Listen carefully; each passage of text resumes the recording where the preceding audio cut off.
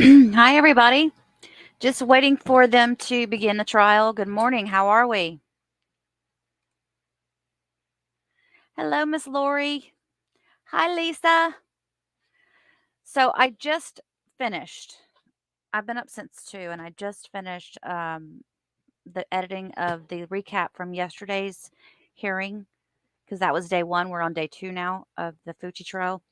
And I wanted it to be like a 5-minute recap, and it ended up going into like 20 minutes. But I did add the videos of the parent speaking with him and also some audio from his hey Trish, his friends from school, his I think it was his best friend, and then also his girlfriend. So that's actually uploading now, so it should be up hopefully before lunchtime. I'll be able to post it on my channel.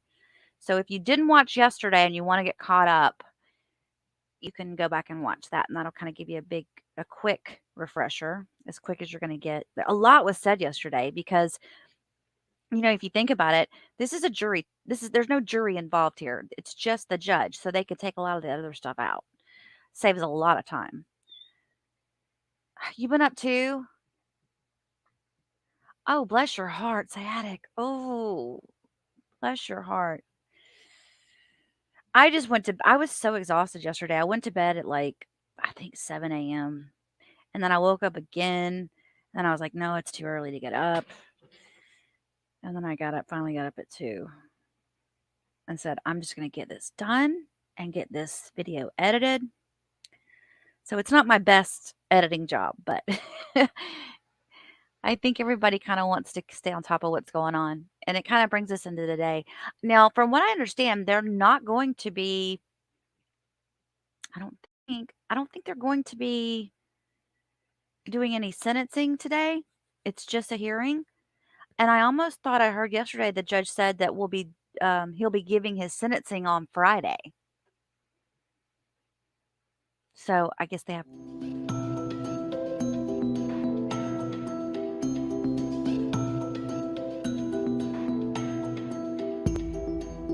Oh, I don't like the music.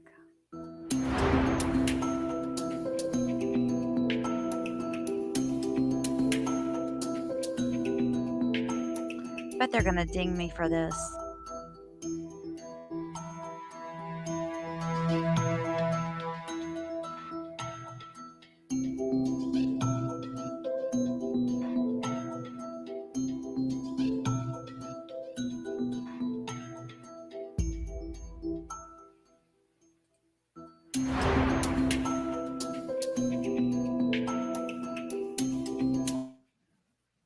That music's annoying. Let's turn it off. It was horrific, Lori. Listening to the in-depth stuff on the autopsy, it was hard to hear. Did you notice? I noticed that the parents had gone out for that part. They left the courtroom.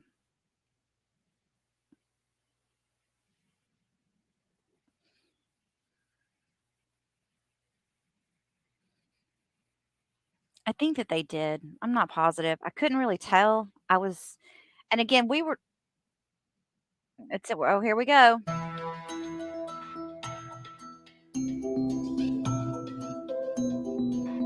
It's really loud, isn't it?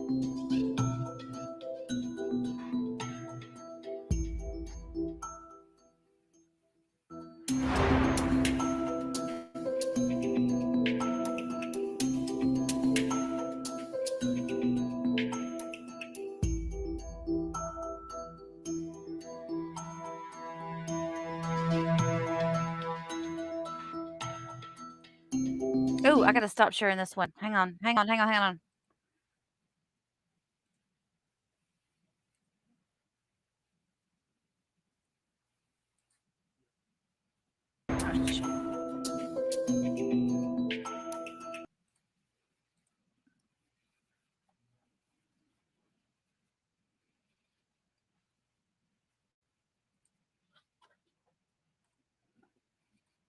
Friday, 9 a.m. Two matters. We did have both sides received a copy of the pre-sentence investigation as well as the adult sentencing summary form from the Department of Juvenile Justice. Yes, sir.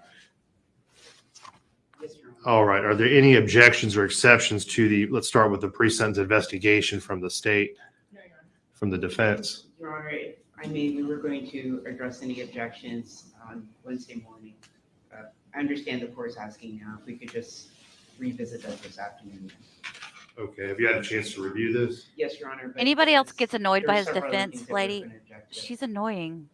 and specifically, but we can address it this afternoon if the court wants to address it today. Well, I just want, before we get started, I just want to know if there's anything about this document that's objectionable, but I guess we can address it this afternoon if you need some time to further think about it.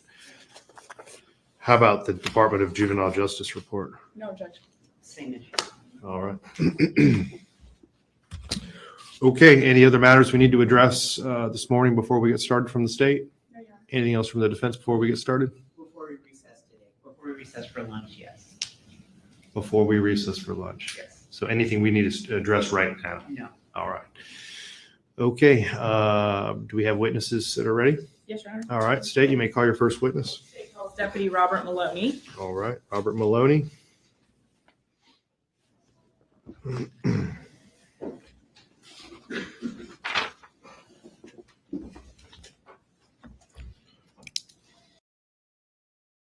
You guys, that was from yesterday.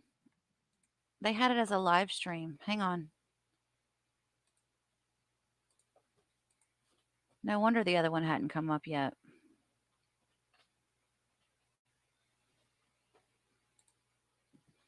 I was wondering why that one had come up so quick.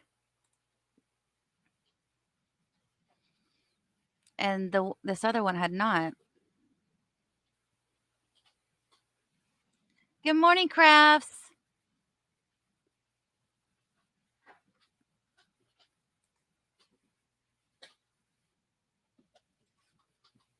It hasn't started yet, apparently.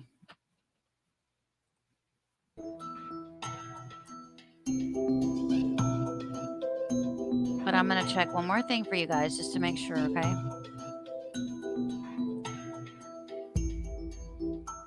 Gotta have some backup channels just in case.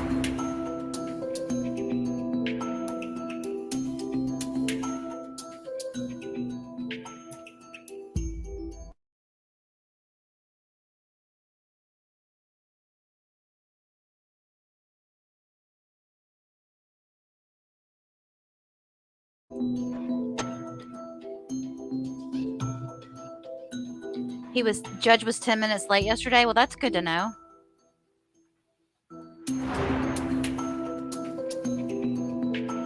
I don't know. What do you guys think? You think I'm going to get dinged for this NBC, ABC First Coast News? Or should we watch Law and Crime? I don't even think I've got this one on monetized, to be honest with you, because I felt like it's live stream of... There's no point in me trying to monetize it. So maybe it's okay.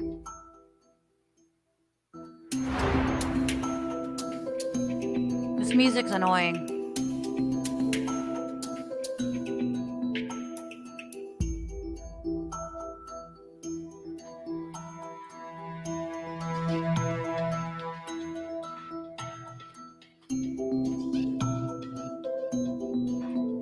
Crafts, I was telling everybody before when we first got on that I worked on that video last night or this morning at 2 a.m. I got up and I'm downloading it right now, the editing from yesterday, and I've got to make sure that I give you guys credit when it goes up. You guys, just so you know, Crafts and Chat with Yvette, she was key yesterday. Her and Barb Schultz and Blue Baby, they were both so helpful to me in getting information from this trial, because we were actually watching the Letitia Stout trial yesterday, or listening to the audio of the witness selection or the jury selection. So we weren't able to watch it.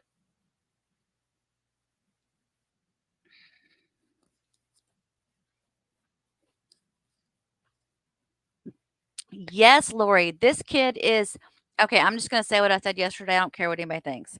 I do care what people think. But I feel like he's going to be a repeat offender. If you let him out, he's going to keep doing it. He's a very disturbed little man, Trish. Welcome, Trish. Did I say hey to you yet? I think I did.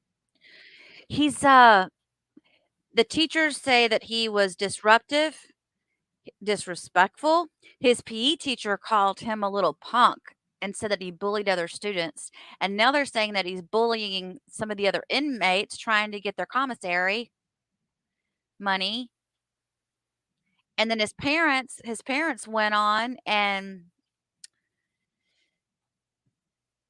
I guess what did they pled they had to file court to say that they're indigent.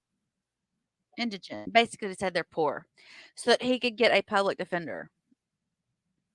So he's already changed his attorneys once. So who he's with now is not who he was originally with when he was arrested. And I think that's pretty much it. I'm going to pull up Law and Crime while you guys chat amongst yourselves. And I just want to have that as a backup plan in case this channel fails us.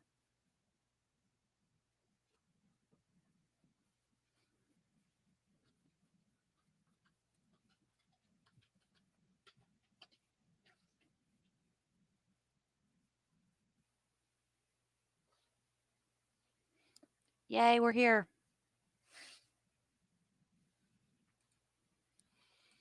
All right, just need a thumbs up. Everybody can hear okay.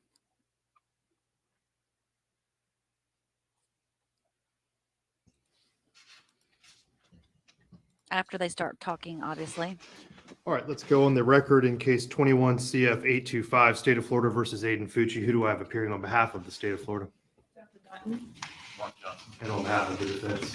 Rosemary Peoples? And Mr. Fucci is also present. All right, we are ready to resume our sentencing hearing that we began yesterday. Are there any matters we need to address this morning before we move into the remainder of the victim impact statements? Anything from the state? Anything from the defense? No, Your Honor, just a continuing standing objection based on the motion filed yesterday is all we would ask for. As far as to what? The victim impact in the letters, but nothing new. All right, that is denied as well. All right, State, you may call your next victim impact statement. State calls Alexis Bailey. Alexis Bailey.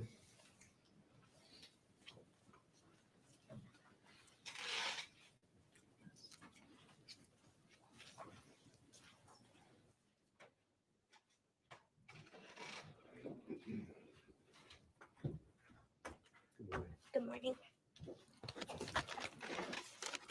Hi, Joe Love.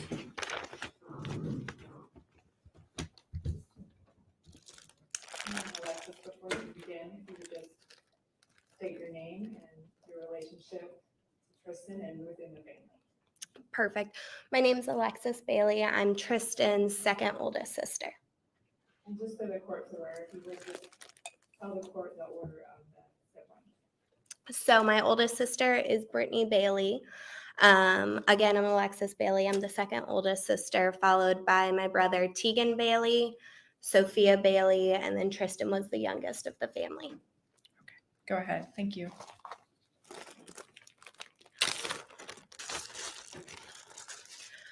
$114.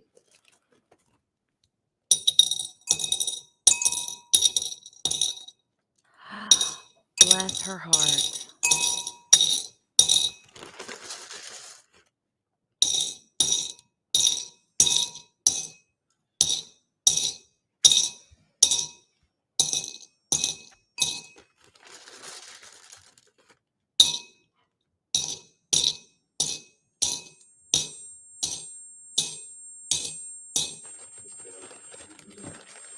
Of course.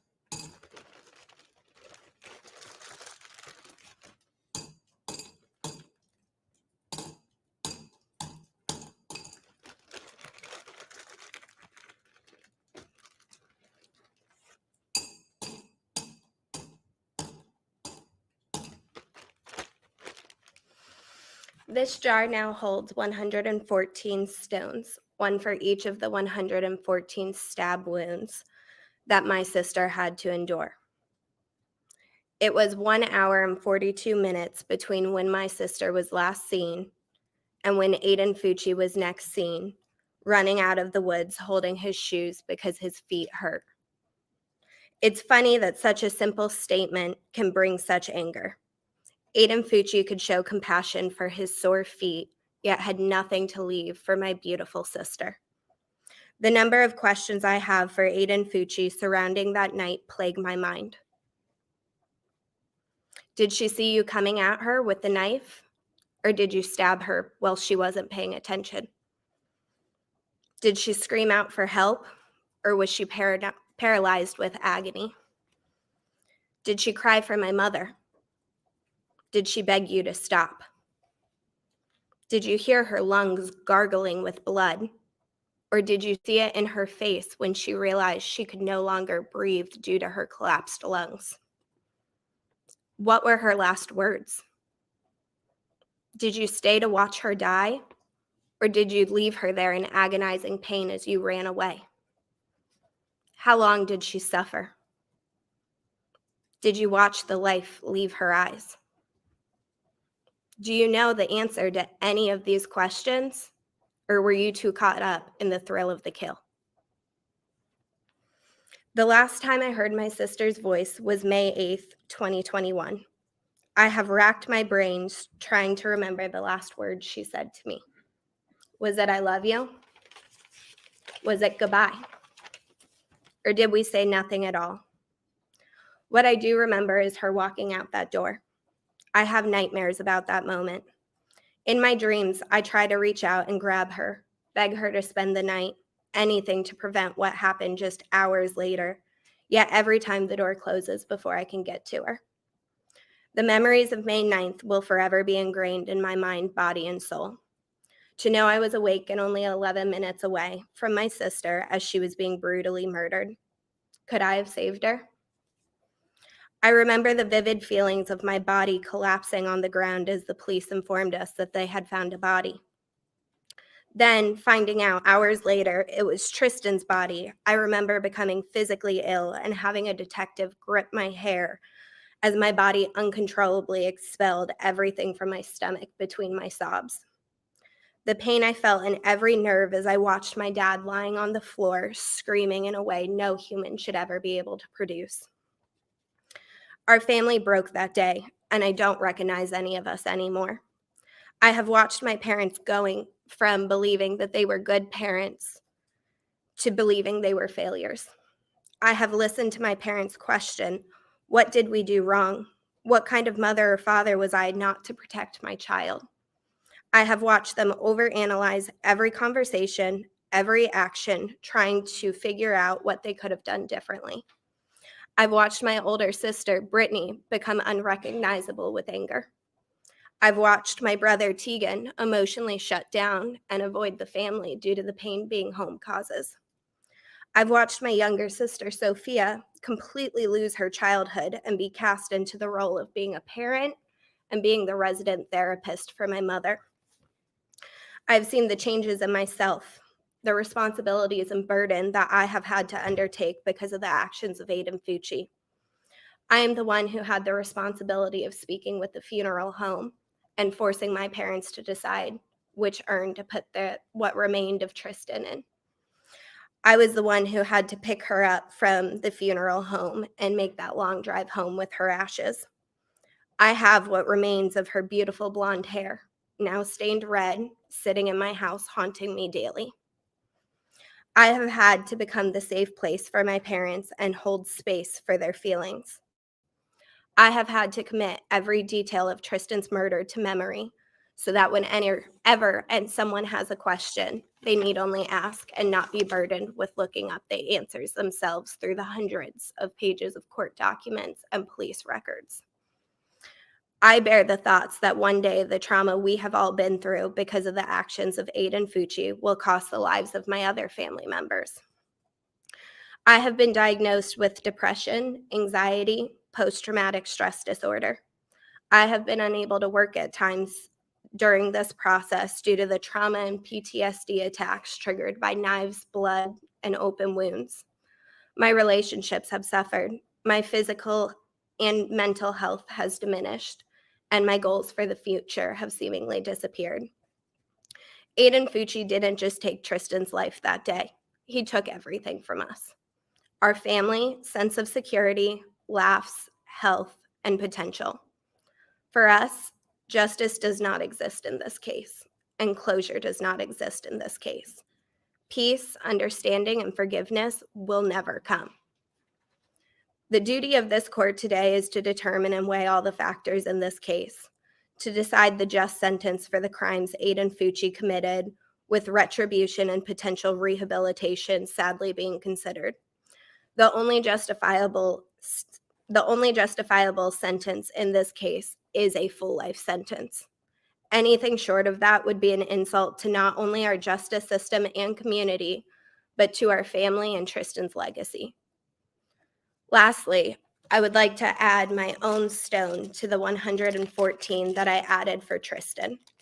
This white stone represents my trust in people, which died the day that Aiden Fucci chose to kill my sister. Thank you for your time. Thank you, Alexis. State would call Tegan Bailey.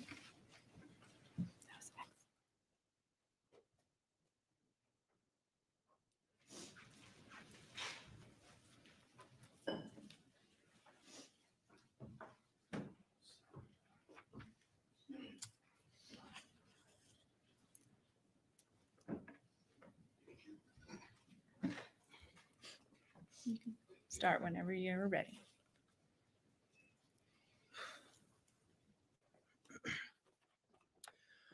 Your Honor, on Saturday, May 8th, 2021, I came home to spend time with family and to celebrate Mother's Day the following day. When I arrived home that afternoon, we quickly made plans to go to dinner. My dad, mom, Sophia, Tristyn, my niece, and I went to dinner.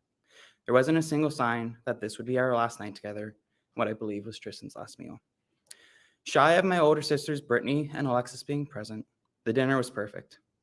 My niece was playing with her food, trying to crawl under the table. We talked about when we lived in Singapore, in a way that only siblings can. Tristyn and I silently made a pact and messed with Sophia during dinner, the way only siblings know how to do. It was perfectly imperfect. I would give anything to either stay at the table a few minutes longer or to have had Brittany and Alexis there as well. Following dinner, we visited Alexis and then went home. I went on a late walk with Sophia to reach my exercise goal for the day, which I talked with Tristyn about when we got back. Finally, Sophia, Tristyn, and I started to watch TV. I began to fall asleep on the couch until I finally excused myself to go to bed. Every single day, I can't help but wonder what would have happened had I slept on that couch instead, or if I had stayed up later. Tristyn was a 13-year-old. She had a personality brighter than fireworks, and she was being a teenager. But had I slept on that couch that was within earshot of our front door, there's a possibility my little sister could still be alive today. I have lived with that question, that weight, and that guilt since I went to wake up Tristyn on Mother's Day and found her room empty. The day we lost Tristyn, I began running mentally and emotionally to try to cope and survive. Anytime I slow down, every detail of that day, this court process, and the memories of Tristyn flood my mind and threaten to cripple me. So mentally, I put this all into a box and I run from it. I will run to school, to work, to friends, and at times I ran to alcohol. I was desperate for anything that would numb and convince me that this is not real life, rather a sick and cruel nightmare I can't seem to wake up from. This is real though. My baby sister, who always had a sassy reply ready and a heart filled with kindness, is gone. The depression, anxiety, and post-traumatic stress disorder is real. The weekly therapy sessions to learn how to cope and make it this far is real. The waves of anxiety I experience when I walk around Durban Crossing at night are real. Every time I see or use a knife, the intrusive thoughts of the damage that they can inflict is real. The nights where sleep is replaced with the heinous details of what Tristyn suffered are real.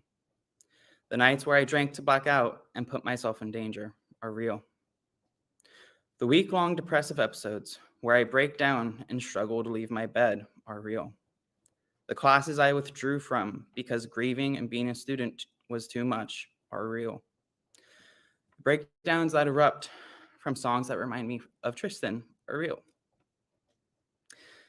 Even things as small as a red cardinal bird will bring my day to a stop. There's an old wives' tale that when you see a red cardinal, it is someone from heaven checking on you. I can only hope that each one is a sign from Tristyn telling me she's still cheering me on. Yet they are each a painful reminder of what I have lost. They are each a reminder of how I failed Tristyn. Despite countless reassurances, I continually weather by sleeping on that couch, being at home more, reaching out more, or a million other things if I may have been able to prevent her death. But no matter how much I may try to run, distract, or numb myself, this is my reality. Reality where Aqua and Teal fill me with pride, love, and pain. Reality where I am terrified and furious at other teenage boys because a single 14-year-old broke my family. Reality where instead of a cheer trophy, a family portrait, or a million other things, my sister's remains sit on a shelf at home in an aqua urn that glimmers brighter than a star. A reality that is so painful to live in, I continue to run and numb myself to it, trying to escape the pain and reminders of what I have lost. In the process of trying to numb myself and outrun this, I cause myself to lose even more. By not handling my grief head on, academically, I sacrificed a multitude of opportunities within my courses and with professors. Socially, I was alone. While I have an astounding support system where I live in Gainesville, Tristyn's story and her spirit are not as well known there as they are in St. John's. Few are able to understand the hardship of losing a family member, much less losing them to a gruesome homicide. I felt that I became a burden and disconnected from a multitude of people that I once treasured. Despite the fact that these were the very people trying to support me, emotionally, I shut down every time I was asked, "How are you doing?" As there are no words to convey the misery that was born from my grief and my sense of isolation.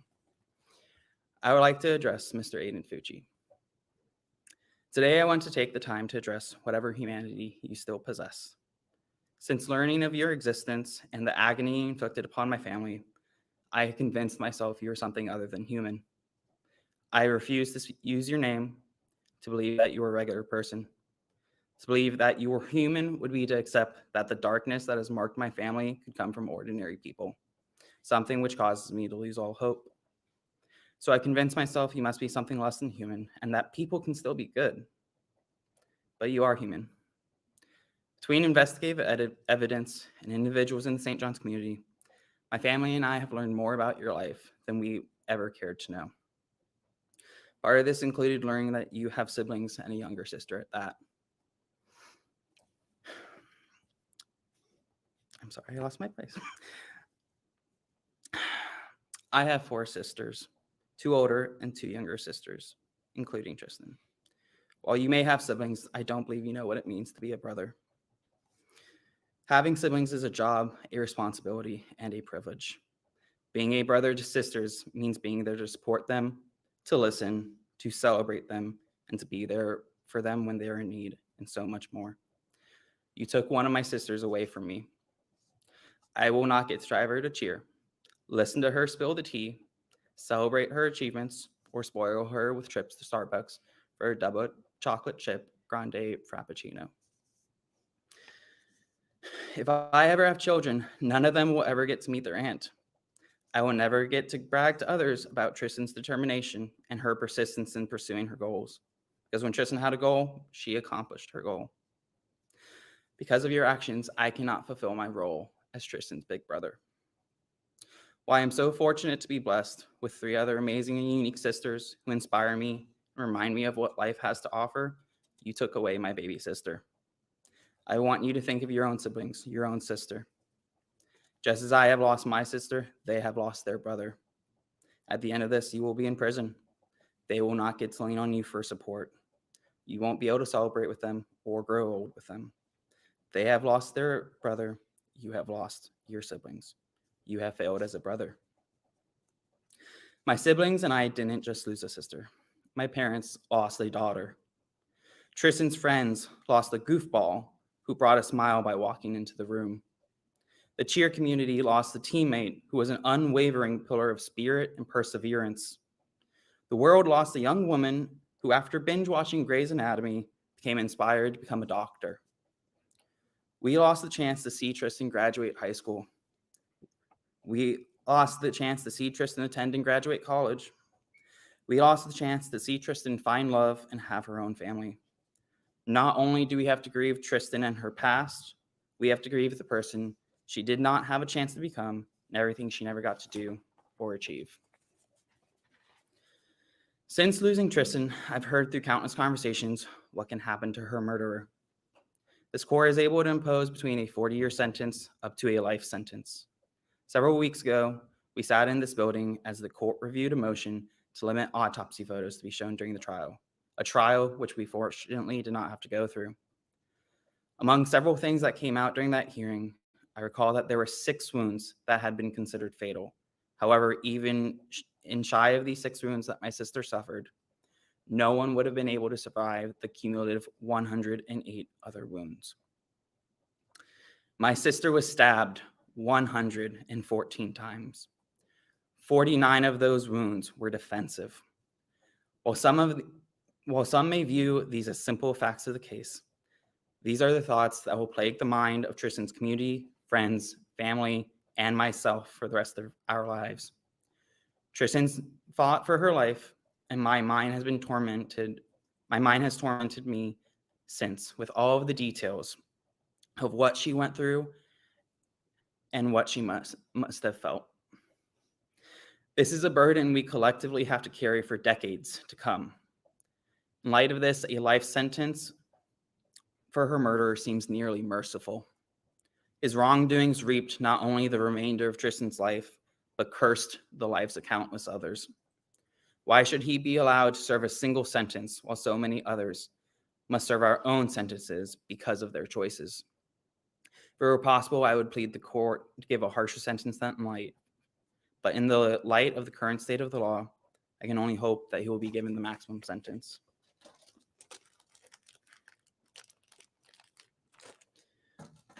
I add this stone for the hope and belief I had in people being good that died the day that Aiden Fucci murdered my sister.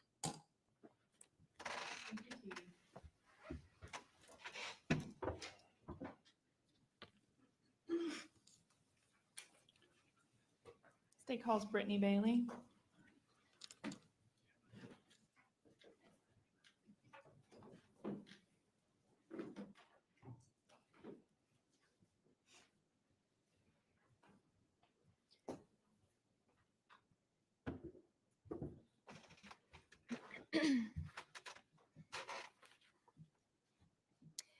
Your Honor, my name is Brittany Bailey Russell, and I am Tristyn's oldest sibling. When I was told we had the opportunity to write an impact statement, I immediately got to work. Writing comes natural to me, but I knew the importance this statement would hold, and I knew I needed more time than any piece I had written in the past.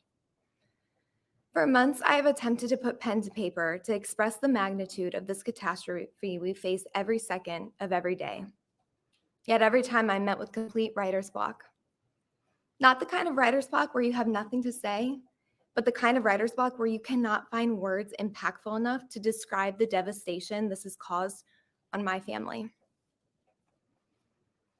Your Honor, I could stand up here today and tell you what little I can remember from May 9th, 2021, how I was on day 1 of my honeymoon with my husband and woke up to an alarming call from my sister Alexis saying, "Brace yourself. We can't find Tristyn. We're about to post it on social media." I could express the sense of darkness and terror I felt just being over 1,900 miles away from my panic-struck family, feeling absolutely helpless that I could not search, comfort, or engage with my squad, as Tristyn would put it.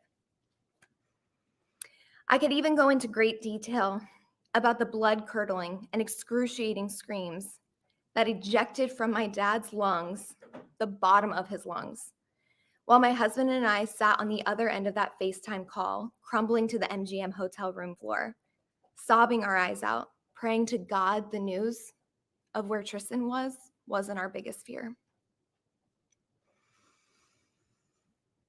And if the court really wants to hear the most graphic of it all, I could tell you about the days to follow when I heard the fatal wail that bursted from my mom in the other room when Detective Hannon delivered the news to just my parents on how Tristyn died that Mother's Day. I wasn't even privy to the no at that point, but the crippling sound that my mom let out, I knew it was something unimaginable.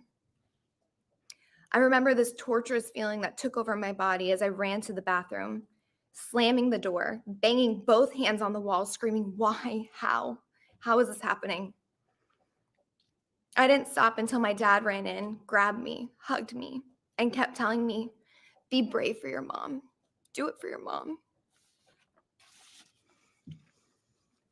As later we learned, that friend Tristyn thought she had ambushed our youngest Bailey by stabbing her 114 times, over and over and over, to the point where we all know, she fought her fight and had nothing left in her body to give.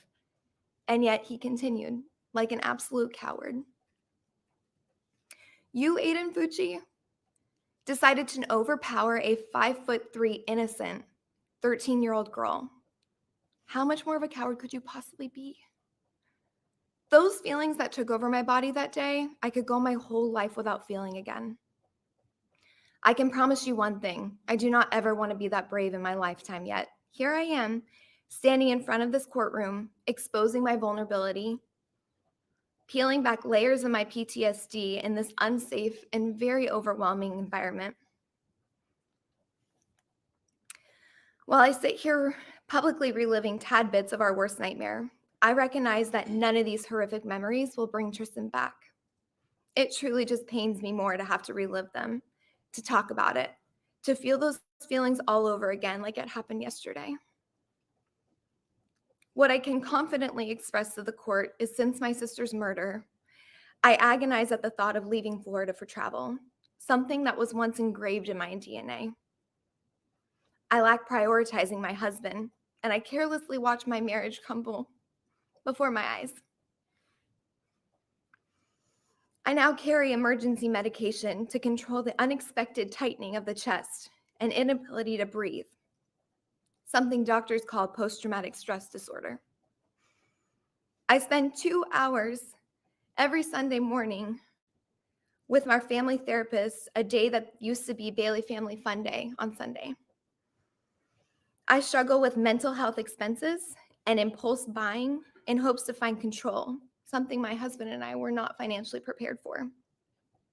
I've lost clients due to the inability to work. I rely on my vehicle as a safe place to release the uncontrollable rage that takes over my body. I fight my emotions in my own household in hopes my 4-year-old daughter doesn't try to console me, her mother, something no toddler should ever feel compelled to do. I find my husband more times than not peeling me up off our closet floor, drenched in my own tears. I've lost count of how many glasses I've shattered over the anger that's unbearable. I look at myself in the mirror and I don't recognize the person I am anymore. My weight, my happiness, my skin, my personality, my love for life, all gone. My sister was robbed of what could have been an incredible future. Imagine growing up in a household of 7, traveling the world for my dad's job, relying on each other as best friends because we only had each other during all of those moves, meeting friends who became family across the globe, and having the most loving and supporting parents you could ever ask for. Just for perspective, I'm a hairstylist, and my parents opened a salon in St. Johns County. Alexis has a passion for animals, and my parents openly allowed her zoo to live under their roof.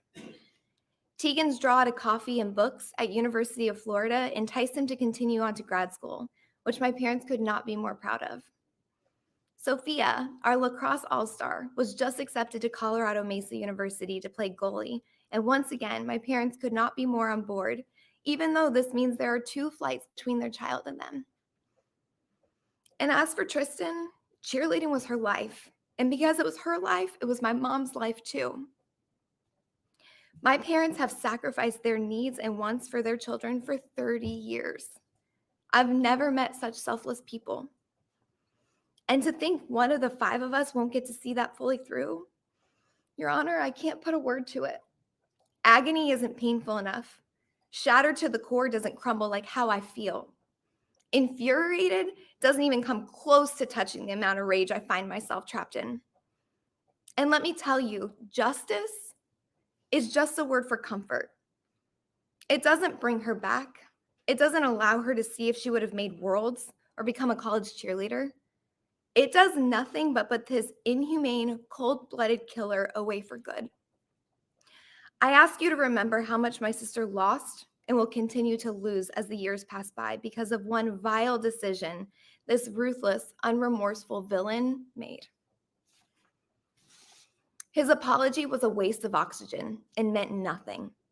It was cold, it was callous, and it was disheartening, and it left my family feeling absolutely tormented. Once again, a word not pungent enough to express the degree of what we felt, but it's the best the dictionary could offer. In Tristyn's name, I will fight till the end to make sure my children, my siblings, my family, and our community will never see Aiden Fucci in society again. I respectfully ask for you to do the same.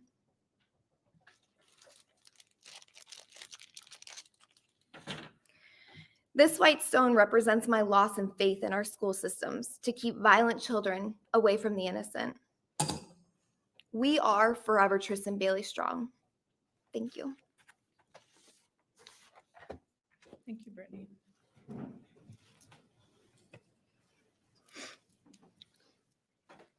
Next, we would call Miss Jean Sheffield.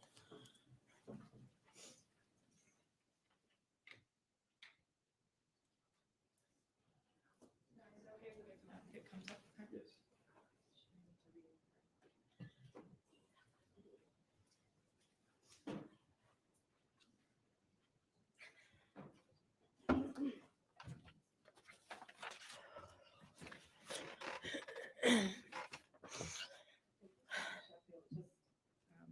State your name and then just tell the judge real quick your relationship to the family.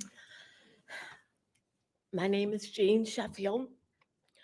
And Your Honor, before I read my statement, I would like to read this excerpt from Lorraine and Glenn Bailey, the other grandparents in this case who could not be here.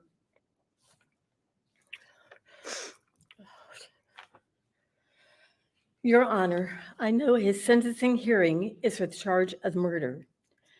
Consideration should be for the younger, lovely, good young victim, our 13-year-old granddaughter, Tristyn.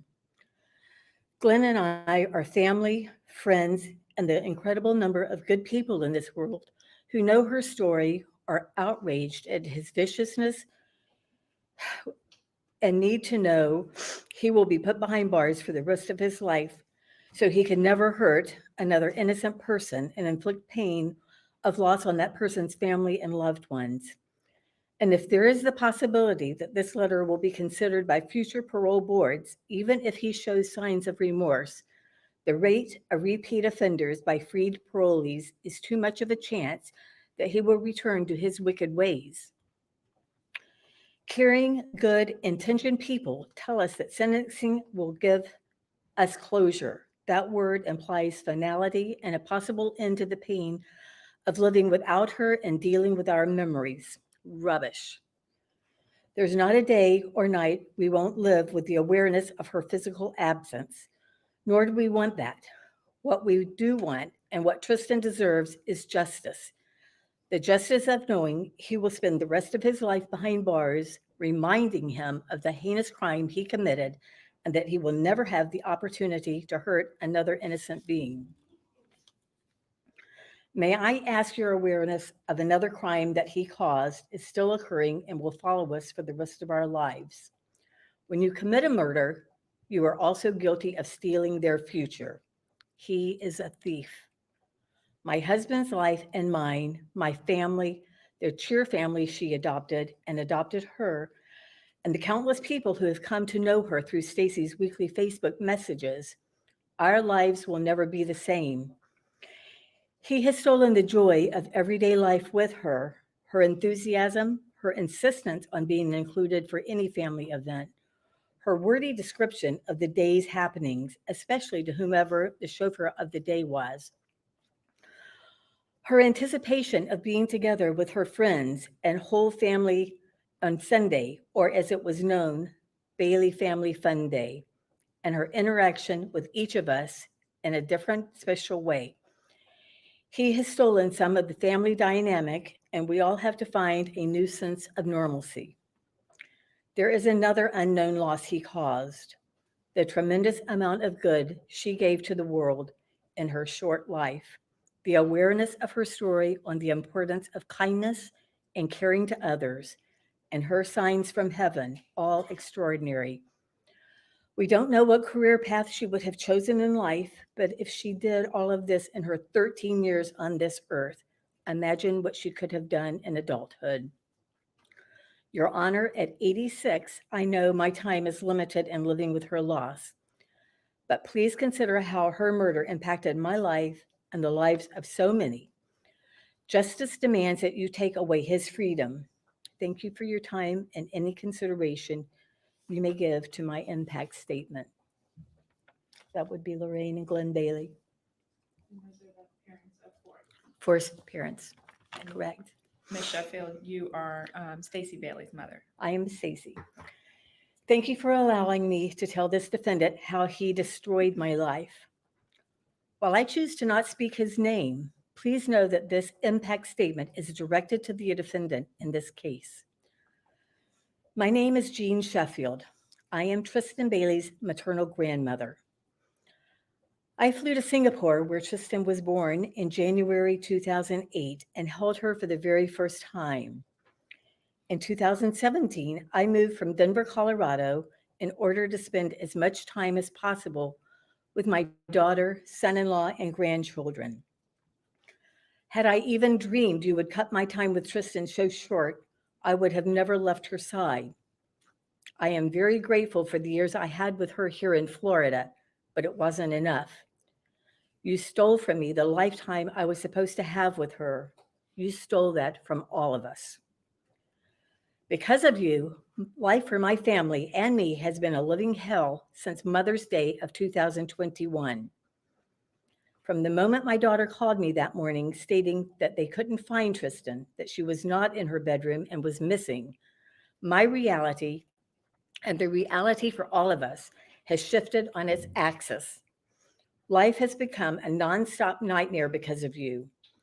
In the hour it took me to drive to Tristyn's home, I had convinced myself I would arrive to see her being lectured by her parents.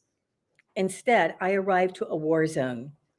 Police cars, a helicopter circling overhead, bloodhounds searching, and dozens of people from the community trying to find Tristyn. It was chaos. It was insanity, and it made no sense. None of this has made any sense. You made the deliberate decision to destroy our lives. Why and to what end?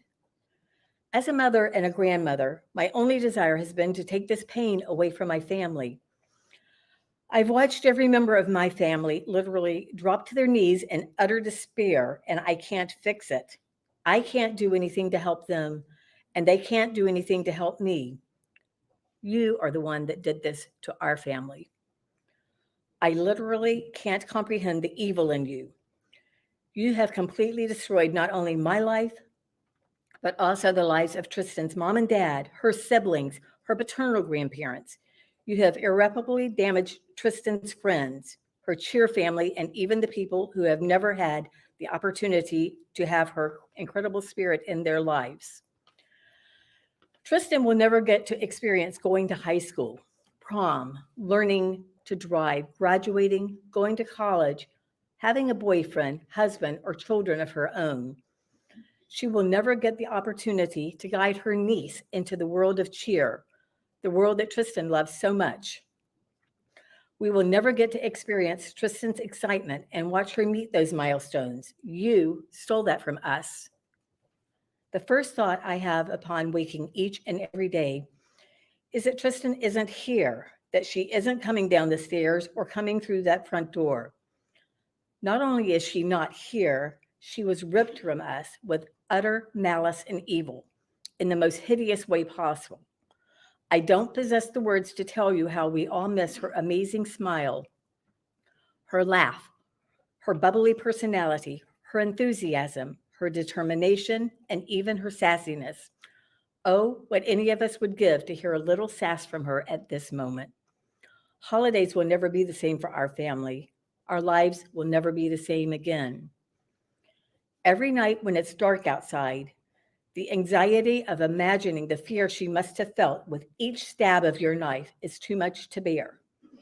I sleep usually no more than 2 hours at any given time, and I almost always wake up in a panic attack. You have impacted not only my physical health and mental health, but my family's as well. The pain, grief, and sadness you have inflicted upon our family and friends, as well as the entire community, is incomprehensible. And you chose this. You chose this. How dare you? And yet you get the freedom to still be alive. You ripped that same freedom away from Tristyn that early morning of May 9, 2021. You did it deliberately and with unspeakable malice. You planned this. You put forethought and effort into it. You went out of your way to spread this evil into our lives. Your actions are beyond senseless and horrific. The only thing that even approaches justice is that you go to prison for life and that you will not be able to hurt anyone else or destroy any more lives. No, I do not forgive you, and I don't accept any pathetic apology you might offer. In my opinion, you apologized only when it became abundantly clear that the consequences of your actions were imminent. I hope these consequences truly are inescapable and that you are sentenced to life in prison.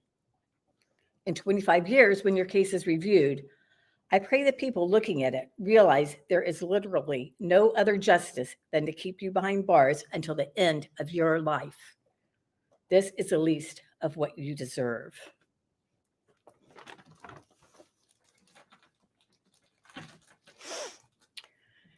This white stone represents the loss and happiness and emotional stability for me and my family, which died on the day this defendant chose to murder our granddaughter. Thank you.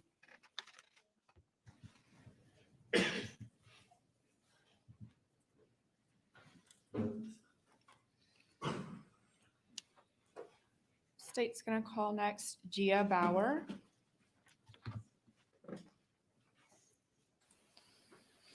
I love how the family has that cup. Oh, look at her. She just. I love how they did that symbolism thing with the cup because it does make everything so powerful. Gia, if you could, maybe Pull that microphone down a little bit. Tell us your name and your age, and then you can read your letter, okay?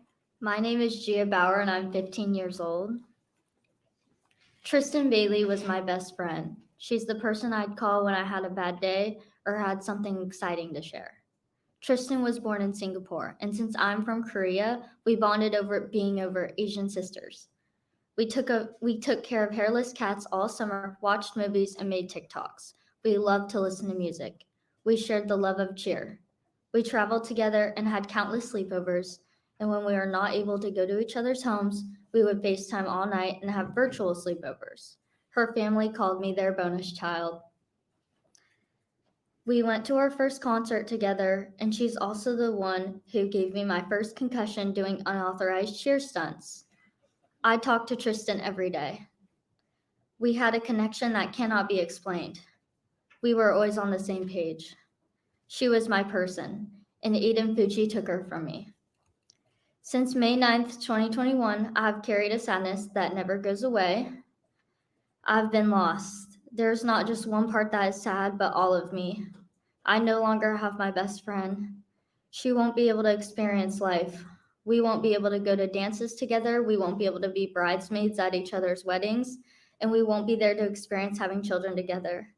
Initially, it was a surreal feeling, and I could not believe she was no longer here. The person I needed to get through such a tragedy with was not here. I would think about texting her for comfort and remember I would never receive any words back from her. Losing Tristyn has changed the way I see the world. I once believed people were good and that the world was a happy and safe place. Now I struggle to see the good in the world. A sense of security has been taken. I no longer trust the way I once did, and a sense of joy is missing. I fight not to be a negative or bitter person.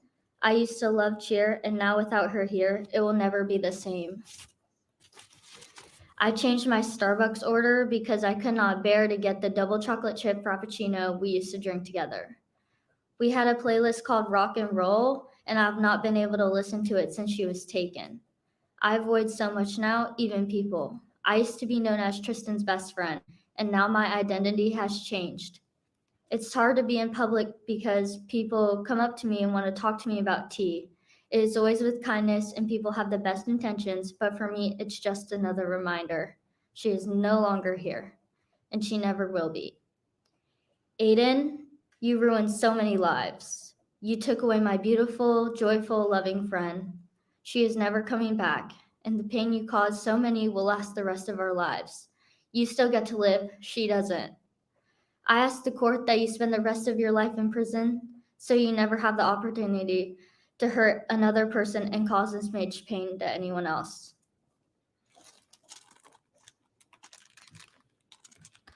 This white stone represents my innocence, which died the day Aiden Fucci chose to murder my best friend.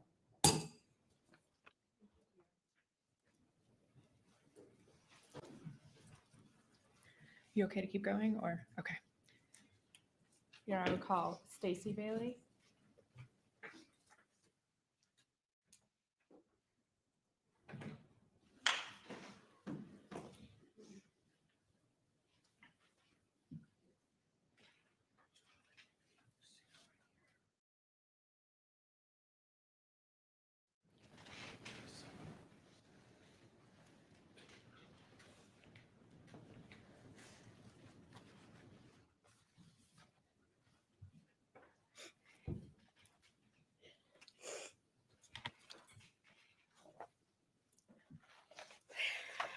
Whenever you're ready, Miss Bailey.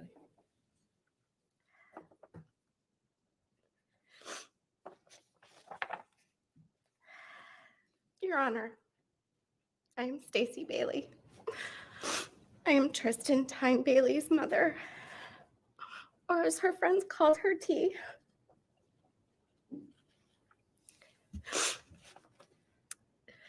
Not many know what Forrest and I faced during our pregnancy with Tristyn. We were moving to another country, Singapore, when I found out I was expecting another child. To say the least, it was a surprise as we thought we were done after having 4 children.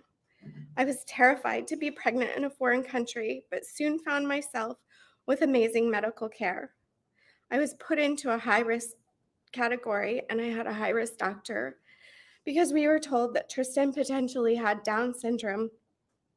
And then it got worse from there as they found a spot or potentially a hole in her heart. We faced every day wondering if she would be okay. The fear was constant, which was incredibly difficult on my family. We prayed every day that she would be okay. But never once did we ever question that she was wanted and loved no matter what. Our prayers were answered when she came into this world with no signs of a spot on her heart, and she did not have Down syndrome. In time, we learned that Tristyn's heart was stronger than most, and it would be a gift that she would share with the world. We soon learned that she was a child that needed to be front and center from day one. Tristyn Tyne had she was incredibly loud from the get-go. She never really cried. It was more like a scream, ear-piercing at times. Growing up in Singapore for the first 4 years of her life was amazing. Her siblings and her had an incredibly close bond. But she had a bond with me that was unbreakable. Forrest used to say, "Nobody else seems to matter except for you, Stacy." She was always a very social child, always striving to do the best in every aspect of her life. She joined the cheer world at a very young age and pushed herself to be the best that she could be while always encouraging others. At school, she had excellent grades and had many friends. One of the things that stood out to me the most was how she fiercely protected others from being bullied. Tristyn truly had a heart of gold. For me, I have always loved being a mother and vowed endlessly to love, teach, and protect my children. I spent so many weeks traveling with Tristyn for cheer over the years. I was lucky enough to have a lot of one-on-one time with her. During these times, we would have conversations about friends, school, the good, the bad. I will never forget conversations about one boy in particular who was always getting in trouble in her class for years. I always ended the conversation with, "Just be kind to him. He probably needs friends. He probably doesn't have many." Little did I know that she did that over the years. At Tristyn's celebration of life, a boy waited in a long line of people to speak with me. To be honest with you, he's the only thing I really remember from that day. Everything else are just brief flashes of memories. He waited for so long to speak with me, and the tears poured out of his face. His words still resonate with me to today. He said, "She was my best friend. She was my only friend." I spent more than a month trying to figure out who this boy was. It turned out to be the same boy that we had talked about so often. At that moment, I knew just how extra special my daughter was and how she truly learned a valuable lesson of just be kind. I will treasure these moments and lessons taught for the rest of my life. I, however, failed in one lesson. I did not know that I needed to teach Tristyn to be afraid of the evil in her own school, to be cautious and fearful of the people you think are your friends. Aiden Fucci, you betrayed us all. I have seen the traumatic impact of Aiden's horrific actions and how they have affected all that knew and loved Tristyn. I have watched her friends become afraid to go to school and fearful of who they could and could not trust. I have watched the depression, the PTSD, the anxiety take over so many. Worse than anything, some of these feelings go so deep that several kids have tried to take their own lives from this incident. I carry the weight of this on my shoulders every single day. The guilt eats away at me. While I know it is not my weight to bear, it doesn't change the fact that I feel this. I feel that I have to protect and be there for each of her friends to let them know how much they mean to me. Aiden Fucci has destroyed so many lives by his vicious choice to take my child's life.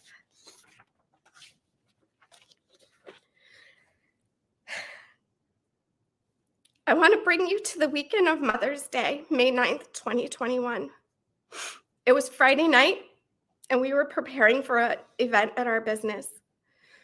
Tristyn came to me asking me if she could go to Food Truck Friday because all of her friends were going from school. I immediately said no because of our work event, and I could not go with her.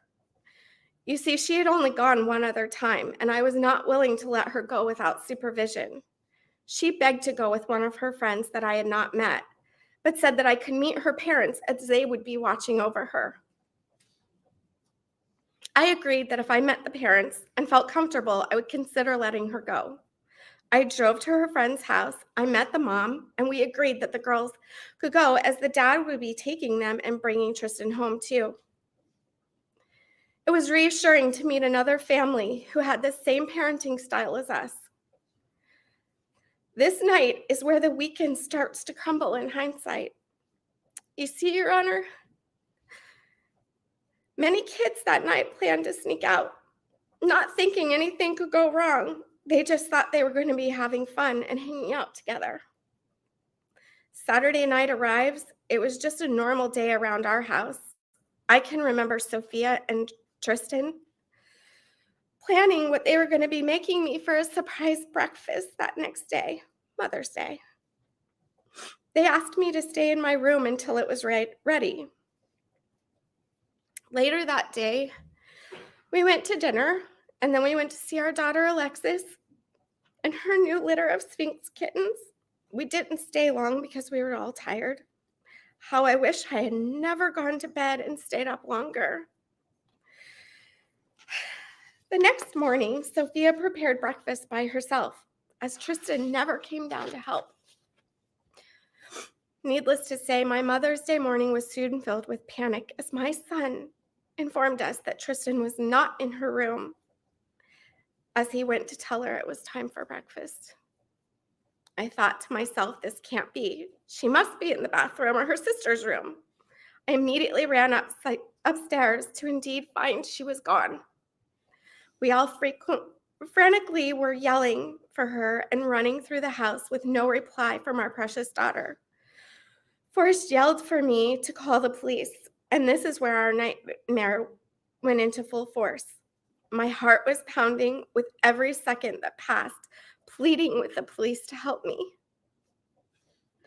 We soon found ourselves calling our friends on the phone, using social media, and yelling in the streets for anyone to help us. How could this be? This crazy thing of social media is there is always a trail, and we knew within an hour who Tristyn was last with.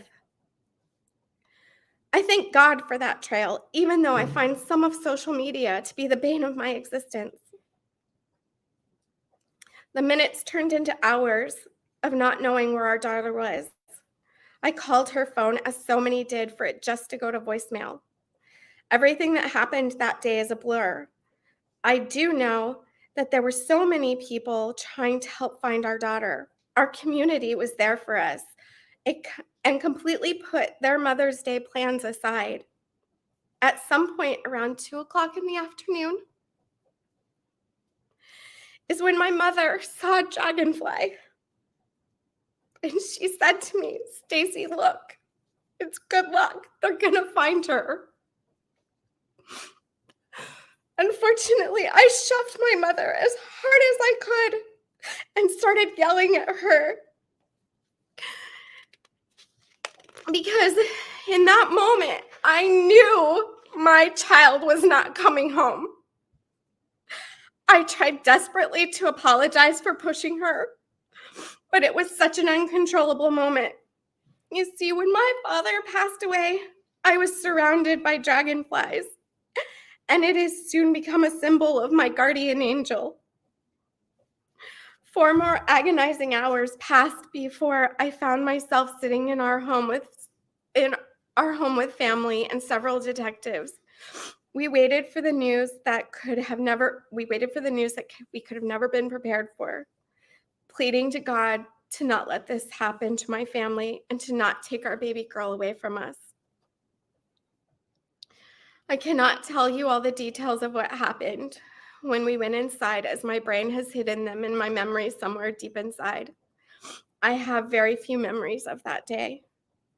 Your Honor, what I'd like to do is share one night from a recent journal of mine this past month. It's 1:05 a.m. My eyes pop open in fear, and I try to orient myself as to where I am or if I am safe. I walk myself from the couch to my bedroom and try to get some more sleep. It's 2:05 a.m. Again, startled awake. It's 3 a.m. I'm startled awake again, as I am every night, multiple times a night. My head is pounding in pain. My thoughts are racing. My anxiety is high. My chest is tight. The thoughts immediately start. The time tells me that it's over. Tristyn lost her life by now. Visions flood my head, how terrified she must have been. What went wrong in that moment of betrayal from someone she thought was her friend? Did she know it was coming? Did you wait for her back to be turned? The first strike of the knife, the fearful shock she must have had. The second strike, what is happening? I can only imagine she tries desperately to fight him off. Why is this happening? He continues to strike over and over and over as she continues to fight. My chest pain grows tighter, and the tears are now flowing. Was she screaming for help? Did she try to reach for her phone to call for help? Tristyn's desperation to live and get away from him continues until he overpowers my child. He continues stabbing her even when there is no fight left. These visions are embedded in my mind. Her beautiful blonde hair, her smile, her irresistible laughter have all been snuffed out. The guilt I have that I was not there to protect Tristyn plagues me. My thoughts continue and I cannot get it out of my head about the pain Tristyn felt. I think about how one small slip of a knife, I cut my finger while cutting fruit, and it hurt so much that I almost fainted. I pray she passed out. But honestly, with the amount of defense wounds, I know she did not. She fought, and our beautiful daughter suffered for so long as he took no mercy in the 114 times you stabbed her. My heart is pounding so hard now, I think it could come out of my chest. Oh my God, please tell me this is a bad dream. Tell me that I will wake up from this horrific nightmare. The pins and needles have started in my head. The trauma migraine is here. They always come. I beg and plead with myself to just stop thinking for 5 minutes so that the pain goes away. It only increases until sharp stabbing pains take over my head, which can bring me to my knees and screaming in pain. This is my new normal, every day, all day. My new life, sentenced to the torture of my child being murdered. Please stop thinking, just go to bed, just for a few moments to relieve the pain. It's now 3:46. I try to close my eyes, but it only lasts for a brief moment as the fear is overwhelming. The darkness scares me. What is waiting to harm me out there? Will I ever have peace? No. How can I without Tristyn? It's 4:15 a.m. Sirens are going off that send me running to the living room only to find out it was on the TV. The panic is now starting to elevate to the point I can't control my anxiety. Images race through my mind of the helicopters, the police sirens, the bloodhounds, and worst of all, the police asking me to come in my house. I remember falling to my knees, begging them not to make me go inside. I knew that meant she was never coming home at that horrific moment. The darkness of the night surrounds me, and I live in constant fear of what might harm the rest of my family. A memory flashes and enters my mind as Detective Hannah knocked on my door at 3:40 in the morning that night to let us know that an arrest had been made. God, please make this stop. Wake me up from this nightmare. I want to run and find Tristyn, but then I am met with the reality she is gone. Am I losing my mind? This cannot be real. I question God. Why, oh why, did you not protect her? How could you let evil touch her? Why, God, why? This is my sleep pattern every single night for 97 weeks. Sleep deprivation at its finest. The sleep deprivation is taking a toll on me mentally and physically. I do not recognize the person looking at me in the mirror. How I wish it was someone else. The sleepless nights bring black circles under my eyes, and the swelling from the constant tear and the stress have aged me beyond my years. I have memory loss and I live in constant brain fog. Trying to put complete thoughts together can be very challenging. I now suffer from pins and needles in my head many times a day, along with chronic migraines. My hair is breaking and falling out due to all of the stress and anxiety. The PTSD from Mother's Day has had many impacts. I run into my house at the first sign of a helicopter or sirens, and I now have a genuine fear of being outside in the dark.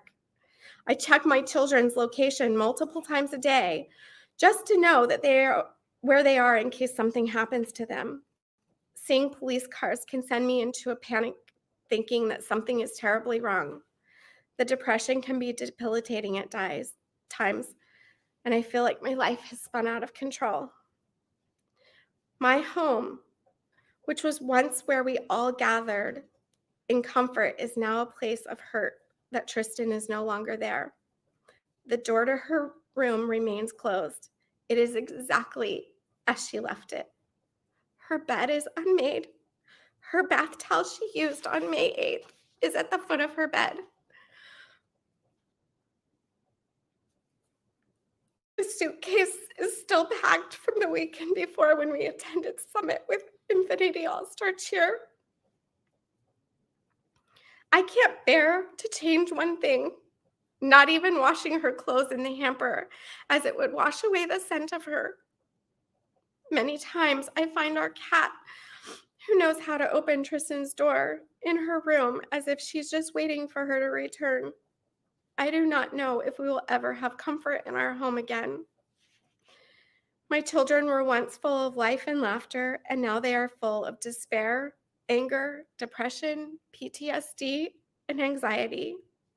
Bailey Family Fun Day was every Sunday in our home, a day where we would all come together and have a meal and spend time together. Sunday will never be the same for us as we have a missing link in our family. The Sunday of May 9th, 2021 has made us dread every Sunday. How will it ever be whole again? Aiden Fucci, you have destroyed me. You have destroyed my family. You have destroyed Tristyn's friends. You have destroyed the community that we live in. You have caused a divide amongst friends and neighbors that should have never been. You have taken away my baby girl, my past, my present, my future by your calculated, vile actions. I will never be able to watch her perform on stage with her cheer team. I will never see her win Summit or Worlds. I will never have our special weekends away, just the two of us. She will not be able to graduate high school or college. And her father will never be able to walk her down the aisle at her wedding. You have taken this all away from us. I will never understand the heinous choice you made that day or why my kind daughter was the one that you chose. I will spend the rest of my life grieving our beautiful daughter, longing to hear her voice and hold her in my arms. Aiden Fucci, your deplorable actions are unforgivable, and I will pray every day that you stay in prison for the rest of your life and never be able to harm anyone else in this world again. Your Honor, I plead with you. Please consider everything that he has done to our daughter and to our family.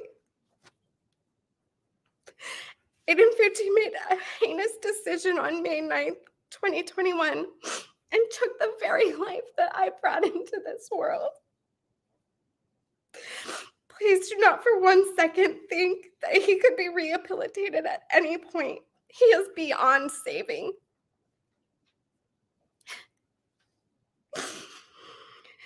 He should have to pay for his crime against my daughter. Justice is an empty word for our family, as it can never bring Tristyn back, but justice is for society. And he should have life without parole. Thank you for everything that you've done in this case, and I know that you have really hard choices in front of you. I'm going to be placing 2 rocks into this.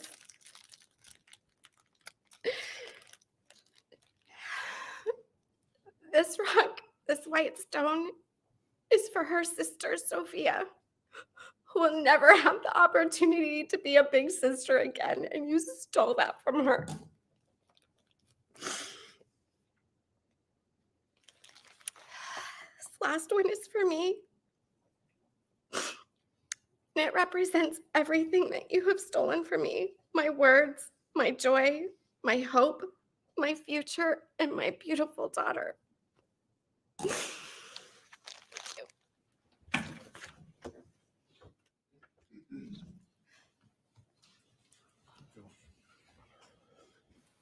You guys okay? Or we would call Forrest Bailey.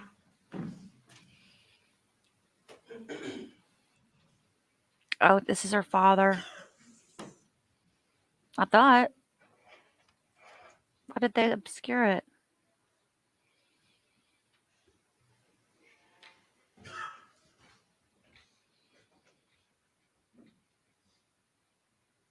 Bawling, Lori. I'm sorry.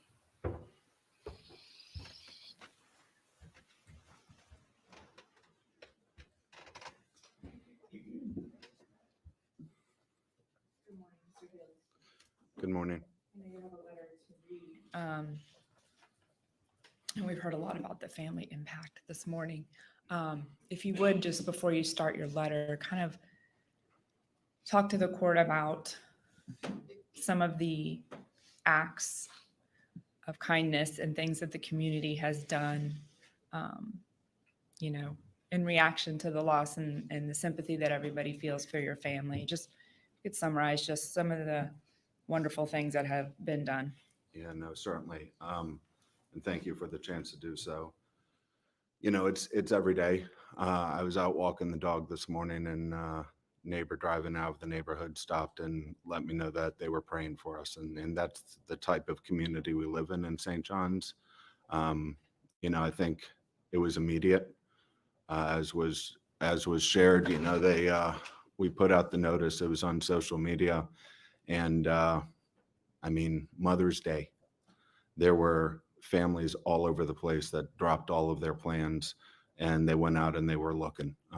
You know, and you heard in some of the statements, immediately after that week, there was a huge vigil in Durban Crossing the next day. The cheer gyms that she had participated in held vigils. There was a vigil, you know, a year after. A number of different sports programs have actually created awards to recognize the type of teammate that she was. You know, the businesses in the area have been phenomenal. They've, you know, provided my family with a safe place to go after, you know, after we had funerals, the celebration of life, you know, and the way that Celebration Church gave us that, and even local media in the way that they streamed it, because there were so many people that wanted to go, and giving space for really the teammates in the community to be there. So, you know, those things have happened, and those are the big events. I think the smaller things are the day-to-day. You know, there's a lot of people that still have bows on their homes to represent their support silently. We have people that have, you know, painted rocks, put rocks all over the world. There's just so much really good things that the community has done to keep her name and to make sure she's not forgotten. I appreciate that. You have a letter today as well? I actually have two. So the first is, you know, it's Mr. Fucci. February 6th, you finally admitted to your guilt in murdering my daughter, Tristyn, after you clearly sat in this room and agreed to all of the questions and statements that were read by the judge and admitted that you knew what you were pleading to. At the end of that, you turned around, or you didn't even turn around, you made an apology. I want to be clear, saying that your insincere apology is not accepted. In no part did I sense any glimmer of any true remorse felt in your apology. Without question, I know that statement was for some self-serving purpose that you have. during all of the proceedings in which we've been present, including these past couple days. At no point in time have I seen anything from you that is any type of remorse. I loathe your very existence and know that there is nothing within you that reflects the smallest amount of goodness or human decency.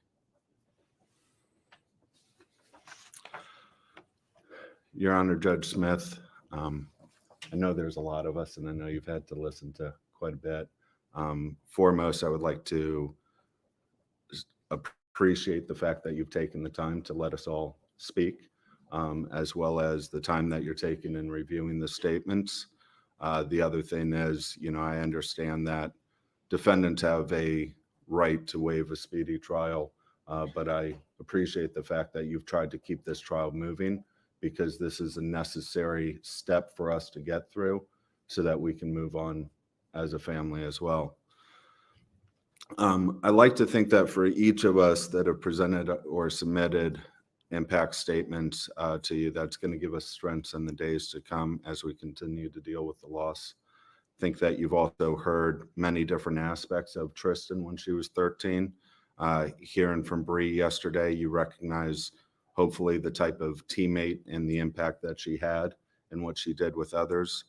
I'm sure that from Susan's comments, you can tell that she was the type of classmate and had an impact and, help people that needed that help. And those difficult middle school hallways was a smiling and welcoming face. What likely resounded with you even more were the impacts from Tristyn's friends, both the adults and her contemporaries. She was an incredible person who was comfortable in her own skin and helped people find comfort within their own. The world is in short supply of people like that, and Tristyn was needed. I want to step back and talk to you from the family's perspective once again.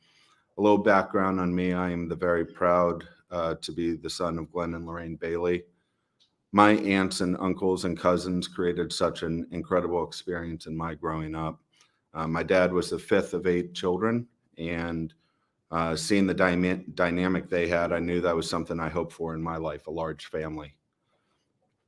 When Stacy and I met, she likely had no idea what she was getting into as an only child, yet no one could have been better as the role model of being a phenomenal mother to a large family. We were sure to tell each of our kids that a sibling can be a gift like none other. The relationship is so incredibly unique. I am so blessed to have children that treasure one another as well as mine do.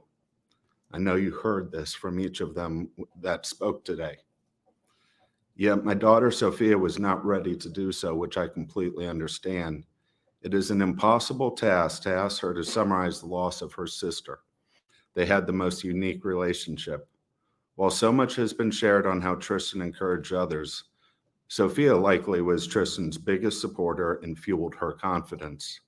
Sophia was always looking and taking care of Tristyn. Sophia's biggest impact of losing Tristyn will lie in the days and years to come. Sadly, I know the tremendous loss that they will have to bear in losing a sibling, as I lost my brother January 13th, 2001. He is with me constantly, and the regret and unfulfilled plans we had together. Since Tristyn was taken with us, I have not been able to look in on my parents as I should, just as it haunts me what my children are going to endure with the loss of their sister. So often our calls with my parents end with them trying to figure out any way that they can help, anything that they can do, yet they know that from the loss of my brother, I will carry Tristyn's loss with me always. Within our family, Stacy does an impeccable job of dealing with the critical items that come in on the day-to-day. Oftentimes I'm brought in to deal with some of the bigger problems and find our path forward. I've always been able to fulfill that role until now. There are no solutions. There's just trying to move forward and carry her with us. During so many hard times, the advice to just breathe or realize that this too shall pass is appropriate. This will not pass. I can't even answer with certainty on how we'll continue to handle all the counseling and related bills that are some of the concerns, as we've had well in excess of $36,000 just in counseling related bills. You heard from one of her friends who keeps texting her cell phone. We still pay her cell phone every month because she has a lot of friends that are still sending messages to her. Throughout our married life, I've been able to look Stacy in the eye and assure her through any difficult time that everything will be all right, and it has. With respect to Tristyn, I can't do that. It is all well known within my family that Stacy loves the early years with the kids. For me, it's always been that the older they get, the more they come to me. Yes, I love teenagers. Tristyn and I would have some of the best conversations on the ride home from practice. Her view of the world was fascinating. She had such a keen focus on seeing the best within people. She also appreciated the importance of everything you have to invest on the path to your goals. You see, it wasn't just about the competitions. She loved practice. While she talked to being a doctor, the concepts she was learning were more important in our talks than the grades. The continued expansion of our relationship with our time together has been obliterated. Stacy and I feel directionless. We are so far behind on so many things in life, from the trivial to the important. Even our life path, such as when I will retire, is in complete disarray when the baby is taken from the family.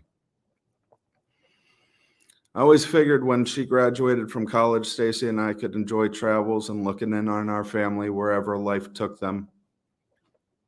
Now I just don't know.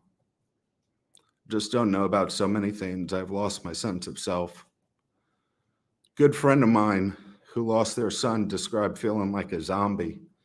It is a description that has stuck with me, as that is what I feel like. Going through the motions, hoping that you get everything right. Even when you get assurances that you are, you just doubt it. Despite what anyone says, when you lose a child, your life becomes ongoing questions of doubt. The grief will not go away. Tristyn's birthday every January 18th is going to hurt. Every Mother's Day, that sacred family day, will have its painful moments. Every May 9th will hurt to remember what happened to our Tristyn. The anniversary dates are always difficult. As you know from the way too many parents that you've spoke to in your courtroom, the pain and triggers happen every day. Every day upon waking up is a cruel reminder that she is gone. Within our family, we had our tradition of Bailey Family Fun Day. No event in the world, it was as dear to me as our family dinners, and everyone would make it there on Sunday. Every Sunday is filled with hurt as the day she was ripped from us. It hurts us to the core to sit in my chair at the head of the table and have our baby not in her chair, but in an urn sitting on a shelf in front of me. My dreams of enjoying the big family reunions similar to those I grew up with have been stolen from us. As I said before, every family holiday we know Tristyn should be there with us. Everything has that cast of what if over it. I am so proud of the resiliency and strength that my children have had since that day.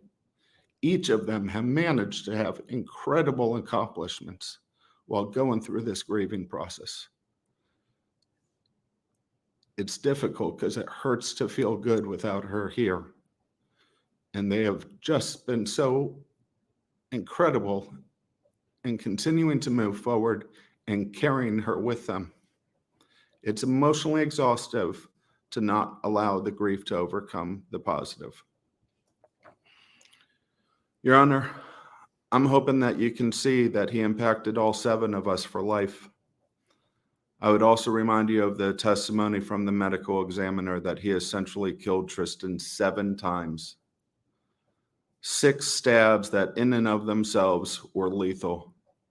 The other 108 cumulative would have been lethal. From what Alexis and Stacy shared, you can only begin to imagine how the pain he put her through stays with us. Your Honor, we cannot turn back the hands of time so that we can have a different outcome. We cannot bring my Tristyn back. We cannot even be certain that the sentence you give on Friday will not be impacted as part of the 25-year review process. Yet you can deliver justice for our community. He took Tristyn's life. He impacted all Tristyn's family for life. You've heard how he shattered the innocence of childhood so many in our wonderful community for their life and the lives of their children. He even damaged the sanctity of Mother's Day for so many for their lives. Please, Your Honor, take this into consideration when you have to make your decision.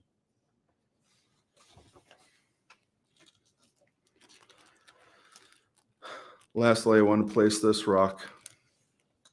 And this rock represents the loss to our family and the world for all of the good Tristyn would have done. Thank you for your time.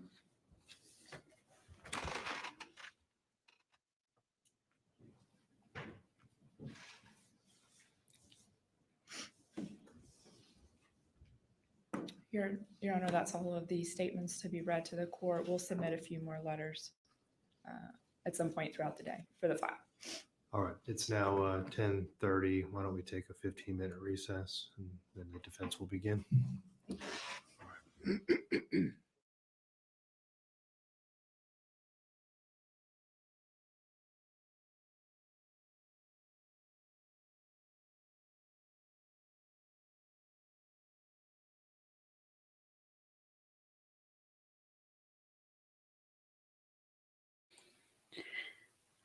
Sorry, I was just caught up watching the family. I think the DA was also crying, wasn't she? Oh my goodness. Let's see. Oh, I'll turn that music.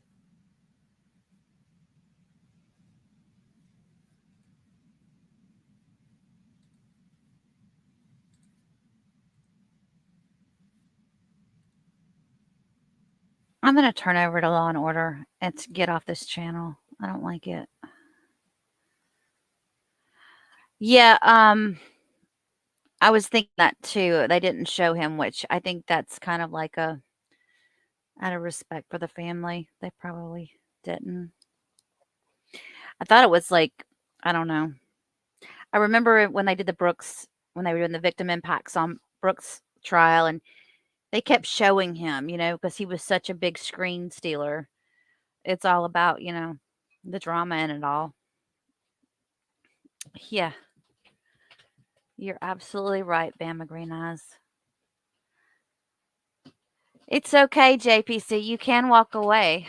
It's all right to do that every now and then. I'm so glad that they have a big family, so many other siblings. I know that I'm not saying that makes it any easier, but to know that they all have, many around them in their immediate family, just that's a good feeling. I know Darrell Brooks was horribly disrespectful, but that's what I'm saying. Like, I think it's like a cameraman, in my opinion. I think it's like a media cameraman show of respect when they don't show the defendant when they're doing these victim impacts. And I absolutely agree with you, Amanda. This is the hardest part, but this is the part that I don't know. I'm glad they do this just because I'm glad these people get that last word in. The judge needs to hear it and they need to get it off their chests. They need to have that time to say what they need to say to him. And I guess if it were me, I don't know, I would need that. I would need to be able to have that last word. It's part of healing. You're absolutely right, Dee.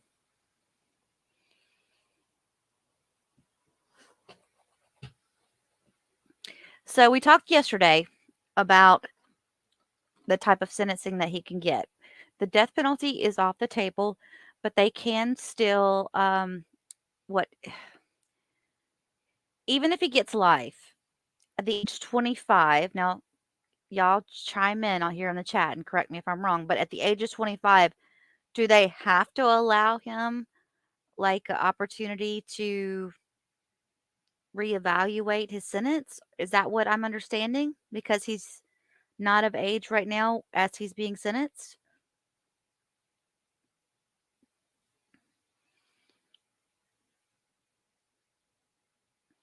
I just have a good feeling that this judge is going to do the right thing. He I love how he's just like the defense, she keeps okay, I'm okay with the guy attorney, but the woman attorney for him, the defense attorney, is getting on my nerves. And I've been watching like clips and stuff of them because I was putting together those videos for yesterday. And there's just something about the way I know she's got to do her job, but the objections are just ridiculous when considering that there's not a jury involved. Life without the possibility of parole, is that I mean, can he? At if they're sentencing him at age 18, D says every state's different.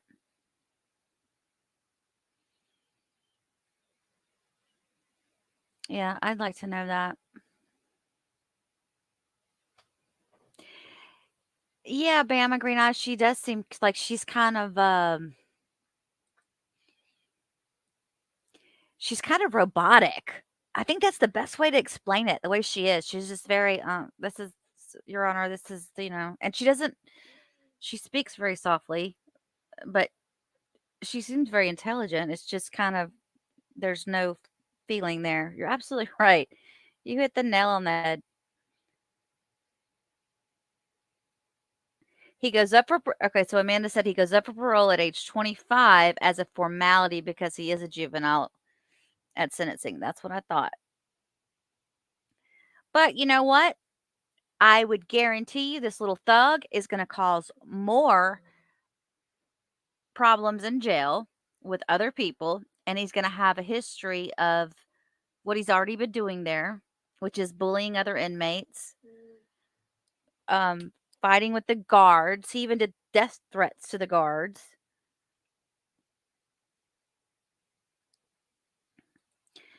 Yeah, I love that too. I love that the family and what's beautiful about them having such a large family is they'll be able to each go in and speak.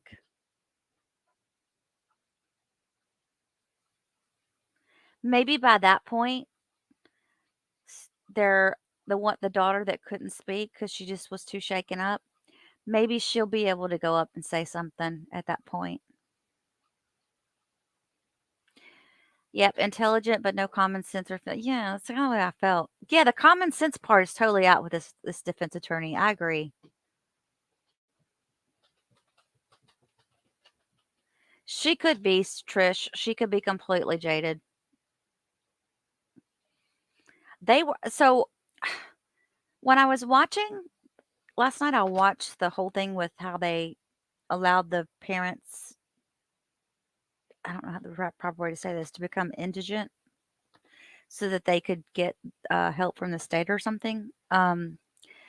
This new attorney that took it on, he said, "Oh, we're glad to take it on." It wasn't either of the attorneys that are there now at the table, but it must have been like the leader of the firm or whatever. He's like, "We'll gladly take this on." I'm thinking, yeah, you probably will with all the publicity you'll get from it.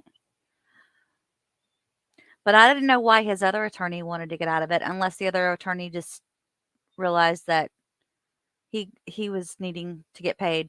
Maybe he wasn't pro bono. Wait, did I say that right? I'm not awake yet, and I've been up since 2. What does that tell y'all? Hello? Free legal. Yeah, whatever that is.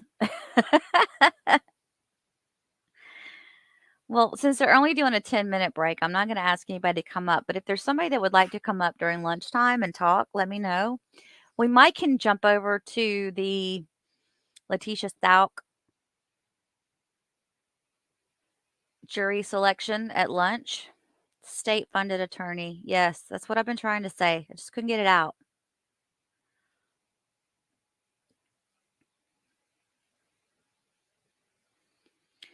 Trish said, surely he won't get out at 25. We hope not. I just, based upon his actions since he was a young child up till now, even after he got arrested, he's going to continue to do stuff in jail that's going to get him in trouble.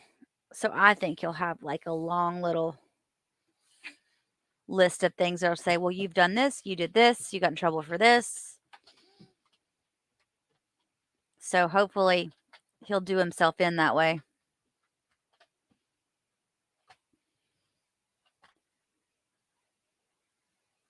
Tomorrow we've got Brooks coming up. So I'm thinking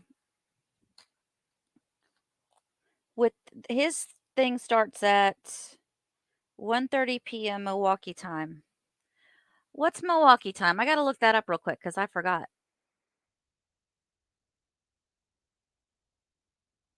What time zone are they in?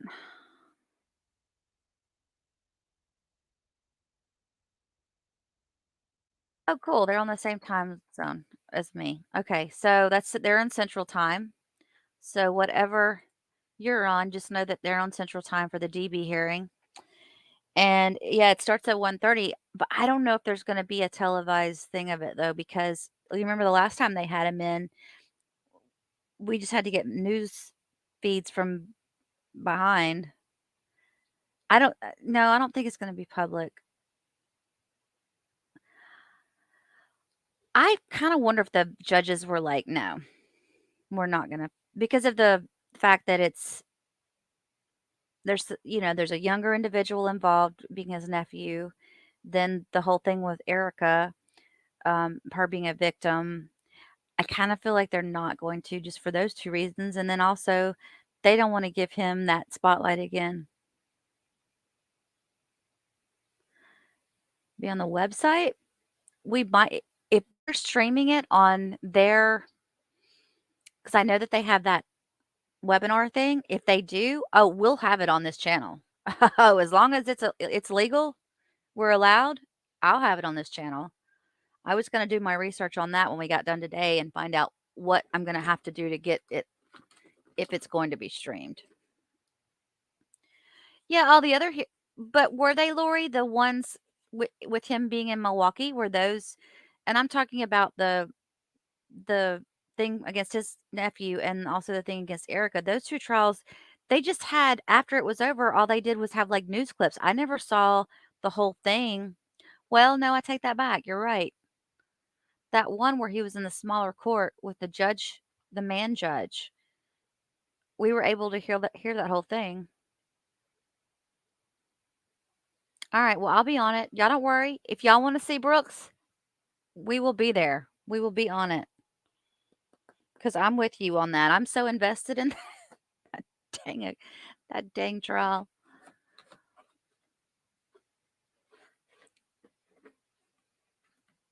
You know Mama Dawn ain't coming at Bama. I can't believe I just said ain't. I got to stop talking like a country girl in here. Mama Dawn is not coming because number one, well, unless she comes to support her nephew, which is her grandson. She doesn't have anything in it for, I don't think she's a big fan of Erica's, never was, so she's not going to come to that one. Yeah, 2 different courtrooms, D. All right, well, maybe I'm wrong. Amanda says, I want to see him in his man stroller again.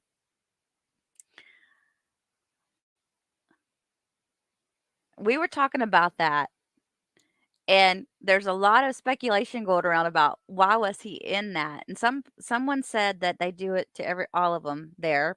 Someone said that no, they only do it if someone's being difficult and fighting with the bailiffs and stuff, or that they refuse to come to court or whatever have you. So as far as him being strapped in, we're all kind of speculating. Really, why is he trapped in?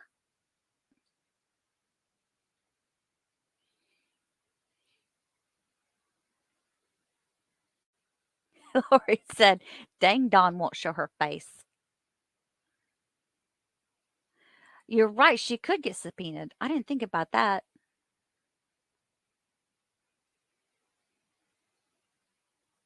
You as a country girl, wear it proud.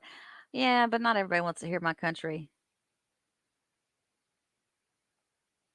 Dawn won't be there. Yeah, Trisha's with me. She says she didn't think she'll be there.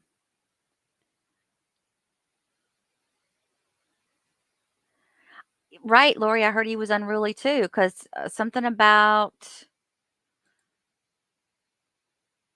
if you listen to the very first part of when he was supposed to come into trial, the judge is talking about something.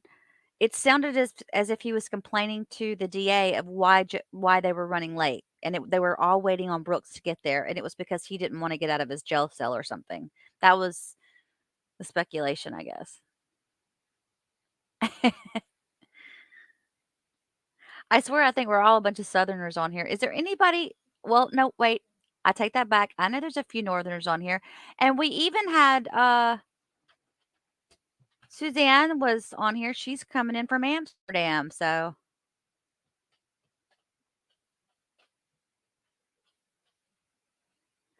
no way, Amanda.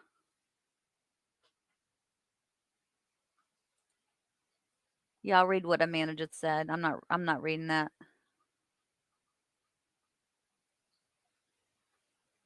D, do you have a are you real heavy Cajun?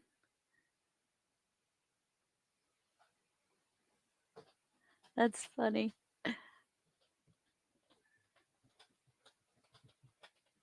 Oh, so Joe's coming in from the UK. Trish is coming in from Australia. Okay. Y'all, do y'all think that's true that he's doing that? Or do you think cuz it's easy to get rumors started on all what's going on with him.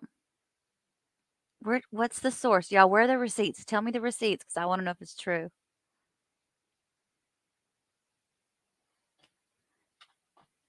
All right, now I got 3 of you guys saying it.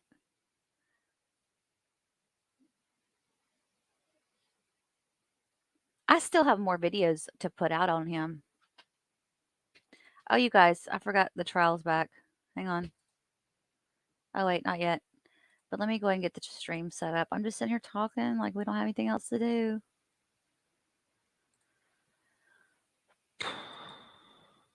We're going to go to long crime.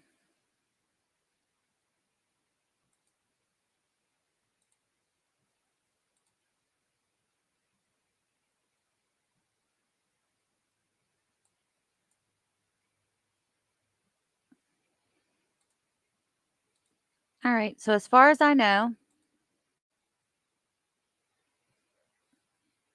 we are live. We're up to date. Now, when they start back up here in a second, guys, I'm going to have to walk away, step away, go do something real quick. I got to take care of my sister's dogs. Got to go let them out, and then I'll come right back. So if I don't respond to you, that's why. Read it from a friend. Okay, so I know I want to hear you too, D. You said that. Read it from a friend of COs from the prison. Read it from a friend. He's in Dodge, I thought, with Halderson and Watts. Somebody saw it in a chat. Amanda says she saw it in a chat from someone from Waukesha, so it's a total rumor, but it wouldn't put it past him at all. I wouldn't put it past him, though.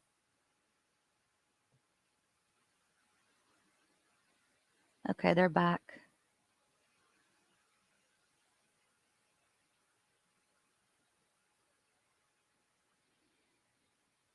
Oh, let me make sure I don't have the mute on. I do have the mute on. Okay, mute's off.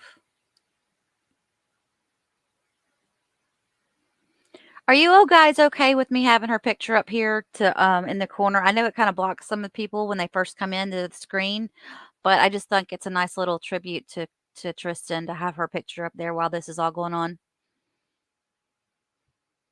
I think they ought to do it in every court where there's a victim like that, have their image up there on a poster board displayed on a tripod.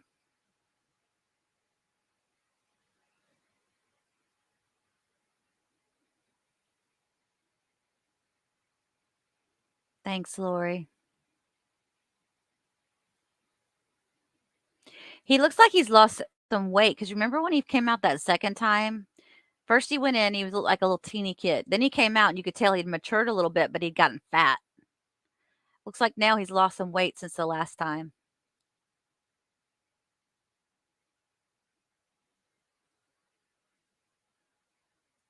Masco? Before we get started, the issue of any objections or exceptions to the pre-sentence investigation and the DJJ reports, I wanted to address that with you before we begin. So as to the pre-sentence investigation report, I know that the state had no objections or exceptions. Does the defense have any objections or exceptions to anything contained on this report? No, Your Honor. The only addition or the only issue with both of them is that the defendant had prepared a letter. There was just an issue because of his housing that things were moved and getting the letter. We do have the letter and we'll submit it today. Okay.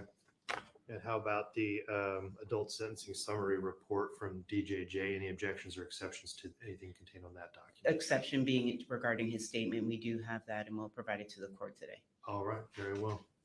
Thank you. All right, and you said you have your first witness. I'm sorry, what was the name? Raul Benasco. All right, Raul Benasco.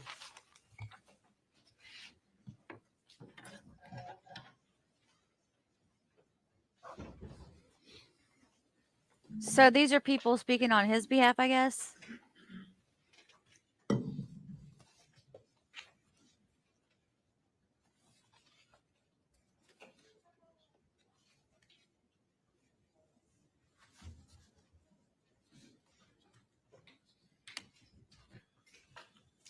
There were Sir, if you'll also a approach bunch this of her railing in front of friends me and raise your right hand. that wanted Do to you swear speak or on her affirm the behalf, testimony and that the you're judge about to says we give will just be don't the have truth, time. the Just whole have them truth, write and me a nothing but letter. the truth, so help you God? All right, sir, if you'll come on around here and have a seat in the witness stand, make yourself Sorry, I'm comfortable. talking You may over it. adjust that microphone.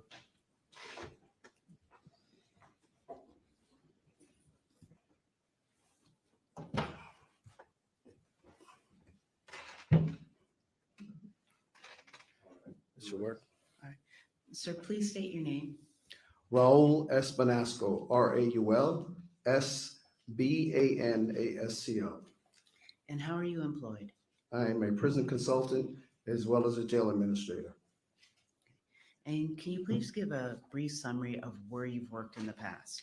Started my career in the state of New York with juvenile justice system, and in 1988 joined the Florida State Department of Corrections as a corrections officer, in which I served that agency for 20 years in a variety of capacities. I was a classification officer, moved up the ranks as a classification supervisor, worked a variety of facilities, starting at Lake Correctional Institution, Maximum Security Prison, Central Florida Reception Center, and then got promoted to Polk CI as a senior supervisor and served the next 7 years as an assistant warden down south at Martin CI, Tomoka Correctional Institution outside of Daytona Beach, and then got promoted to Hernando CI as a warden and served in the capacity as director of staff development for the whole prison system for about 2 years, and then transitioned over to Orlando's County Jail and Osceola County Jail as well.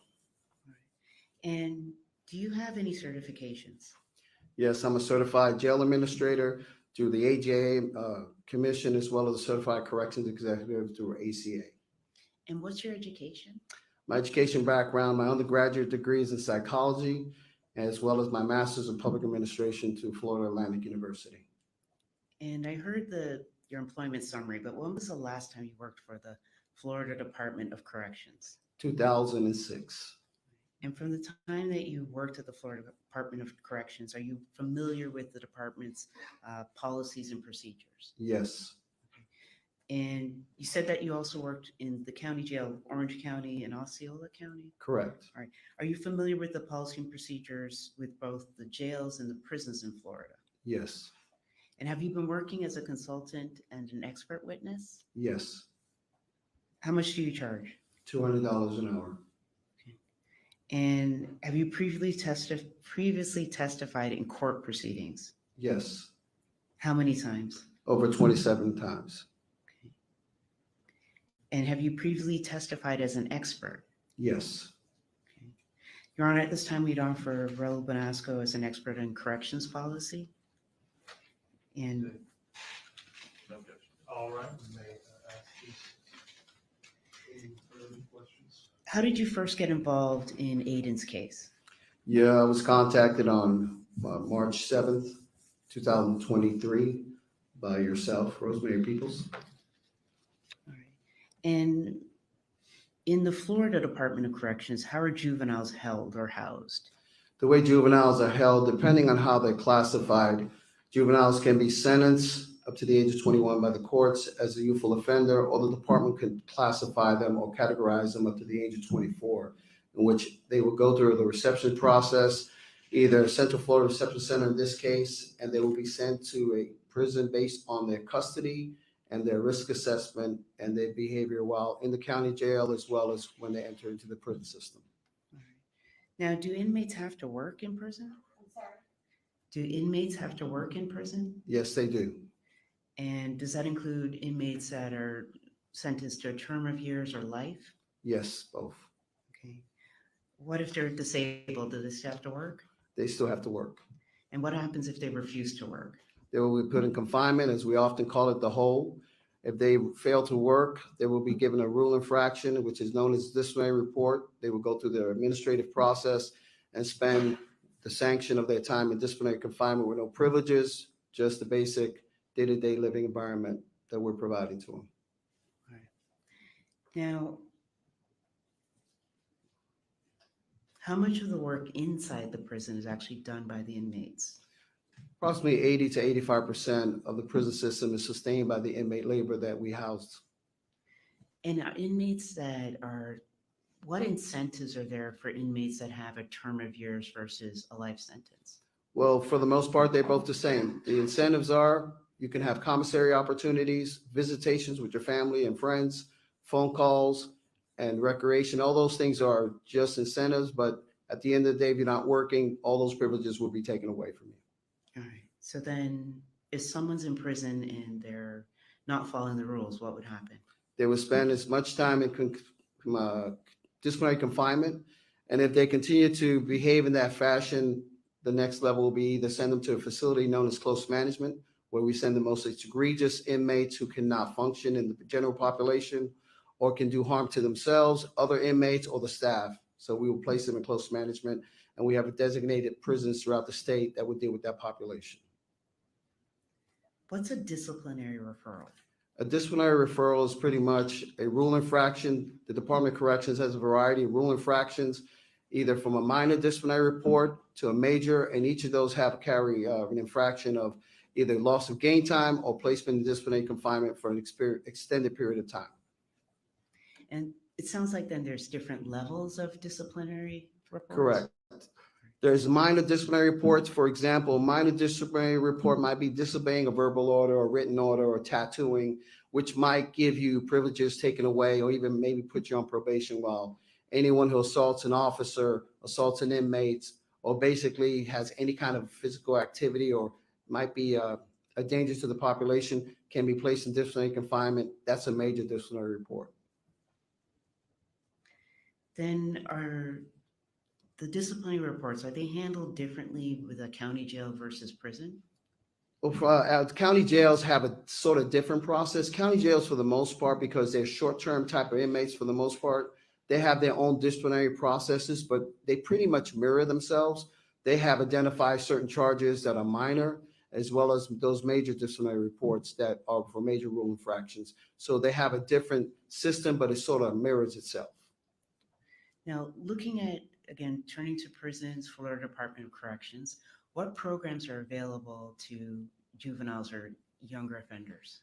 Well, it depends. When they come to the reception process, one of the things we have to do is look at them at their sentence structure, look at their release date, if they're serving a life sentence, also the medical grade, mental health grade, and then we do an assessment and we determine what is the prison that will best fit this individual, and more important, keeping public safety paramount. And in this particular case, with the Department of Corrections, there's only 2 facilities at this time due to closures that can house an individual like this, and that is either Suwannee Correctional Institution, where we send all the maximum security male youthful offenders, or Lake City Correctional Institution, which is another facility we contract with.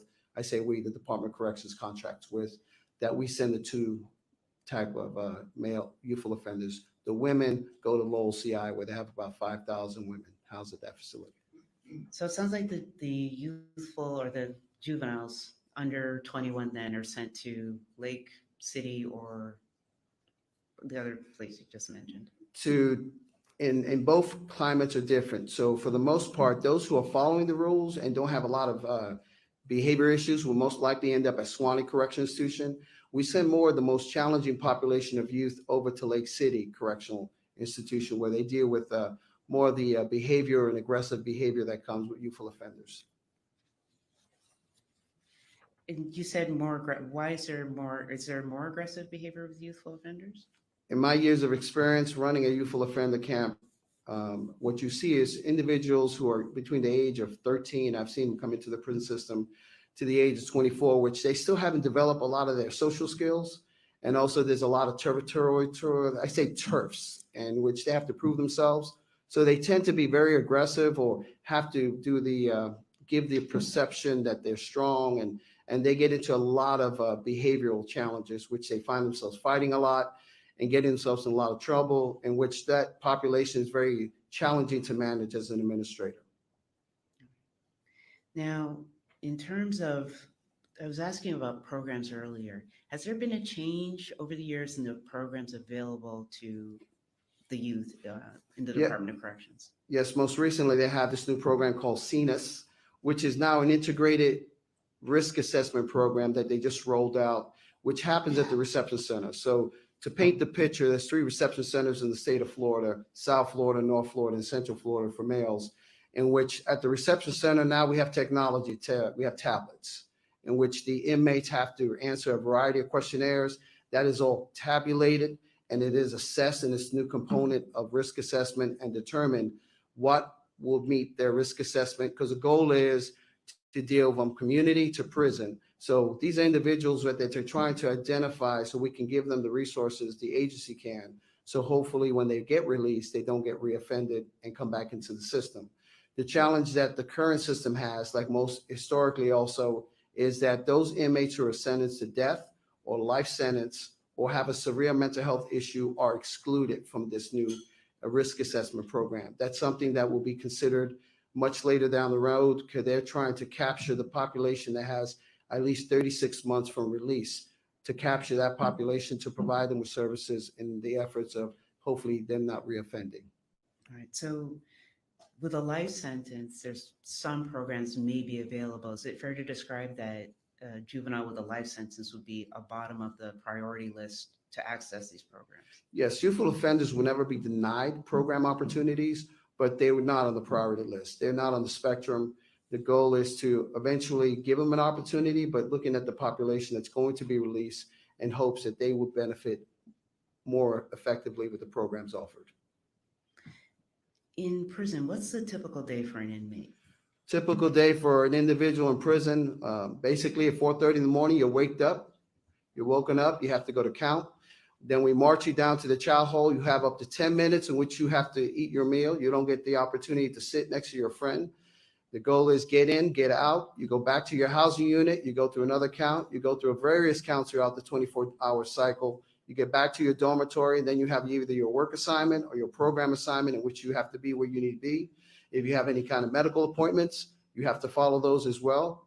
And basically throughout the entire day, it's regimented. You're told what to do, when to do it, how to do it, and the expectation that you follow the rules of the Department of Corrections. At this time, I'm going to post an objection. I'm not sure what relevance the day-to-day life someone might have in prison is relevant to the sentencing factors in this particular case.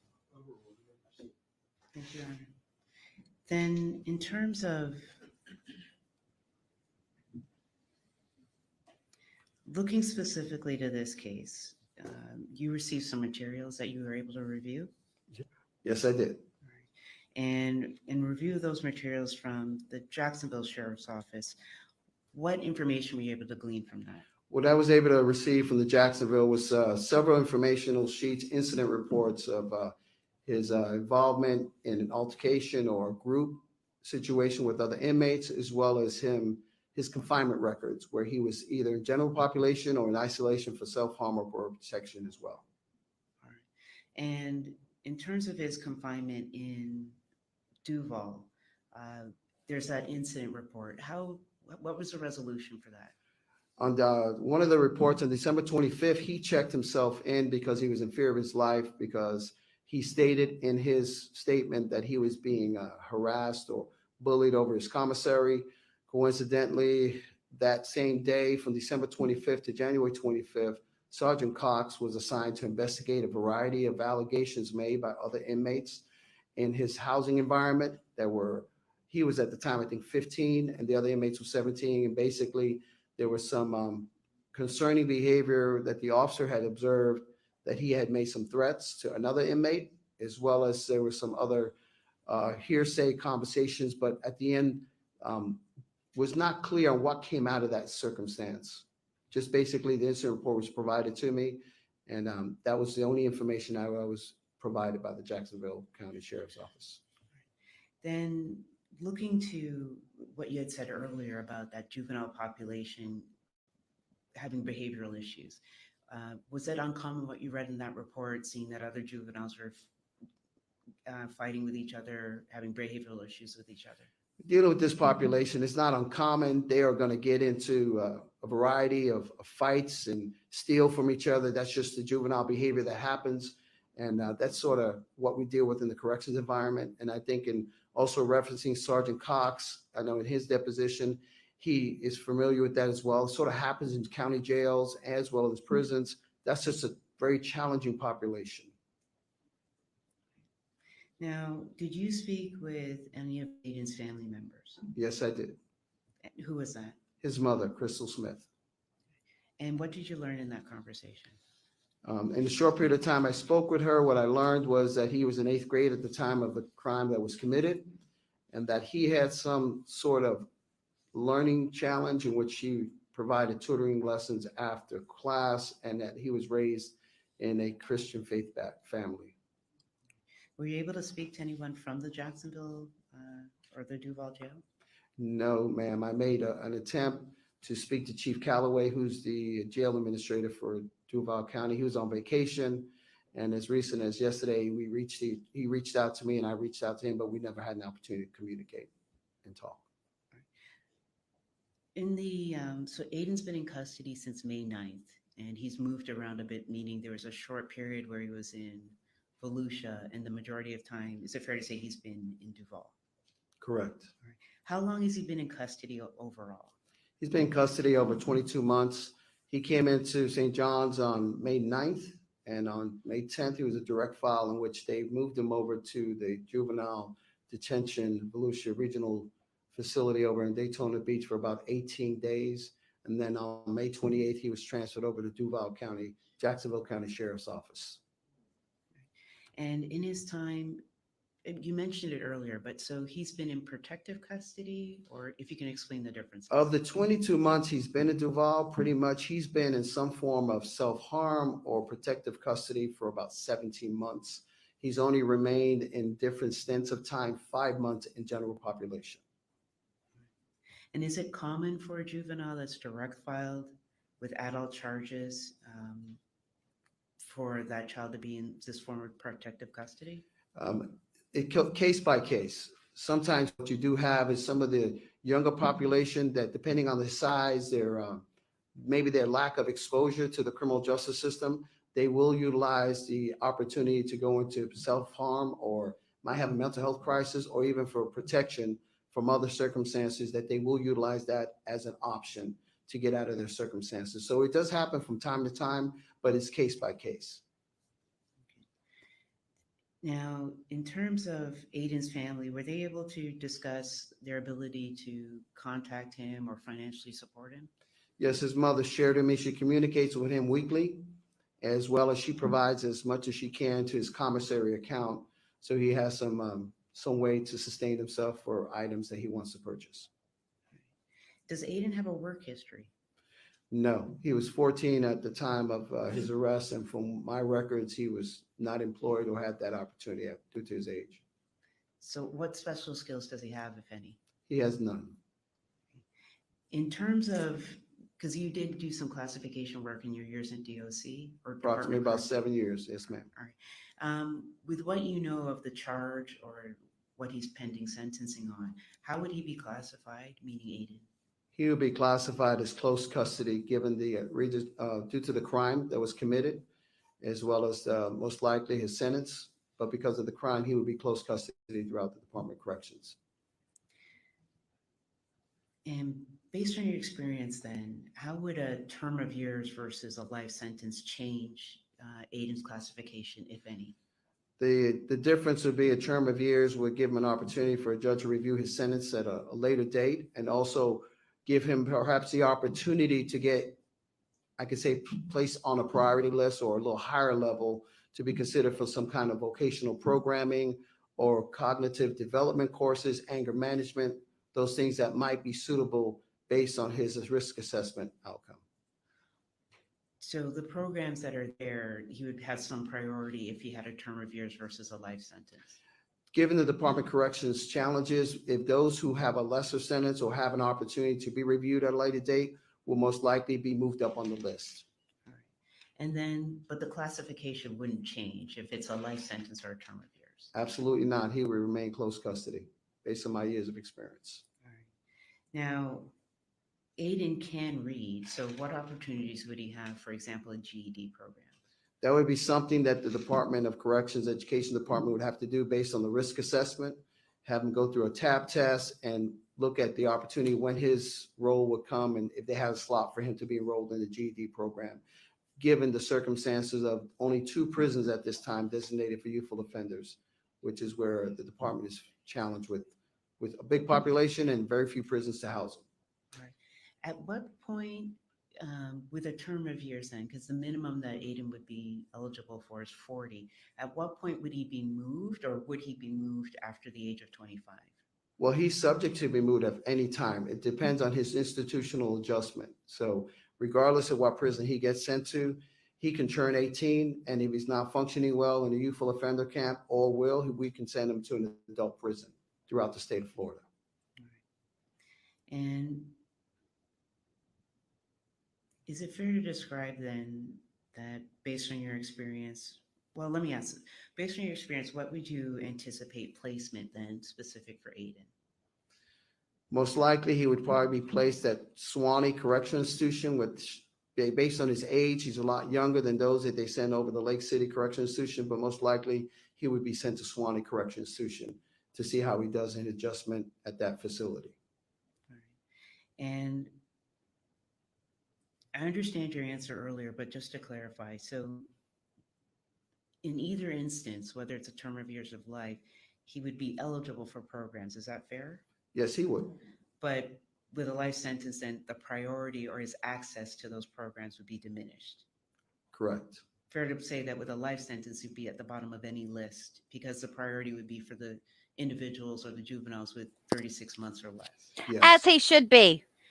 And it wasn't always like I'm that, is that sorry. fair to say, because the resources have now been reduced? Yeah, a lot has changed in the last few years, particularly with COVID, but I left the system in 2006, and years ago, there was a lot of opportunity for rehabilitative programs. At the end of the day, resources were different. The economy was in a different place.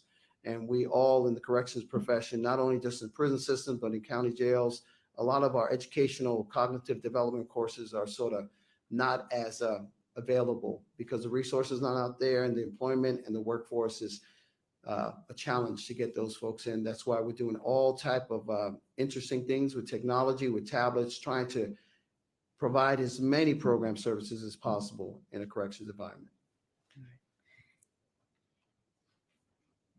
And based on your experience, do you believe that Aiden could contribute to the prison system if he was sentenced to a term of years instead of a life sentence? Well, if he's sentenced to a term of years, the opportunity to get involved in some kind of vocational program would benefit the Department of Corrections.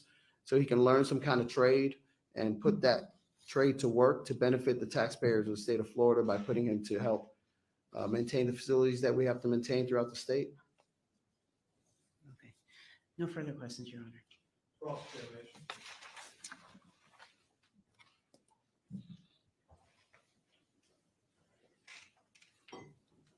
I think she's just trying to gain sympathy Good for him, but morning, Mr. because they don't have Vanessa. anybody else Good to morning, speak. sir. How are you? You do almost all of your work as a private consultant is criminal, correct? Correct. 90% of your work is in the criminal realm. Correct.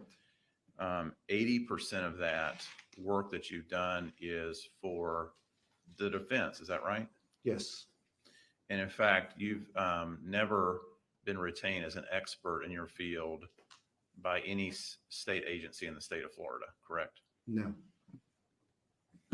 And you said you were contacted about this case on March the 7th, which is 12 days ago, Yes. 2 weeks ago. And in that time, you have reviewed records to come to court today and to testify about what you think is best for the defendant, in this case, Aiden Fucci. Is that right? Based on my years of experience on the information, yes. Have you ever met with Aiden Fucci? No. Why not?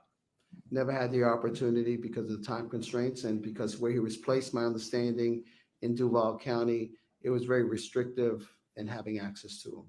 You live here in the state of Florida, correct? Yes, sir. You said that did anybody at the Duval County Jail tell you that you could not meet with Mr. Fucci? No, sir. Oh, Did anybody else tell you that you would not be permitted to speak with Mr. Fucci? No, sir. oh, I love these So why DAs. didn't you meet with Mr. Fucci? When I spoke to the public defender's office, the time constraints were very tight.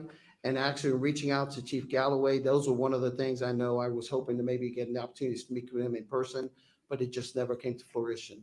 You were contacted 2 weeks ago, and you don't think that you had enough time to meet with Mr. Fucci within that 2 weeks? In talking with the public defender's office and where he was housed, it was my understanding that would have been a challenge at the time. I see. So the public defender's office told you that you could not meet with Mr. Fucci. Objection, Your Honor, asked and answered.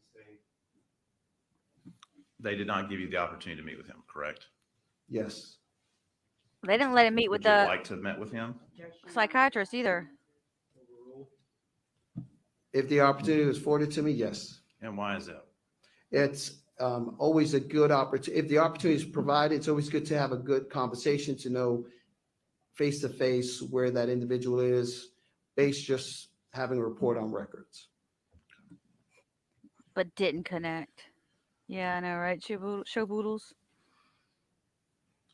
Now, you mentioned, you discussed some altercations that Mr. Fucci had gotten into, some records that you reviewed on that. Is that right? Yes.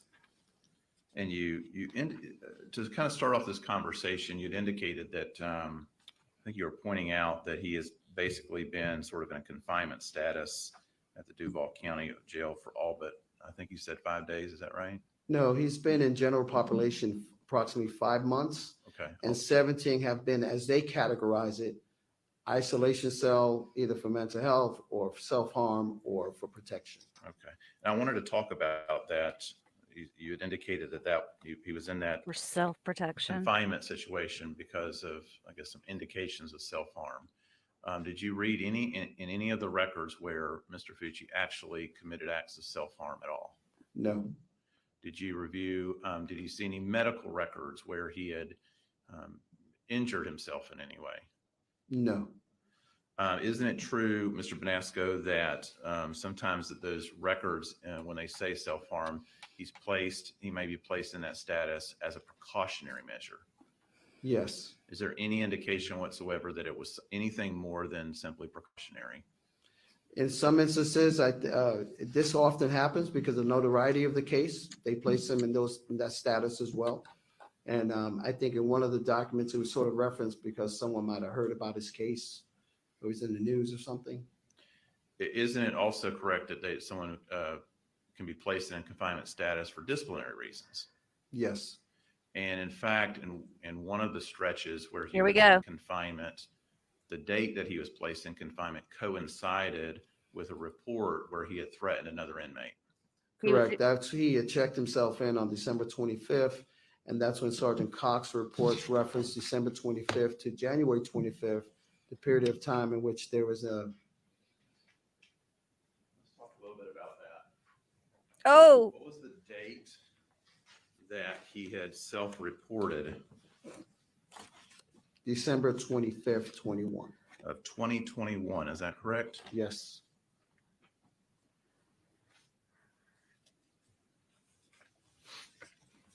get him. And you had kind of indicated that was the same date that the report had issued that he had threatened someone, right? Yes, the report that was written by Sergeant Cox covers the period of December 25th, December of 2021 to January 25th of 2021, in which he completed on the January 27th of 2021. So we're going to call you up as a witness, but we're not going to let you speak to the defendant before we call you up as a witness.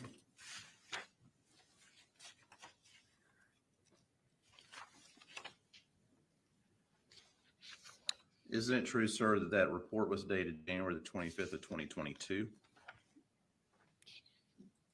The signature is the 22, correct. But on the front of the report, it started December 25th, 21, to January 25th, 22. The report, though, indicates that the threat occurred on January the 25th of 2022. That's when it was reported, correct? That's when it was reported. Right. That's a year later. That's a year later, right? So those two things don't necessarily coincide. Ooh. Well, I would bear to differ. The incident that he checked himself in was December 25th, 21, according to the report. Right. And the report by Sergeant Cox covers a span of December 25th, 21 to January 25th, 2022. I understand what you're trying to say, but you're trying to convey that he was placed in confinement because he was in fear of his life. And you're trying to coincide that event with this other incident that occurred where he threatened an inmate, right? No, what I'm trying to state is he checked himself in on the 21st, December 25th of 2021, covers December 25th, 21 to January 25th, 22. In the report from Sergeant Cox, it makes reference to a variety of allegations from other inmates, as well as an officer observing some behavior by him. So it sort of butt ups against the report. He checked himself in, and when they reviewed that period of time, it backs up into the date he checked himself in for self-harm. But my original question, though, was one of the stretches that he spent in confinement, the date of that, the beginning of his confinement period, coincided with the date that it was reported that he had threatened another inmate. That's correct. And he threatened another inmate by saying he was going to stab him, correct? That's what's stated in the report. Yes, sir. The judge deserves the right to know, y'all.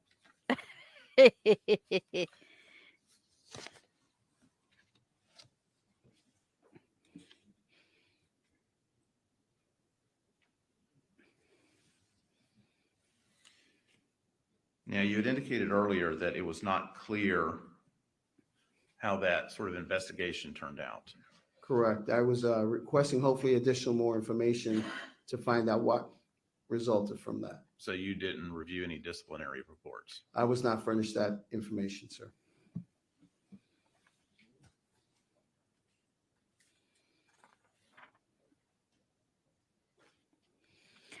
I kind of feel bad for the guy on the stand because he didn't know. It's not his fault. I want to talk to you a little bit about your testimony concerning some of the things you said about the difference between a term of years sentence versus a life sentence. You had indicated that it was your understanding that it was only under a term of year sentence that Mr. Fucci would receive some type of review. Did I understand you correctly? No, Okay. because they're youthful offenders, they are going to get a period of review where the judge can look at possibly modifying their sentence. Okay. So you understand that whether he gets a term of years sentence or whether he gets a life sentence, he's going to still have a review. Correct. And so for juveniles, a person who's been sentenced to a crime that committed while he was a juvenile, there's, regardless of what the sentence is going to be, there's a possibility he could get out one day. That's correct. And the Department of Corrections understands this. That's correct. And so there are programs that would be available to him. Is that right? Programs are always going to be available. It's just a priority.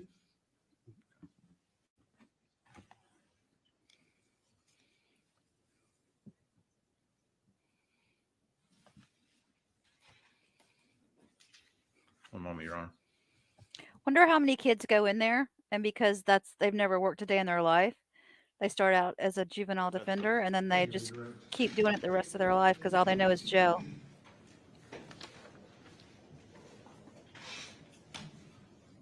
Good morning, Mr. Bonasco. Good morning. 2 weeks ago, basically, when I'd sent you the paperwork available, I'd indicated these are the DRs that I'm aware of. And on review, you explained to me that they were not DRs. That's correct. And that's when we started the ball rolling, so to speak, to see if you could speak to Captain Calloway in Jacksonville Sheriff's Office. Chief Calloway, yes. Chief Calloway, I apologize. So on your review again of what I presume was a DR, what was the result of that incident?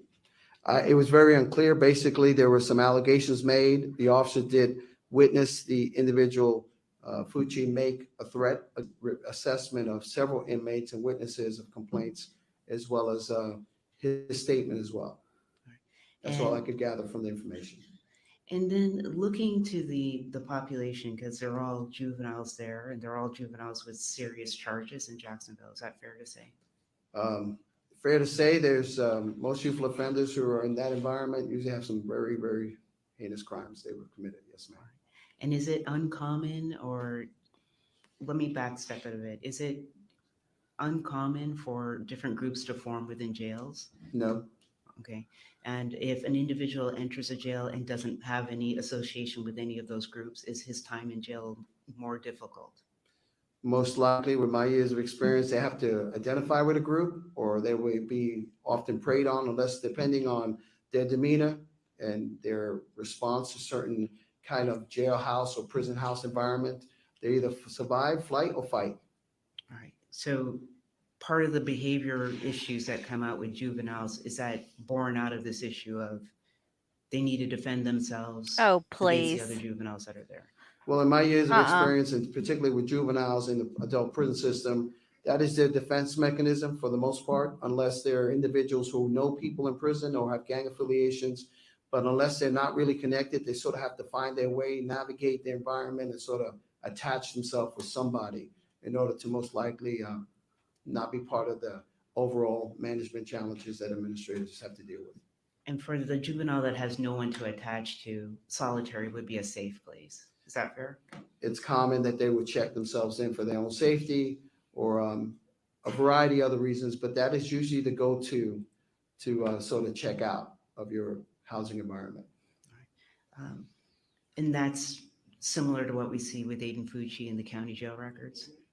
From my records, he has spent the majority of his time in protective custody or some form of isolation, which he has not really functioned much in general population. So that is correct. No further questions, Your Honor. Yeah, they're not done. Bonasco, I want to ask you about the confinement situation. Did you ever go to the Duval County Jail to see kind of what the setup was? No, sir. Did you ever review the deposition of Officer Cox?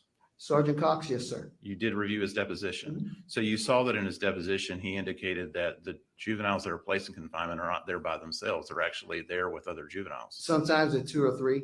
I read that. So he's not there in isolation completely alone. No, but for the most part, not in general population, but it's so their form of isolation as they classify it. I think in one circumstance, he indicated there was, could be as many as 10 juveniles in that area, correct? I did read that as well. Nothing further. Excused. All right. Great job by the prosecutor.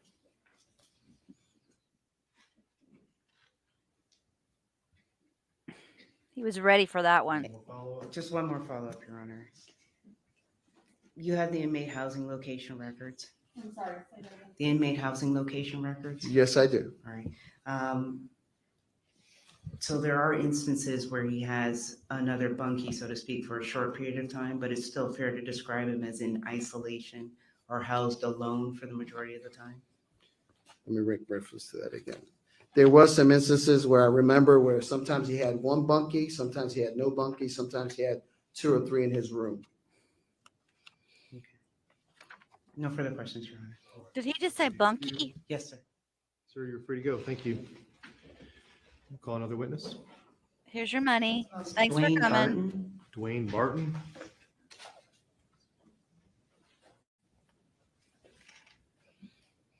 I love it when the prosecution knows more about their witness than they do.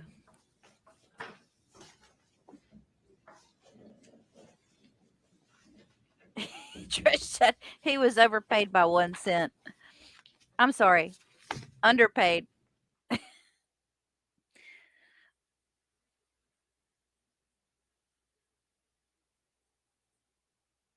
So I don't know. Do they normally have people speak on their Come on behalf up as here. far as like family if you're the defendant? I guess you do. If you will pause right there, raise your right hand. Do you swear or affirm the testimony you're about to give will be the truth, the whole truth, and nothing but the truth, so help you God? All right, sir. If you'll come on around and have a seat in the witness stand, make yourself comfortable, and you may adjust that microphone.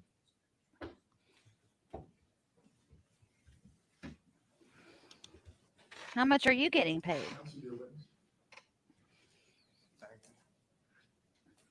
Please state your name. Dwayne Barton. And how are you employed? I'm employed with the Department of Juvenile Justice Sorry. And how long have you been employed with the Department of Juvenile Justice? since December 2002. And so that's 20 years roughly with the Department of Juvenile Justice? Yes, ma'am. All right. How far did you go with your education? Bachelor's degree. And what job titles have you held over the years with the Department of Juvenile Justice? Juvenile probation officer, supervised release tracker, alternative to secure detention officer. Now, turning specifically to this case, how did you become involved with Aiden Fucci? Show poodles. Circuit 7, St. Johns County requested that Duval County provide courtesy supervision / wellness checks on Aiden. All right. Because of And the in celebrityism terms of of it. your wellness checks, what did that mean? What exactly were you doing? Basically just checking to see if he was being abused, if he had any bruises, marks. He was being involved in fights with staff or with his peers. All right. So how often would you see Aiden? Once a month or every other month. And how did he appear to you the first time you saw him? The first initial visit, he appeared very anxious. He paced back and forth in the interview room, and he indicated he was hearing voices. You said he was pacing back and forth. Did he make any eye contact with you? Very little. And did you see any marks on his arms? He did have some what appeared to be old marks. I'm not sure how he got those, but they didn't appear to be deep marks. It was just like scratches. All right. And did he indicate any issues? Well, you said hearing voices. Did he indicate anything else?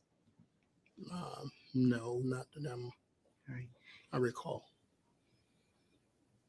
And you continue to see him each month, every other month, roughly? Yes. All right.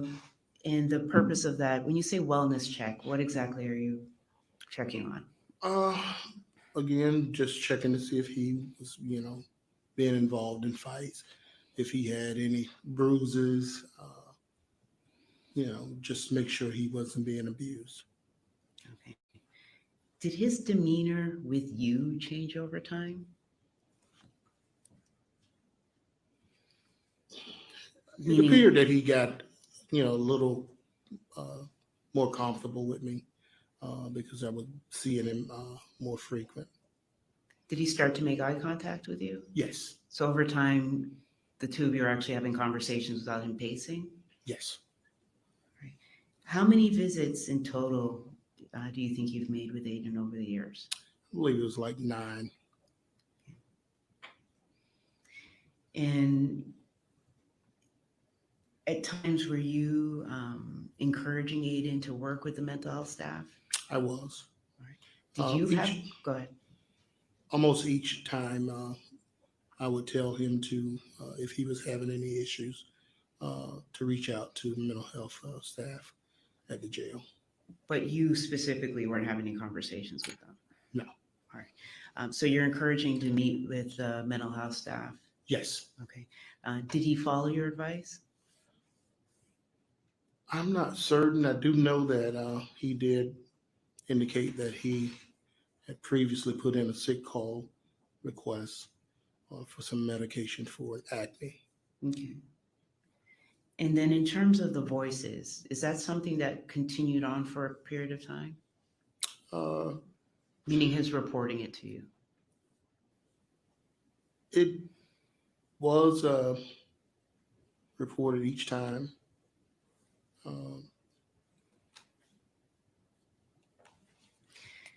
And he also indicated to you that he was taking certain medications? Yes, initially he said he was taking lithium, but it also changed.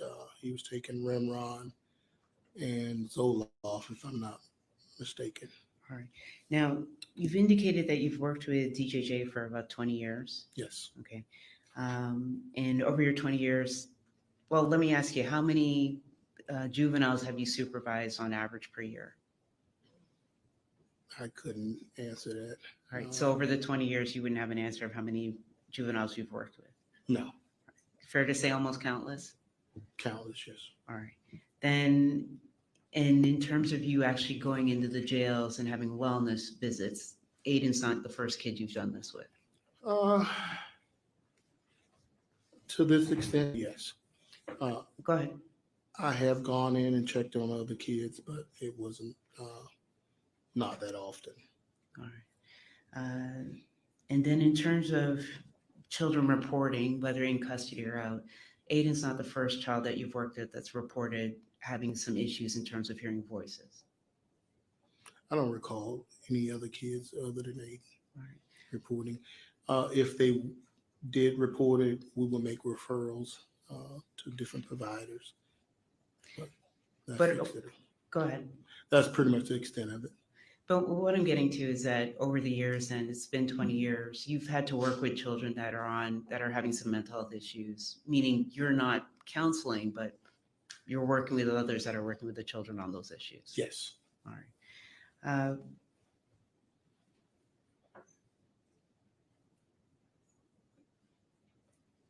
In terms of you sitting with Aiden one-on-one, so he's less anxious, there's more eye contact.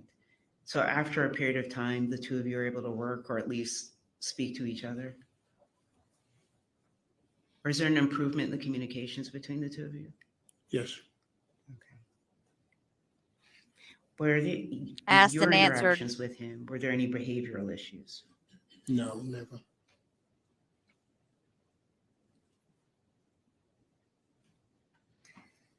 When he's reporting to you the hearing voices, you don't follow up and ask specifically what he's hearing. Is that fair to say? No, ma'am. That's not what you're there for. No. Okay.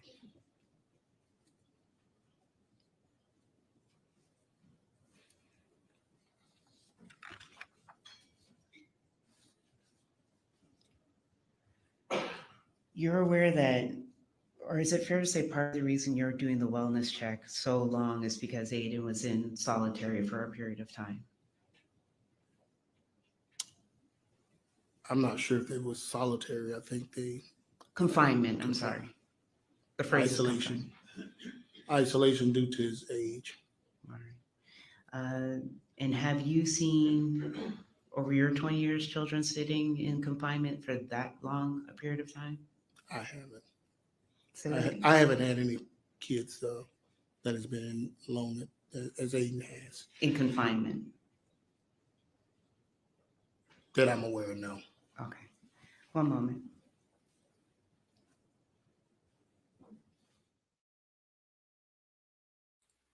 I mean, this is like a Hail Mary, I guess. These poor, I'm not going to say poor, but these defense attorneys, they don't have anything to stand on. Cross. Good morning, Mr. Barton. Good morning.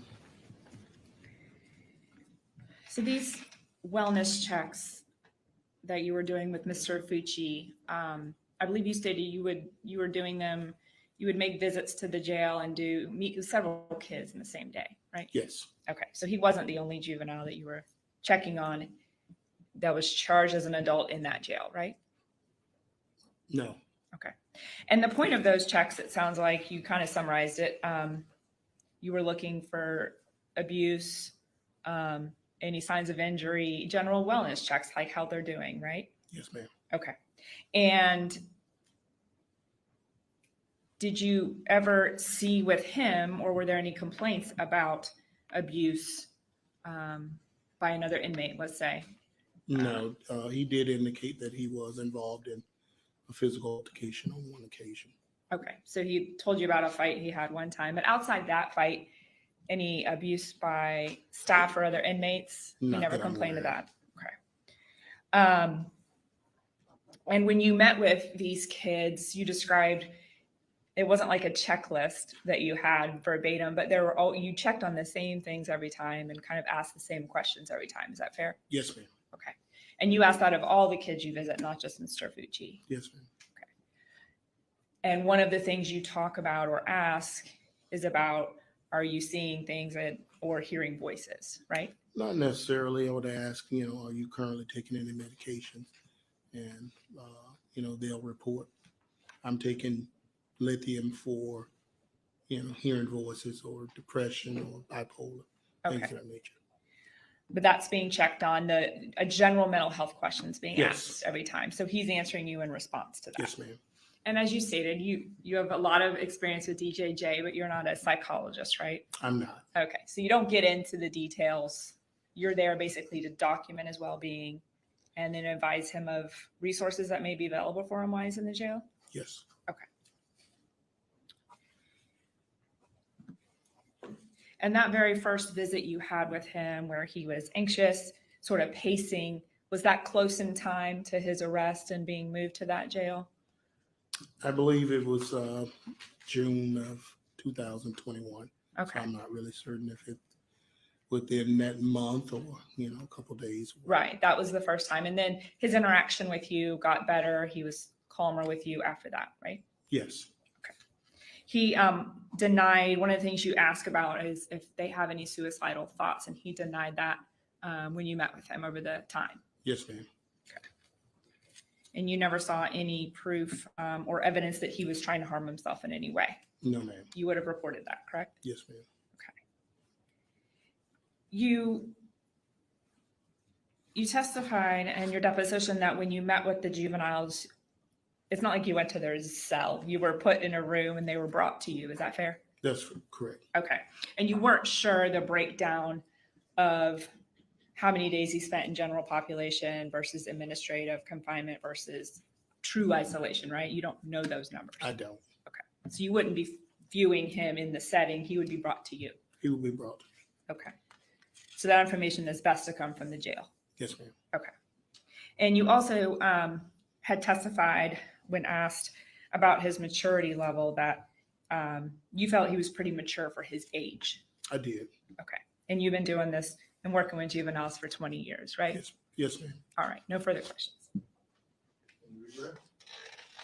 It's easier for them to put him away if he's causing problems than it is for them to put everybody else away. Thank you very much. So you're free to go. Thank you. Yeah, see the attorneys at sidebar. We don't know if the family's going to speak or not. but they're not there. Unless they do it by Zoom or something, I guess they could still allow them to do that. Because all I see are sheriff's bailiffs behind him. Typo knees. That's cute. I'm glad y'all read typo knees because I typo a lot.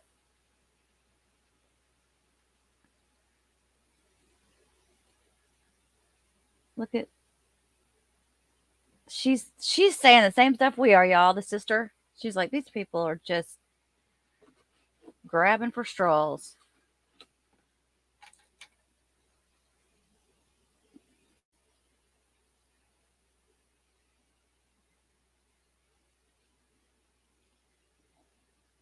In a way, though, it's like he gets the last word, not the family, and the family should get the last word.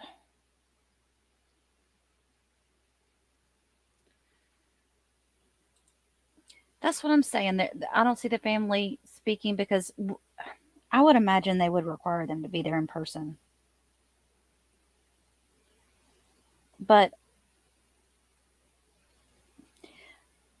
oh, here's a question.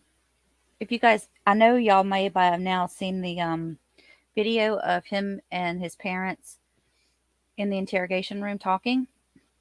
I just dropped that for you guys that just got here. I just finished my recap and was downloading it when we started this morning. It's up on my channel now. It does include that video, and I want to thank everybody for your help for letting me sending me stuff to get that together so quickly. My question is, that was his stepdad in there, though, in that video, correct? That wasn't his real dad.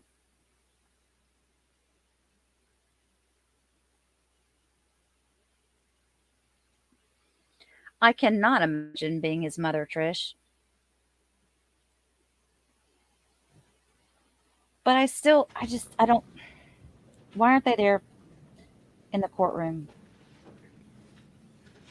I think that's telling. My mom would be like, you did it again. You messed up again. But I'm going to sit behind you and support you because you got to know that somebody's got your back. That was his real dad in there, Teresa?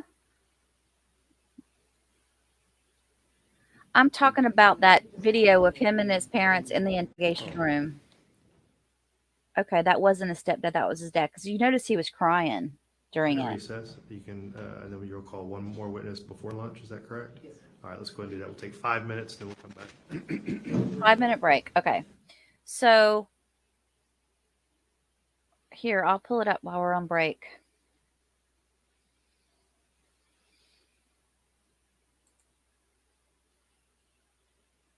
But I gotta find it first. Hang on, I wasn't prepared for that break.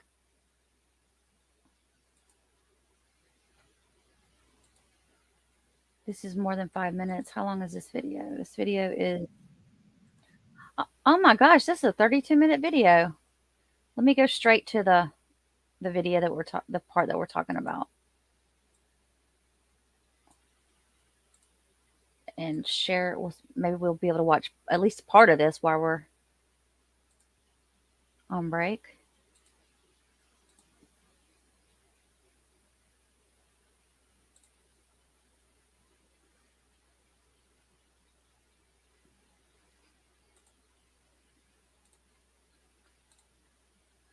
Play. Right after he was brought in. So this is interesting, and we'll play this now. This is very serious, and you can't act like I don't know. I don't know. You can't. And you can't. You understand this is serious? Oh, it's loud. Clearly, you understand, right?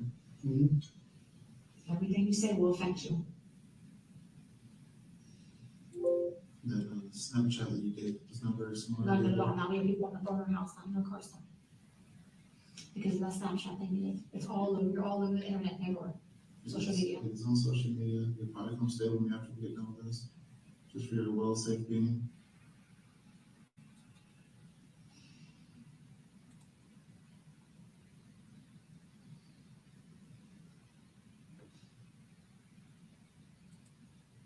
Look at him. He's just sitting there. He doesn't even he has no remorse whatsoever.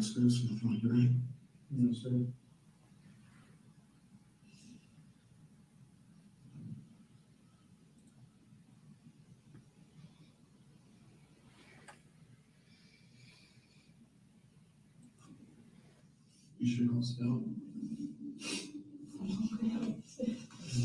I don't want to. I don't know.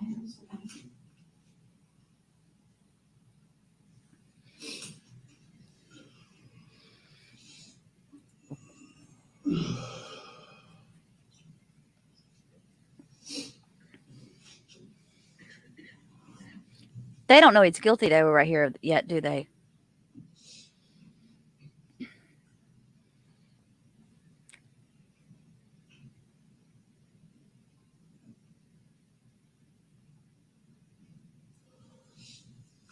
You just don't want anything different about her that we don't know about? No. You don't want to get this girl picked up? I'm talking about her dealer. You think she got picked up by him? Probably. She said she wouldn't come home. She said she's gonna find somebody to stay Like at she her left her house. there walking? Like you think she got picked up after that? She just kept walking? Probably. I don't know. Do you know if she turned the other direction or she was just still walking behind him? She pushed her down and you walked away. We shouldn't be talking. I just asked what he told the cops. I just asked what he told them.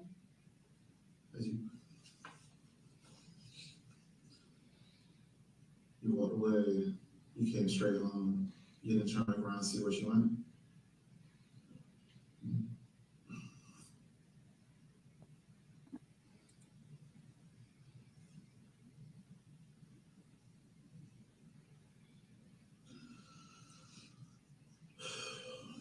What were you doing outside that late at night?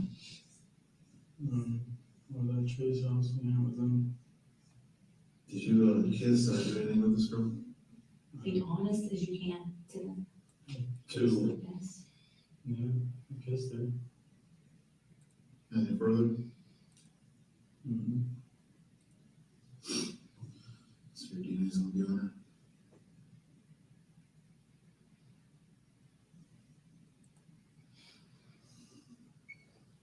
You saw your shoes were off on the camera. All your shoes off.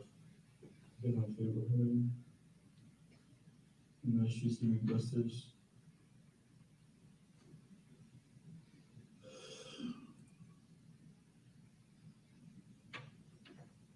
Did you come home and leave again?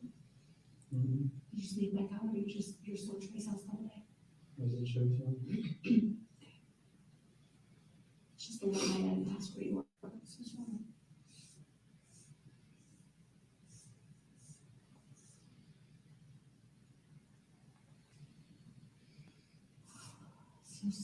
This is serious. Isn't it? It's very serious. This is no joke. This is your whole life. Your whole life. And ours. And ours. And your brothers and sisters. And don't think they can't go to school wrong. Why? Because the kids will learn them.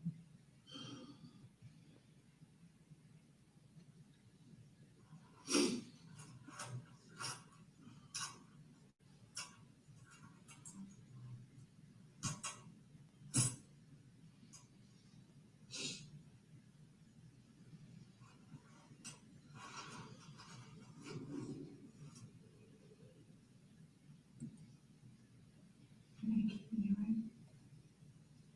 I don't know. They don't have no evidence that I don't look at. Unless you know anything I don't know. Did y'all have sex? Did she really grab you and you just really pushed her, or was that? No, she did. Okay. You don't know what happened to her after you pushed her? Did she say ow or get mad? She said, Aiden. She was like, Aiden. I think I pushed her, but I told her to act on. And she walked away. You know what direction she walked in? Probably the other way, because she wasn't next to me anymore. You didn't look back around? Mm-hmm.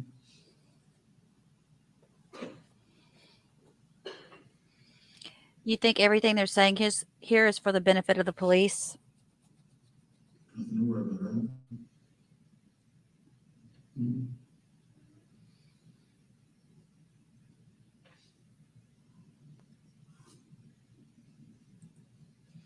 Hi, TK.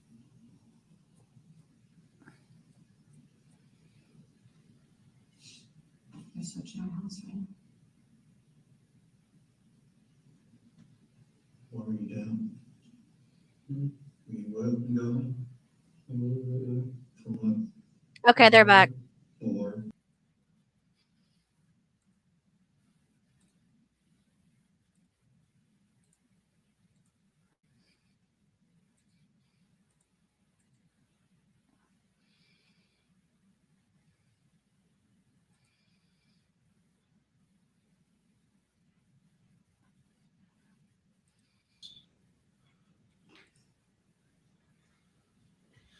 You can come on up. If you'll pause right there and raise your right hand. Do you swear or affirm the testimony you're about to give will be the truth, the whole truth, and nothing but the truth, so help you God? All right, ma'am. You can come on around here, have a seat in the witness stand. You can adjust that microphone if you can scoot forward just a little bit. All right, thank you. Counsel, your witness. Thank you. Please state your name. Debbie. Debbie.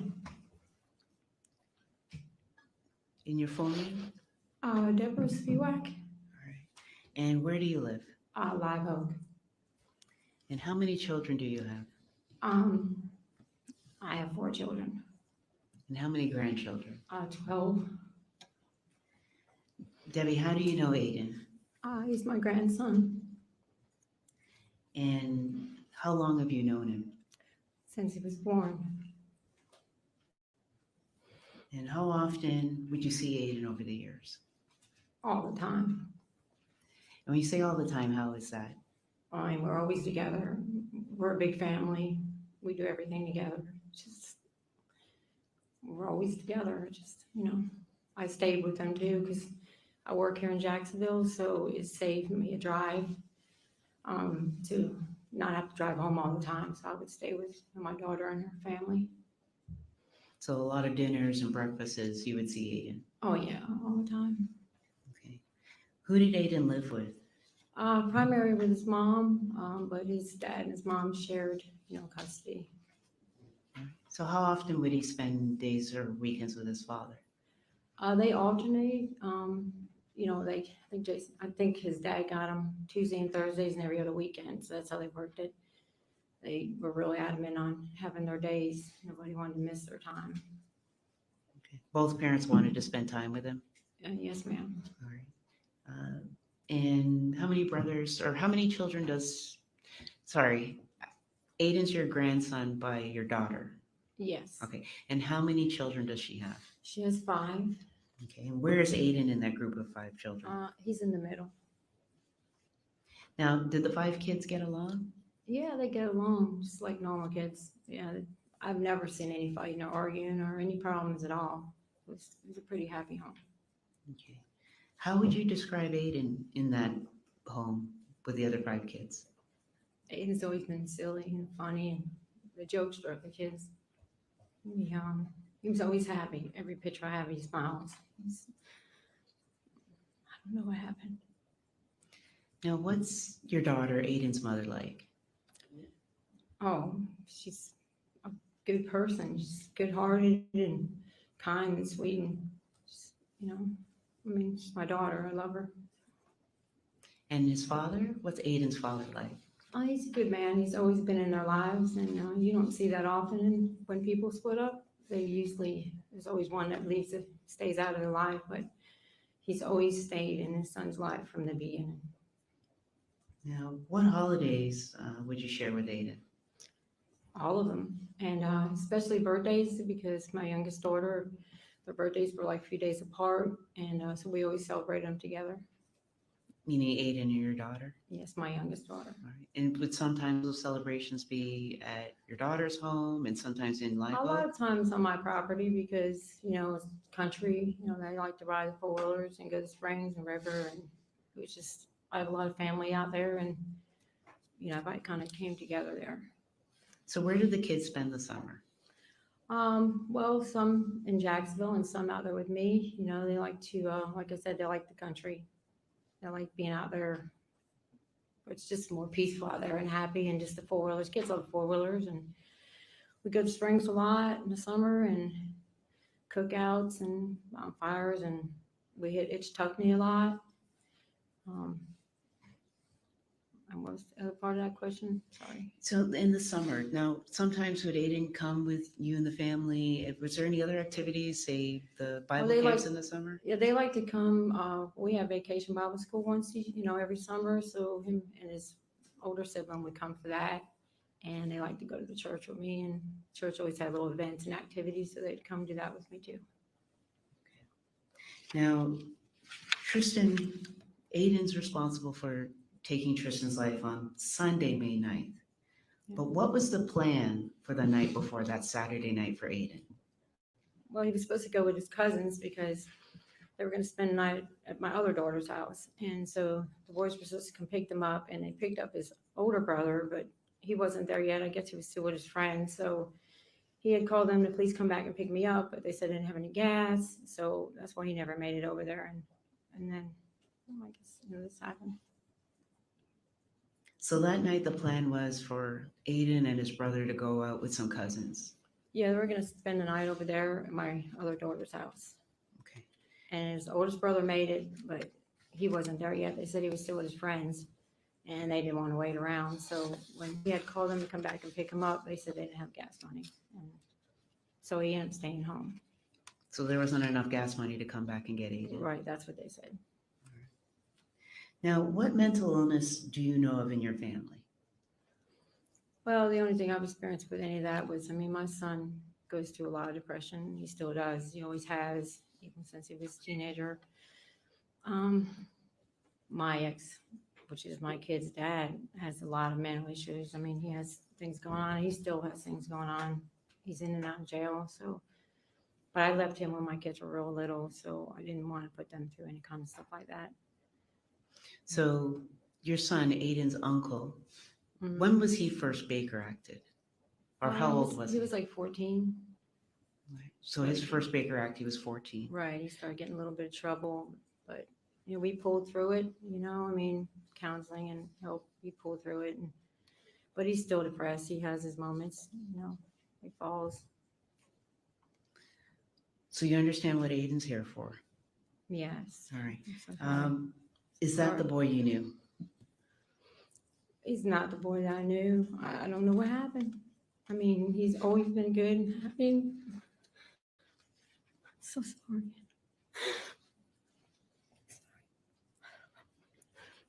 I still need my moment, please.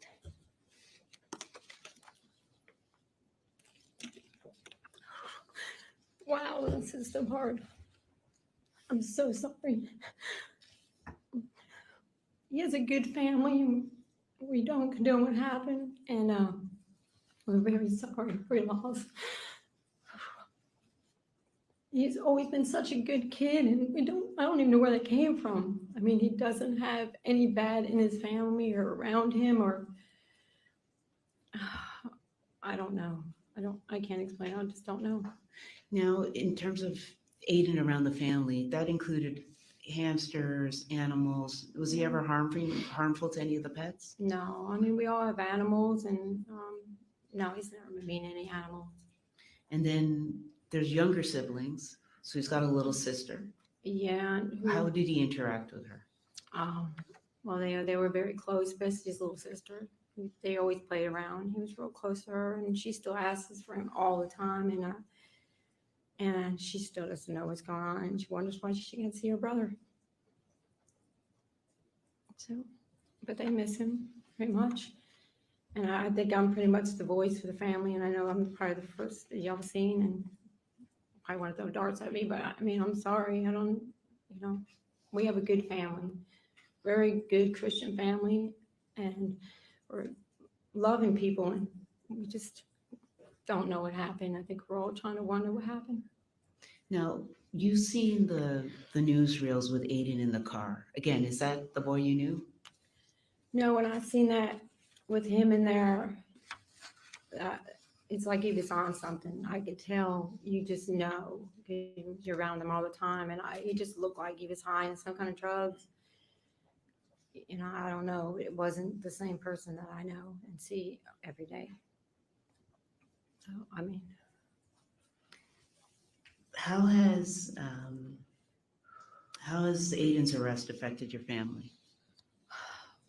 well, we haven't had a family event since, you know, you, Relevance, any other factors?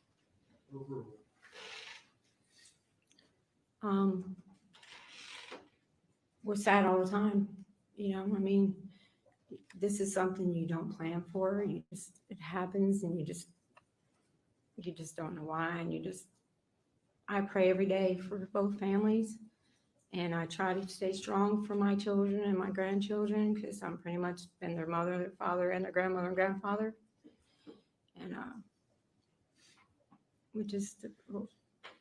she always cries. My daughter always cries. And then I cry and they all cry and, you know. So I just wish I could have changed how things might have happened if I could have been there, you know. And what would you like to say to the court? Just I want to say to the family, I'm so sorry. I wish I could change what happened.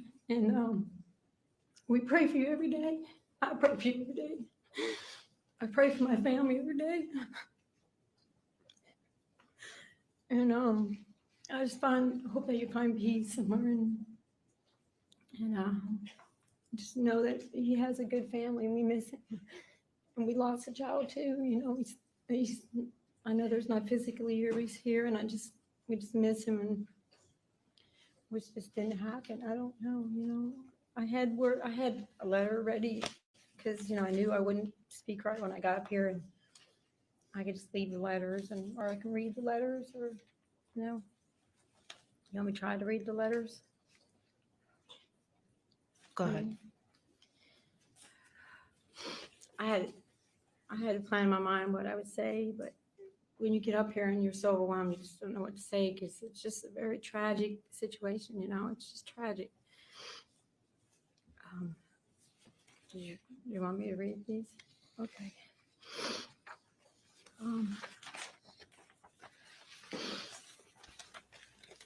Well, hello, This is Cecilia. the family for me. I just wanted to tell you that I'm feeling very deep sadness for the loss of your beautiful daughter, and I know the heartache you must be going through is just terrible.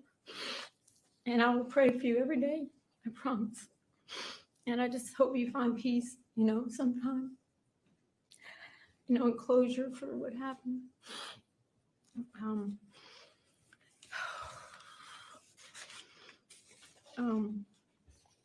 Thank God for you, Your Honor. I can't see real good. I'm sorry. I look a mess. I just wanted to tell you, I know he has to be punished, and for his actions, and I love him, and his family love him very much too. And I know we're a very large Christian family, and we pray all the time, and I just hope you consider it a little bit, and please don't take him out of our lives forever. I know that I've died and not be able to spend time with him sometime before I go. I don't know. I am not good at this. I'm so sorry. Yeah. I know there's some good in Aiden. I don't know what happened to him that this caused, but I know there's some good in him. And I think if we find that out, what caused him to do this, you know, maybe we'll have more understanding of what happened. I don't know. I can't think. I just can't think. All right. I'm sorry. Sorry, no further questions, Your Honor. I'm sorry.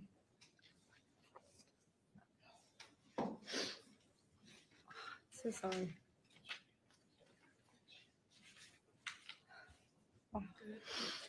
Afternoon, I think it is now, Ms. Bywak.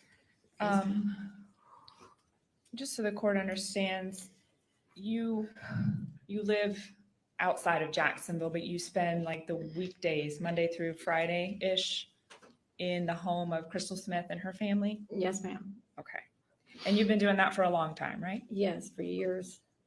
You did that when she was with Jason Fucci. You lived with them as a unit, is that right? Yes. And then she is now with or married to Michael Akel, correct? Yes, ma'am.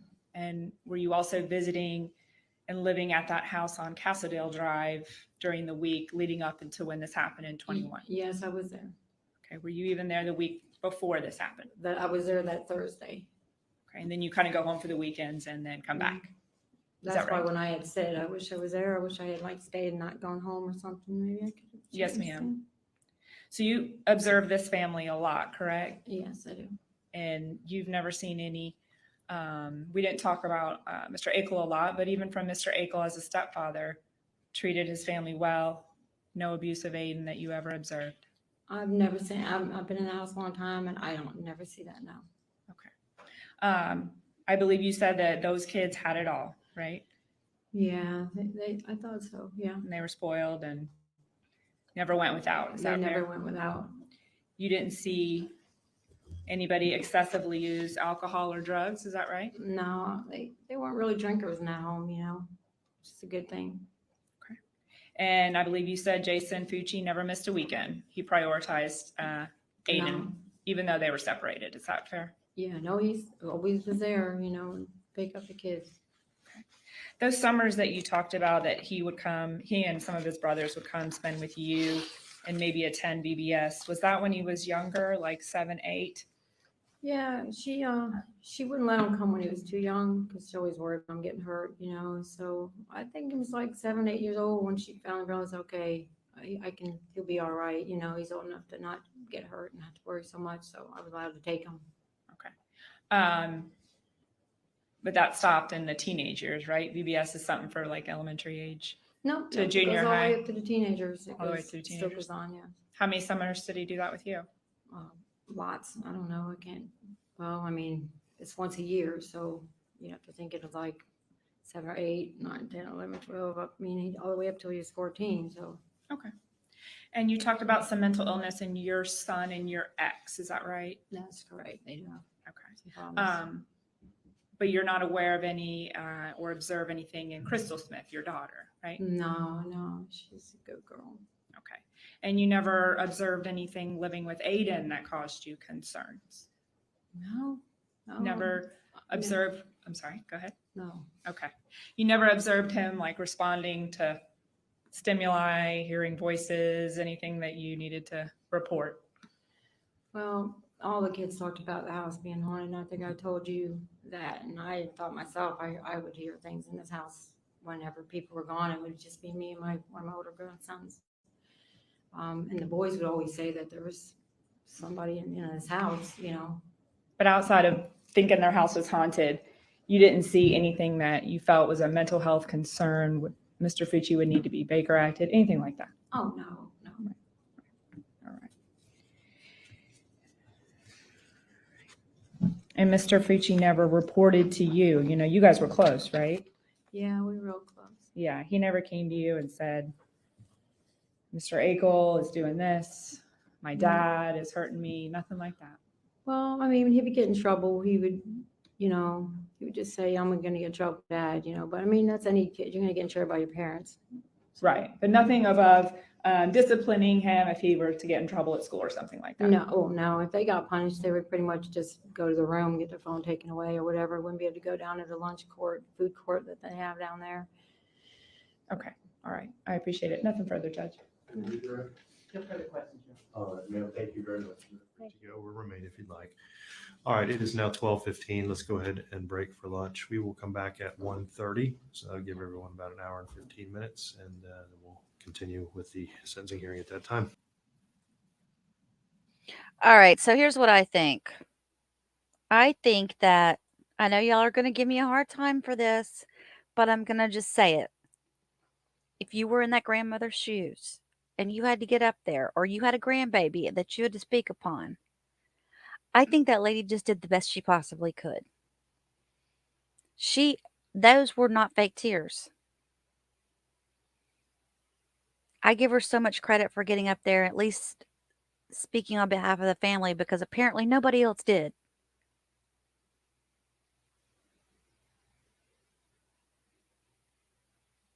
Where did y'all hear spirits in the house? I didn't hear that part. Did I miss something?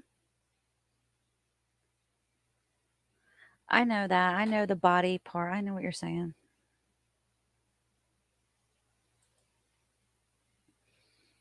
There was something going on with this kid, and if they saw it, they didn't want to see it. They ignored it.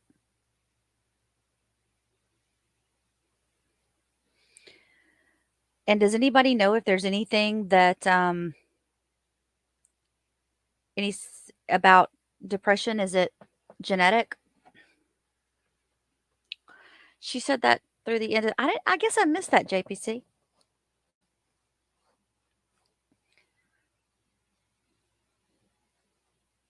Anybody want to come up? It's lunchtime. I could have a guest up. Y'all come up and chat. She went for mental illness, drugs, and haunted house. D is not having it. D said, take it home. Go back home, Granny. We're not here for that.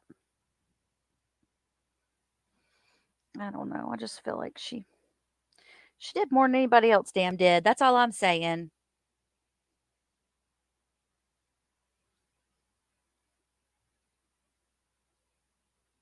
She could be that type of granny that they all walked over her, you know? She seems really nice.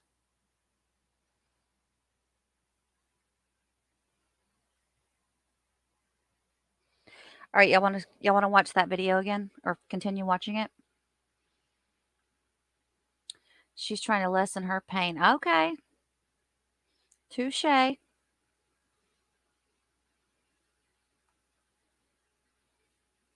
It does have a genetic component for sure. That's what I thought. But I just, it's, they're going to always bring it up in the court. Any defense attorney that's a good defense attorney is going to turn to that at one point and say, do we even have any of that we can bring in? That's just part of the process, right? Y'all want to check in on Stout? We can do that. All right. Oh, shoot. Let me find it. Talk amongst yourselves. I got to pull it up on the webinar, okay?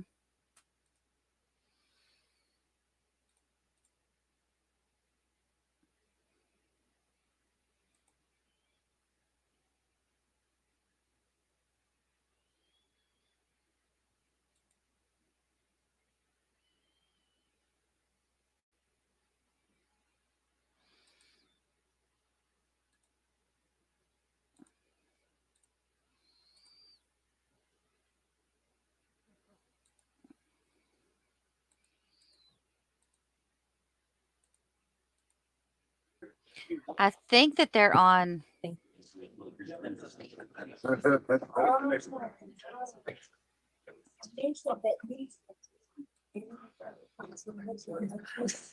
Sounds like they're on break or something right now.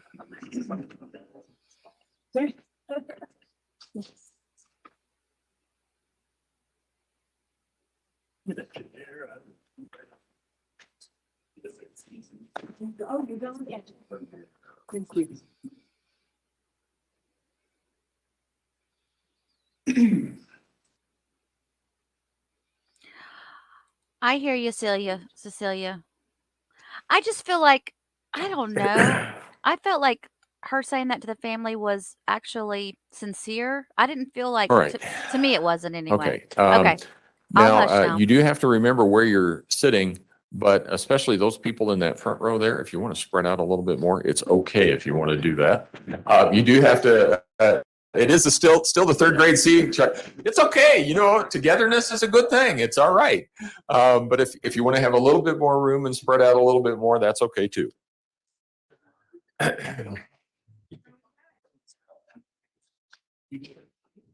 right. Oh, I see what you did there. I was going, wait, who's that? And okay, I see what you did. Nope, that's okay. It's all good. All right.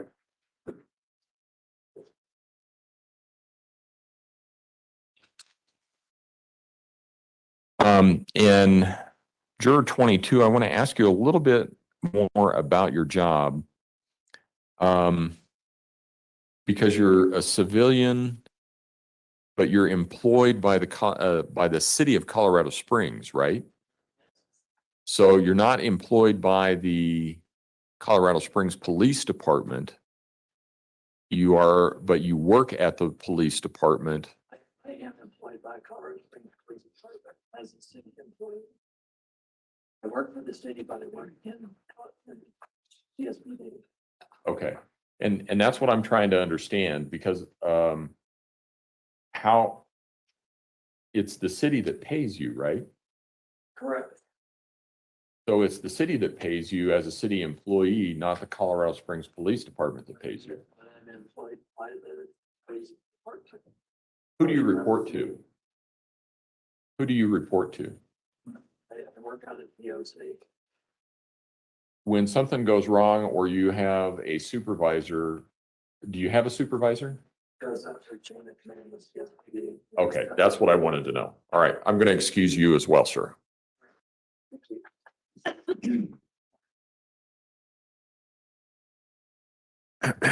Okay.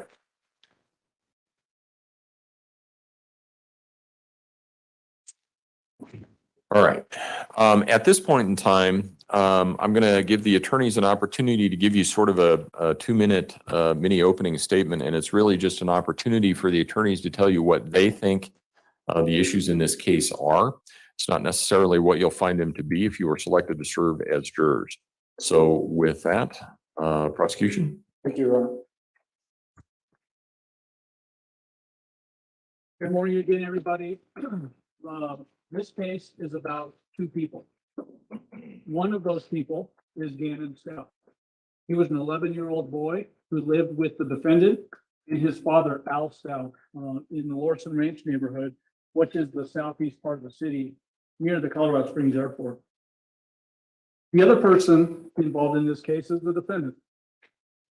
You'll hear evidence that Gannon was a fighter from the very beginning.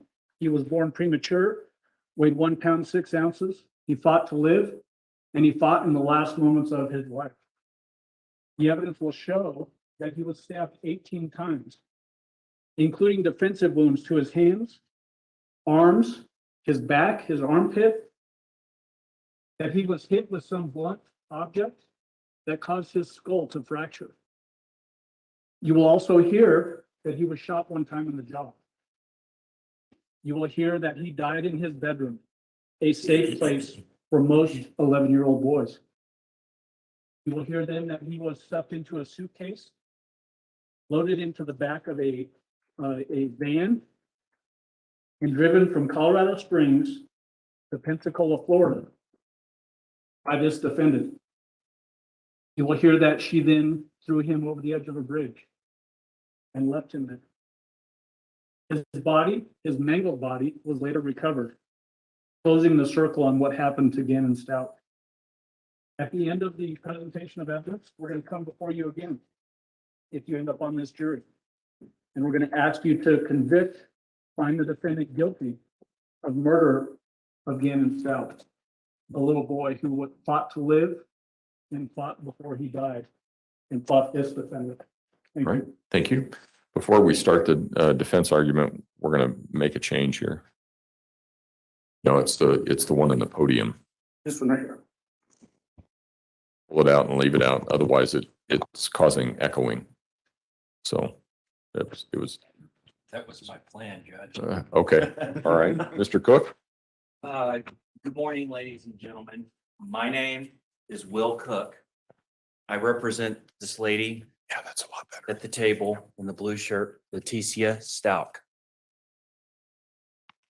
Ms. Stauch has been charged with committing first-degree murder against Gannon. We all know why we're here. You've known it since you filled out the jury questionnaires this morning, and it gave a summary of what's going on. A lot of what Mr. Allen just said is true. You're going to hear circumstantial evidence that Gannon was killed, he was stabbed, he was shot, his skull was fractured, he was taken to Florida, Pensacola area, his body in a suitcase, and it was thrown off an overpass of a highway.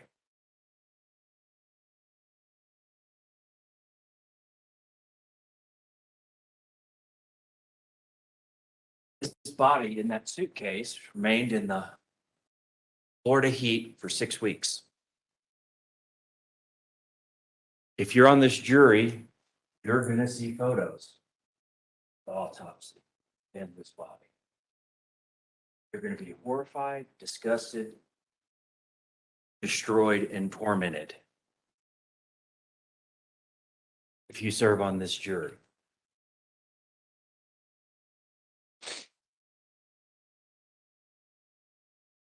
And we're not saying that this happened and she did it. But you're also going to hear some more information that Mr. Allen didn't discuss. You're going to hear, and it was mentioned in the jury questionnaires, about insanity. You're going to hear about dissociative identity disorder. An acronym is DID, dissociative identity disorder. Used to be called multiple personality disorder. You're going to hear from Dr. Dorothy Lewis, a doctor from Yale University, who's going to Wrap up your comments, please. testify that Ms. Stauch, at the time of this crime, suffered from DID,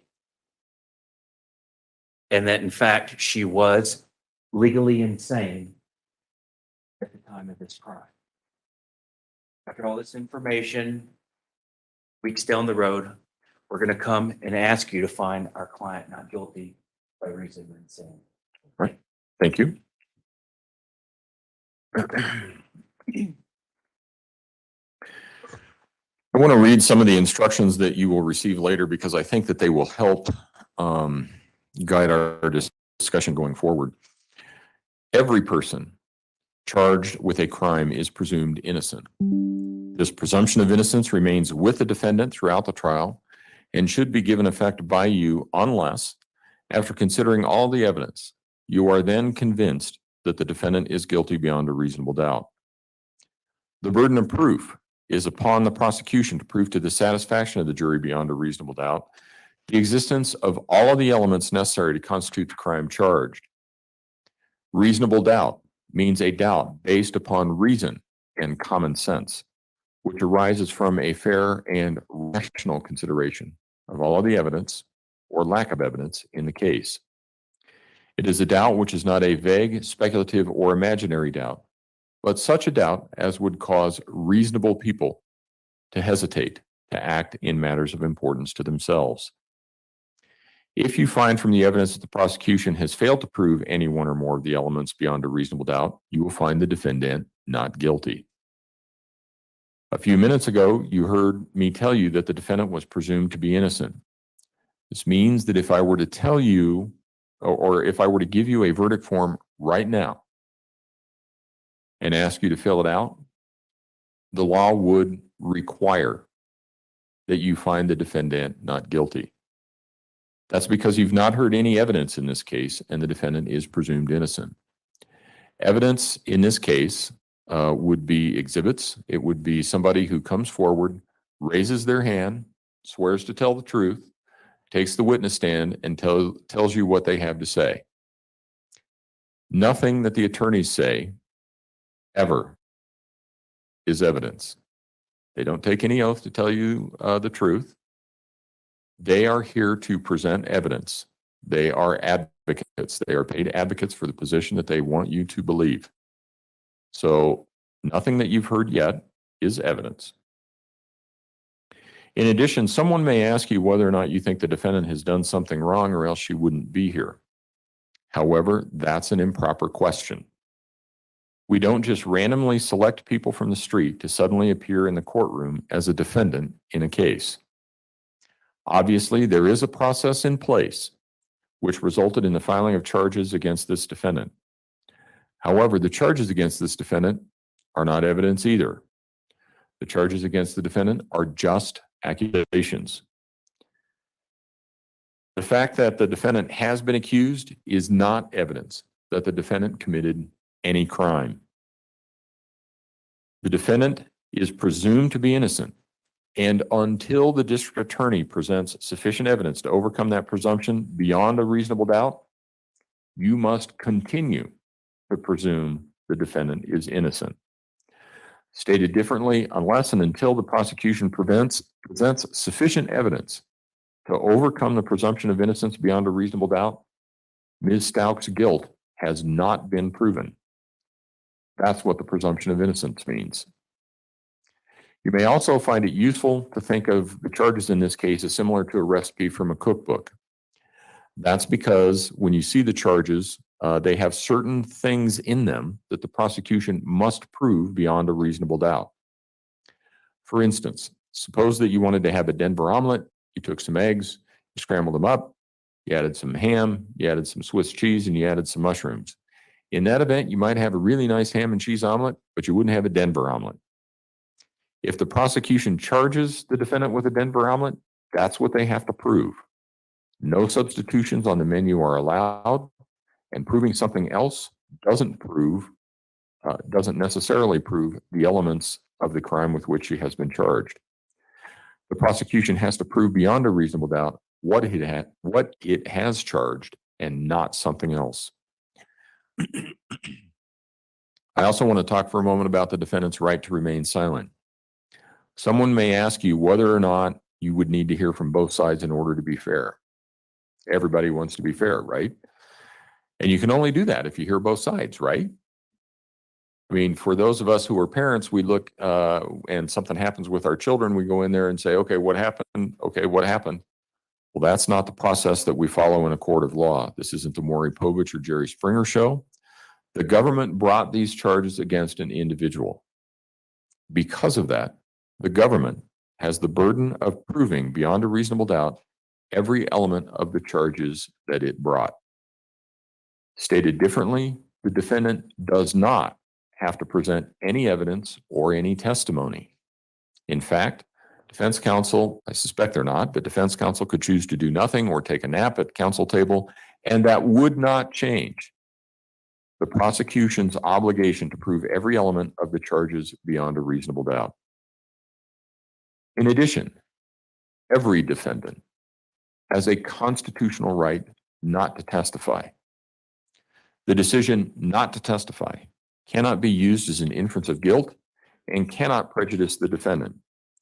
That's because it is not evidence, does not prove anything, and cannot be considered for any purpose.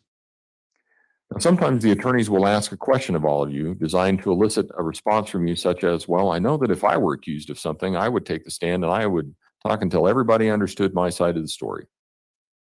As I indicated earlier, however, that's a trick question because that's not the process we follow in a court proceeding. In any event, does anyone here know what the number one fear in the population is? It's greater than the fear of death and greater than the fear of running into a rattlesnake on a hiking trail. It's the fear of public speaking.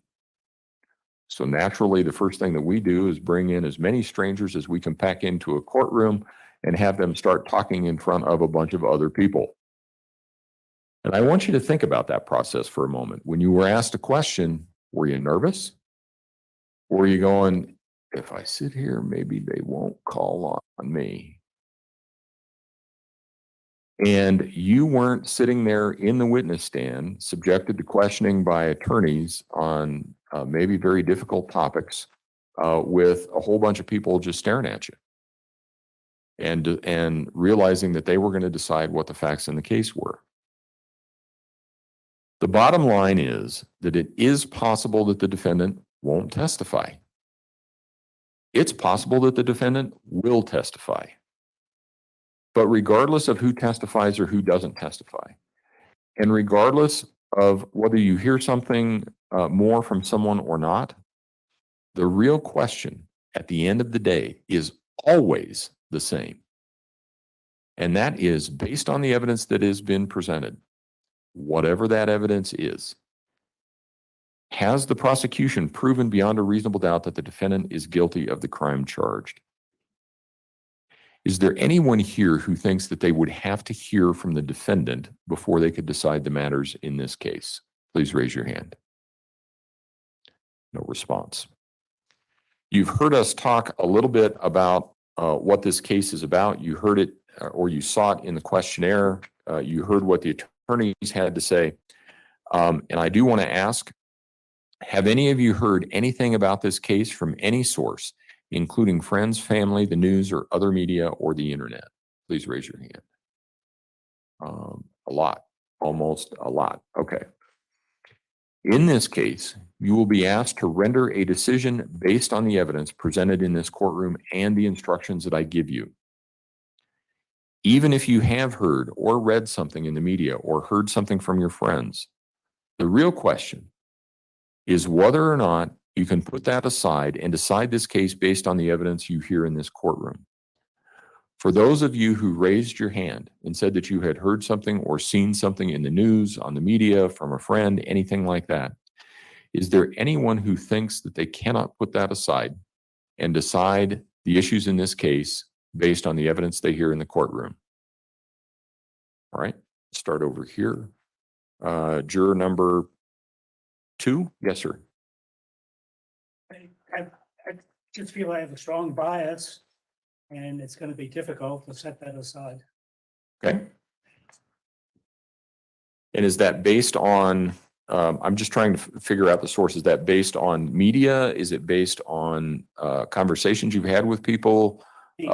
Media. Okay.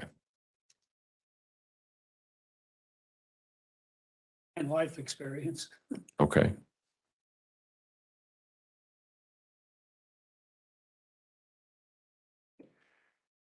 Now, in this case, you heard me tell you about nothing that the attorneys say is evidence, and the only evidence comes from somebody who sits on the witness stand. I can tell you that, at least in this case, nothing that the media has said is evidence either.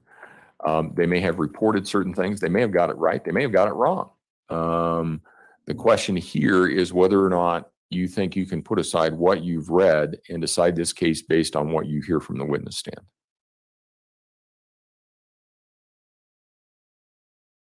I think it's possible, but I think I have a bias. Okay.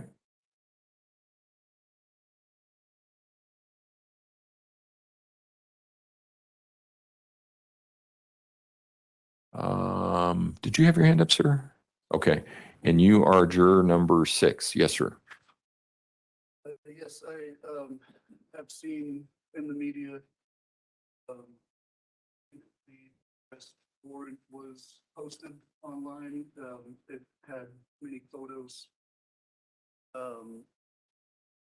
that coincide with the description that we were given by the DA. I understand none of this is evidence. Cast that aside and be as unbiased as possible, but I'm afraid that I may not. Okay. In the front? No. Over here in this group. I'm trying to figure out, I think that you're probably just resting your hand, juror 35, just making sure. It's okay. You can put it back up. It's all good. Just making sure. All right. Juror 55.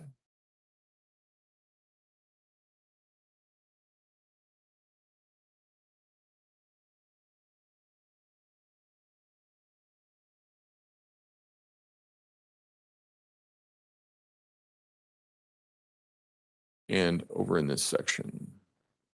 All right, let's see. 1, 2, 3.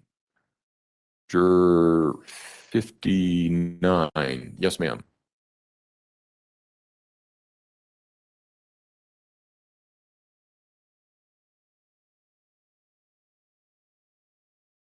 Okay.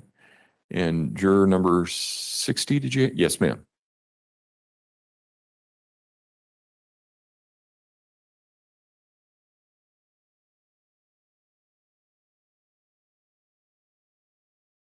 Okay.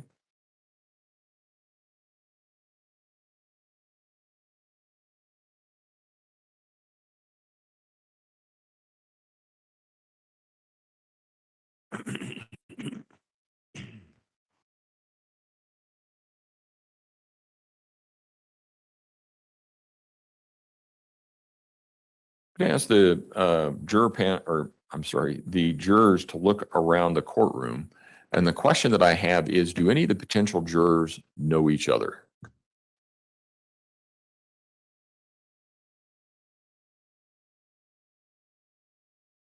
All right, no response. This question is separate from the media, but is there anything about the nature of this case which would in and of itself influence any of you at arriving at a verdict? And in the back, juror 73.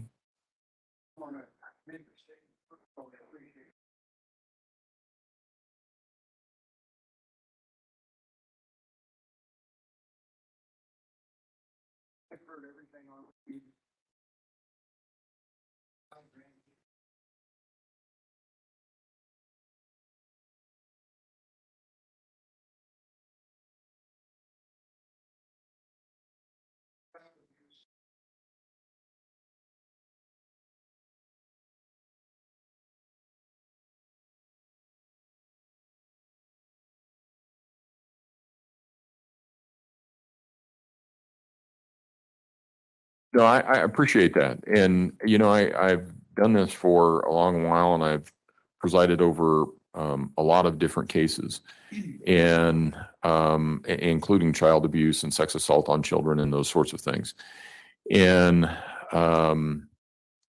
no one ever comes in and thinks that this is a good thing, right? They always, this is a terrible crime.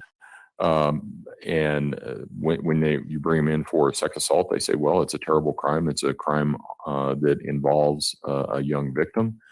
And there's not anybody that's going to argue that somehow that's justified, such as, you know, a self-defense in a shooting or something like that. But we still have a process that we have to work through. And it sounds as though you have some feelings, but you think that you could follow the law in this case and do the best that you could regarding that. And you think that you would, well, let me ask it this way. Do you believe that you would be able to follow the law, give the defendant a fair trial? All right. And juror number 74, did you have your hand up? No. Okay. I just wanted to make sure. I wasn't sure if you did or not.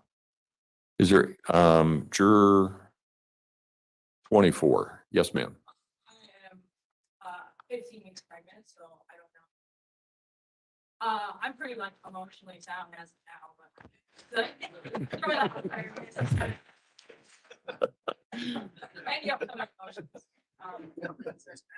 Okay. Well, assuming that it stays that way, do you think that there's anything about this case which would in and of itself cause you difficulty serving as a juror? Okay. All right. Anyone, juror 36. Yes, ma'am. I put on my case that I've been there 17 years. Concept of any being done to a child up the process, and I would want to make sure it's fair because, as you explained, just like that doesn't always lend itself to life. Right.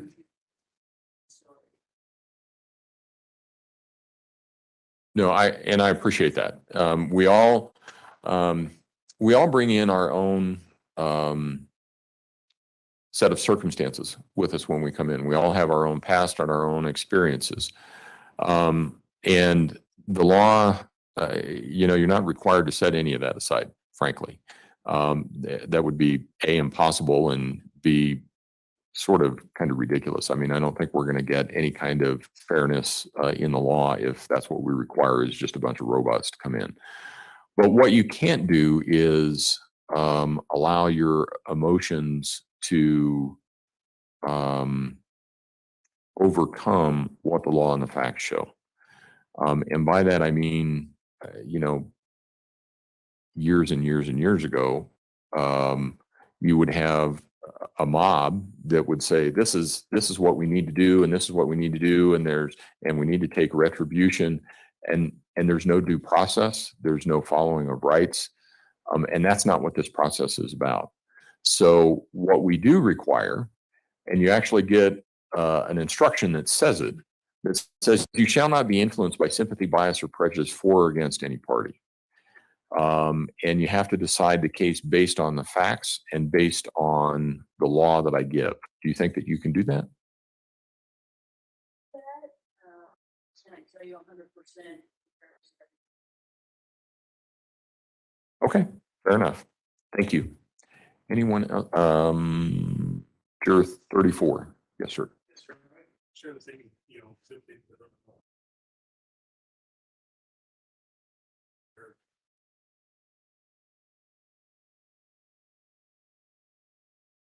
I have a problem with it. In my own mind, I'm skeptical in the process, but I just wanted to share that.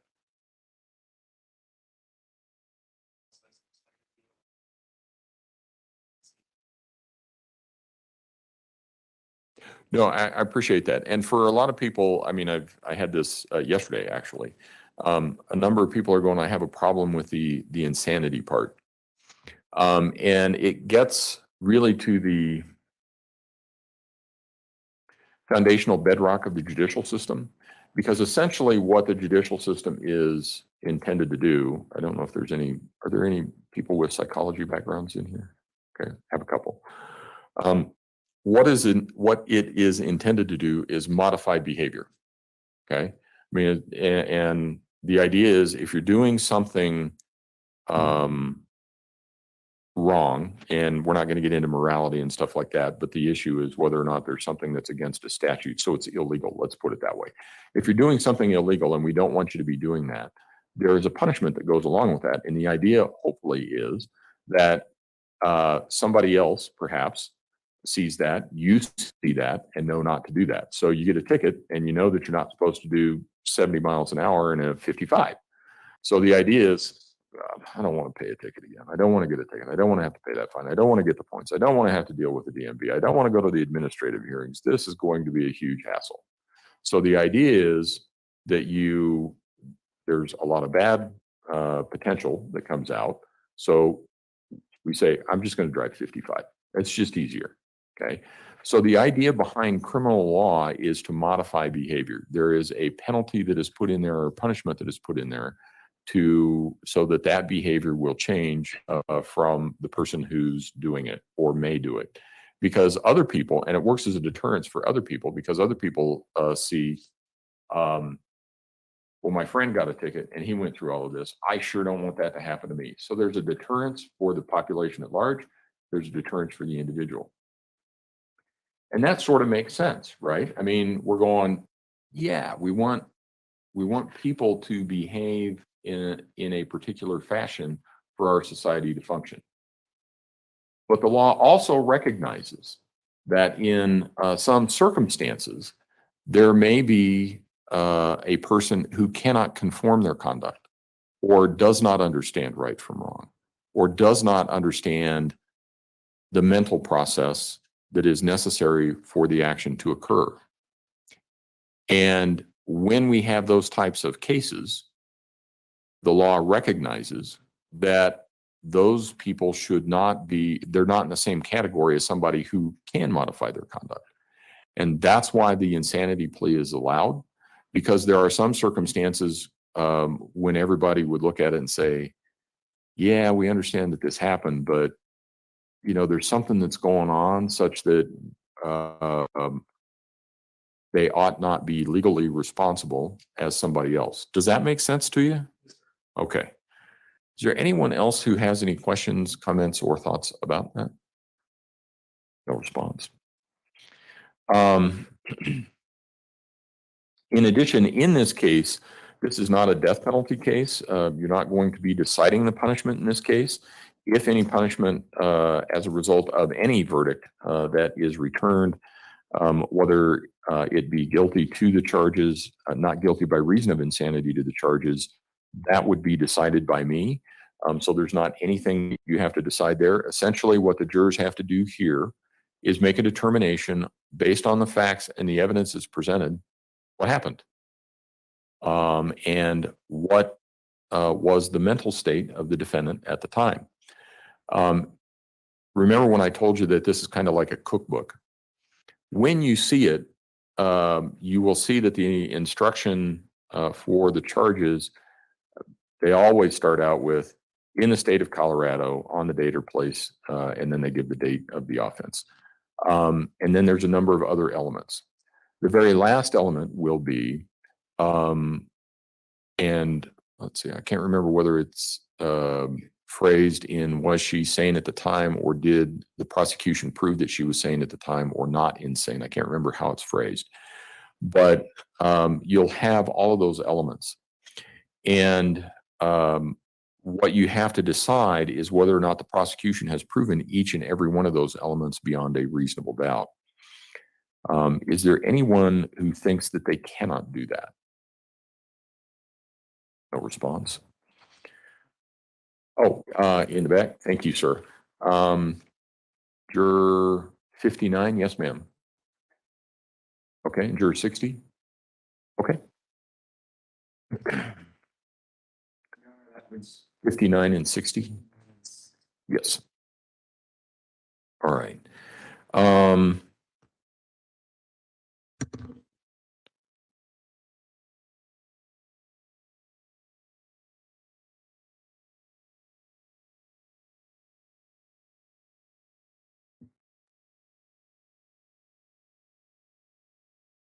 one other thing that I wanted to talk about very briefly. Council approach, please.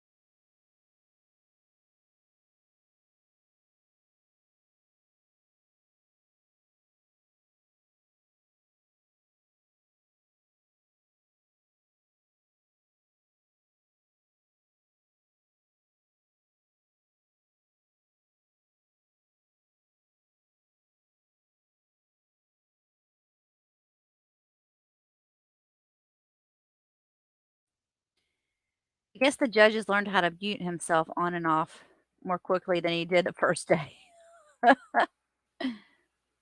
No, I don't think so, Teresa. But today we heard on the defense side, we heard Will speak and not Josh. The last few days, Josh was the one doing the jury to selection question thingy. And today it was Will, and Will's the one that brought up that DID, dissociative disorder, whatever you call it, split personality.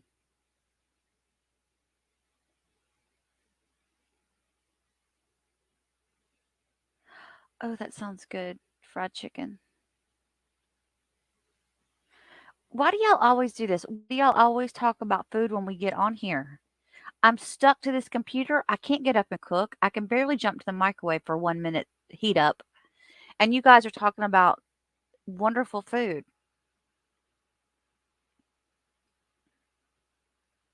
No, Amanda, it's okay. They've got daycare, carpool, and they can supply you with Depends.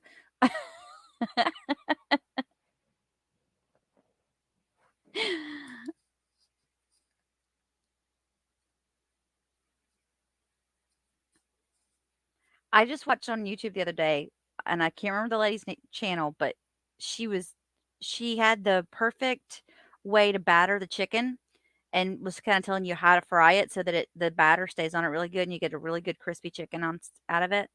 And I haven't been able to fry chicken like my mom used to do it, so I was going to try that out here soon. Not many people can make fried chicken. I think these days it's just too easy to go to the store and get it already fried for you.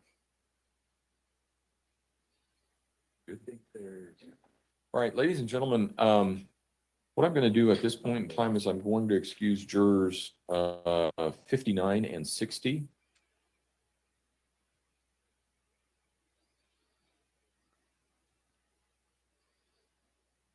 And then, so you can go ahead and go.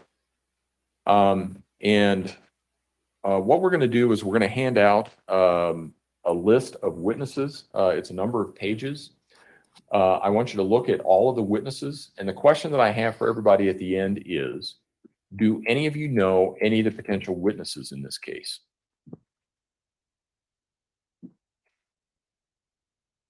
I do. I know everybody here. That's what I'm going to say.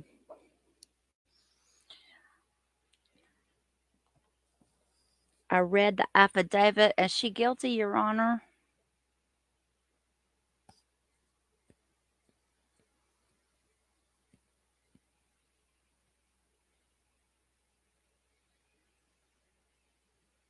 Yes, the smell in the house, Teresa. Oh. Yeah, this lady she battered her chicken. First, she dried her chicken really good, and she said if you got to dry the chicken really, and I never thought about it this way. You got to dry it off really good before you put it into the egg and then put it into the batter. She says otherwise the batter won't stick to the chicken, and I thought, oh, I never thought about that. Publix does have great fried chicken. Oh, you are so right, Amanda. My friends used to come to my house and ask when my mom was going to fry mall chicken again.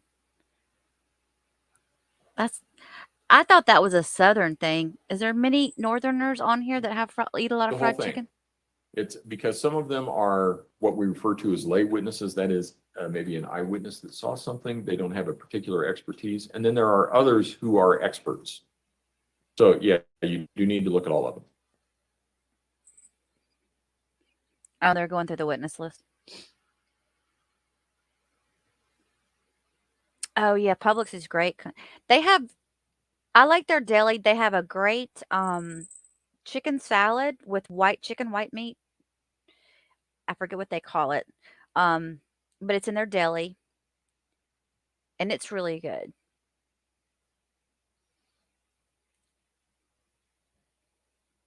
And they have good they always have good popcorn at the deli too. Like they just popped it. I used to go get that instead of getting chips. But I sit here because I can't eat lunch. I sit here and I snack. I got Starburst and I've got my almonds and it's not good. It's too much snacking. Schnitzel. Oh, what is that? What is that? Schnitzel. Chicken schnitzel. Amanda, are you getting anything major done? Partials? You're getting partials adjusted. Does it hurt?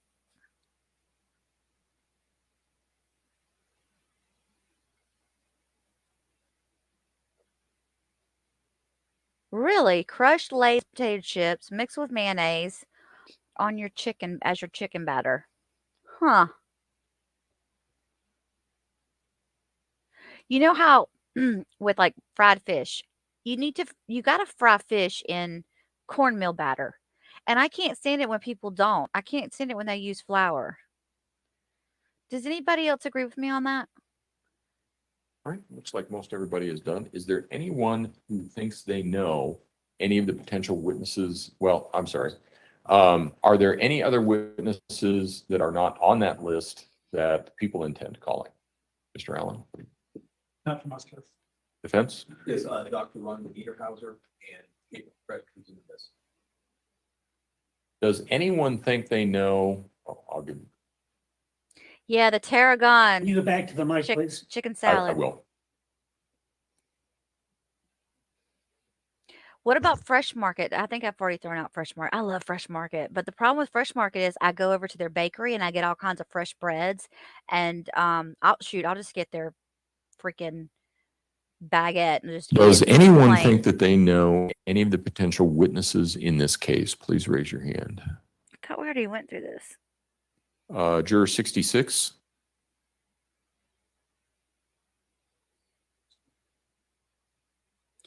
Yep, and hush puppies. I'm with you on it. Who is that?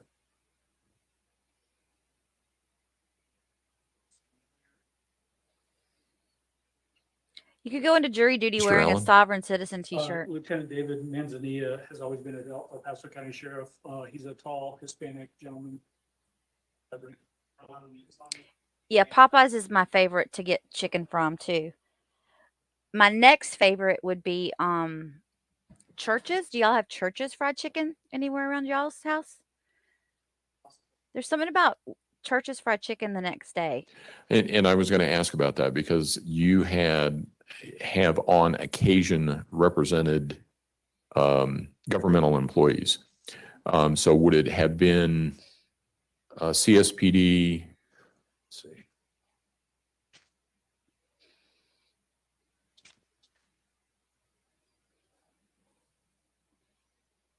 Would it have been primarily CSPD or EPSO? Elvis likes banana and mayonnaise peanut butter sandwiches. I like those too.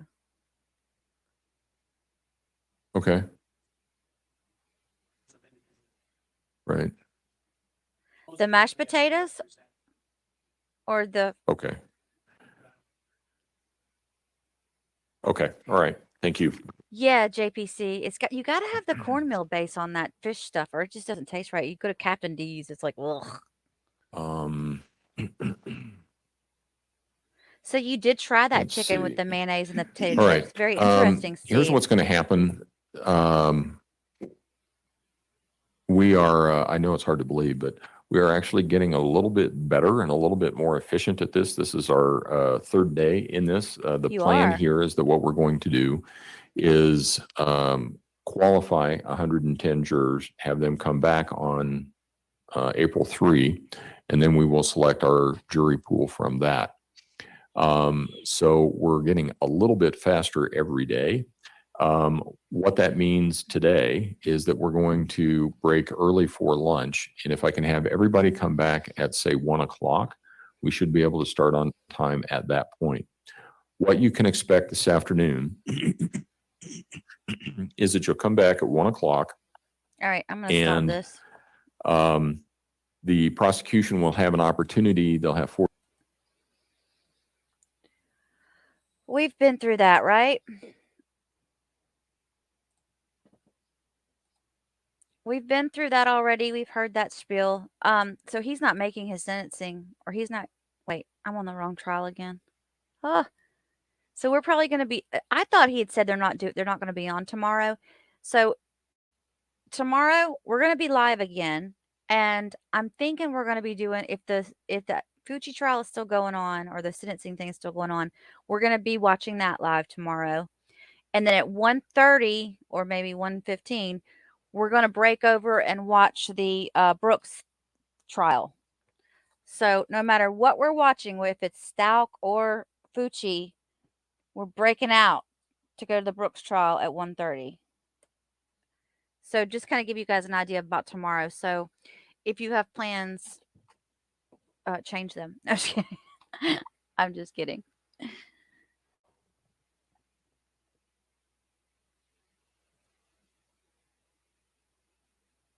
You have to mix the crushed chips really thick. Oh. Cornflakes? Amanda, cornflakes on your chicken batter? What in the heyday are y'all talking about? Now, I've heard of that before, Kona's mom. The chicken breast with mayo, breadcrumbs, and Parm cheese. I've heard of that.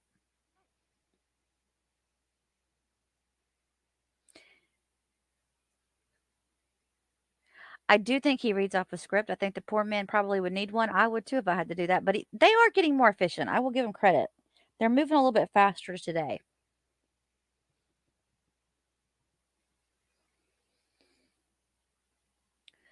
What time is it? It's noon my time. So 1:30 tomorrow Central is when we go into. Wait a minute. Yeah, 1:30 tomorrow Central is when we go into the Brooks thing. At 8 o'clock, if Fucci's thing is still doing anything tomorrow, then at 8 o'clock we'll be on for that. If he's not, then we'll come on and Stauch is happening. Then Then we'll come on at like 8:30. This is all Central Time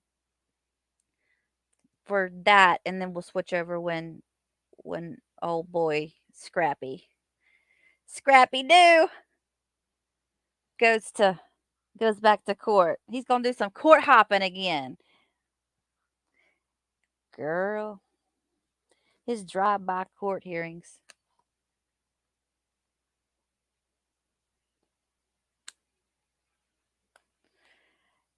Oh, so they're getting a 2-hour lunch today?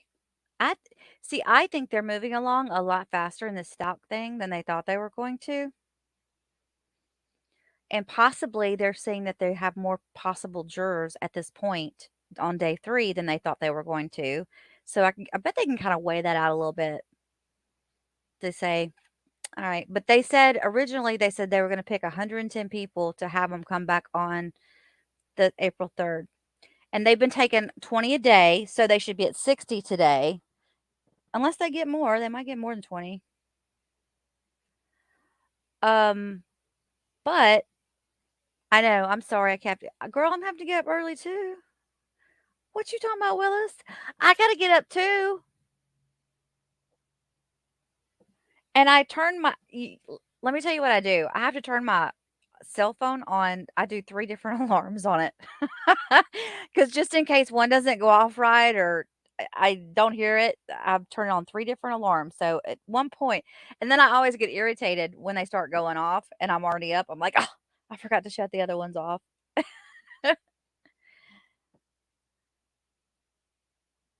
Oh, y'all wanna watch since we have time, and I think the other one said they're gonna come back at 1:15.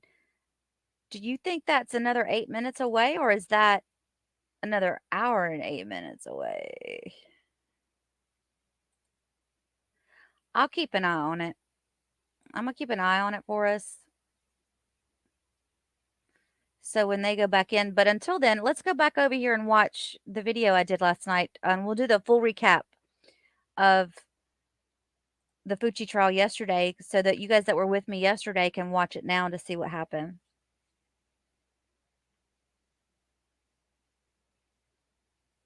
Oh, they only ended up with 13 yesterday, Amanda? Do you know I stopped watching it? Well, we were on the Fucci trial. I mean, you were with me though. What did you do? Go back and rewatch? I guess I just stopped paying attention maybe. All right, hang on. Let me switch over here to the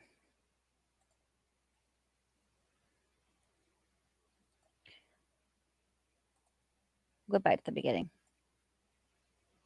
Hi, everyone. This is Carrie with Dimwit Criminals. I just wanted to try to give a really quick recap to everybody on day 1 sentencing of Aiden Fucci. There was a lot of information that came through in one day because the jury is no longer involved. He has pled guilty, and the judge is listening to all of the information before sentencing. So let's get to it. First, they had a few detectives that came up on the stand, the ones that interviewed him before he was arrested, the ones that talked with him after he was arrested. Although he did get an attorney, so they could not do a formal interview without the attorney. There was a crime scene tech that showed the judge an aerial map of where Tristyn's body was located, which was out just outside their little neighborhood near a pond. In that same pond, they located the knife that was used in the unaliving. They also showed key photos of evidence while the crime scene tech was up on the stand. Most importantly, blood found on Aiden's Nike tennis shoes, the fact that his Nike tennis shoes were hidden, like in between the wall and his dresser, and also t-shirt that was located with blood upon it. The t-shirt seemed to be pushed, almost hidden up under the dresser. There was a knife sheath that was located as well, and they discussed the jeans that were found in the laundry room in a separate area in the laundry room. Those are the same jeans that they understand the mother tried to get the bloodstains out of. And her information about her case, by the way, is going to come up in November after his sentencing. So they are going to have something's going to happen with the mom as far as her being held accountable for trying to help clean up the crime scene. They did note that these items, that the t-shirt, the tennis shoes, the jeans, there was traces of Tristyn's blood on these items. They also found some very interesting drawings in Aiden's room, and they kind of just skimmed over these, which I thought were interesting because I really thought that they should focus more on them. I'll put them up so that everybody can see them.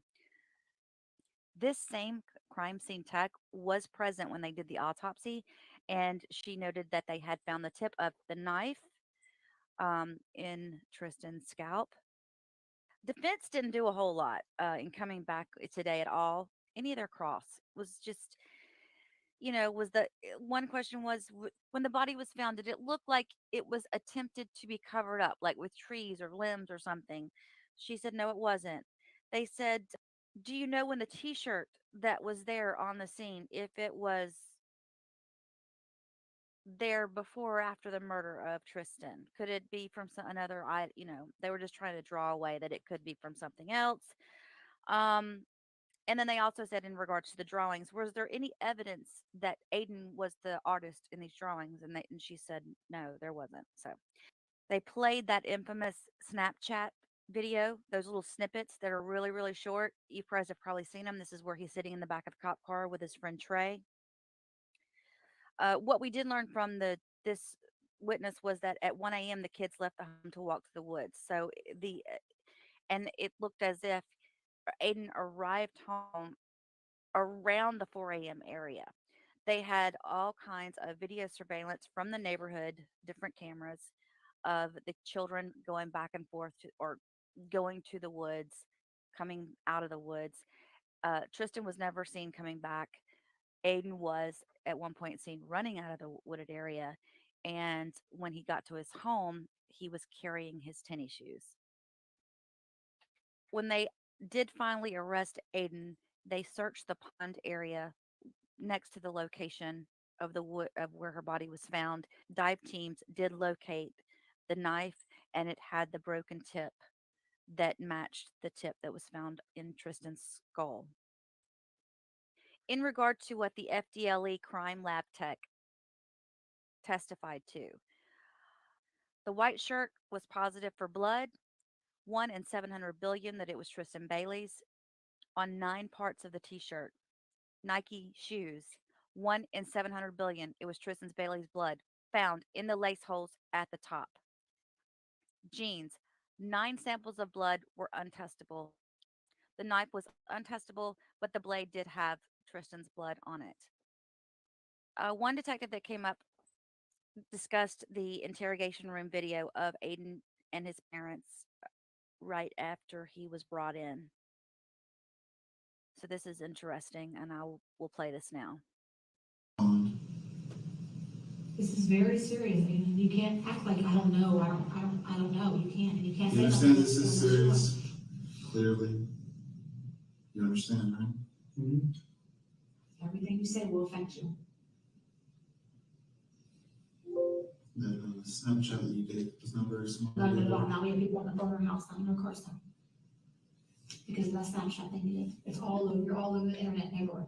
Social media. It's on social media. You'll probably come stay with me after we get done with this. Just for your well safe being.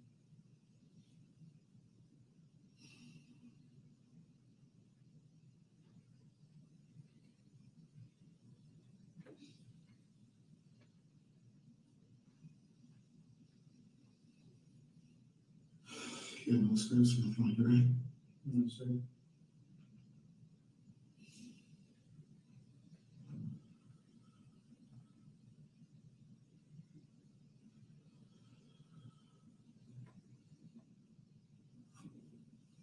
You sure don't smell? I don't know. I don't have so that.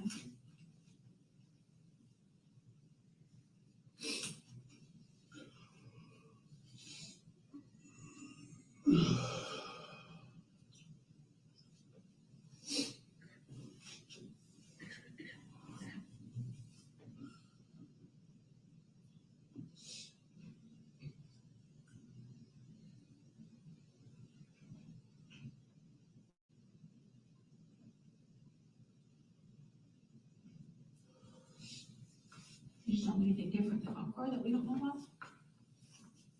No. Do you know if this girl got picked up? I told him about her dealer. You think she got picked up by him? Probably. She said she wasn't coming home. She said she's gonna find somebody to stay Like at she her left her house. there walking? Like you think she got picked up after that? She just kept walking? Probably. I don't know. Do you know if she turned the other direction or she was just still walking behind him? She pushed her down and you walk away. We shouldn't be talking. I just asked what he told the cops. Understand. I just asked what he told them.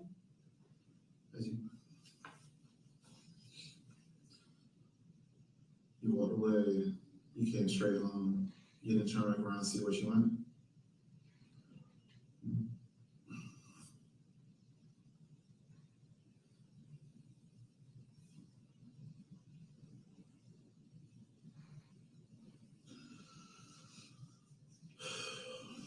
What were you doing outside that late at night? I was at Trey's house, hanging with them. Did you kiss or do anything with this girl? Be honest as you can to them. Two. Yes. Yeah, I kissed her. Any further? Mm-hmm. So your DNA's gonna be on her?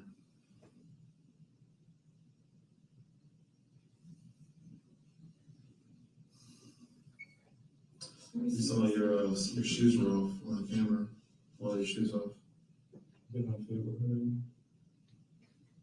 And my shoes give me blisters.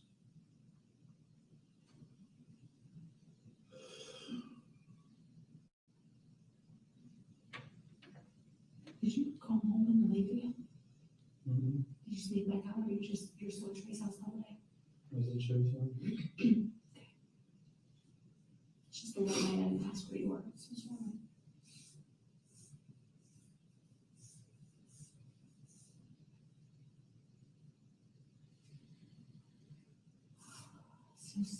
This is serious. Thing. It's very serious. This is no joke. This is your whole life. Your whole life. And hers. And ours. And your brothers and sisters. And don't forget to go to school tomorrow. Why? Because the kids will hurt me.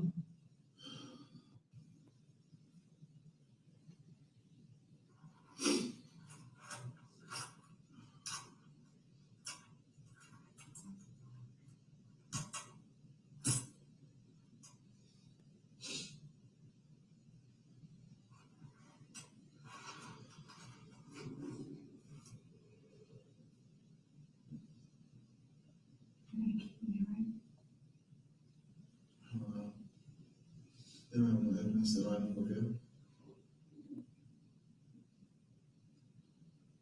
Unless you know anything I don't know. Did y'all have sex? Did she really grab you and you just really pushed her, or was that? No, she did. You don't know what happened to her after you pushed her? Did she say ow or get mad? She said Aiden. She was like, Aiden. I think I pushed her, but I told her to act on. And she walked away. Do you know what direction she walked? Probably the other way, because she wasn't next to me anymore. You didn't look back at them?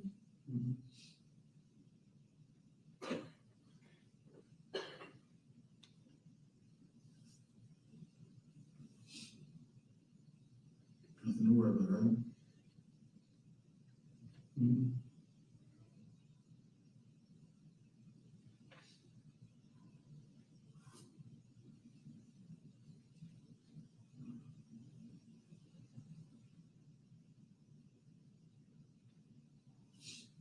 They're searching our house right now. Why were you down? Were you wet and down? A little bit, yeah. For what? No water. What water? Water from the cup. Her cup? No, water from a cup. A drink. You spilled on yourself? Mm-hmm. Why?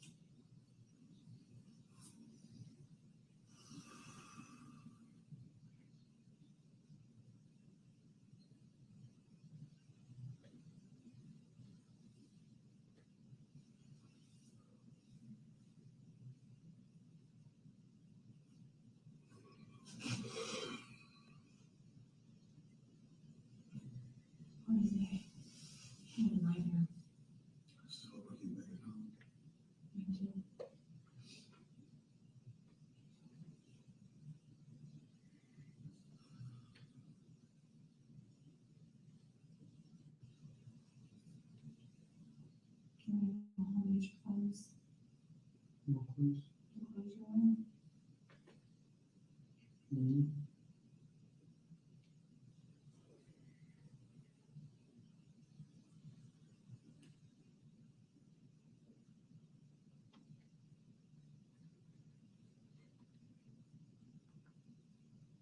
There be nothing on those clothes, right? Mhm.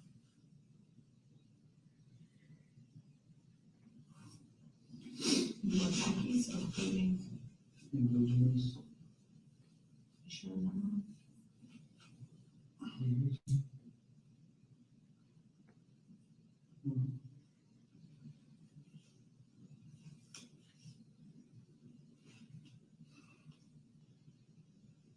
You looked on the camera, you know?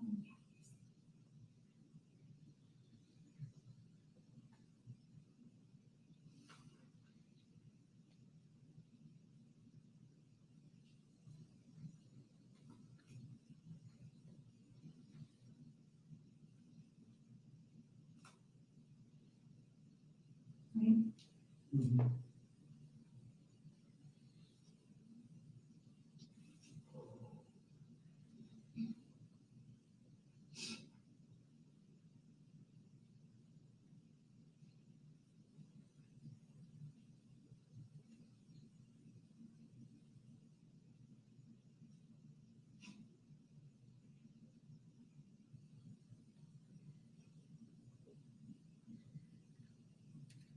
Did you see this 20-year-old kid? You didn't get this far. Mhm. I've never even saw him before. I just heard about him. That night? Hmm? You just heard about him that night? I don't know, I've heard about him many times. Do you have the black card? I don't know.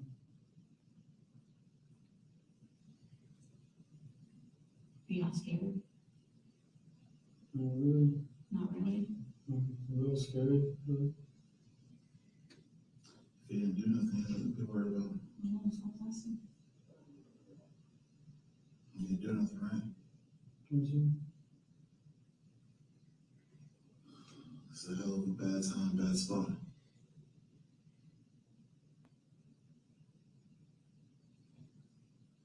Leaving a 13-year-old girl by herself in the middle of the streets at 3 o'clock in the morning, or whatever time, is not smart, right? Walking home with her in the middle of the night, that wasn't smart either.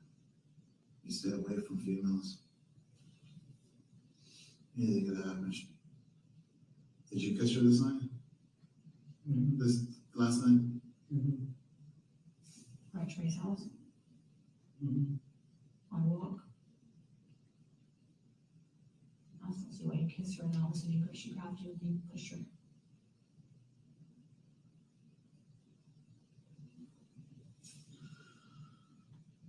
You gotta find your story and stay to it. Like all that switching back and forth stuff. Think about every question he's gonna ask you. Before you answer it, you think about the answer again.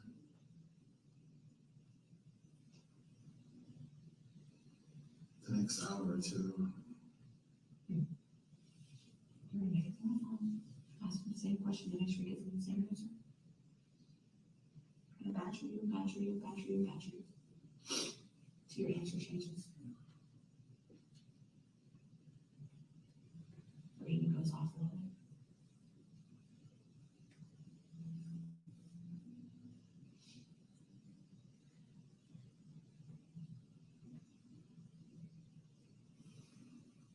Probably down the right line.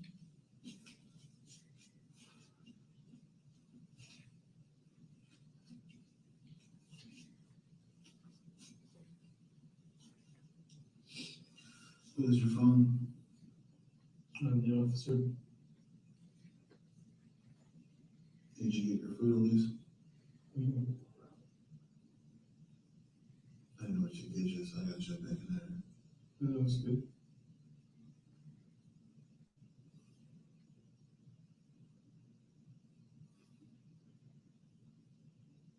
Did he ask you any questions in South Dakota? Mhm. Just about what I look like.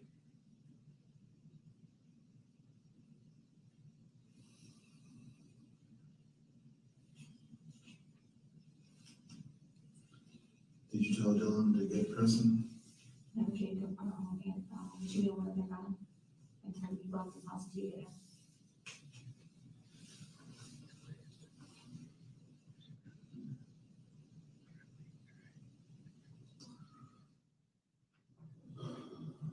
Dave says until they sent your hours to do the autopsy.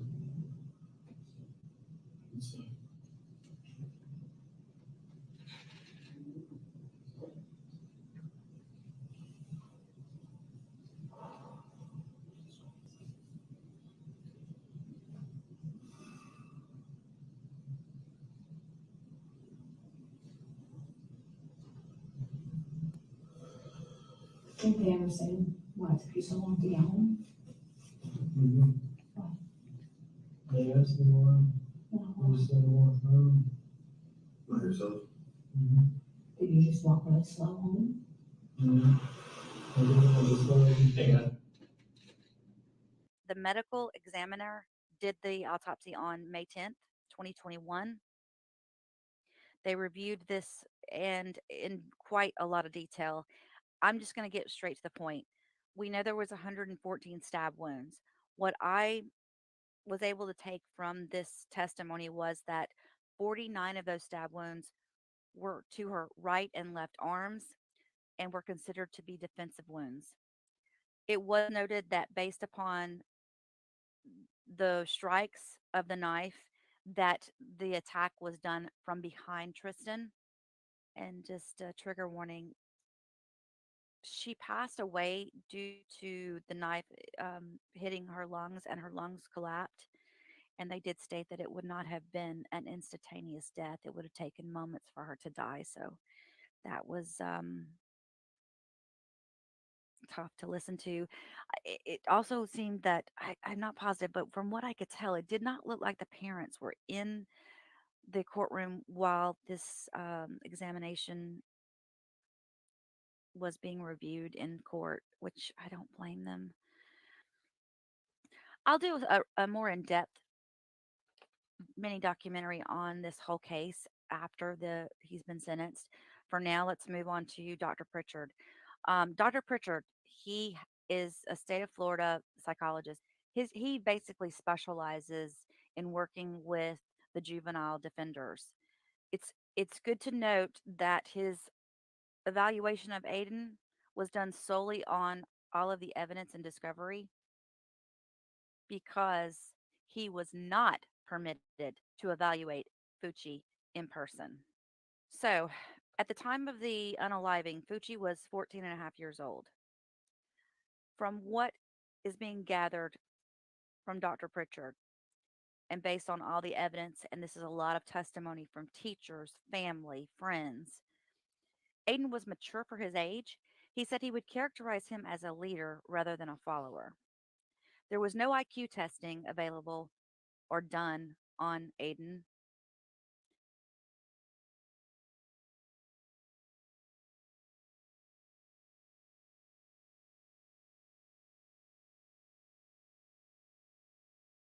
One guard said that he was intelligent, but he didn't have many street smarts.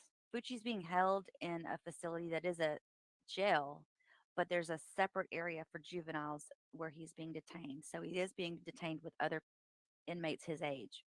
Teachers said that Fucci lacks motivation. He was disruptive in class, and he was disrespectful to his teachers. He actually had 6 different school suspensions.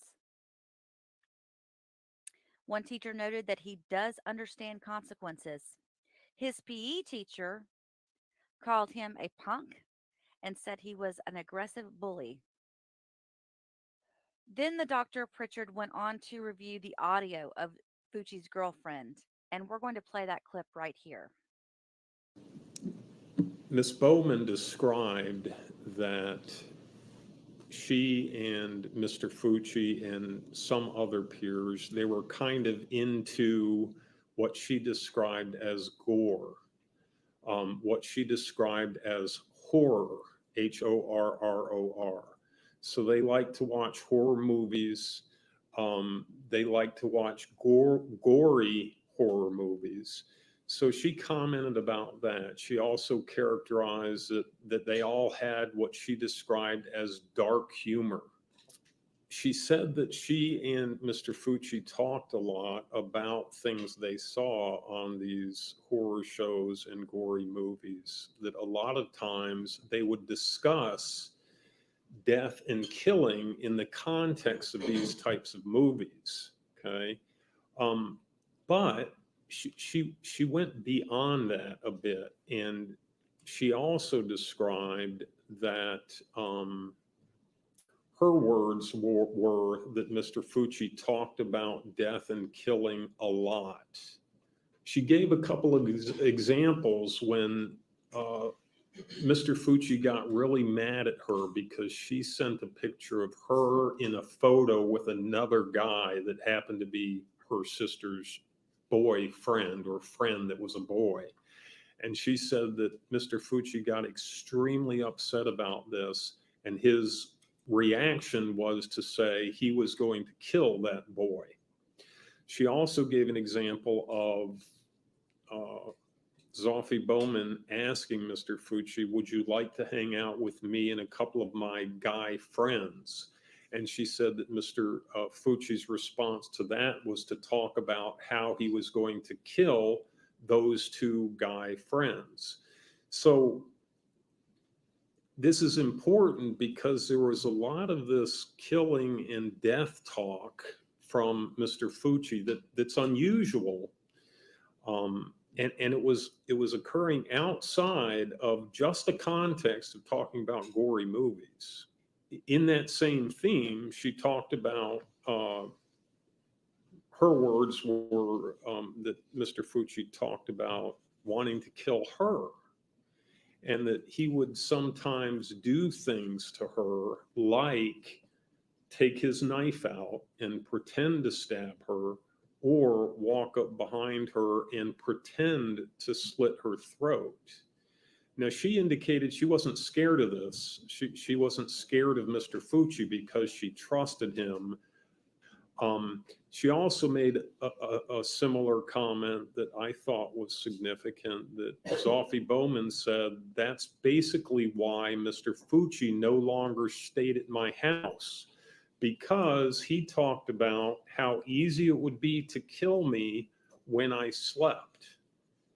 It even goes beyond this. Okay, so this is the thing that is, I think, most relevant, although the things I was talking about are relevant to this particular case, but the most relevant verbalizations by Mr. Fucci in the Tristyn Bailey murder was Zoffie Bowman recalled Aiden Fucci telling her that basically asking, what would you do if I really killed somebody?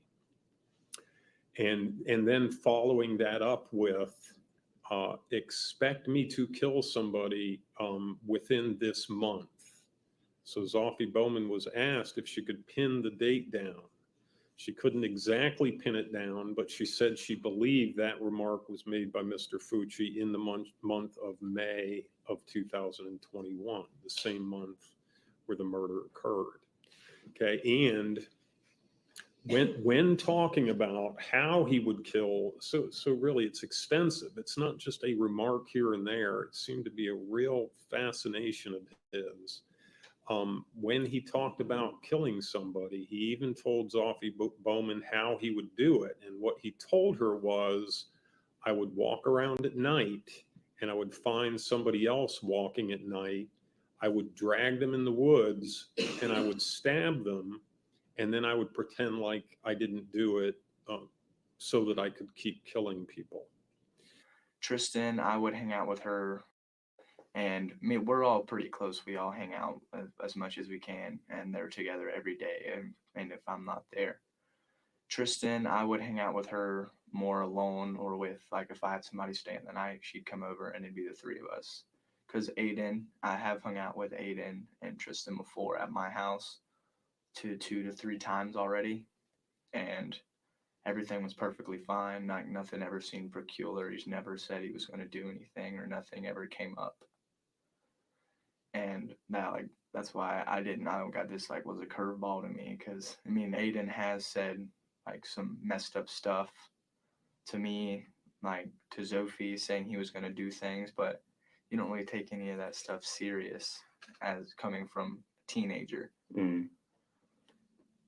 And he has said he said like his knife, he wanted to like slit somebody's throat, and like he said it'd be satisfying. He's talked about killing people. He's talked about fighting people. I've seen him practice stabbing motions with his knife. And I mean, you don't really take any of this stuff as in he's gonna stab and kill somebody, because he's just a kid. We're all just kids, and our group, I mean, we joke around about stuff, and we have a little bit of dark humor, but nothing like that. Nobody ever says they're gonna hurt anybody or kill anybody. Okay.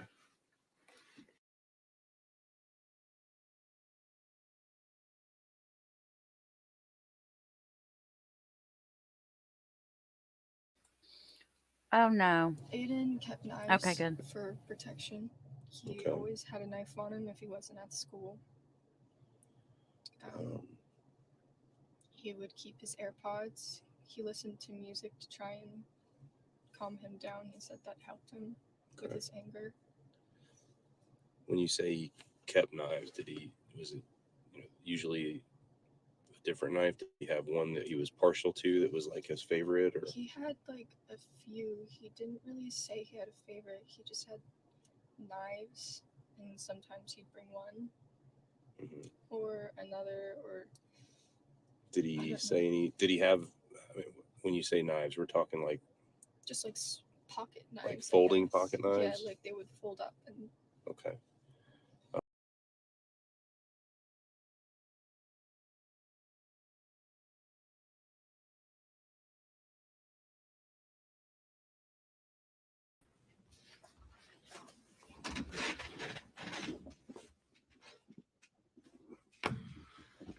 All right, let's go back on the record in case 21 CF 825, State of Florida versus Aiden Fucci. I see that the state is present, defense is present. Ms. Peoples, are you ready to proceed, or do you need to wait for Mr. Attic for any reason? Just a brief one. We can proceed, we can just give him 1 minute. It's coming out in a second. Okay, are there any matters we need to address before we continue our sentencing hearing from the state? No. Any matters from the defense? No, sir. All right.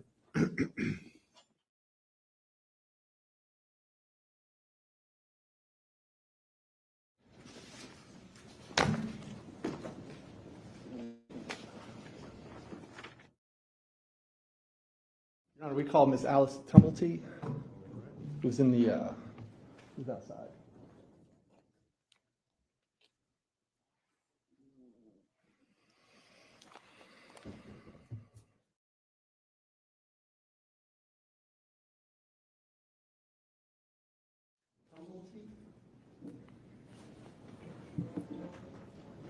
Is it on the group? Yep. All right, ma'am, if you'll come on up here. Stand right there. Good afternoon. Raise your right hand. Do you swear or affirm the testimony you're about to give will be the truth, the whole truth, and nothing but the truth, so help you God? Yes. All right. If you'll come on up here and have a seat in the witness stand, make yourself comfortable.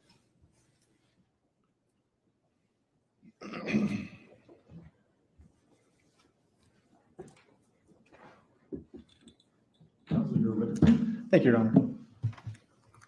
Good afternoon. Hi. Could you introduce yourself to the court and spell your last name for the court reporter?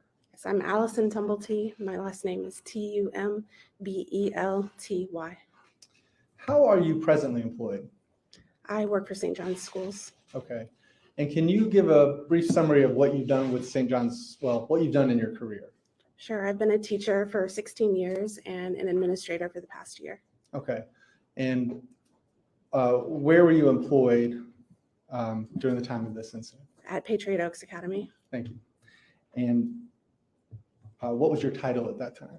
An ESC teacher, a special education teacher. Thank you. And you're here today pursuant to a subpoena, correct? Correct. Thank you. In fact, you did not teach Tristyn Bailey. I did not. Okay. But you did attend her vigil at Durban North. Yes. Thank you. Can you tell us specifically why you taught Aiden Fucci? Or did you ever teach Aiden Fucci? I did teach Aiden. He was one of my students, one of my ESE students. Thank you.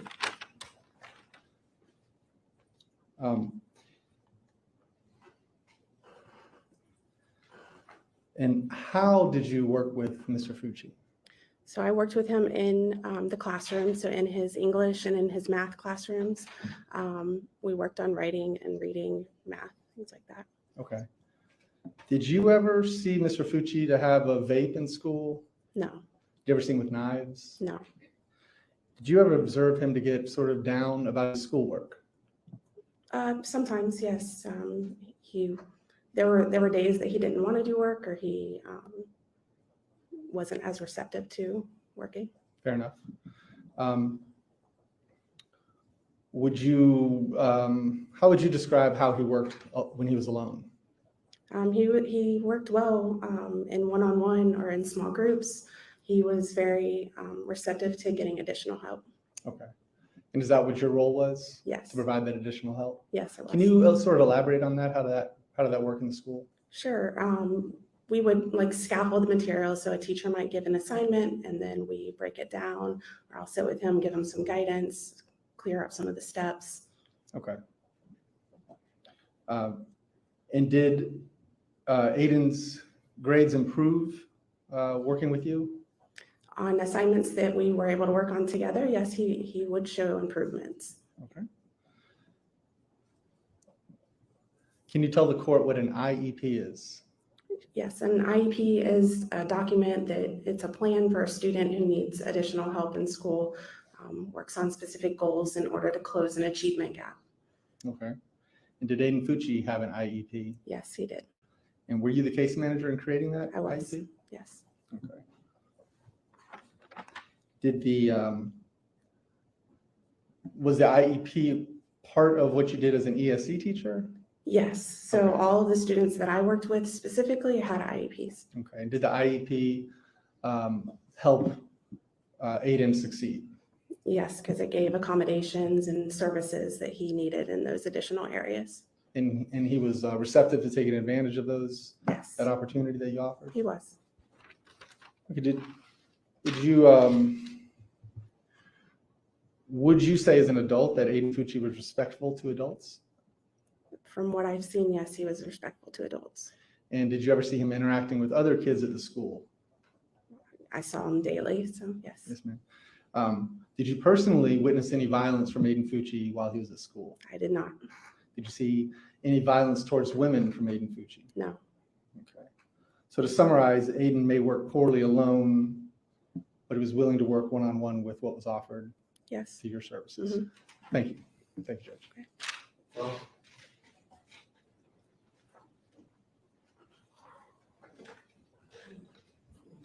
Good afternoon, Ms. Tumblety. Hi. I want to just have a few follow-up questions for you. Isn't it correct that Aiden Fucci was a capable student, but he lacked motivation? I would agree with that, yes. Okay. So he had the ability to succeed, but oftentimes would be less than motivated to do the work that was asked of him. At times, yes, but he did also need some accommodations and he needed some scaffolding or assistance. Right. And a lot of times you have students that they don't do well, correct? True. And that they make poor grades, and these IEPs they're considered ESE students. They're placed and they're given these IEPs, and that's to help motivate them. To help motivate them can be part of it, but it's also to help teachers understand how to best work with them. Go ahead. No, go ahead. I was just going to say it gives them accommodations, like maybe they might need extra time or small groups, things like that. And just because somebody's classified as an ESE student doesn't mean that there's any particular cognitive disabilities or anything like that. They just need Not some extra help. necessarily. IEPs cover a lot of different things. So a cognitive disability would be one, but it was not in Aiden's case. No. That was not in his case, correct? Correct. All right.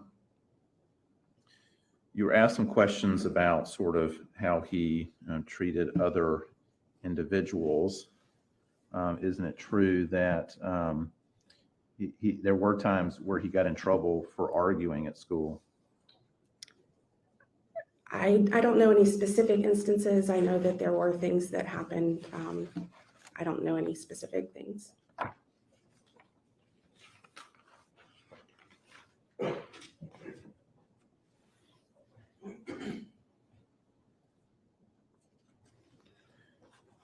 Ma'am, do you remember giving a deposition in this case?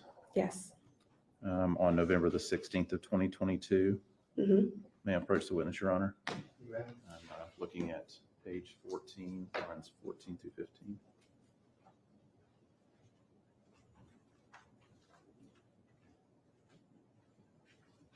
Take a look at that highlighted passage. Mm-hmm. Don't read it aloud, but just take a look at it, read it to yourself, and tell me if that refreshes your recollection.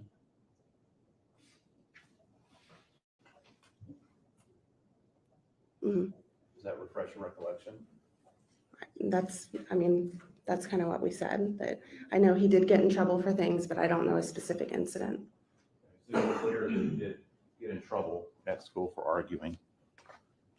I mean, he could be argumentative, I would say, yes. Okay. He was cocky as well, correct? Yes, And thought he knew more than others.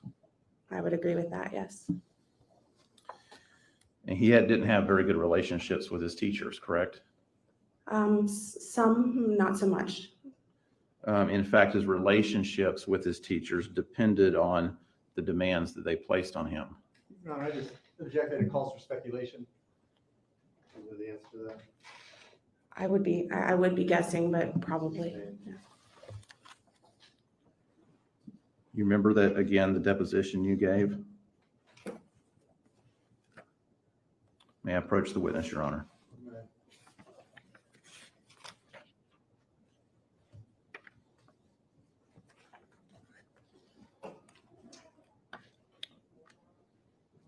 Starting with page 35, line 20, going on to page 36, line 2.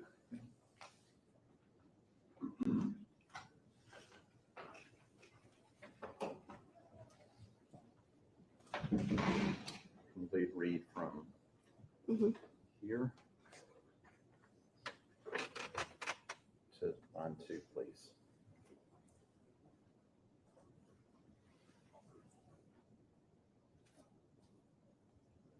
Mm-hmm.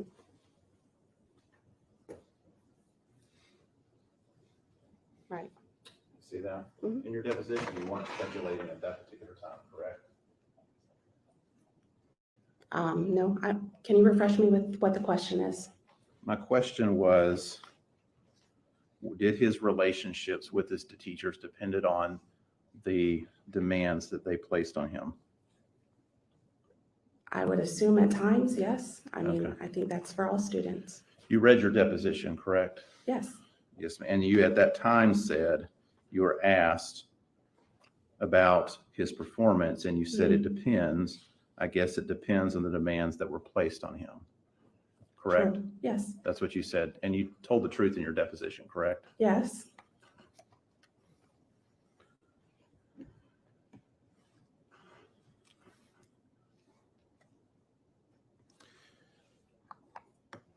Now, as his ESC teacher, you spent a good deal of time with him, correct?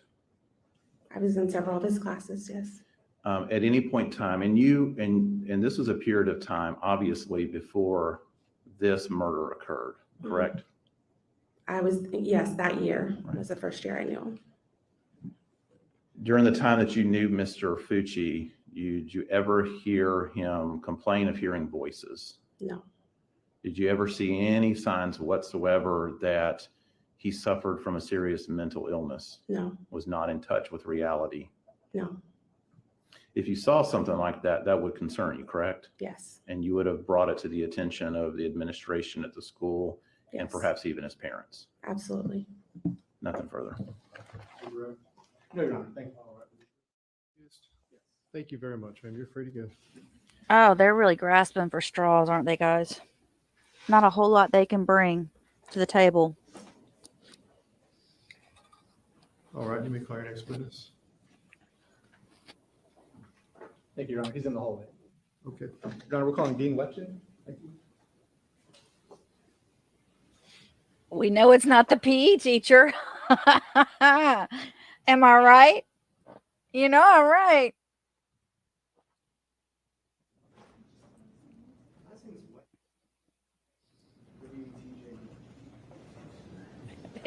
The no nonsense PE teacher.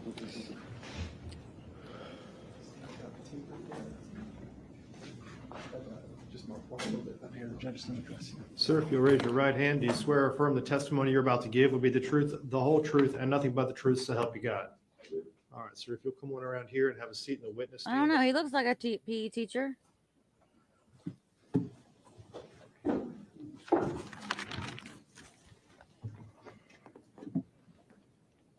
She seemed hostile. Teresa. Thank you, Your Honor. Could you introduce yourself to the court and spell your last name, please? Chris Wetchin, last name is spelled W-E-T-J-E-N. Thank you. Could you tell us how you're presently employed? How are you presently employed? Yes, Dean of Students. Dean. Where's that?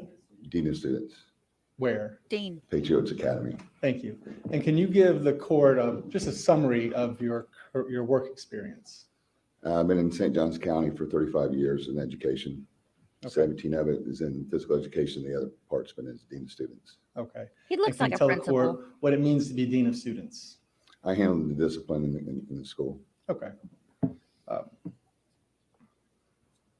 And you're here today pursuant to a subpoena. Is that true? That's correct. Thank you. He's a big guy. He'd be intimidating. As part of your role at the school, can you kind of elaborate on what you do on a day-to-day basis? Well, besides the discipline, what I try to do is communicate with the kids, going in and out of the classrooms, just trying to be visible as much as possible. Okay. Is it fair to say there's about 1,600 kids at POA? That's correct. And you don't work with every one of them, right? No. You just work with the ones that have discipline issues. Well, not necessarily. I mean, I try to work with all the kids remotely as much as possible. So, but mainly the ones I deal with the mostly are the ones with discipline. That's correct. Okay. You don't address the academic side of their experience at school. You address the behavioral side. That's correct. Okay. I didn't mean to put words in your mouth. Yeah, that's correct. Yeah, I don't do the education part of it. That's correct. Do you do this alone, or do you have a partner at the school that you work with? Paul Beasley, Deputy Beasley is my YRD. We work together a lot, some things. And he has a similar role? His is a little bit different, but we work together. Some things fall over into law enforcement where he'll have to take over. Okay. And then the school district would, have enforcement on. Okay, so you were saying you, part of your day-to-day thing is to pop into classes a couple days a week. Yeah, just try to make myself as visible as possible. Gotcha. Okay. So specifically talking about why we're here today for Mr. Fucci, were you aware of Aiden Fucci before he even came to POA? Yes, I was. And why is that? Because some discipline issues that he had before he came to me with his private school. Okay, so it's no secret there's some discipline behavioral issues coming your way. Okay, did you also know his brother? I did. Did you work with his brother? A little bit, had a good rapport with him. Okay. All right. So can you tell me specifically, or tell the court, I'm sorry, specifically how you worked with Mr. Fucci, Aiden? When Aiden came to school, I introduced myself to him and brought him to my office. We talked about some things that perhaps was how he got in trouble before he got to Patriots Academy. And we went over some things and tried to give some guidance and trying to mentor him. And so when he was in the classroom, things that he would get frustrated, because that's what he would get frustrated sometimes, that he had the green light to ask the teacher before something developed, could he come see me? And he was able to do that. He would come down and see me, and we would talk about what's frustrating, what's on his mind, what's making him upset. We go through that. I educate him through it, and we get him back in class. Okay. So the teachers were on board with that. He could say, look, I'm just going to see Dean Wetchin. That's correct. Okay. Now, was this available to Aiden on, say, the circumstance where suddenly there's a pop quiz? Was he allowed to come see you? No, this is for something that he was frustrated. This is about getting upset for a discipline situation. So we went into it, so we would not get into a discipline situation. Excuse me. Could you tell the court about how often Aiden would take advantage of that situation? There's not a I should certain say number. opportunity. On the average, it would, you know, he did take advantage of it and come see me. I would say it was, at first, it was a little bit more so because I think he learned from our conversations and things that we did, and it would lessen. And then some days maybe it would spike a week or two, depending on what's going on at home with the kids. You never know. Okay. Do you keep notes of every time a student comes to your office? No, I do not. Okay. Did you also encourage Aiden to meet with you, say, one day a week? Yeah, we met on Wednesday, which is our early release day. Uh-huh. And what we would do on that day is we would work together with any work that he was falling behind on, or make sure we kept his grades up, because our goal was to make sure that he got over to the high school the following year. And would he participate in that? Yes. He would come meet with you on Wednesdays? Absolutely. And would he work with you as it was planned to do? Yes, yeah, I don't think I ever really missed any Wednesdays at all. Actually, Okay. he's always there. Okay. I mean, did he ever come in on a Wednesday and not listen to what you had to say, or did he always kind of No, he came do in what and you always did his asked? work. Okay. Did Aiden Fucci ever speak with you about personal issues? And we don't have to get into them. I'm just asking. If Right, you- no. No, okay. So can you tell the court what your discipline process was like? Did you have preventative measures in place? Yeah, at our school, we have some, we call it a STEP program, and things. What does that mean? Things are not highly, if somebody got in a fight or something, then of course it's automatical referral, you down, I'm coming to get you or whatever. But the first step would be like a warning, something that doesn't involve that you need to call the dean for. The second step would be the parent would call home and say, your child did this the first time, and now this is the second time they've done something. So we Okay. try to get that communication going. Okay. And the third time, and every time after that, the student would meet with me in my office, and I would go over those steps with them. Hey, what did you do? Why did you do it? Sometime there would be a certain time of the day. If a kid's on medication, maybe it's not kicking in. Could be in the afternoon, could be a subject area. Well, we try to find that common denominator, and at the same time, we would educate. This is what you're doing. This is what you need to correct. Okay. And at some point in time, there would be a consequence that would go with that. Okay. That's your process. And did you implement that process with Aiden? Of course. Okay. Can you tell the court what Aiden Fucci's suspension record was, if you remember? Yeah, he was only suspended one time. Okay. And in your experience, is that a lot for a No. person? Okay. Now, why do you say no? Because I've had kids, suspended multiple times. We have in St. Johns County, if you're suspended up to 15 days, which I have had at other schools, you're referred to another school, which is called Gaines Alternative. Great. So, Okay. Have you ever seen Aiden vaping in school? no, Have you ever seen him using any drugs in school? no, You ever seen him carry a knife in school? no. All right. Kind of changing channels a little bit. Did you ever observe him with his sister? Your school is K-8. That's correct. Right. Did you ever observe him with his sister? Yes, I did. And can you tell the court what you observed? It's we have two pickups, a red lot and a blue lot. The red lot's for K-5, and then the blue lot is for middle school. But if you have a sibling and you're in middle school, that is K-5, that sibling would go with that middle school student to the blue lot. Okay. And Aiden would be with his sister a lot, and he would always hold her hand, and I always noticed that he would always be up there holding her hand. So he's in a category of students that are more like his peers, 5 through 8, right? And then the blue line, you're saying? The blue lots is for the middle school. The red lot's K-5. Right. So where is he? Is he in the He would be in the blue lot for middle school. holding the hand of a second grader, you're saying? Yeah, he would be with his sister because he's the middle school. Gotcha. He was the kindergarten, the K-5 student would follow the middle school person to the blue lot. Okay. That makes sense. It does. Thank you. All right. And just to be clear, you never worked with Tristyn Bailey. No. Okay. Can you describe to the court how Aiden Fucci responded to you in your work with him? He was very respectful. He listened to me. He learned a lot. I think his discipline record from where he came to what he ended up doing at our school showed that. Okay. So what you offer is an opportunity to address his behavior before he gets in trouble. Correct. Is that That's fair? how the program is set up, preventative. Yes, sir. And I keep saying take advantage of. Some people think that's a phrase that's, you're taking advantage of a person. What I'm saying is he takes advantage of that opportunity to avoid getting in trouble. Yeah, he would come see me when he got frustrated before something happened, because that was the rule. If you got frustrated and got in trouble, then that didn't count. If you feel yourself getting frustrated or upset, ask to see me before a situation occurred. Yes, sir. And did you notice his behavior improve? Yes. Okay. Can you describe to the court how you noticed that? What did you notice? Well, he didn't have to come see me as often as he did at the very beginning. Okay. Okay. That's a good way to measure it. Okay. Thank you. I have no further questions. Thanks, Sheriff.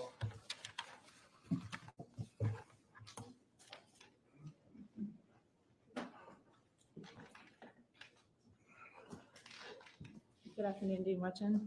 Good afternoon.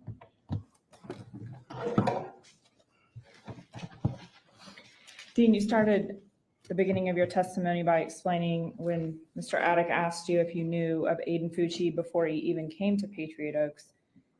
You indicated you did, correct? Correct. And what was the basis of that knowledge? I was alerted. I had a student coming, I believe it was from Fruit Cove he came from. They had 17 different incidents, which was a high behavior level.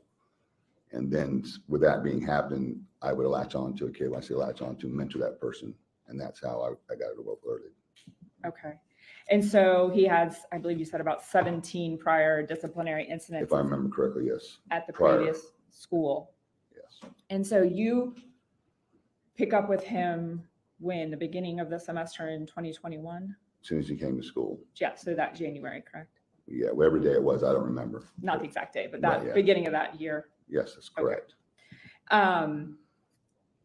And so you knew who he was. Do you give him the opportunity to do the STEP program as you described, or are you already plugged in with him and involved from the beginning? That's for everybody at the school.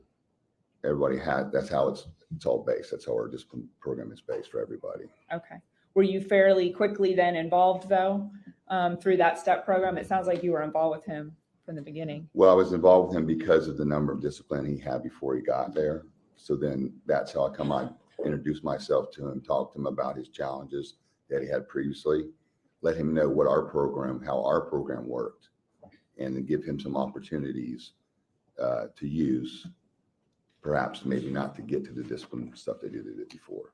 Okay, so you did that right off the bat with him. You didn't wait to just see how he acted at No, Patriot Oaks. I would do that with any students coming to my school that have some disciplinary problems before they got there. Okay, and you went through that process that you explained that he would be allowed to ask to come see you if he felt like he was going to get mad or frustrated and maybe act out in a classroom. Is that a fair way to describe correct. it? Yes. Okay. You educated him. I think you used that word. Yes. I think you said in the past, discipline doesn't work without education. Yes, that is my phrase. Right. And he learned from those conversations, right? That's correct. So he was able to appreciate the risk of acting out in a classroom and getting in trouble, and instead excuse himself to come find you if he needed to. That's correct. Okay. You described him as more mature than his peers and very mature in the past, correct? Correct. You've also said that Aiden had one of those attitudes where everything that happens is someone else's fault, not his own. That was sort of his general attitude when you met him. Yes, that was a big part of our educational piece, is to look at himself versus everyone else. Right. Easily frustrated at authority specifically, correct? Yes, he did not like to be disrespected. Okay. And you indicated he had a temper, which is why you're working with him, correct? That's correct.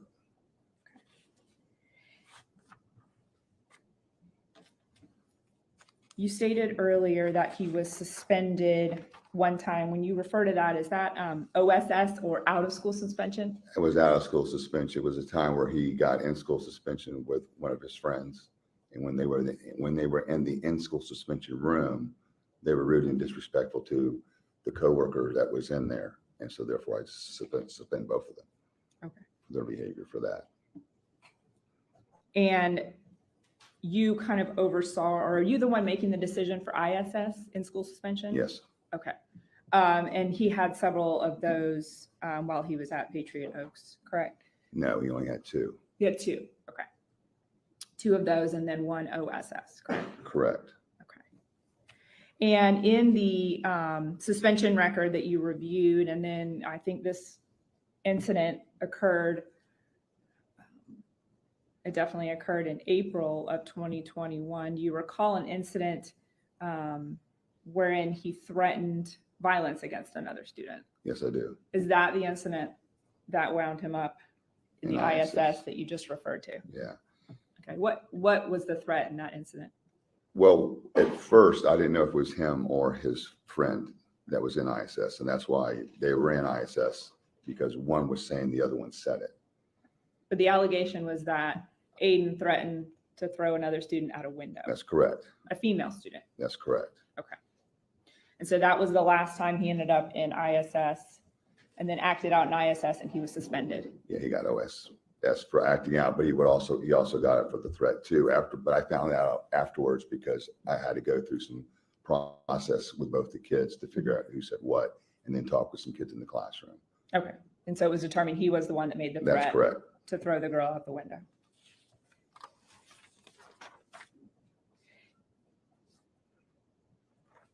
You've stated that, again, he didn't like to be disrespected. He had the temper. Is that right? That's right. Okay.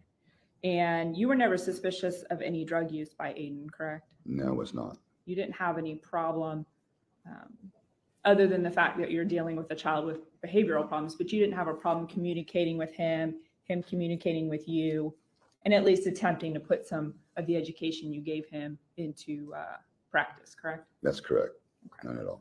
And did you ever observe him responding to external stimuli, like he was hearing things, or? Never. No observations of suffering from any sort of mental illness that would have caused you concern to report it? Absolutely not. All right. No further questions. Briefly. Just quickly, speaking about that incident, do you have a memory of that incident? Pretty fairly, yes. Is it fair to say that it was alleged that he was hit with a pencil from another student? Yeah, it was another student had thrown something at him, and I believe it was a pencil. And then back then we had these COVID shields, and he threw it back at the girl, and so did his friend. Mm-hmm. But I think there was some more things that happened too that wasn't totally reported. There was a little bit more back and forth that I didn't get all the information, but there was things thrown back and forth. Is the friend someone that went by the name Trey? That's correct. You're familiar with the windows at the school, right? Yes. Are they locked? Is it possible to open them? Yeah, you can open them. Okay. And could a person fit through them? Yes. You think so? Okay. Okay, thank you. All right. Yes. Thank you, sir. You're free to go.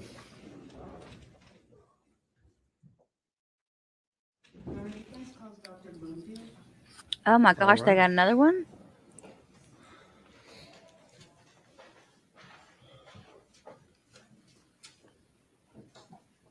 A doctor?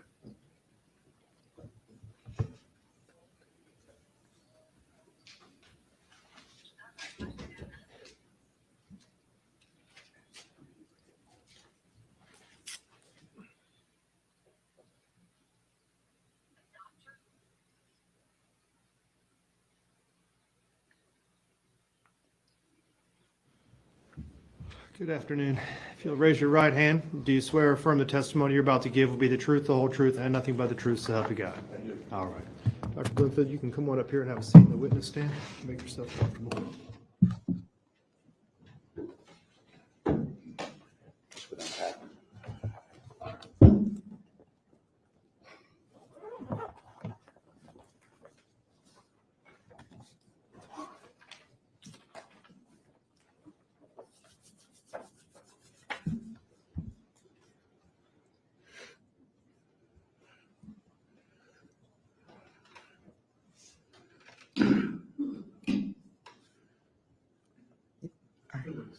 Thank you, Your Honor. Please state your name.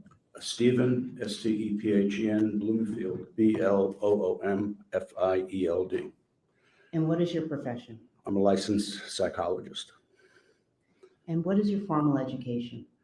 My formal education is a bachelor's degree in psychology from Long Island University, a master's from Springfield College, and a doctorate from the University of Massachusetts. And your major of study? Psychology. And where did you obtain your, well, you just said that. What's your major study in terms of your psychology? Well, I've been involved in the mental health field for a long time, and then after a while, went and got a master's, and then after some years, went into a doctoral program and received a doctorate in psychology, all aspects, assessment, evaluation, family therapy, working with different populations. And so it's a broad-based program, generalist program, and then specialties afterwards. I think that's it. All right. And did you obtain an additional degree? No, doctorate is a terminal degree. There's no additional degrees after a doctorate. And so with your doctorate training though, was there an internship? There was an internship, there was practicum and internship, postdoctoral internship as well. I completed practicum and internship at the University of Massachusetts Counseling Center and the postdoc at Northampton Area Mental Health Services, which was a community mental health center where I subsequently was hired as executive director. All right. And then I heard your answer, but what professional services did you provide as a postdoctorate fellow? Postdoctorate therapy, evaluation, assessment. We did a little work with the courts, not expert work, but work with the courts with some kids who were having particular problems. So I would provide family therapy for those kids. We had a unique program with two of the judges in Northampton while I was doing that. And how long were you doing that? Meaning working with children in a family therapy session? Right then or in my whole career? Let's go with right then and then to your whole That was career. about a year. Okay. And then your whole career? It's extensive. I started working with juveniles, children who were involved in the legal system in the late 60s and early 70s. My first full-time job was working with the New York City Youth Board, which was directly under the mayor of New York at the time. There were 12 senior street club workers, and we worked with gangs on the street, providing services individually, as well as attempts to rehabilitate gang life on the street. Gangs were different in those days than they are now. It was before the advent of crack and before the advent of high-powered guns. So after that, I did that for a couple of years, and then I became a teacher in Brooklyn, New York. I taught in inner city schools. I taught kids who in Bedford-Stuyvesant in East New York. I taught kids who were having troubles. At one point, the city of New York had something called a 600 school system, which was for delinquent kids, but they did away with that. So these were internal classes. And I worked with kids in that regard. I did that for about 5 or 6 years. I relocated to Massachusetts, and I worked, my first position in Massachusetts was working in a residential program for adolescents who had been released from state schools, delinquency schools, delinquency programs. They were all shut in Massachusetts at one fell swoop, and the community created programs to work with those kids. So we worked very closely with the courts, with probation, and did counseling. After that, I became the director of a youth center which also worked with the design of the youth center was to work with low-income kids and kids who were having problems with the law. After that, I took a position with the state of Massachusetts, Department of Mental Health, and I was the Western Massachusetts Coordinator for Children's and Drug Services. And I did that for a few years, and that led to me becoming the Associate Area Director for the Department of Mental Health, which had not only range over children's services, but adult services as well. So I did some work at the state hospital as well. After that, while I was there, I received my master's and then worked at that position for a few years and was accepted into a doctoral program at UMass. So while I was in a doctoral program, I continued working mostly in higher education. So I completed my doctorate in 1982, became licensed in Massachusetts in 1984. As I said earlier, the agency I did my postdoc at was Northampton Area Mental Health Services. It was a full service community mental health center, and I was hired as the executive director. So I provided clinical services as well as oversaw all the clinical services that were provided. And then I left that position. I became a consultant for the Center for Human Development in Springfield, Massachusetts, where my task was predominantly to evaluate children, adolescents, which I did. I then moved to an outpatient substance abuse clinic in Northampton, Massachusetts, where I was the clinical director. Did that for a year or two, and then I became one of two psychologists who consulted to the Department of Social Services in Massachusetts, evaluating and providing consultation for high-risk, high-profile kids and their family. Then I left Massachusetts, relocated to Florida in 1993, became licensed in 1993 here. And here I've had a forensic private practice for about 30 years. And that's what I've been doing. So you have a license from Massachusetts, you're licensed in Massachusetts since 84 and Florida since 93. 93. I gave up my license in Massachusetts a couple of years ago because I realized it was just a personal reason for keeping it. I wasn't practicing in Massachusetts.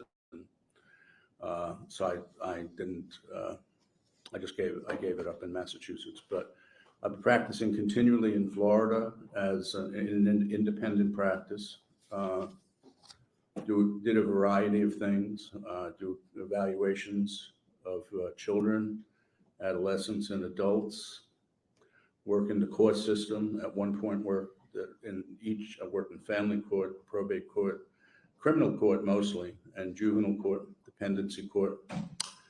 I, at one point, had a contract with the United States Probation Office for about 7 years to provide counseling to men and women who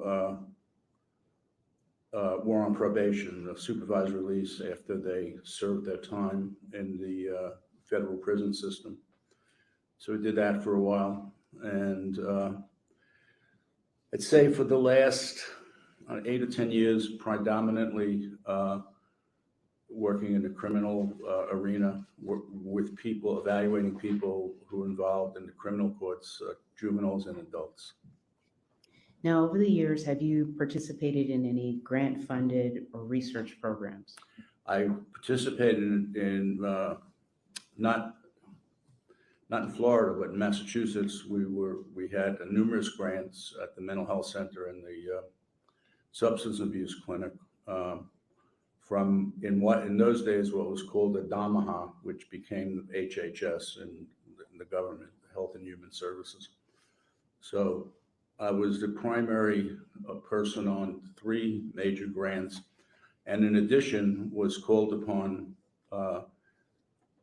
to review grants. So I go to Washington for a week every couple of months and review grants that were submitted to at that time called the Damaha, now HHS. So my experience with grants is pretty extensive.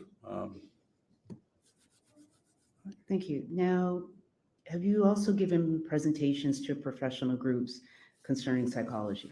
I do. I give a number of presentations, continuing education, webinars.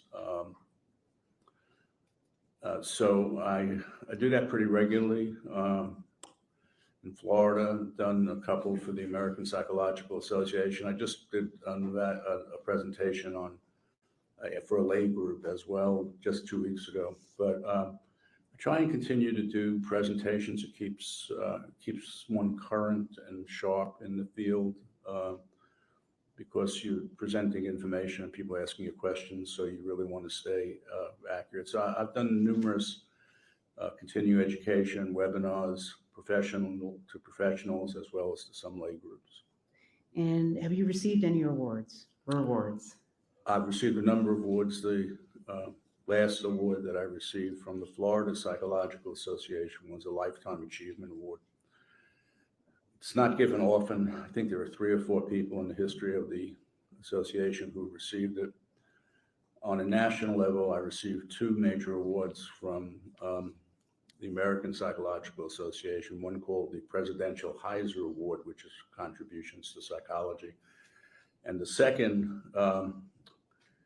by the State Leadership Conference, I was chosen as the Psychologist of the Year who provided most services that helped the community and helped psychology and provided consumers and community with an understanding of psychology. So those are the 3 biggest awards I've received. The Lifetime Achievement Award just last 6 months ago. I've received a number of ethics awards. So I was Psychologist of the Year several years. I was president of the Florida Psychological Association. I was appointed to the Board of Psychology by the governor at that time and served on the Board of Psychology. And that the Board of Psychology regulates psychology and the protection of consumers. It's not to regulate it in the protection of psychologists. It's there to regulate the psychologists in the provision of services to consumers. So that was an interesting position I held. I've received a number of leadership awards. In my professional work, I've been recognized by peers. And that one deserved an unmute button. I think that's plenty. Right. Now, what do you charge per hour on this case? On this case, $200 an hour. And how many hours have you worked? I don't know exactly how many I worked. You contacted me last Thursday, which is like the 16th, and I started working on the just last 17th, Thursday. So Friday, Saturday, Sunday, Monday, Tuesday, and today. I think it's approaching 40 hours. I couldn't be 100% sure, but lots of hours. All right. In Now, a short period of time. have you previously been deemed competent to testify as an expert in psychology in a court of law? Yes. In the past, how many times? Hundreds of times in Florida and Massachusetts and in the federal system. Your Honor, defense would offer Dr. Bloomfield as a witness, his expert opinion in psychology. Okay. Expert And witness. Hello. you said hundreds of times you've been recognized. That would include Florida courts? Say again, please. You've been recognized as a expert hundreds of, or countless times, I think, in Florida courts is included. Yes, in a number of circuits in Florida. Yes. So let's talk about the adolescent brain for a moment. Sure. Why is the young adolescent brain development important in a case like this? Well, it's important for 2 reasons, 2 big reasons. One is a legal reason, one is a psychological reason. The Supreme Court a number of years ago decided to look into the issues regarding adolescent brain development and determined that children, adolescents, particular are different than adults and need to be treated differently in the legal system. So every major mental health association in the United States submitted amicus briefs to the Supreme Court. The American Psychological Association, American Psychiatric Association, the National Association of Social Workers, Mental Health Association, NAMI and AMI, and others. And it was a unique experience. All the associations and all the research agreed that adolescent brains are different. And neurologists, psychiatrists, psychologists, all added their expertise to this issue. So the reason it's important is not to excuse offenses or aberrations, but to explain that adolescents, young adults, brains function differently than adults. And because they function differently, they develop differently, and they're not fully developed until middle 20s. Now we think about 25. Research has continued. There are issues of structure of the brain as well as chemicals in the brain. The prefrontal cortex is where decision-making happens. It's not fully developed in adolescents. Adolescents' brains possess more dopamine. It's a chemical. And what dopamine does is it increases, heightens activity, heightens risk-taking. It makes people feel good when they do risky things. So there are a number of issues that that are looked at from a psychological perspective that assist the legal system in issues regarding sentencing, predominantly disposition of adolescents, young adults. And it's widely accepted. The literature is there. It's widely accepted. Most people involved in the legal system know it and know about it. The importance is to provide an understanding of why an adolescent thinks and acts differently than an adult in a variety of areas. So let me ask you then, in terms of adolescents, why then are they more prone to behave emotionally or impulsively? They're more prone to behave that way because of the systems that aren't fully developed. Instead of relying on the prefrontal cortex and executive system, they rely on the limbic system and the amygdala, which are more the seats of emotion than of rational thought.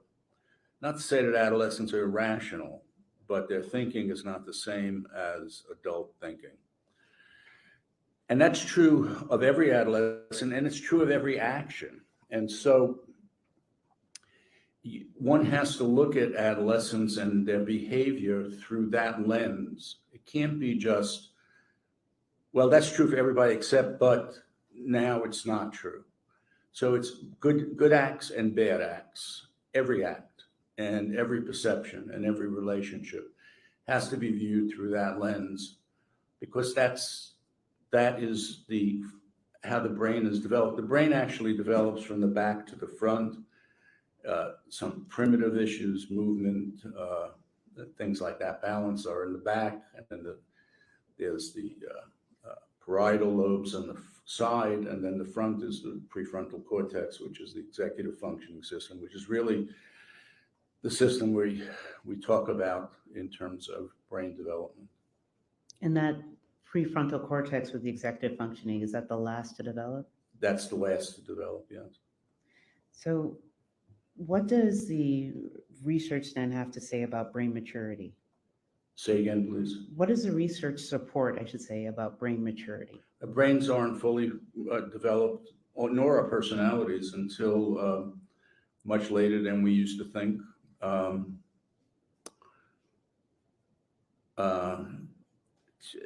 It's become pretty well accepted that 25 is about the age when a brain is fully developed. Some people argue a little younger.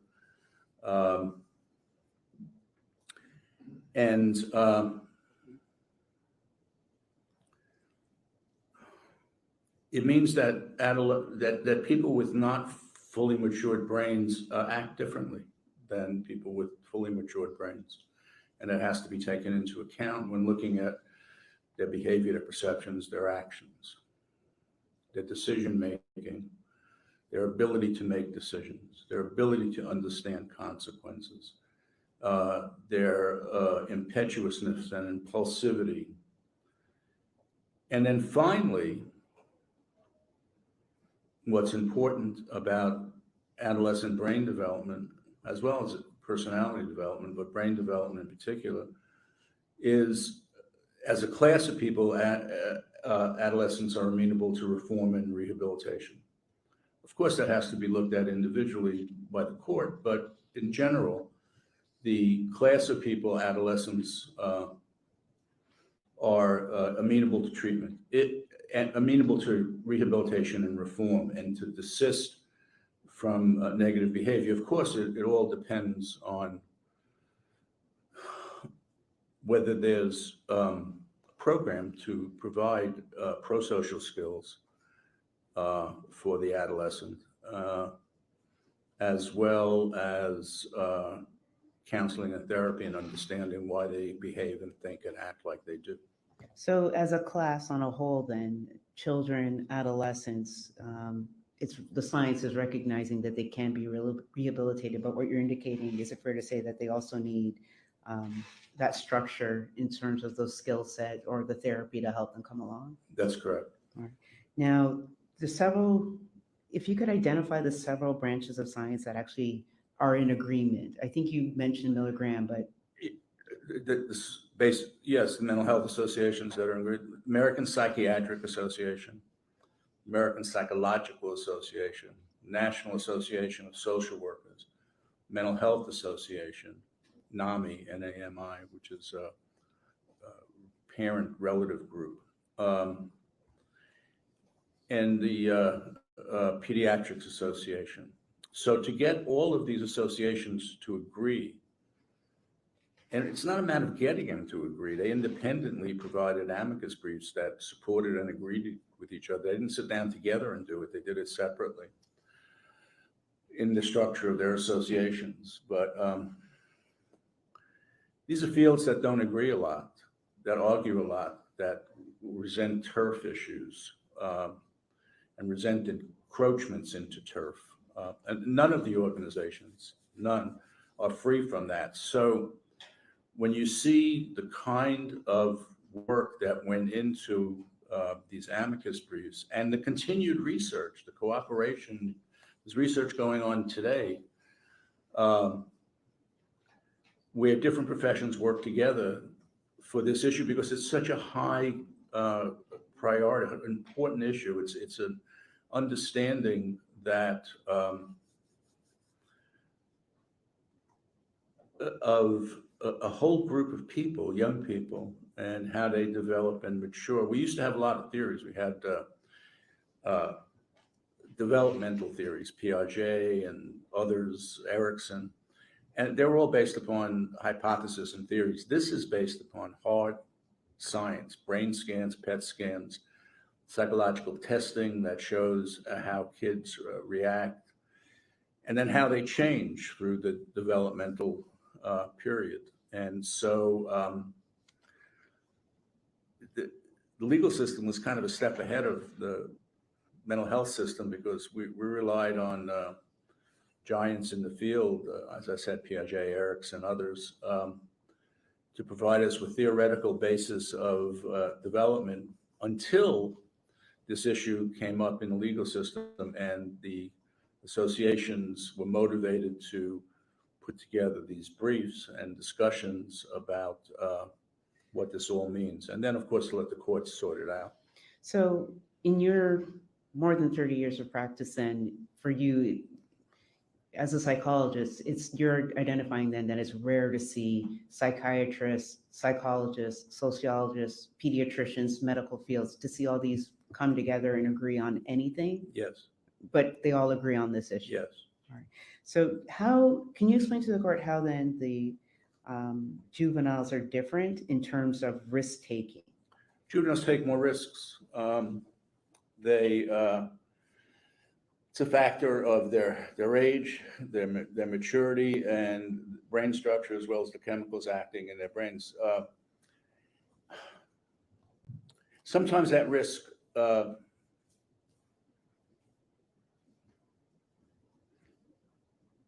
when kids are on their own, the risk becomes negative. When young people are guided, risk-taking behavior in adolescence and young adult behavior, young adults becomes proactive and pro-social. Once had a discussion with someone about why the U.S. Army, when they have drafts people between the ages of 18 and 24, because the reason being that they provide supervision, they provide training, they provide mentorship, but they want soldiers to take risks. A young 19-year-old soldier in Iran or Iraq is going to take more risks than me or anybody that's older, because they don't see it as risk-taking. They see it as behavior. Police officers have to take risks. They have to, go into places. They have to break down doors. So at a certain age, it's not a negative that the brain hasn't developed. It's just true. And then, so what happens is the context around the brain development. Does the adolescent have a network of mentors? I left this out. I once worked at the Job Corps Center here in Jacksonville, and they did research. Kids who go to the Job Corps Center have failed in school and have legal problems, not severe legal problems, but legal problems. So these exist across the country, and they did some research, and they said the two most important things for changing a child, an adolescent who's having troubles, is someone to reach out and teach them, and then teaching them pro-social skills, jobs, education, things like that. That those two factors, and that's this program across the country is based upon those two factors. Big brother, big sister tries to do the same thing. So it depends on what happens to the child. Risk-taking can be good, it could be bad, or it could just be. All right. So in terms of juveniles and brain development, what are the main classes? The main class, You have the main classes, but then the main issues are how the classes are Okay. broken down. I think I understand what you're saying. The things we look at in terms of brain development are really a couple of big things. Decision-making, which includes impulsivity, impetuousness, thoughtfulness. So decision-making is not as good in a young person as it is in an older person. The second is understanding and acceptance of consequences. Many adolescents do things and don't care about the consequences, don't even perceive the consequences. And as they get older, they start understanding consequences, and as their brain develops and as they're mentored. And then, of course, the issue for desisting from negative behavior and the potential for rehabilitation is the third prong. Because if the bad decision making and the inattentiveness to consequences leads to a bad act, then we have to know if the adolescent is rehabilitatable. And so that's another function of brain development, all three. Now, not every adolescent needs rehabilitation, but if the risk-taking behavior, the poor decision-making, and lack of attention to consequences produces bad behavior, then we have to be able to know if the person can be rehabilitated and is amenable to reform. Right. So looking specifically to Aiden's case, what were you asked to do here?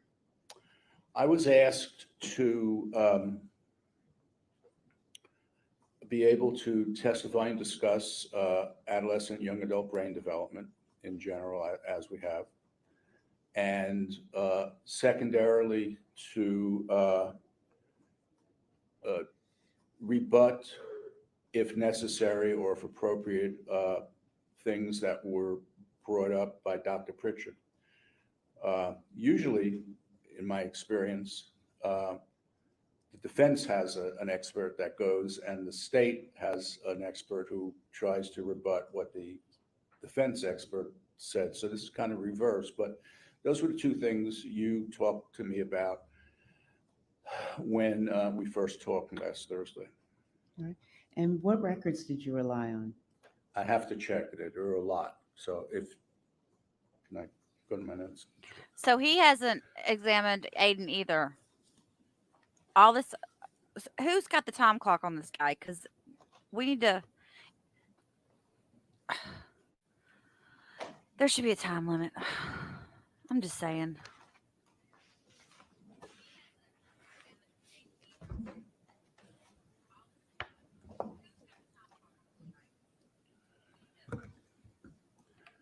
Apologize for.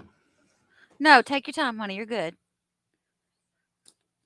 Oy vey. Viewed numbers of depositions. I reviewed a deposition of Mr. Dutton.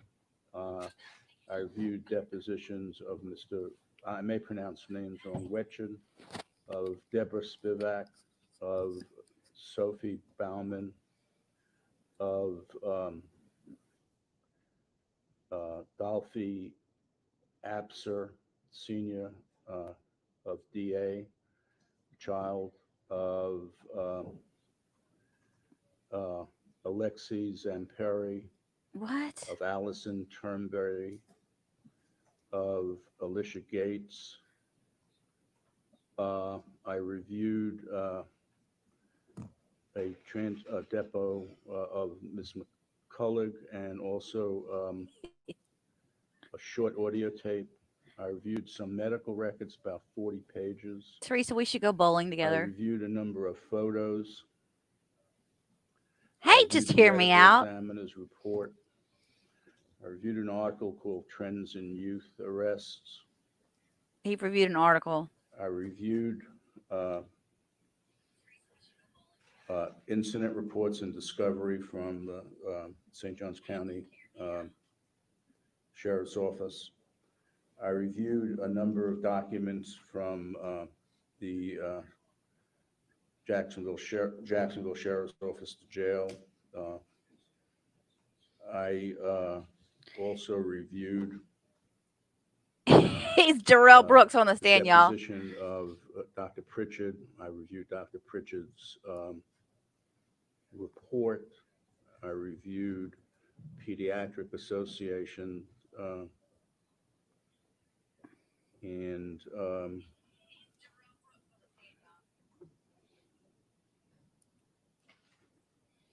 Oh, for goodness sakes. Oh. Trying to see. I reviewed Oh, he doesn't know what he reviewed. some stuff by Mr. Cox. I reviewed Mr. BARASCO's report and deposition. I reviewed a deposition of Joshua Anderson and one of William Cox. I believe they're both in Jacksonville. And I reviewed several letters just today.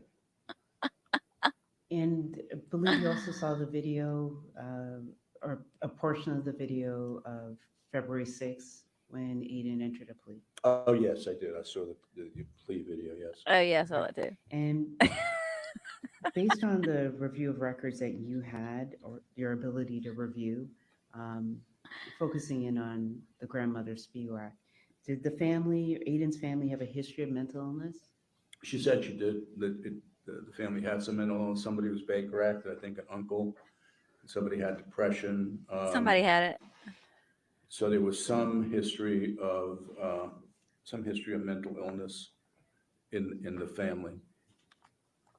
Very vague answers.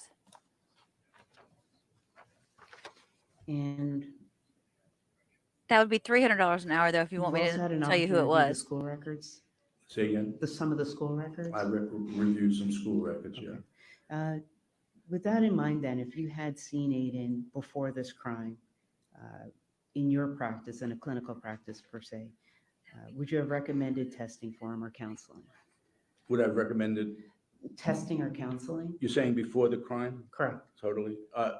Yeah, I think that he, based upon his school records, I think the school did everything they could, but the school deals with academic issues. And there were some people who, in the school, who really stood out to try and assist him. But given his difficulties in classes, learning disabilities, etc., I think it would have been very useful for there to be an IQ test, as well as other cognitive tests, an achievement test, a Woodcock-Johnson achievement test, as well as others. If there were concerns about personality issues, then I would certainly have, would have recommended personality issues. But the first thing is to get a handle, is before the offense, to get a handle on why he's doing badly in school. And the way to do that is to, perform a psychoeducational evaluation. Most schools today aren't equipped to do that. Some are, but most aren't. Oh, So wait, they go out to private practices and have psychoeducational evaluations conducted. And then they develop Oh, this is awful. interventions and plans. And schools, as it's obvious, deal with academics, not they're not trained to deal with cognitive issues or determinations of IQs without the testing. You can't just do that by the seat of your pants. And so he never had that. He also, his medical records said there were problems, there were audiological problems, hearing problems. So that needed some more evaluation because that can affect education, academics, and IQ as well. And so I would have kind of looked in that area. That doesn't help. Prior, not evaluating him for this issue, but just in general, his school issues, yeah. Right, meaning before the arrest, before this event happened. That's right. So it's And society's fault. within the school records, there are several IEP reports. That's right. And within those IEP, there's an individual identified as the school psychologist. Yeah. But she's not a doctor. I don't think she is a doctor. But she is, that's what she's identified. That's correct. Meaning she's licensed, but not in the same sense you are. And I'm not talking about years of experience. You went through. She's not a licensed psychologist. She's, I'm trying to remember. Amanda, I think we Schools are would the have only rather place been at your that dentist you than listening to this guy, can okay? legally use the word psychology for someone who's not a licensed psychologist. There are licensed school psychologists as well. But typically the term psychologist or psychology is a protected term. People can't just go out and open a practice and call themselves psychologists or psychological services. Schools can, because it's just by history. So, yes, you can differentiate. She's a school psychologist within the context of a school without being a licensed psychologist.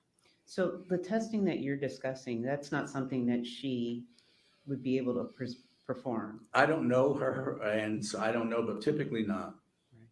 Typically not. And this is a guess, but if she could have, they probably would have had to do it, or she would have suggested it. But so I don't know what her level of experience or expertise is in the tests that I mentioned, but it didn't happen regardless. Now, what risky behaviors did you see revealed in the records in this case? Drug use, unsupervised time without an adult around, a group of kids, unprotected sex. This is in Aiden. We're talking about Aiden, right? Yes, sir. Yeah. sex, drug use. At one point, he cut himself, apparently to see what it felt like, because one of his friends, a young female, was a cutter. She cut herself.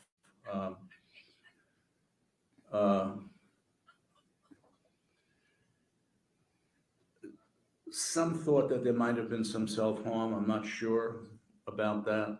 I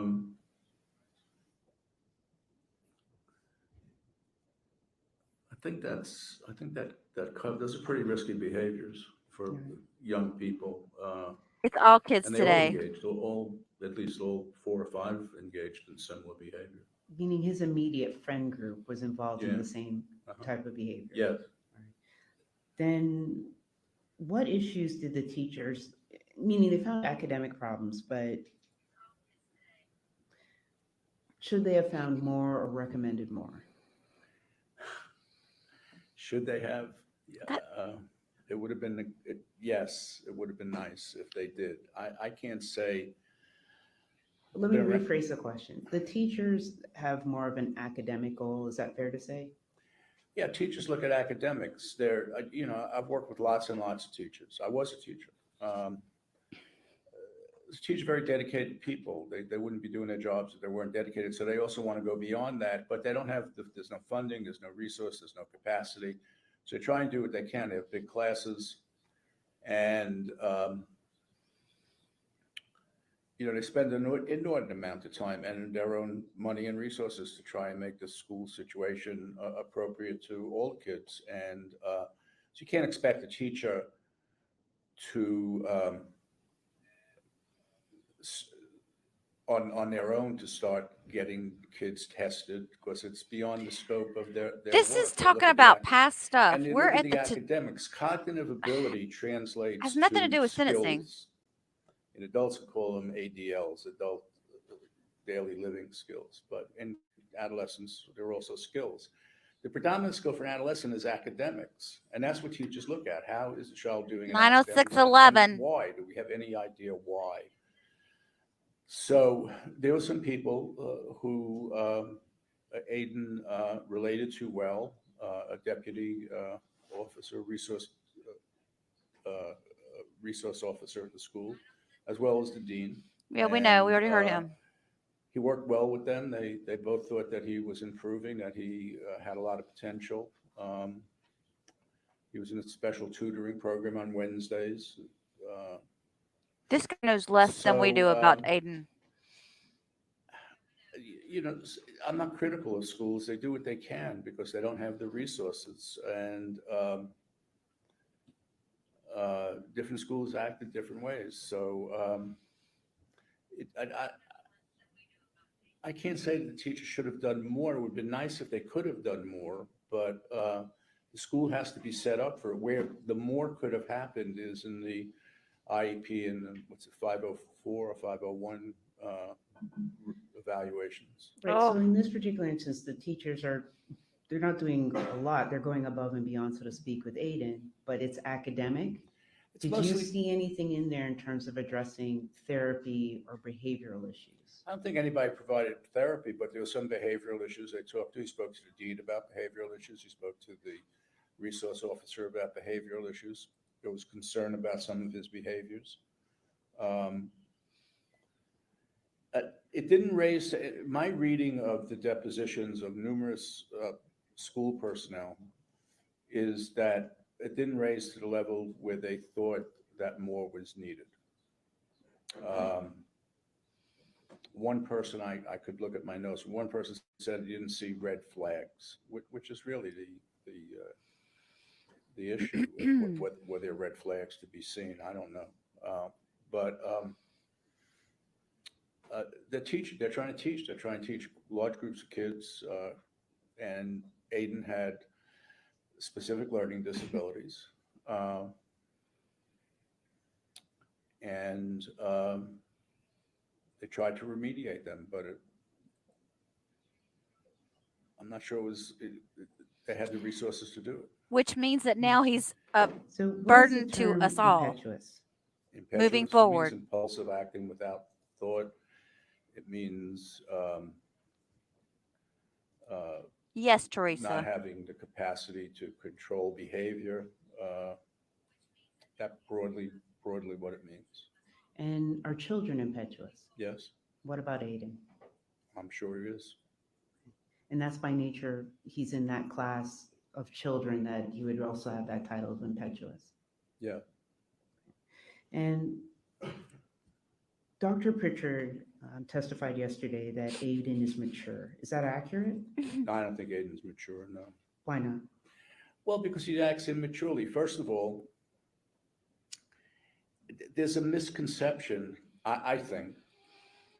I watched testimony and I read depositions. I think Dr. Pritchard relied on some other people who said he was mature. There's no, people say kids are mature, immature. They don't measure it. There's no measure of it. So what does maturity mean? He's immature because his brain is not developed. And then you can't take away the fact that his brain's not developed and that he looks mature. Because I don't even know what that means sometimes. I don't think most people do. So you rely, in this particular case, Dr. Pritchard, myself, relied on reading records and what other people said. So we have to weigh how much weight we give to what somebody says offhandedly. So somebody says, "Our kid looks mature." What does that mean? Neither of us, Dr. Pritchard nor myself, went and interviewed that person who said that. So to say, well, you think he's mature? Why? What's he doing that's mature versus immature? All his actions, I think, are under the general immaturity. There's no, he doesn't think things through. He doesn't respect consequences. He's risk-taking, and he engaged in some awful behavior, horrible behavior. Oh, thank God he was the one that So said that because we wouldn't Dr. have known. Pritchard had also used collateral information to reach his conclusion. And is there an issue with that? There's some issue with it. His explanation was fine. The issue with collateral sources and forensic psychology is typically you have a primary source of information, the person. And then you use collateral sources to validate or invalidate what the person said. So Dr. Pritchard nor myself interviewed or evaluated Aiden. So he went to collateral sources. So we don't know if those collateral sources either validated or invalidated anything that Aiden himself would have said or would have tested on a battery of tests that we might have given him. In addition, we have to understand the reliability of a collateral source. So several collateral sources that Dr. Pritchard used were several young people. I'm going to hire this Those guy the young next people time I all don't have do their my own homework problems. so that he can tell my teacher I didn't One do my homework girl, because Zoe was told, one record talked about her severe anxiety. Another girl talked about that she was a cutter. His best friend was sent to Gaines Alternative School because he was too much of a behavioral problem in the regular school system and was kicked out of Gaines. That's serious to get kicked out of the alternative school. So I'm not saying anything negative about those children, except you have to weigh how much weight you're going to give to someone, A, that age, and B, with their own issues, and C, with their own emotionality. And of course, their brains aren't fully developed. So I think that Dr. Pritchard gave a lot of weight to those young people, the kind of weight he would give if in a different forensic evaluation. And so you and Pritchard are on equal setting in the sense that neither one of you have evaluated Aiden Fucci. That's correct. Okay. So Dr. Pritchard. I'm sorry. Okay, sorry. Dr. Pritchard said that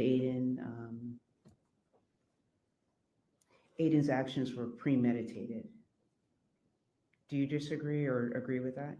I don't see how you can say they were premeditated. we don't know what's inside his head, his state of mind at the time. We just don't know. And so He said it. He said it out loud. if I say yes or I say no, what am I basing it on? The other thing I want to go back to is I read all the collateral sources that Dr. Pritchard did, and I summarized what they said, and many of them said very positive things about Aiden.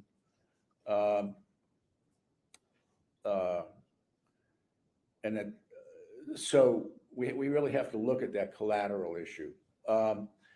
Premeditated,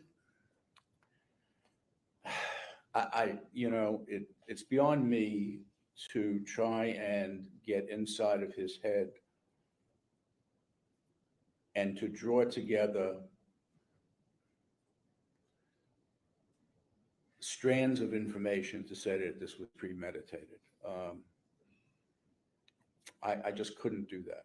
And I don't see the evidence for it.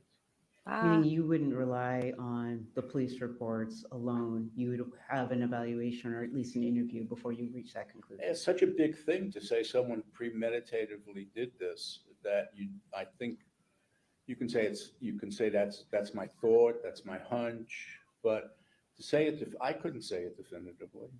I couldn't possibly say it. No, because you haven't I don't have examined enough him. information. And to reach that, Pritchard was in reliance on statements to the girlfriend regarding plans or ideas of what he would do in the future. I believe that's part of what Pritchard's relying on, along with, go ahead. No, go ahead, I'm sorry. So the statements of the girlfriend and then the actual scene itself. They did con his mom. That's why he had students. Dr. Pritchard also talked about fantasies being rehearsals. Fantasies are a lot of things. When I worked in a drug program, as well as when I worked with psychosexual offenders for the Federal Probation Department, we had people keep journals of their fantasies, not so that they would rehearse doing psychosexual lewd and lascivious acts or relapse into drugs, but so they wouldn't. So lots of people have fantasies and they don't act on them. Also, I just don't see fantasies as rehearsals. And so fantasies can be scary. Talking about it with your girlfriend could be a way to alleviate that fear. I haven't interviewed the girlfriend, so I don't know exactly what he said to her or didn't. You haven't say met to any her, of or them. how she perceives it. I know or Bama, any me of that. too. So I just don't think there's enough information to definitively say that it was premeditated. So part of what Dr. Pritchard's relying on is the actions in terms of 114 stab wounds. Yes. And in his opinion, that shows premeditation and a lack of impetuosity. How? Or how do you disagree with that? I don't understand it. It doesn't make sense to me. How does that determine? You mean Meaning the number of stab wounds in itself. you mean Aiden Fucci sat down someplace and said, "I'm going to stab this girl 114 times"? Is that what's being said? Isn't that by Pritchard in terms of the premeditation and lacking impetuosity? He doesn't know how to answer this. Y'all look I at don't see him. how you can say anything about his impetuosity at the time of the offense without making assumptions about what's going on in his state of mind and his head. So I couldn't say that. Stabbing someone 114 times is a horrendous act. I don't know what happened. Did he dissociate at the time? Did he go away from normal thinking? But I can't believe that someone said, "I'm going to stab a person 114 times." He did it. I understand that. I'm not condoning it. It's horrible. But say it one more time. How is that premeditated? I mean, I don't get that. I mean, He's really helping the defense. And is it in your practice, have you seen examples where individuals, whether it's stabbing or shooting multiple times, where that was an impetuous act, a not planned act? You know, sometimes people, there's some literature, and it's not negative literature, but it's about police officers. Sometimes when police officers shoot, they shoot more, they shoot more shots than they have to because they get into a headset, not because they're bad police officers and not because they're doing anything wrong, but because it's a association that happens. So, can you say the question again? An example where there's a large number that's not impetuous, whether it's shooting or stabbing. A large number that's not in. Okay, can I just make a disclaimer? I am not trying to be Pritchard's relying on is disrespectful the to this little number. That's girl. not the only thing, but I feel it's bad for because laughing it's now. 114 staff that It's it's not ridiculous. impetuous in this We don't group. know what was going on with Aiden, what his state of mind was. Did he dissociate? Did he stab her and then continue doing it because he just, his mind dissociated and depersonalized? I mean, these are legitimate psychological factors. I don't know what happened. And fair to say, because you don't know what happened, you can't reach that conclusion. That's right. All right. Now, I Dr. Pritchard had also could've said said that that to begin with. Aiden lacks remorse, and you saw the video with that short statement. Is that something you agree with in terms of the Dr. Pritchard's reaching that conclusion? I think that he's showing remorse. He had that short statement. There are a couple of things. There's a short statement. He wrote a letter, and he pled. He accepted responsibility. He didn't say, "I want to go to trial. I didn't do this. I'm plead not guilty. Let's go to trial and drag everybody through this." He pled. So it shows that he, in that short video, in the longer letter, and in the acceptance of responsibility for the action, I believe that, remorse is another one of those things that's hard to measure, but I believe it shows that he's likely remorseful. Doesn't excuse the act, but it's remorse. And one of the last things that Dr. Pritchard had addressed was Aiden's poor prognosis for rehabilitation. Do you agree or disagree? Well, before the incident, before the murder, I would have said that there was an excellent prognosis for Aiden's rehabilitation because when people reached out to him, Dean Wetchin and the deputy, they both said that he progressed, that he talked to them about things, that drugs and alcohol use. He was open with them. One person wrote that they were shocked that he did what he did. And so then we have the whole jail. So now he's in jail and acts differently. And jails are different places. Jails aren't schools, they're not communities. There's a whole issue of how one has to act in jail to survive. This issue of prey and predator. What are you going to be? Are you going to be? How do I survive in here? So I think that given mentorship programs, counseling, people reaching out to him, that there's a likelihood that he could be rehabilitated. It won't be easy and won't be quick. He has to talk about what happened, and he has to explore with someone who can explore with him why it happened. And these are not easy things, but they're possible things. And they can happen in the Department of Corrections. But it requires a lot of work on both his part as well as the people providing service. He didn't have any, there's no conduct, so there's no history of arrests or anything prior to this. So something happened, and it's mind-boggling what happened. So in the past, meaning before May 9th, at least within the school records, there's examples of him learning if there's a behavioral issue to go to Dean Wetchin, go to see Officer Beasley. So there's an ability to learn and modify his behavior. Yes. And then this event, which is a significant distinction between any infractions that were in school. Absolutely. But because there's that, is this fair to say because there's that history of him learning to go to mentors, so to speak, persons in authority, that he can do that moving forward into the future? I think so, yes. And that's possible in custody, provided those programs are provided to him. Yes. Right. So if he's just in custody without any of these programs, he's not likely to. He's just in custody without any programs. There'll be asocial people Mhm. who mentor him instead of pro-social people.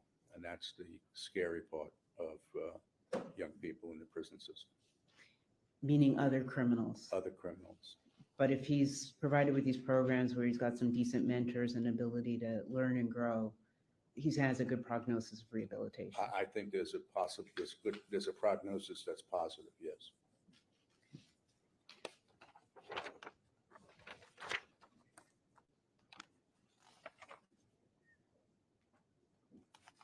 One moment.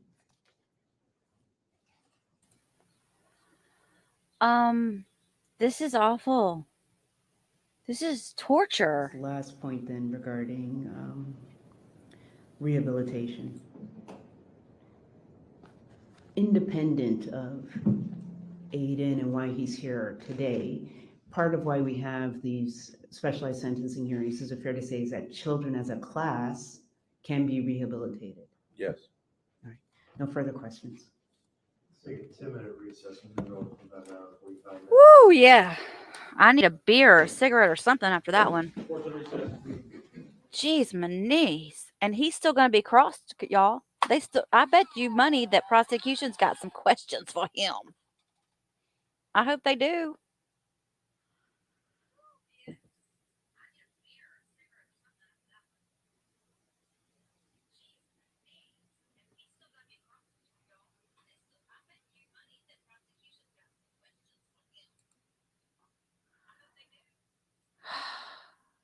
She's telling him right now, that really didn't work out the way we thought it was going to. Unfortunately, it looks like you're going to get the worst possible sentence.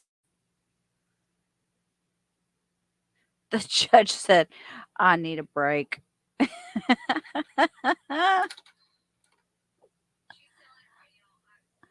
That is awful. Who paid for him to be on the stand, guys? Was it the state of Florida? If it's pro bono, does their firm pay for it? Yes, thank you. I'm not laughing at the victim at all. Did somebody say I was? No, if you're new here or if you not at all.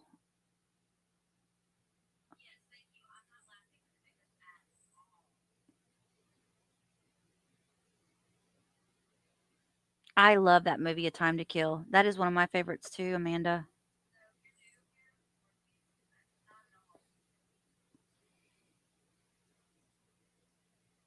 Pro bono means no charge. Okay, so who pays for that witness then? The state? If they pay, okay, so they're not being charged. They're having to do it free. I get that, but these witnesses aren't free.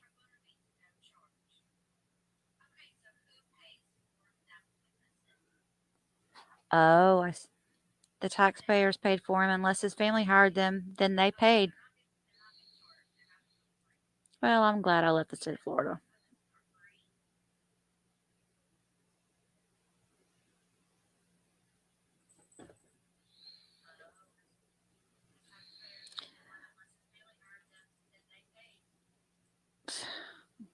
How much money do you guys think is wasted in the court system each year over us providing defense to people that, I hate to say it, don't deserve it?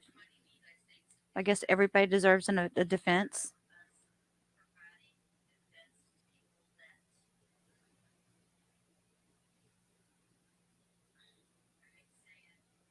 I wonder how much was spent on our old buddy Scrappy Doo's trial. Not because we had to pay for anything on his behalf, but because he took up so much of everyone's time.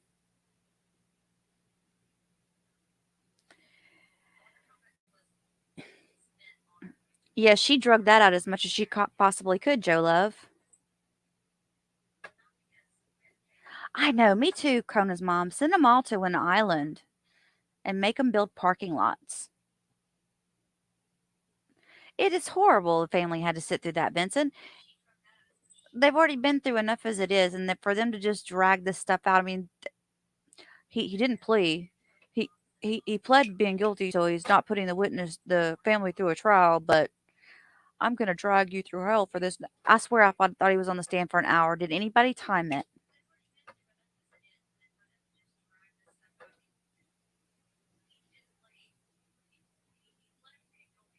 We should send him to Fire Island Resort. Did y'all watch that video, that documentary on Fire Island? There's one on Netflix and there's one on Hulu. I think I've watched both. I'm not sure. That was pretty good. I didn't think I'd like it, but I liked it.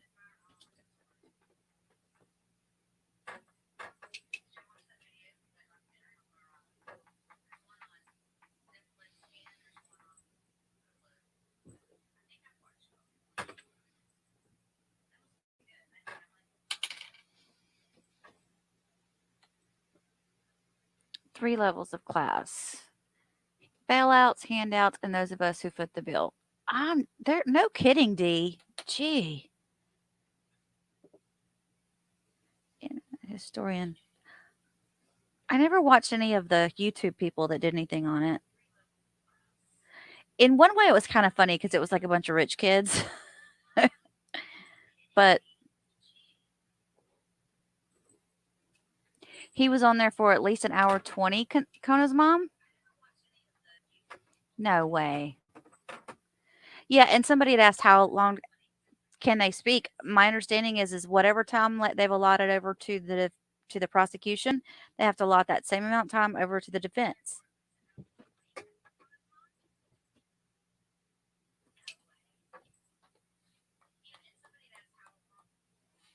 Steve, this is interesting what Steve just said. In Arizona, a death penalty conviction has $4 million put into trust to pay for future appeals. That's after the mandatory appeal the state gives after the verdict. That is just... Our politicians just love to throw away money, don't they?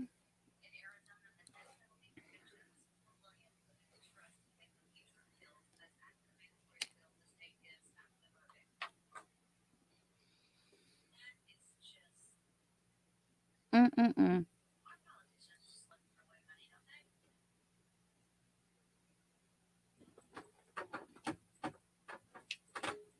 Yes, wait. So y'all all got to eat? I'm so glad y'all all got to eat. I'm so happy for y'all.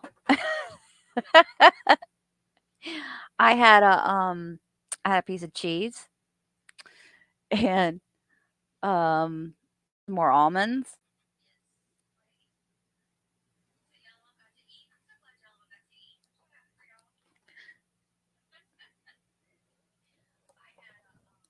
I need coffee now. Who's ready to brew a new pot of coffee after that? Do you guys remember what time that they closed down and everything yesterday? Wasn't it close to around 3 or 4? Was it 4 o'clock our time?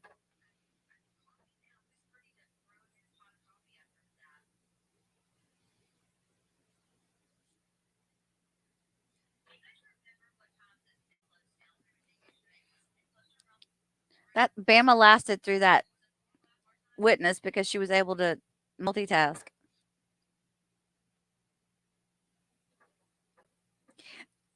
Amanda, I smoked 3 cigarettes, drove home from the dentist, and ate some mac and cheese. That's how long he was on the stand. I love that.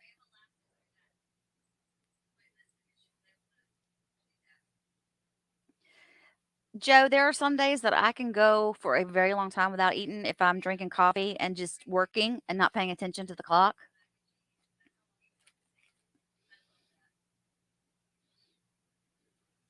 Think about how many people that could help, how many people that truly need that help for something good. Cure cancer, maybe? I don't know.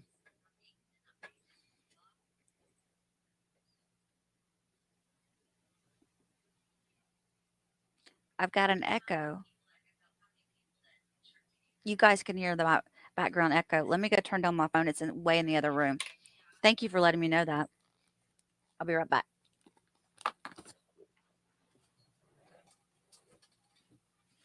I'm thinking Bloody Mary would sound good right now.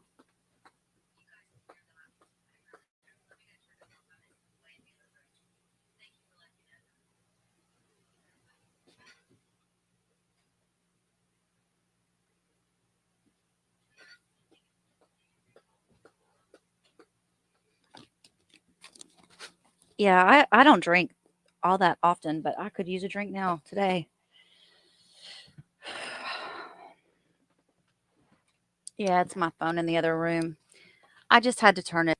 I had it on because I was worried about some sound earlier, and I just never went and turned it off. I didn't think y'all could hear it from way in there. 2.2 billion. That was FY 2021. What is that, Cecilia? Billion. 2.2 billion.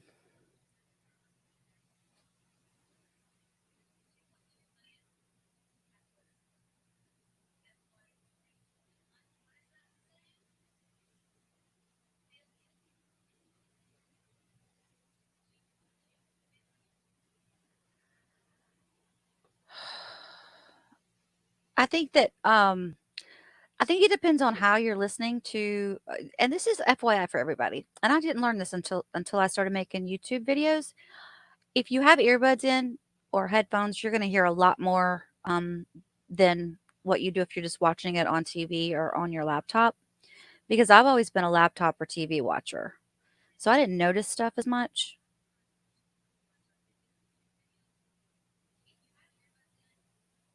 Oh God, I got Steve started on that.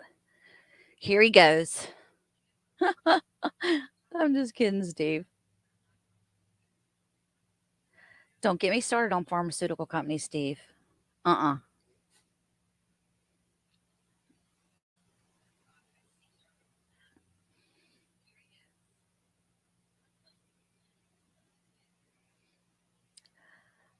Well, as we sit here and complain about our minor issues, this family has to go on without their daughter and sister and granddaughter and friend for the rest of their life. And this little thug sitting over here in the corner has shown nothing. Nothing.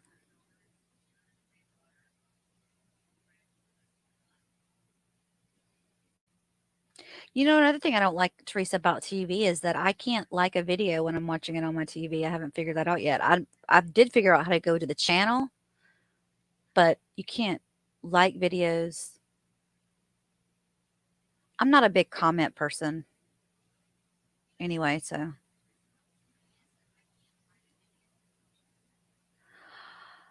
Mm.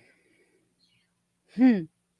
I could have a liquid lunch today. That'd be no problem. What TV? Um, I don't know. I had a Samsung. Now I've got a Vizio. It's a Fire. It's a Fire TV now. I used to have Samsung wasn't a Fire. Bama, you got rheumatoid arthritis? Mm.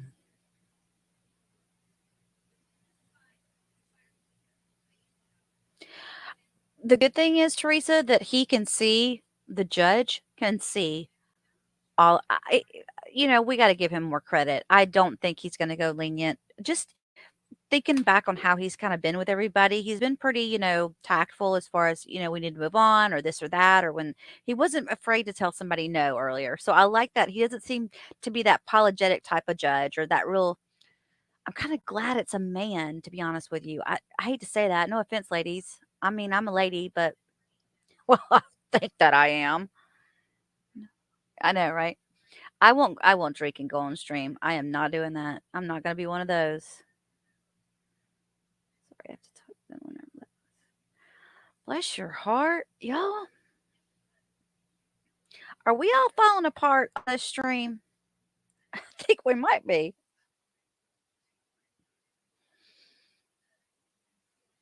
On your bones. I have knee issues, but I'm not close to I'm 51, and then I'm not close to having that many. Okay, I think we're fixed to come back.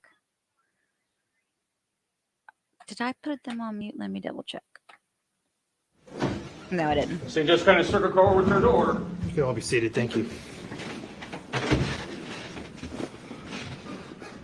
All right, we're back on the record in case 2021 CF 825. Everyone is present. We're ready to begin our cross-examination. State, you may begin. The witness is seated and still under oath. Good afternoon, Dr. Bloomfield. Good afternoon. I want to start with the testimony that you gave that you and Dr. Pritchard in this case, the fact that you were both doing records reviews and didn't evaluate him, that you were on equal footing. You said, remember saying that, right? Something like that, yeah. Okay. You understand and you're well aware that the decision on whether to evaluate him, and especially with you, lies at this table. The defendant and the defense, that's a decision this table makes, correct? Yeah, I imagine so, yes. Right. And you wanted to do that if you were allowed the opportunity. Well, that's not exactly true. When I was contacted, I was asked to do a very specific, two very specific things.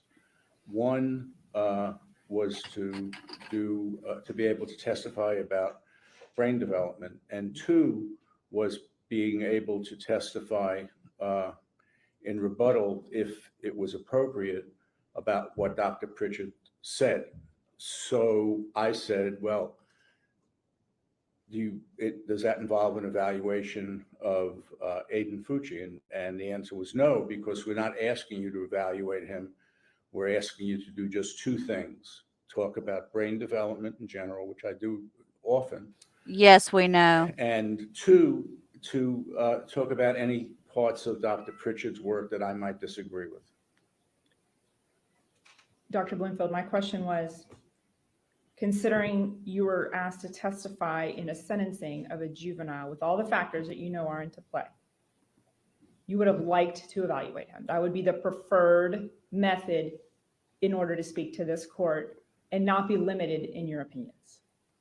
I don't think that I can answer that question. I answer it the way Well, it's a yes or no. Would you prefer to speak to an individual before providing testimony about them? It actually hasn't been. I don't know. You asked me to answer something yes or no, but it involves more than yes or no. The preferred way for anybody to do a full forensic evaluation is to see the individual, but that's not what I was asked to do. I was asked to do. I understand it wasn't what you were asked. So in order to do what I was asked to do, I didn't need to see him. And you also understand that same latitude or decision-making is restricted on the state side. Say again? The state's hands are tied in a different way than yours and the defense's hands are. You understand, Yes, correct? sure. You've been in the system a very, very long time. Yes, I have, yes. Okay. In other words, he could Dr. have seen Bloomfield, him. you talked in the beginning of your testimony about obviously, basically educating the court about adolescent brains, right? Yes. I heard about that for a while. Adolescent brains are different. Adolescent brains and adolescents take more risks. And that is well accepted medical and psychological science, correct? Correct. And I believe I heard you say you watched the testimony yesterday. Did you watch Dr. Pritchard testify? Yes. And he said he agrees with that, 100%, Yes. correct? He said that. Yes, he did. Okay, so no one here in this courtroom is disagreeing with that fact.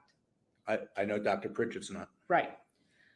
And it's those facts that gave judges in homicide cases committed by juveniles, ultimately after all these cases came out, that's what gave the judges discretion when dealing with juveniles on how to sentence, right? That's my understanding, yes. Right. There's no more with a juvenile. They committed first-degree murder. We don't care how, why, or when, life. There's no more of that in Florida for juveniles. That's my understanding, yes. Right. And so because of all of this medicine and psychological information about juveniles and brains, Florida crafted the statute. Are you aware of the statute and the factors that were here? Yes, And they did that to provide guidance to courts on how to sentence juveniles, correct? correct. So the general information we know about his peer group is accepted, right? Yes, Now this court needs guidance on how to sentence this individual, correct? yes, So we should be looking at Aiden Fucci and the crime Aiden Fucci committed, correct? that's part of what needs to be looked at. Through the lens of everything else you stated earlier, correct? Correct. And we should compare him to his peer group, which is juveniles. I'm not sure about that. I don't know how we compare him to his peer group. I know that people would like to compare him to his peer group, but at this moment, I don't know how we compare him to his peer group. We haven't interviewed his peer group. We haven't interviewed him. Dr. Blinfield, his peer group meaning all juveniles and all Oh, juveniles that commit crimes. I thought you meant. No, I'm in the forensic setting here. Oh, in court. I'm sorry, ask the question again. When the court is looking for guidance to help make a decision on how to sentence this juvenile, we need to compare him, everything about him, and the act, everything that the statute prescribes. We need to look at that and compare that to other juveniles that commit crimes and commit violent acts and homicide, correct? Yeah.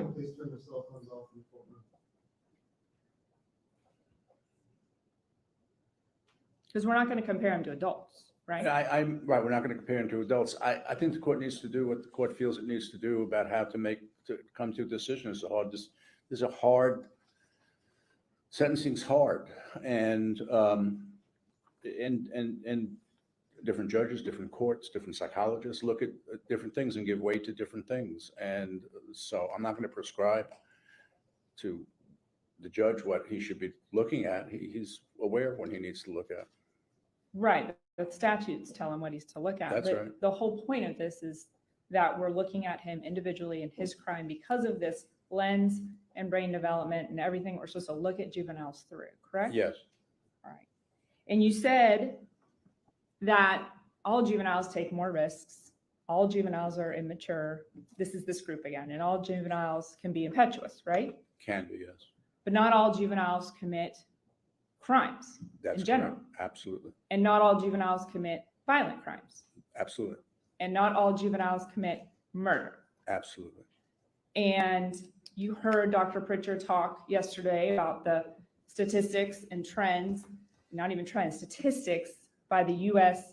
Department of Justice that indicate that less than 1% of juveniles who commit crimes commit murder. Right. Correct. Right? Mhm. And you don't have a problem with that statistic. You're aware of that. You've worked with juveniles your entire career. And I read the research that he quoted. Yeah. Okay. He provided it. And then based on all of your knowledge, experience, evaluations in the criminal justice system, not all juveniles that commit murders like what occurred to Tristyn Bailey. That's fair, correct? Yes. A lot of juveniles may shoot someone one time, may make an impetuous decision, right? Some do, yes. Some do, right? Not all murders committed by a juvenile or an adult are as vicious, I think your word was horrific and awful, as that committed to Tristyn Bailey. That's true. Many are. Many are. It's not unique. This murder is not unique. I don't have when we talk about horrific things that juveniles do when they murder someone, it's not the first case I've been involved in where a juvenile has murdered someone and done it in an unusual, horrific manner. And so I don't have a way to weigh that. I'm not condoning it. Please, I don't want that to be heard. But juveniles who commit murders often do horrible things: set people on fire, put people into waterbeds, throw babies against bookshelves, rape, behead. these are all things that people do. I don't have a way to judge how horrific something is. All of them would be horrific if it happened to me or somebody I knew. All of them. There would be, I couldn't understand it. So it's a horrific crime, but so are all the other ones I just mentioned. And so there are some murders where a gun goes off and somebody is murdered. And there are others where there are horrible, horrible things that happen. And so that has to be weighed, of course. And I imagine the court will be able to do that. Well, and do you see the difference between even the two examples you just gave in a psychological, clinical sense? Between what? A juvenile who murders someone by shooting them one time and a juvenile who sets someone on fire or does all of or that. does Sure, I see. 114. Yeah, absolutely. Yeah, I see So something. you acknowledge there's differences within the Absolutely. range of murder committed by juveniles. And adults, yes, absolutely. And Dr. Pritchard, in his vast experience, described, and it's not just the act, the whole case, all of the records, everything that you and Dr. Pritchard considered about Aiden Fucci and the nature and circumstances of this crime, he described as unique. Do you disagree with him about that? Or do you agree? I think the actual crime was unique. I don't think everything else is unique. How could you say, it'd be crazy to not say that the crime wasn't unique. Okay, so you do agree that I think unique. everybody in the world would agree. It's a tautology. It's of course it was. Dr. Bloomfield, you went on in kind of explaining juveniles and some things that should be considered when kind of thinking about, could they make better choices? Did they have support and things like that? You would agree that you see some juveniles and probably adults that don't have that in their life, don't have support, mentors, people, which is probably why it's something to consider, right? Yes. Okay. You would agree though that, and I think you did at least mention one, Mr. Fucci you mentioned the school resource officer, right? You saw Yeah. that there was a bond or relationship there, Correct. right? He had Dean Wetchen. Did you read his information? Yes, I did. I think he provided a great deal of support. And through the school, he had tutors at least one day a week that he was going to see. Dean Yeah. Wetchen, I think, was the one talking I about think Dean that. Wetchen was the one who did that, right? Yeah. He's had his grandmother, seemed to love him a lot, lived with them a majority of the time, right? True. And they were close. He had a mother in the home. True. He had a stepfather in the home, Mm-hmm. Yes. right? Yes. And he had his biological father. Yes. And so this adolescent had some of that support, mentors, and things that you would hope one would have to help them through life and make decisions and things like that, correct? He had some, and he had some where he was totally on his own with his 3 or 4 friends they would do drugs, have sex, do all kinds of things, cut himself. Where no adult was around or any adult intervened. As a matter of fact, I understood that sexual activity was going on where there were adults in the house, in other rooms, in other places. So, all those things existed, and as well,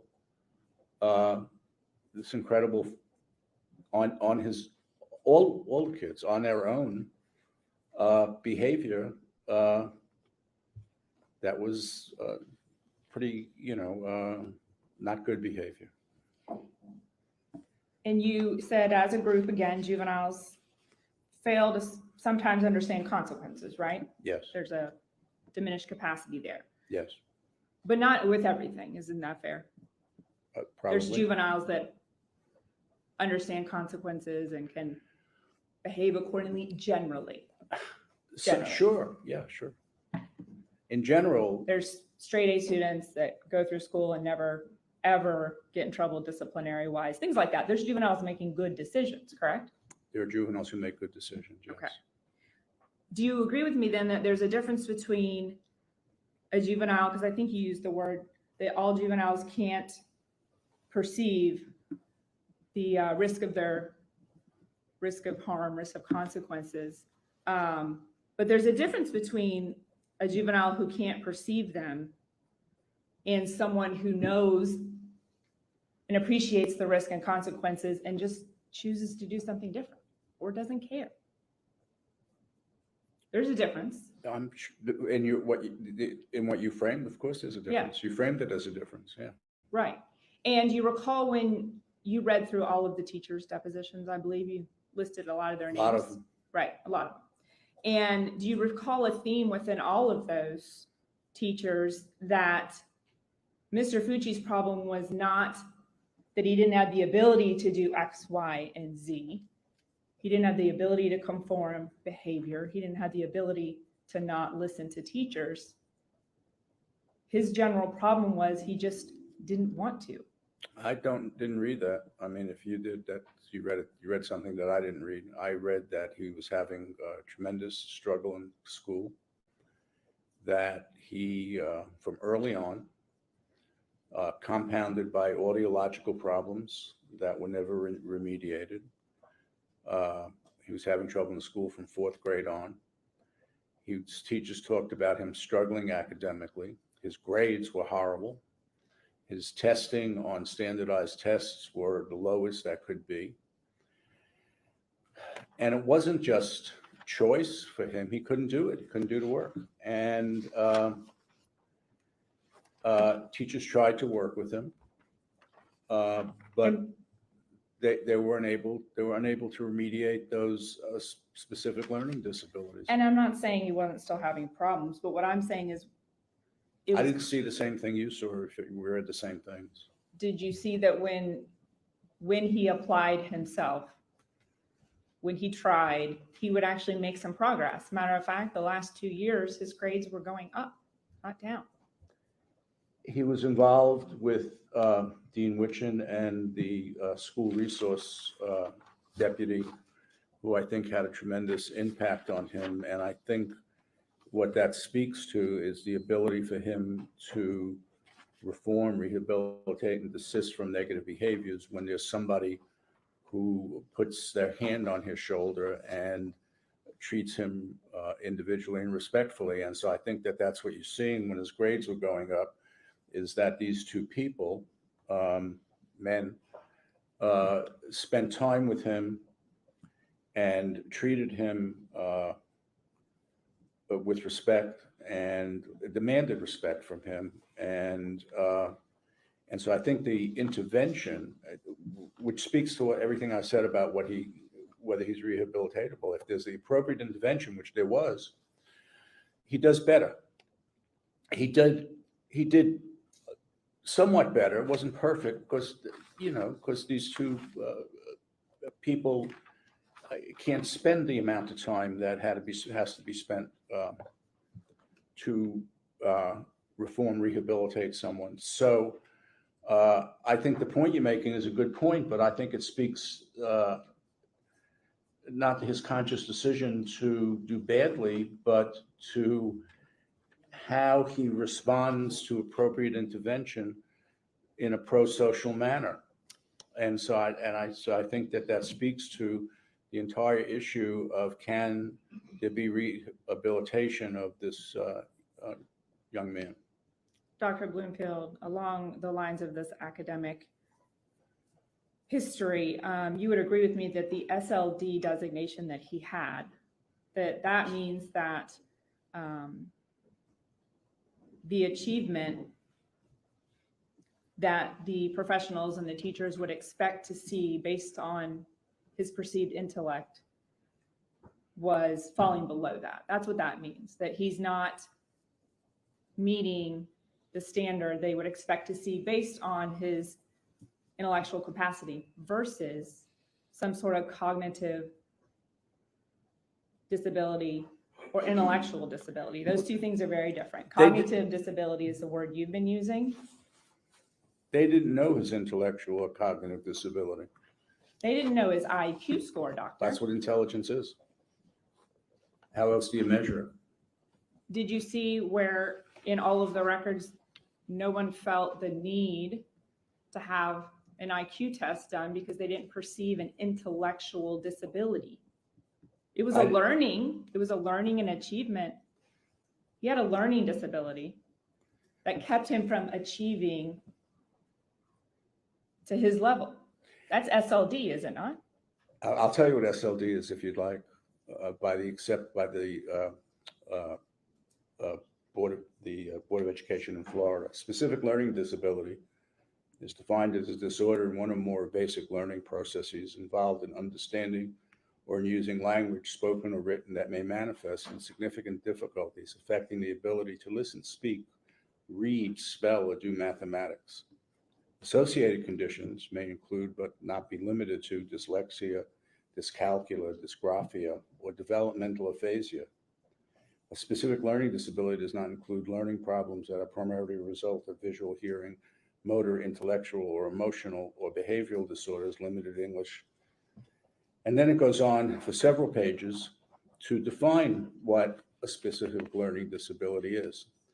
Doctor, Well, but you're using it and you're asking me to define it, and I defined it by looking up what the state of Florida says it is. And so that I didn't have to guess.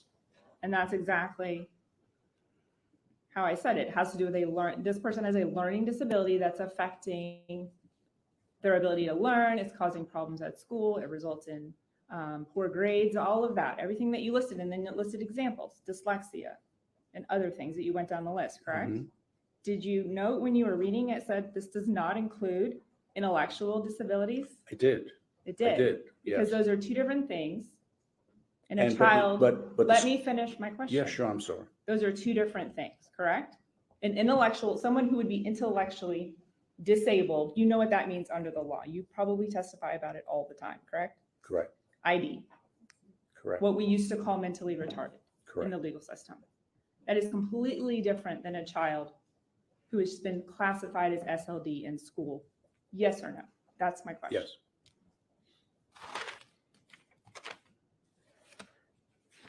Dr. Bloomfield, when you were asked about Aiden Fucci's, Ms. Peoples asked you, did his family have a history of mental health? And I believe you mentioned an uncle.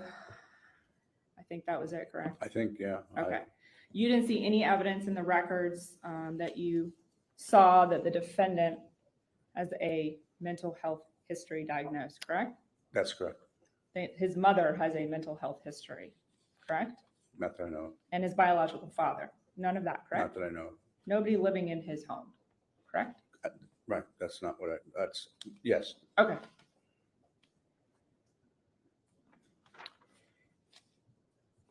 When you mentioned it earlier in your testimony, you were asked about risky behaviors. Did you see any evidence of risky behaviors in the records? And you've testified to them. But I just want to ask you about one of them. You mentioned that the risky behavior, one of them that you saw was that he cut himself one time to see what it felt like. Remember saying that? Yes. And you got that information from Michaela Harris, basically, yes. The friend, right? And the context, though, of that cutting, when she described how that came about, isn't it true that it was because Aiden saw that she was a cutter, saw evidence of that, and he thought that would be cool? Yes. So he did, okay? Yes. So it wasn't reported out of a phase of depression or suicides. That wasn't the context. No, it was risky behavior. Correct. Do you think the context for that behavior is important? I think anybody who cuts themselves because someone else cuts themselves is engaging in risky behavior, even if they just want to know how it feels. Right. By the way, Doctor, people who cut themselves always say they want to know how it feels. That's the nature of cutting. There's a whole process of that is not the way that Aiden Fucci referenced people who it. cut themselves to relieve psychic pain and to know what it feels like to not have that. So Aiden looking at her doing that and saying, oh gosh, I'm gonna do it. I'm gonna see what it feels like. I wouldn't do that. I don't want to take that risk.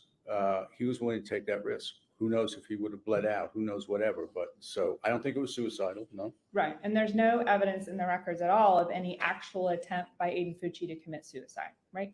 Not that I recall. Okay. Dr. Bloomfield, I want to move on to touch on a few things before we end up here. Maturity. I believe your answer to that was you couldn't say, or you think he's, I mean, you're just I- saying he is immature because he's a juvenile? He does immature things. He does, Doctor,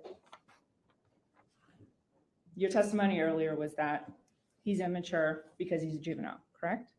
my testimony before, I believe, was that he's immature because he's a juvenile and he does immature things. I Right. think that's what my testimony Right. was.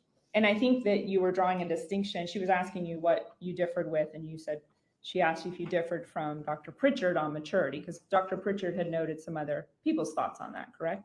Dr. Pritchard noted some other people saying he was mature, but what I differed about was I wouldn't rely on calling him mature based upon an untrained person saying, well, he looks mature to me. And so Dr. Pritchard was relying on collaterals that I don't think have the weight to say that he's a mature person. The issue of brain development plus his own behavior shows, I think, the maturity. And you understand that when Dr. Pritchard mentioned some of those persons, it was still in the context, and all of those persons, when they gave an opinion, it was mature for his age. All of those people who said it, I just. Well, I'm about to go through them, but. So, my recollection is one person said it. Okay. Are you aware that the probation officer, Officer Barton, that's been visiting him in the jail since his arrest, are you aware of him from Yes. DJJ? Yes. He's worked in DJJ for 20 plus years. Yes. Supervising juveniles. Yes. He made the statement that he was mature for his age. That's all. That's correct. He's the only one that I Okay. read, that I know of. Are I you- could be wrong, but he Do was you the only one. recall But Sergeant- how would you base a decision? Dr. Bloomfield, I'm not. Were you asking me? He was about to ask me a question, so. Well, when I said you, I meant me. How would I base a decision on maturity based upon a probation officer's sense of a child? One probation officer's sense of a child. Juvenile probation officers see a lot of kids. Kindergarten teachers see a lot of kids. We're talking about a concept, a factor, maturity. How does it measure? Just by looking at him? Just by seeing how he acts? Or is there some actual measure that I would use to test maturity? Do you have a test for that in your Do I have a psychological test for that? battery? No. A test? No. Okay, What- so you have to look to collateral sources for that information, do you not? No, I could use hypothetical situations with him. I could use other psychological factors on psychological tests. There's no particular scale that measures maturity that I Right. know of. And all of those things you could have done had you seen him. You could have done that, correct? If it was appropriate, sure. You could have administered IQ tests and psychological tests to him if you were permitted to see him. Yes. And so beyond the 20-year probation officer, there was also a correction officer, Sergeant Cox with Jacksonville Sheriff's Office, and Dean Wetchen, who has been in the education system for 35 years. So there's 3 people generally stating Aiden was very mature for his age. I didn't see Dean Witchen say that. You didn't? I have Okay. notes on what Dean Witchen said. I didn't Okay. see, he thought he was a good kid. He, Dr. Bloomfield, I didn't ask you what else he said. no, he didn't say maturity is what I'm saying. I Okay. didn't see that. If you saw that, that's something that I didn't see. I'm just asking you what you remember.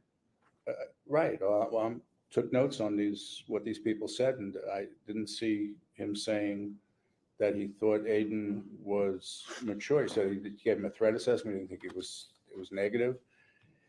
Dr. Bloomfield, it's okay if you don't remember. It's fine. I understand it's okay if I don't remember, but I'm not sure he said that. Okay. Dr. Bloomfield, you explain what impetuosity is. I tried to. It's hard. Acting without thought. Say again? Acting without thought. That's what I wrote down when you testified. Is that fair? Yep. Okay. And Ms. Peoples asked you, do you feel that Aiden Fucci, she asked it generally, is impetuous? I think he's impetuous, yeah. Well, when you testified on direct, you said, I'm sure he is. In general What did I terms. just say now? I'm sure he is. I think he is. Okay. Okay. Do you know what the statutes say the court is to consider about impetuosity? I don't have it memorized. It's actually whether his impetuosity, not just is Aiden Fucci impetuous. As we stated, all juveniles can be impetuous. What the court's to consider is the crime that was committed, the murder, is that a result of his impetuosity? And I believe you went further and said that you believe it is, correct? I don't believe that I said those words. Okay, so was his murder as a result of his youth and impetuousness, or was it something else? I don't know. You don't know. You can't look at everything in this case and make a determination. About his state of mind when he committed this crime? No, I can't. You can't. And that takes me to the last thing you talked about, premeditation. You said, I don't see how anyone could possibly say this crime was premeditated. Is that what you said? That's what I said. I don't want to put words in your mouth.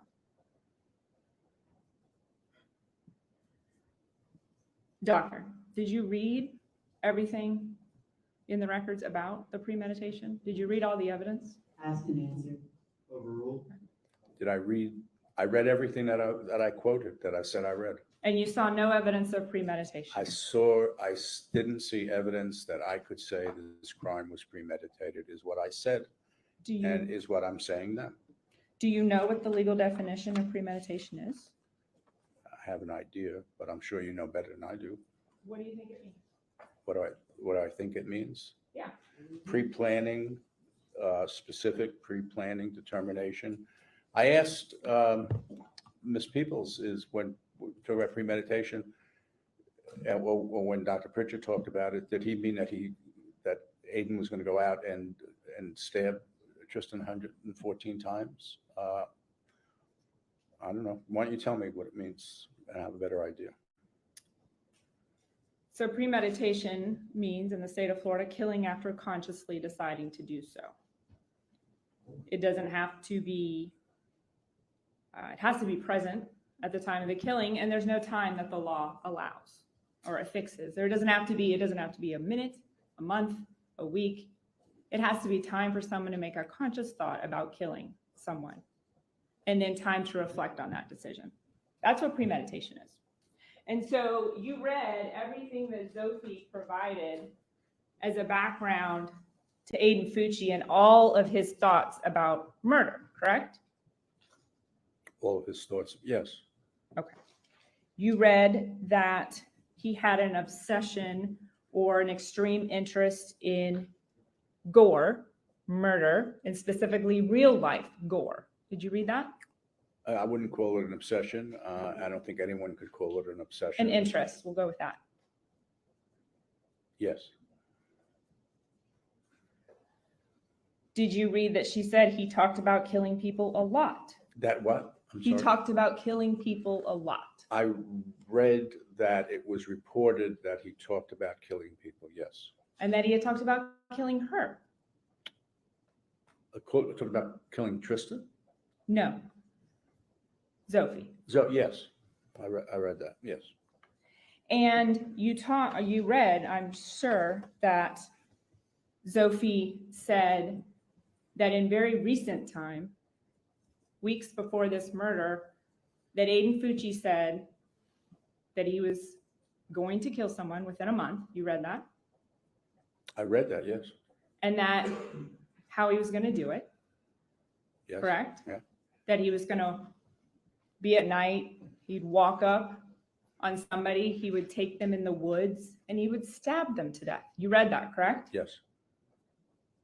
Are you telling this court, saying all of those things and then doing exactly that weeks later is not a premeditated thought to commit murder? I think premeditated is a legal concept. The court can decide if it's premeditated. I don't know why he said it. I don't know what he was saying. I don't know how reliable Zoe is as a reporter.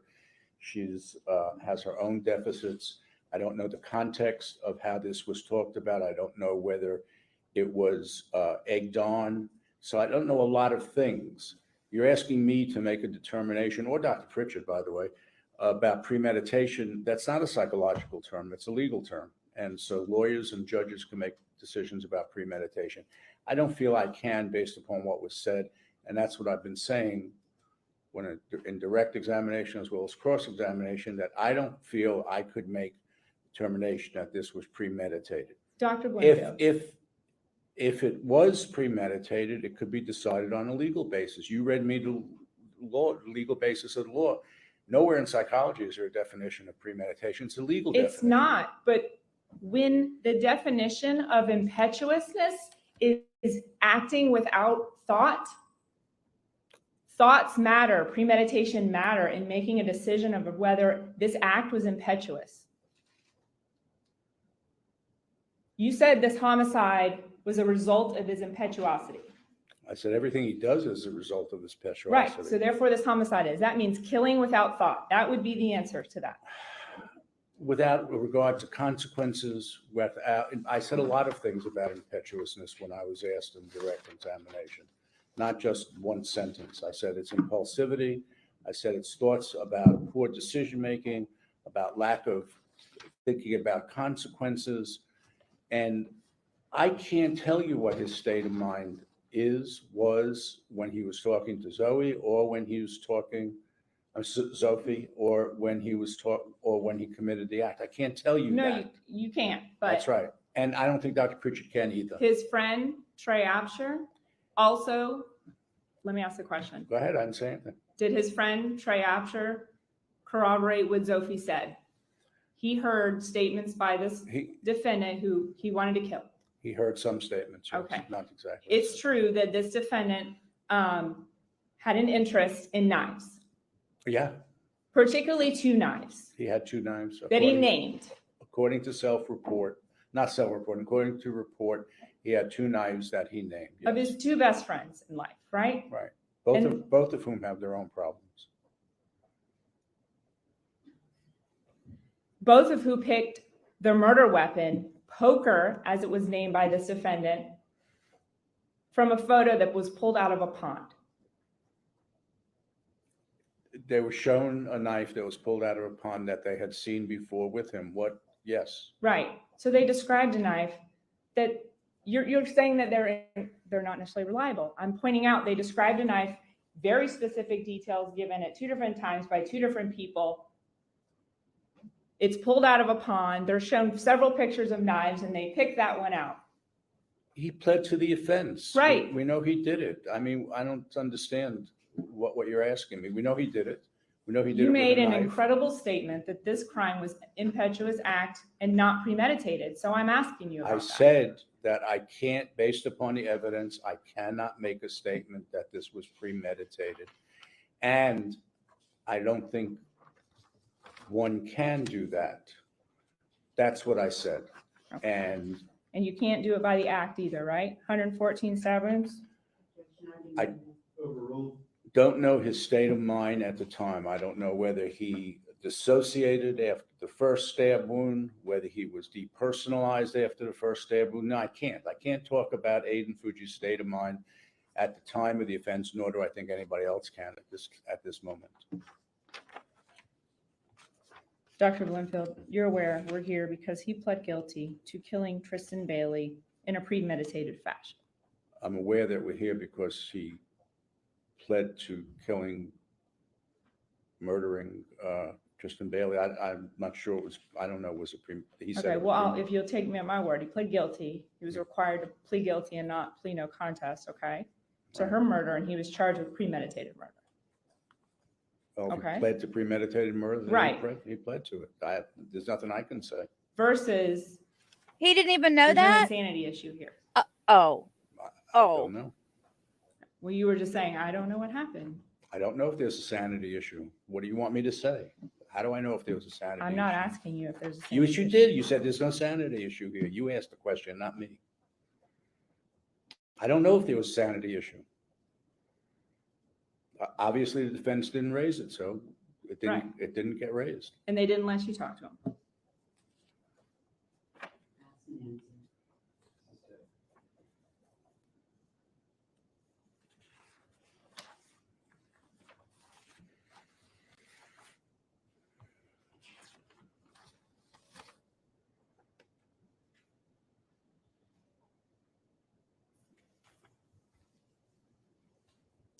And I just want to ask you one last question with the example you gave. You gave an example when talking about this. And I think it was along the lines of the questioning under the number of stab wounds and the nature of the crime. You gave an example where you said, you know, police can shoot at someone and keep shooting. And that's not necessarily premeditated, right? Is that what you were saying? That's correct. Are you comparing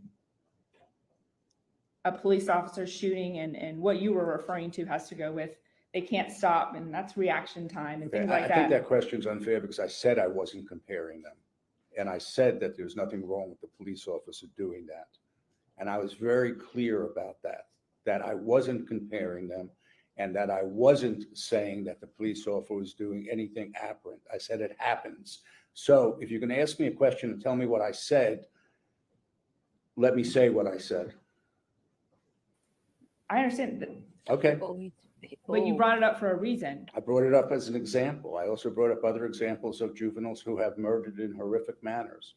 You brought it up in the context of sometimes the police do this and there's overshooting, and you were comparing that to the number of stab wounds. I'm just asking if you're No, equating those things. You're I'm not, right? I said indirect that I wasn't equating them. How long do you think it takes someone to stab somebody 114 times? I have no idea. She is so good. No further questions. Great job. She did great.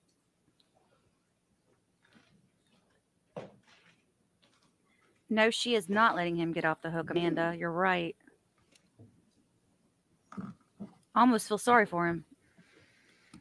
Dr. Bloomfield, the guy on the school stand. records didn't indicate any mental illness, correct? Correct. All right. But you did receive the pediatric records. Yes. All right. And pediatric records, if you have them, if you could take a look at the 25th page of 40 or on the top right-hand corner, let's say 12 of 22. I think I may have them on my computer. Can you read it to me or? I may have it.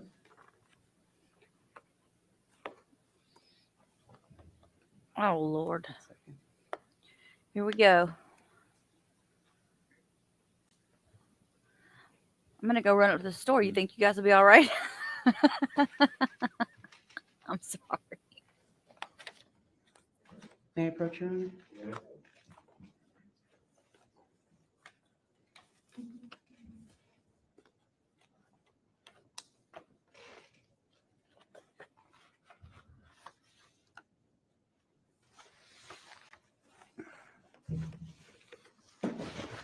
What page was it?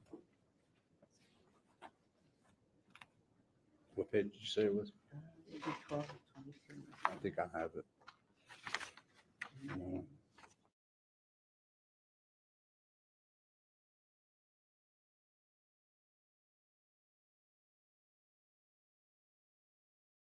Attention deficit hyperactivity disorder say, oh, I'm sorry. The notes under attention deficit hyperactivity disorder say notes, discuss diagnosis differential, and will follow up Vanderbilt form, mom to bring forms back once it's done. So at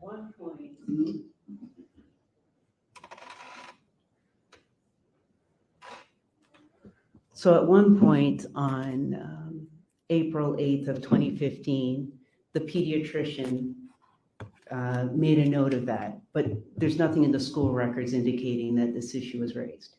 Correct.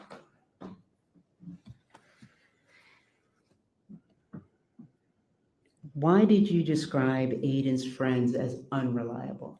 Well, because first of all, they're young. And they each have some of their own problems. I'm not diagnosing them or saying that they're bad or do things wrong, but DA was expelled from school, went to Gaines Alternative and was expelled from Gaines Alternative. That's pretty drastic problem behavior. Sophia was described as having severe anxiety disorder. The other girl had cuts herself, also a sign of a possible trauma-related issue. I'm not saying it is because I don't know, or a borderline issue or something like that. So they're young, they have their own disorders, and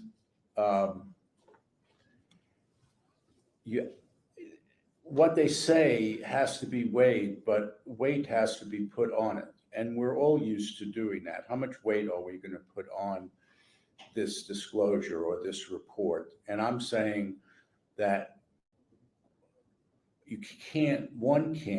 I can't put full weight on them because I don't know how reliable they are and how valid what they're saying is and what their recollection is and whether they have some other issue that they're trying to get, even if they agree. And so I think there's a somewhat problematic issue in putting tremendous weight on the report of young people who are also struggling with their own problems. And then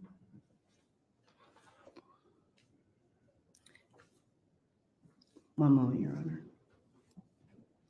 So looking at his state of mind, fair to say that you cannot provide an opinion at this time about his state of mind at the time of the offense? That's correct. All right. So when the state's repeatedly asking you about premeditation, again, your position is that you cannot answer that at this point in time. That's correct. And then whether or not, and it's not to blame the schools. Say again? It's not to blame the schools, but looking at the records that you have, there's nothing in the school records indicating that there's any follow-up regarding ADHD, or even that the IEP recognized ADHD. That's correct. Right. Or that any continued follow-up was made, whether it's with the pediatrician or the schools, to further investigate if that's the issue or if it's something cognitive. Correct. One moment, Your Honor.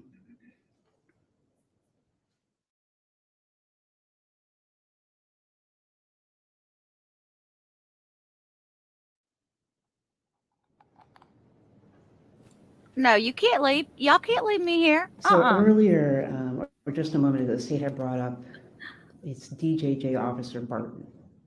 Correct. All right. Barton had also indicated that Aiden reflected, or Aiden had informed him that he was hearing voices. Correct. Right. And Barton also indicated that Aiden stated that he was on lithium, Remeron, and Zyprexa, or lithium and Remeron. And I think Zyprexa too, yes. All right. What's the purpose of those medications? Well, they're psychotropic medications. Lithium's typically used for people who have bipolar disorder. Zyprexa, Remeron are used for some psychotic behaviors and as a calming influence. So those medications are antipsychotics and for bipolar disorder. And they're psychotropic medications. They're heavy-duty medications. All right.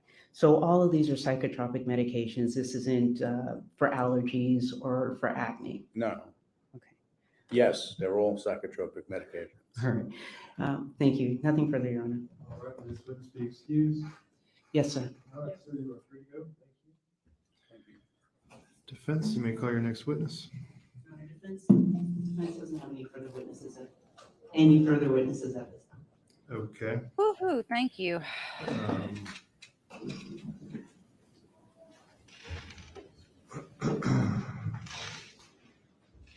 Is there any rebuttal witnesses that the state plans to call? No rebuttal witnesses, Judge. We just have this last set of records that I would. These are additional letters? Yes. Or yes, letters, not records. Thank you. Okay. Are there any other letters or any other evidence that the defense wanted the court to consider? Yes, Your Honor. We submitted them. We have some additional reports and just a summary of the education records that we'll submit this evening. I'm sorry. Additional summary of the educational records and reports that we'll submit this evening. Okay. I'll receive those letters at this time. Is there a copy for me, or did you just make one for me? You already filed them? No, I can do it that way. If you could email it, yeah, that'd be great. Somebody tell Teresa he's done. She can come All back. right. So at this point, we would be moving into argument. It will afford the both sides an opportunity to collect their thoughts. Before we recess for that, I do want to address your client for just a moment, Ms. Peoples. Sure, absolutely. Go ahead. Yes, sure. Let's give him some more of our time. He didn't deserve anything like that. Oh, I missed your last comment, Teresa. I'm sorry.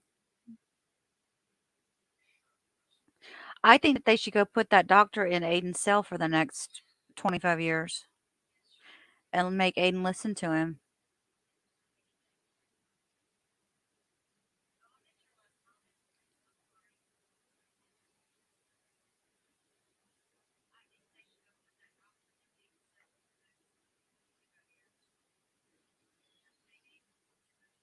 I mean, literally, I was starting to get woken up. I was doing fine, and then that doctor just made me so tired now. I'm just, ugh.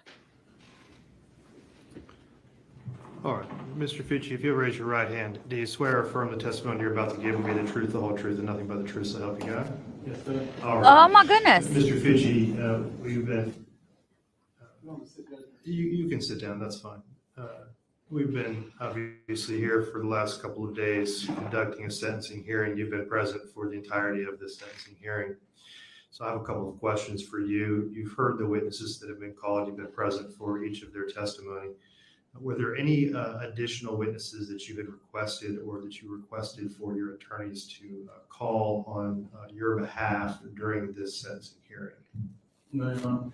They have called all witnesses that you wished for them to call, and they've presented, was there any other evidence that you requested that they present on your behalf that they have not presented during the course of the sentencing hearing?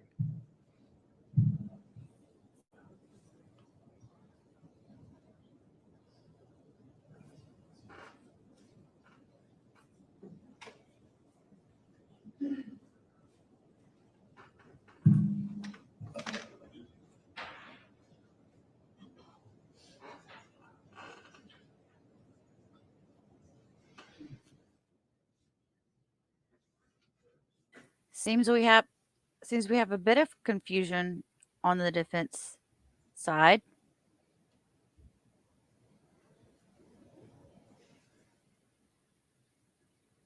So is he going to have to make a statement or anything, Amanda? Yes, sir. Okay, and I saw that you had an opportunity to just speak with your attorneys. There was, it appears as though maybe there were some matters that you did wish for them to enter. Ms. Peoples, I see you're nodding your head. Have you addressed this matter with him? Yes, Your Honor, it's part of the package that I plan to e-file tonight. I filed the letters already. Okay. So those have been e-filed today or just about an hour or two ago. There's some photos, some records and additional records that we discussed that you'd like filed, and those will go through tonight, if not first thing in the morning. Okay. All right. Other than those matters, are there any other matters that you wish your attorneys would have done during your sentencing hearing? No, Your Honor. Are you satisfied with your attorney's representation of you throughout this sentencing hearing? At this time, I am. Well, when you say at this time, so at this point, as far as what they have done, you are satisfied with their representation, is that correct? Yes, sir, at this time. And, okay. So we will revisit this then after they've made closing arguments, as you stated at this time. I want to make sure that you're satisfied throughout. And so is there anything else at this point, knowing that we're about to close this portion of the sentencing hearing, there will not be any further evidence presented other than the apparently some photographs that is going to be submitted later tonight. Is there anything else that you wanted your attorneys to present on your behalf during the sentencing hearing?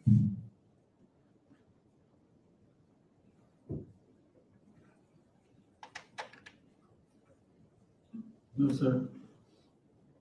All right, do you need any more time to speak with your attorneys about that matter? No, sir. All right. All right, it is 20 minutes after 4 o'clock. How much time does each side anticipate requesting for closing arguments? I'll start with the state.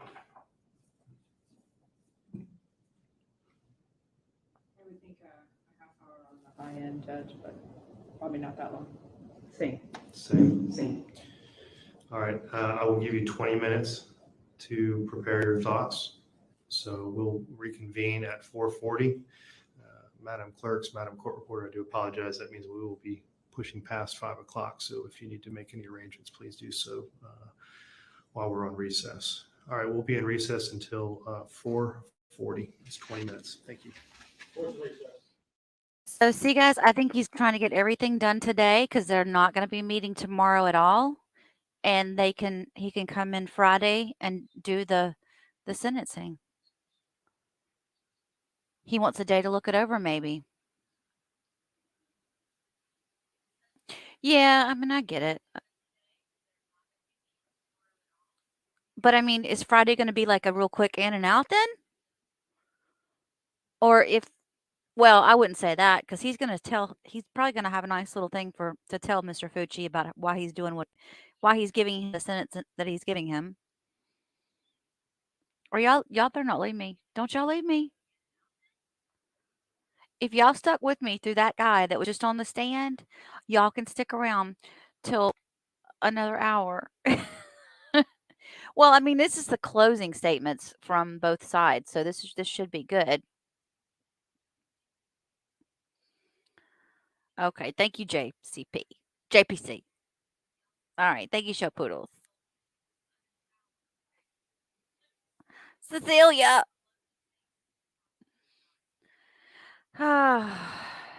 Closing earlier. I'm staying. Okay, thank you, Teresa. All right, while we're waiting, because it sounds like how long did they say the break was? I wasn't even paying attention. Did he say 10 or 20 minutes? I was gonna pull up this other video. Me getting up at 2 a.m. today is really starting to kick my booty. Thank you, Kona's mom. 20 minutes. All right, let's watch this. Let's finish watching this video then. I don't think I have much more of it left. And I put it back a little bit so that we could listen to. Yeah, I don't have much of this video left at all.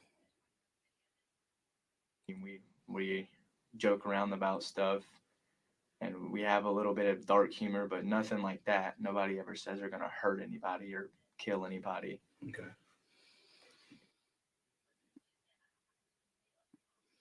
So that was his best friend. Now they're gonna have his ex-girlfriend speak. Thank you guys for sticking in with me. Aiden kept knives for protection. He always had a knife on him if he wasn't at school.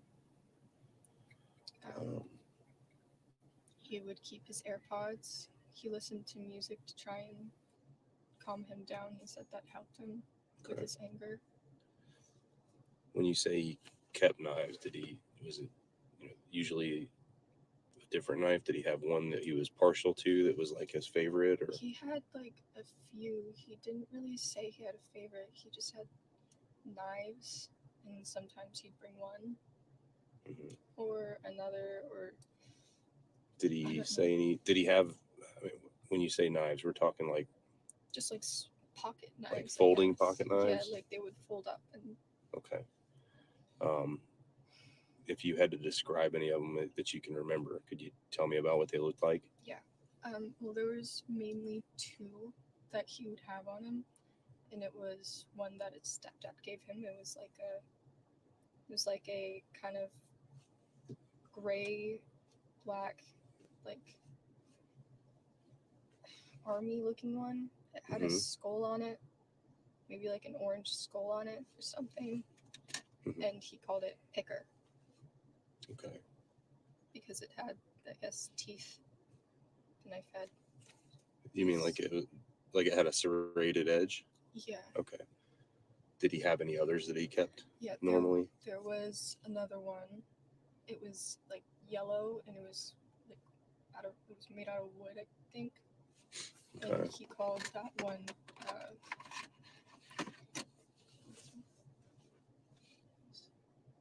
Did it look like this? Yeah. Did it look like it, or is that the same type of knife? That's the same knife. Okay. And just so you understand, I'm holding a folding buck knife Yeah. with a brass frame, right? With a wooden handle. Okay. So you've seen him carry a knife like that Yeah, it was pretty commonly. Yeah, it was mainly those two. Okay. He broke one of them. And I think I cut you off. You were saying he called it something. He called one picker, and then he called that one poker. And lastly, Dr. Pritchard noted that there was conflicting stories between what Aiden had told his girlfriend about his dynamics with his family, his parents, the discipline in the household, versus what the his siblings and what his grandmother testified to. So I thought that was interesting as well. That's it for day one. Again, trying to get this out as quickly as I possibly can, and we will be live on day two of his sentencing here on our channel. So we hope you're able to join us. Our live stream begins at 8 a.m. Central Time, Wednesday the 22nd. See you then.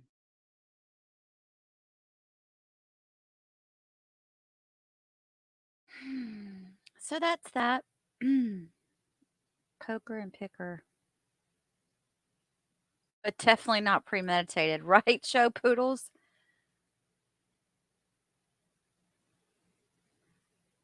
Oh, yeah, she's probably close by you, JPC. She's in North Alabama. Aren't you in North Alabama? No, wait, you're in. Wait a minute. I'm getting y'all's locations confused. You're in Tennessee.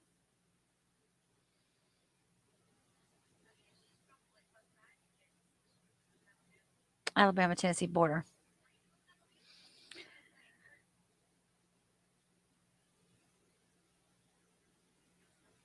Okay, so the Brooks appeal. Okay, so I'm not a specialist on this, and I have not seen anything that's official. But from what I've heard, they're not going to let him appeal. Steve says an appeal isn't a new trial unless an egregious error occurred during the trial. Exactly. And I think that what we are all hearing, and this could be rumor because again, nothing has really been put out, that his lawyer that's looking over it is not able to find anything.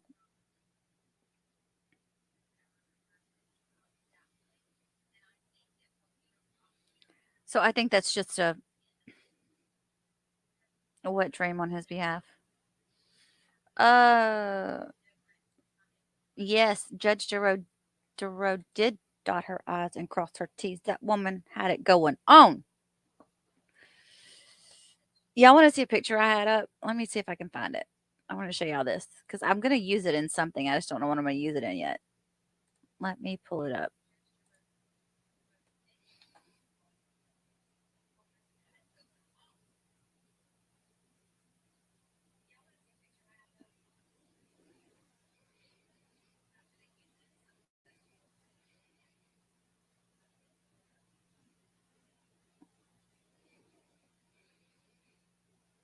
Here it is.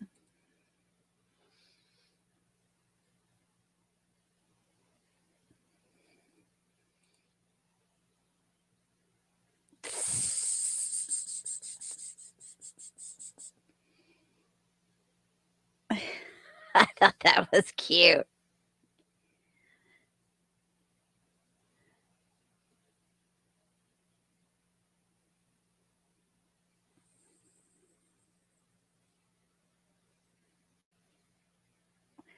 Judge Doro, Sue Opera and friends sit on their heads, avoiding any issue to appeal. They did so good. And I've still got those, so for anybody that's not familiar with me, my channel, so I started my channel out and I did mostly just Darrell Brooks clips. And I felt like I was doing really well because I grew really quickly and I started doing really well. I got monetized and everything really quick. And then YouTube came back and said, you're using too much of other people's content because I was doing the trial clips. And so I did some reading up and everything, and they took away my monetization and I had to reapply for it 30 days later. And so the whole kick is that I have to add commentary to my content in order to get by now. So I've lost a lot of people because of that, because a lot of people don't want commentary. I'm not taking it personal because I'm one of those that sometimes I want to listen to the commentary. But you're going to see more and more YouTubers do it because there's no way around it anymore, and they're starting to get a lot of people for it. So I had to take down all my old videos, and I'm re-uploading most of them with commentary. And 2 of them that have not been re-uploaded yet, because I'm really waiting on how I'm gonna do it, are the 2 where Zach does the zingers with the mic drop. Do y'all remember those 2 that I did? One was when the little guy was on the stand that let Brooks in his home, and then the other one was when, Zach calls out about Brooks being a you-know-what offender. Thank you for saying that, Show Poodles, but I don't know, I feel like it's ruined some of my videos, like, people just don't want commentary anymore. They are, Teresa, they're cracking down on everybody. I think you're gonna see a lot of things change, and I mean, I get the fact they don't want people just using other people's content because that could just, that's just repetitive, but I thought I was adding some stuff to mine. I thought I wasn't just doing that. I was adding background music, I was putting some funnies in there, but nope, it wasn't good enough. Who's Daniel Ryder?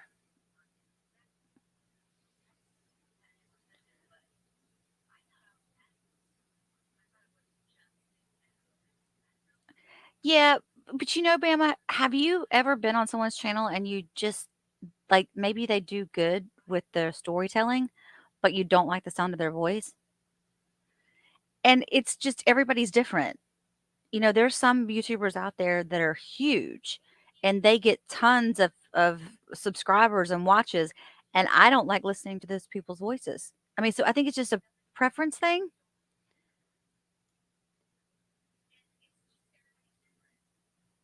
Oh, thank you, Vincent. I'm sorry. See? I'm old. I forgot already. The guy who let DB in his home was Daniel Ryder. Okay. Yeah, him. And gave him a sandwich. You're absolutely right. The sandwich guy, the sandwich witness, the little sweet guy that everybody loved. Yeah, so I've got to re-upload that one. And I really want to make it really good. So I haven't redone it yet. And these trials being on here live all day long and not being able to edit, it's not helping me get it out any quicker. So as the phrase in the movie Wayne's World states, Judge Giroux crossed her T's and dotted her lower J's.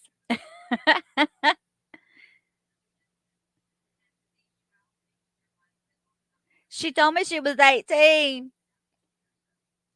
Well, thank you guys. I wasn't telling y'all that so y'all would sit here and give me all kinds of compliments, but I do appreciate that. I appreciate you. There are a lot of people that don't like my voice, and that's okay. My sister doesn't like my voice. I'm just kidding. Thank long ground Gary. I think so too. I think that's what it is. I think you're absolutely right, Crafts, because everybody's getting it from Law and Crime. I mean, I don't really blame them though, in a way, because some people aren't doing anything to these videos. They're just throwing them up. They're not even cutting out the breaks or anything. They're just throwing them up there. Me, at least I cut them down and try to get just the good parts in there. But I think so too. I think because think about it from the perspective of business, Law and Crime is big money for YouTube. So they don't want to tick them off. And actually, Law and Crime is everything comes from Court TVs, from what I understand. So Court TV is the only one in the courtroom, and they give their content out to Law and Crime and any other local sources or whatever. And I didn't know that.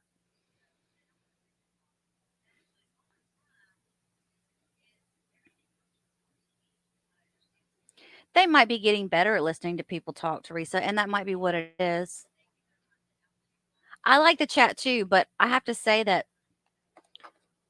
from a business perspective, I think I do better when I do the mini documentaries. I think I'm good in the long run. I'm gonna do better off if I continue to make mini documentaries for these different cases and stuff. Because when you get into Have you guys been on any of those channels where there's just a lot of drama? Because they're all like YouTube drama, like you're talking about channel people being against each other. I don't want to get into any of that. I want to stay out of all the like. I totally want to be Switzerland. I don't want to be in any of that.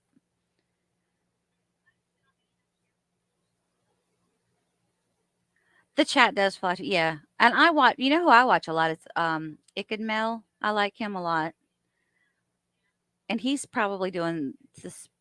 Streaming the trials too now because he's gotten into doing that.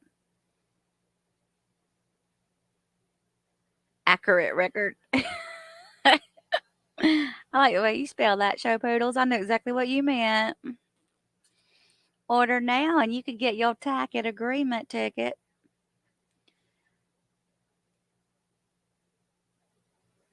Oh, thank you. Yeah, I don't know about that. Mm, don't say anything political, Vincent. No, no. You guys will never know where I stand politically. I'll never tell anybody. I'm not going there. If I want to fight with somebody on about politics, I'll go get on Twitter. You know what I'm saying? That's why I'm not on Twitter. I hate it. My sister comes home and she'll just complain constantly about Twitter. And I'm like, why are you on there? Get off. Don't argue with people. Why are you even answering these people back? And so one day I was showing her some of the comments a few bad comments that I'd gotten. And she said, "Oh my gosh." And I said, "Shannon, that's what I'm telling you. You've got to just walk away. You can't keep giving these people, you can't feed them. It just lights the fire more."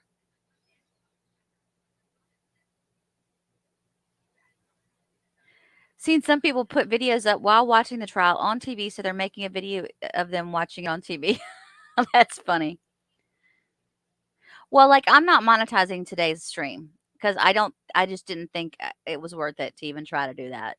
So, I thought,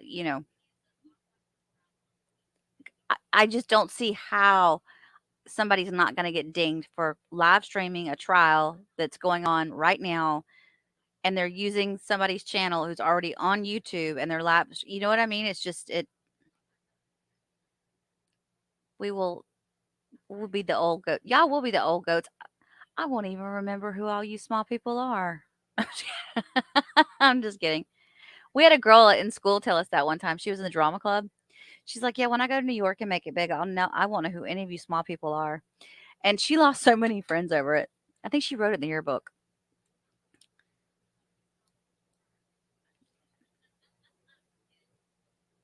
Well, you know what I don't like too about some of the larger channels with the chat? You get a lot of people. I hate drama too, Kona's mom. You get a lot of people in the chat on these larger channels. They don't know anything about the trial. I like being here with you guys because y'all know what's going on. I mean, I may not know all the legal stuff, but at least I know the case and I know what happened in the case. I mean, I just don't like this where people are like, "Oh, who is this? I don't remember. Can you?" And so the chat is all about people retelling the story of why we're watching the trial or why they're on trial. Twitter is a cesspool. It's horrible. And people are mean. People are so mean on social media. I don't like that. That's what's scary about all of the kids being on social media. Um, Not just the content that they can get their hands on that they shouldn't be watching at their ages, but just the meanness that goes around. Because adults even do it. Did y'all remember that case where the mother? What was the name of that case? Didn't the little girl commit unaliving of herself because one of the mothers pretended to be her daughter and she bullied the little girl online? Y'all know what I'm talking about. You hated the lawyers panel talking over Well, I was talking over testimony today too, though. Should I not do that? Y'all have to point me out when I'm doing things I shouldn't do. Y'all need to tell me. You do remember it, Shuckles. I can't think of the name of it though.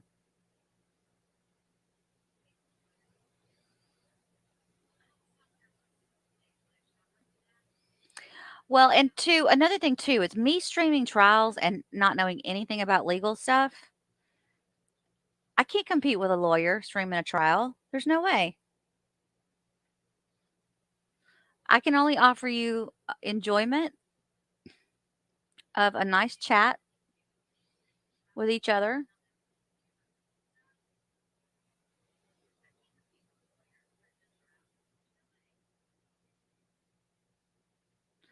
I've watched Emily like one time, I think.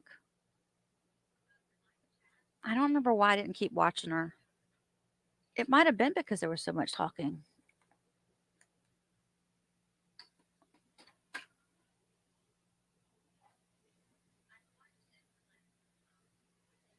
It was, I bet it was out of Texas, yeah. It wasn't called the cheerleader murders, was it? Oh, I just said the M word.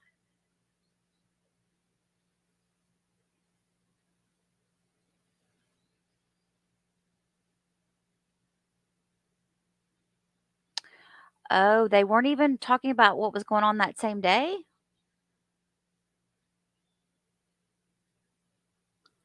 They'll watch a few clips and have no clue what's going on in the trial, like you said. Oh, you know what that reminds me? Okay, I used to be an avid baseball fan. Like, I watched all of the Yankee games, okay? I loved the Yankees. I knew all the players. I knew the ins and outs. I even played fantasy baseball. I was so into it. And I could not stand it when we would get onto the World Series and they would have that announcer from ABC. I think it's ABC. I can't think of his name. Dan something. He always does the Olympics. He would come on and try to talk baseball. The man didn't know what was going on with the game.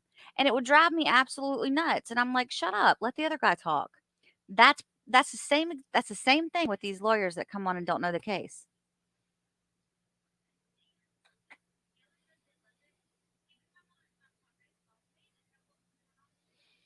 I know there's so many cases to do. And I do want to kind of change up some. I've done a lot with surrounding around children lately, and I kind of want to get away from that. There's a case that I'm looking at right now. Southern Law is good, and I've got to contact him on Twitter because he said we could do a video together. But there's a case. It's called White House Farms. It was the White House Farms murders. It happened in England. You guys have probably heard about it. It happened in 85. And was it the son that did it? Yeah, I think it was the son that did it. So anyway, it was really interesting, and it was just different. And I'd like to do something on it. And because it was in 85, I don't think there's been a ton of little mini docs done on it on YouTube. Oh, thank you for the 2-minute warning.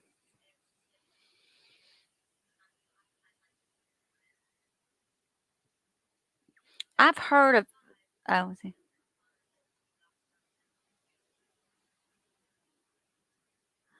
Oh, if I have to tell you what's going on. Well, when I first started working, I mean, everybody has to start somewhere. So you have to consider that. When I first started working on the Brooks case, one of the first videos I did was the one about his mother, and it was a live stream, I think, or it was pre-recorded. And I had a really soft heart for his mom. That's probably one of my now that I've taken all my other stuff, I had to take it down. That's probably one of my more watched videos. And I got so many people that hated me for that. All right, they're back.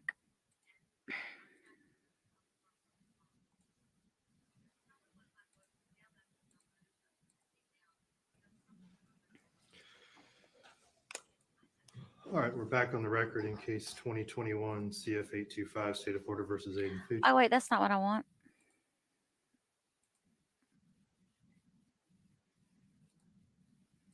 Did receive several items from the defense. I just wanted to make sure that they've been provided to the state and that they are going to be part of the record. The first is sentencing memorandum defense exhibit number 1, which is a letter from Aiden Fucci dated March 5th. That's the state in agreement with that. Court can receive that into evidence. And sentencing memorandum defense exhibit number 2, letter by Jason Fucci as well. The first 4, Your Honor, I've given them a paper copy, but the first 4, I've given them a paper copy, but the articles from the milligram articles, all of that would be going in an email. And I don't believe my assistant had sent it. Okay, well, let me just go through the first four then. Defense exhibit number 3, letters by Crystal Smith. You've received those. And then number 4, letters by Deborah Spywak. You've received those as well. Okay. And then number 5 had previously been provided. Okay. That is a report by Raul Banasco. Any objection to that? There, Your Honor, I'll follow up and file the report of Dr. Fisher. All right. Over defensive. What is the grounds for the defense objection? It's the same objection that were previously cited for Dr. All right, well, let's deal with this first then. Is there an objection to Raul Banasco expert witness report being received? He testified. There's also a report that's being offered that the defense is asking the state to consider. Or is there an objection to that? All right. And then defense exhibit number 6 is the case of the state of Miller versus Alabama, and then a brief for the American Medical Association and the American Academy of Child and Adolescent Psychiatry. Have you received this? I have not. I would be okay with anything that's case law being filed, but articles and whatnot, I don't have an objection.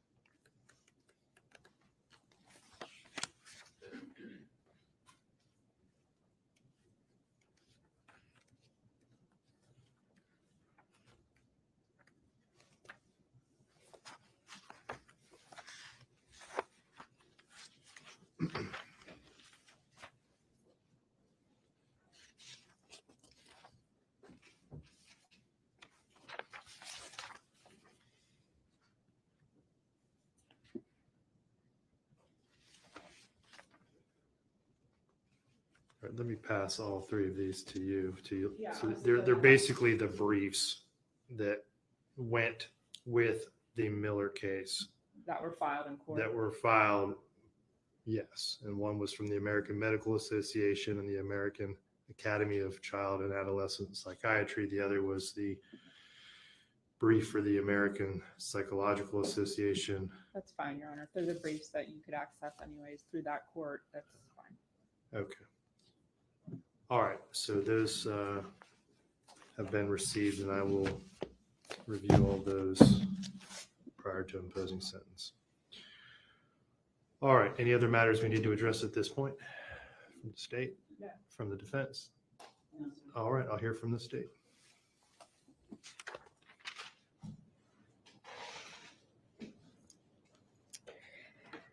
Thank you, Your Honor. I want to start this afternoon by first just discussing the framework in which Your Honor is to make your decision before sentencing Aiden Fucci in this matter.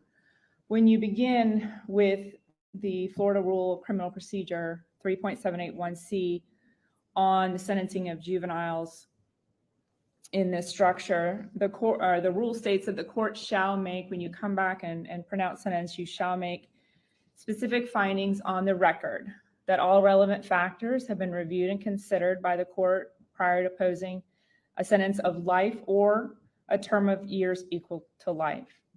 And then you are to make some findings in writing, and just one specifically as to whether the defendant is eligible for a sentence review hearing under Florida statutes. And that's based on whether the defendant killed, attempted to kill, or intended to kill the victim. So you have to make a specific finding of fact that he killed Tristyn Bailey and intended to kill her in this case, which would result in his sentencing review after 25 years. And so that has to be writing. Subsection 2 doesn't apply to him because he doesn't have a prior offense enumerated. And 3 just says that a copy of your written findings about his review hearing, judge, have to be made part of the packet that goes to DOC with him ultimately. Let me just back you up. Yep. Go back to that slide. As far as the court's determination, that he killed, attempted to kill, or intended to kill the victim. Is that based on the evidence that you're asking the court to make a factual determination from the evidence, or is it also from his guilty plea? And was that stipulated to prior to this hearing? That wasn't stipulated to. I mean, he did enter a guilty plea. So I obviously think we're in a much different posture than obviously a jury would be making a pure factual finding. But no, you should make your own factual finding. It's why we presented the evidence we did. For the record here now, for you to make that finding and for any future court. So you do have to make that specific finding. All right. And we believe we provided the evidence for you to do that. And then obviously judge the factors. We've heard this statute number a lot, obviously, in the last couple of days, and we've all been listening and hearing about the factors. And what I want to do now is talk about those and the evidence related to each factor and why that evidence means that the court should, in this case with Aiden Fucci, impose a life sentence. That based on all of these factors, even after reviewing everything, the appropriate sentence for Aiden Fucci is still life. And so when you review these factors, it starts with A, and right at the top, the nature and circumstances of the offense. You know, everybody knows the saying that pictures are worth 1,000 words, and that's very true. Even without the pictures, the testimony of Dr. Fulcher painted a picture of this crime alone. But I know you will never forget those photos. What those photos factually showed, and through Dr. Fulcher's testimony, is that there were 114 stab wounds. 49 of those were defensive. And then you see, and you've heard the other numbers here, 35 or more to her head and neck, and 29 throughout the rest of her body. When considering the nature of the crime, what was also important from Dr. Fulcher was to know and learn that she was conscious and alive for this attack. We know that obviously from at least 49 defensive wounds. She was fighting. Another important factor about this particular murder is the high degree of force that was used and would have been necessary to cause these wounds, the amount of wounds, and specifically Dr. Fulcher talked about there's a high degree of force that's needed to penetrate someone's head, make slice marks in her skull, chip out bone in her skull, and ultimately break off the tip of a knife. That takes a high amount of force that this defendant used to carry out this crime, and then the pure number of wounds, Your Honor. And 6 fatal wounds. And he described that death and what happens when the lungs collapse. And he also went further when you had to view the photos and some of the internal organ photos. There's a purpose for those. He described to you that those injuries you saw in her lungs and the hemorrhage, medical term for the blood pooling, the hemorrhage around those, what that tells him is she was conscious, or excuse me, she was alive, and there was a heartbeat throughout that process. And we know she was conscious because she's defending herself. So none of these wounds were post-mortem. That's the nature of the physical crime. The circumstances are even more horrific. And that includes several things, but most importantly, the circumstances that led up to this crime was the defendant's verbalization that he wanted to do it. If he was going to kill somebody, he would plan it. It's what he told Zophie, his most closest friend and girlfriend in his life. He said it would be at night, he would drag somebody in the woods and he would stab them. And he said it would be soon, within a month. He said he would act innocent, keep killing, and then run away. The nature and circumstances, just factually alone, is horrific and some of the worst that this court could probably imagine. And then you put it in context through this group of juveniles that you're supposed to consider, juveniles that commit murder. And who helps you do that? Dr. Gregory Pritchard. And so he is called in to talk about the nature and circumstances of this offense and how does that compare? Because that's what the court's ultimately being asked to do. You're given discretion now. You can't just hand a life sentence out for first-degree murder to a juvenile. You can't. You're asked to weigh 8 factors about the juvenile and to weigh the offense. And so that's the purpose in this type of testimony. And so Dr. Pritchard told this court, that this act was extremely unique and extremely violent for anyone to commit, let alone a juvenile. And I think Dr. Bloomfield today eventually admitted that. Yes, I think anyone would say this is unique. And of course they would. But it's also statistically unique. It's not just a layperson's view at uniqueness, but Dr. Pritchard, with his vast experience in seeing these types of crimes, and that's backed up by the statistics. The U.S. Department of Justice tracks this information, and only 7% of all the juveniles in the U.S. in crime statistics that were arrested were even arrested for violent offenses, and only 1% of those were homicide. So homicide alone with juveniles is unique. And then you look at the type and nature and circumstance of this crime, which is obviously extremely unique and different to other murders that could be committed and are often committed by juveniles. He described it as an outlier and unusual. And when you read Miller v. Alabama and some of the cases that come after that, Horsley v. State with the Florida Supreme Court, they talk about those, that there will be juveniles that will deserve a life sentence. There will be those cases, which is why it's on the table, Your Honor. There will be outliers. There will be incorrigible juveniles that deserve the worst punishment, and Aiden Fucci is one of those. The second factor, Your Honor, is the effect of the crime on the victim's family and on the community. I know it's been made clear to you from yesterday to today, there's no way to measure the effect. Tristyn Bailey was a daughter, a granddaughter, a sister, a friend. She was a great friend, it sounds like, to many peers.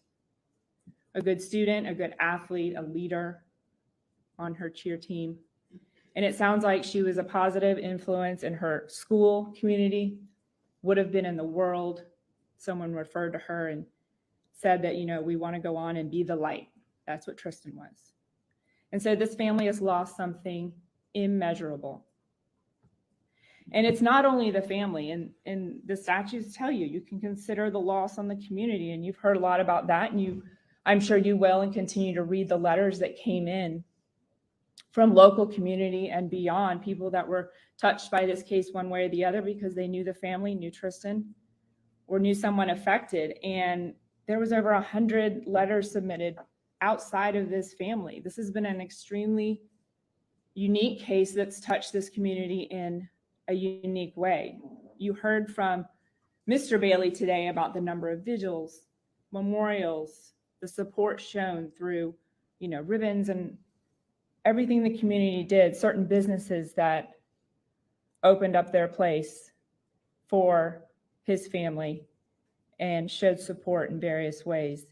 This has obviously had an enormous effect on the family and the community, and I think it really goes without saying, and all the evidence is clear on that.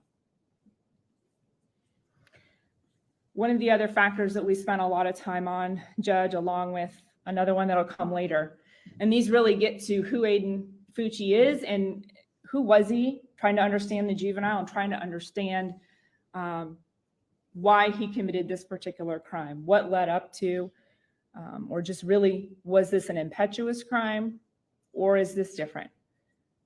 Again, under that framework of all juveniles are immature, a lot of them will take risks. They will make bad decisions, certainly. But is this murder just that? Or is this something different? And so this is a factor that helps you with that, Your Honor. And We've already gone over some of this already. We know he was young. You've heard the testimony about maturity as compared to his peer group. I want to comment on intellectual capacity. You heard a lot about that through both psychologists in this case. And I just wanted to point out, and I think Dr. Bloomfield finally conceded this point earlier when he just testified, that there's no evidence of a cognitive deficit, AKA an intellectual disability, in Aiden Fucci. You heard the testimony through Dr. Pritchard of how the teachers described it. It was more academic and a lack of motivation. That's completely two different things. And Dr. Bloomfield even had to agree to that point today. He was designated SLD, which means his performance was not up to par where they would expect him to be, and that was based on a learning disability. His last IEP was done right before this homicide. He was on track to earn a standard diploma. And then you heard about the behavioral issues in school which start to go to this mental and emotional health at the time. And again, we're comparing him to like peers. We're comparing him to juveniles in general.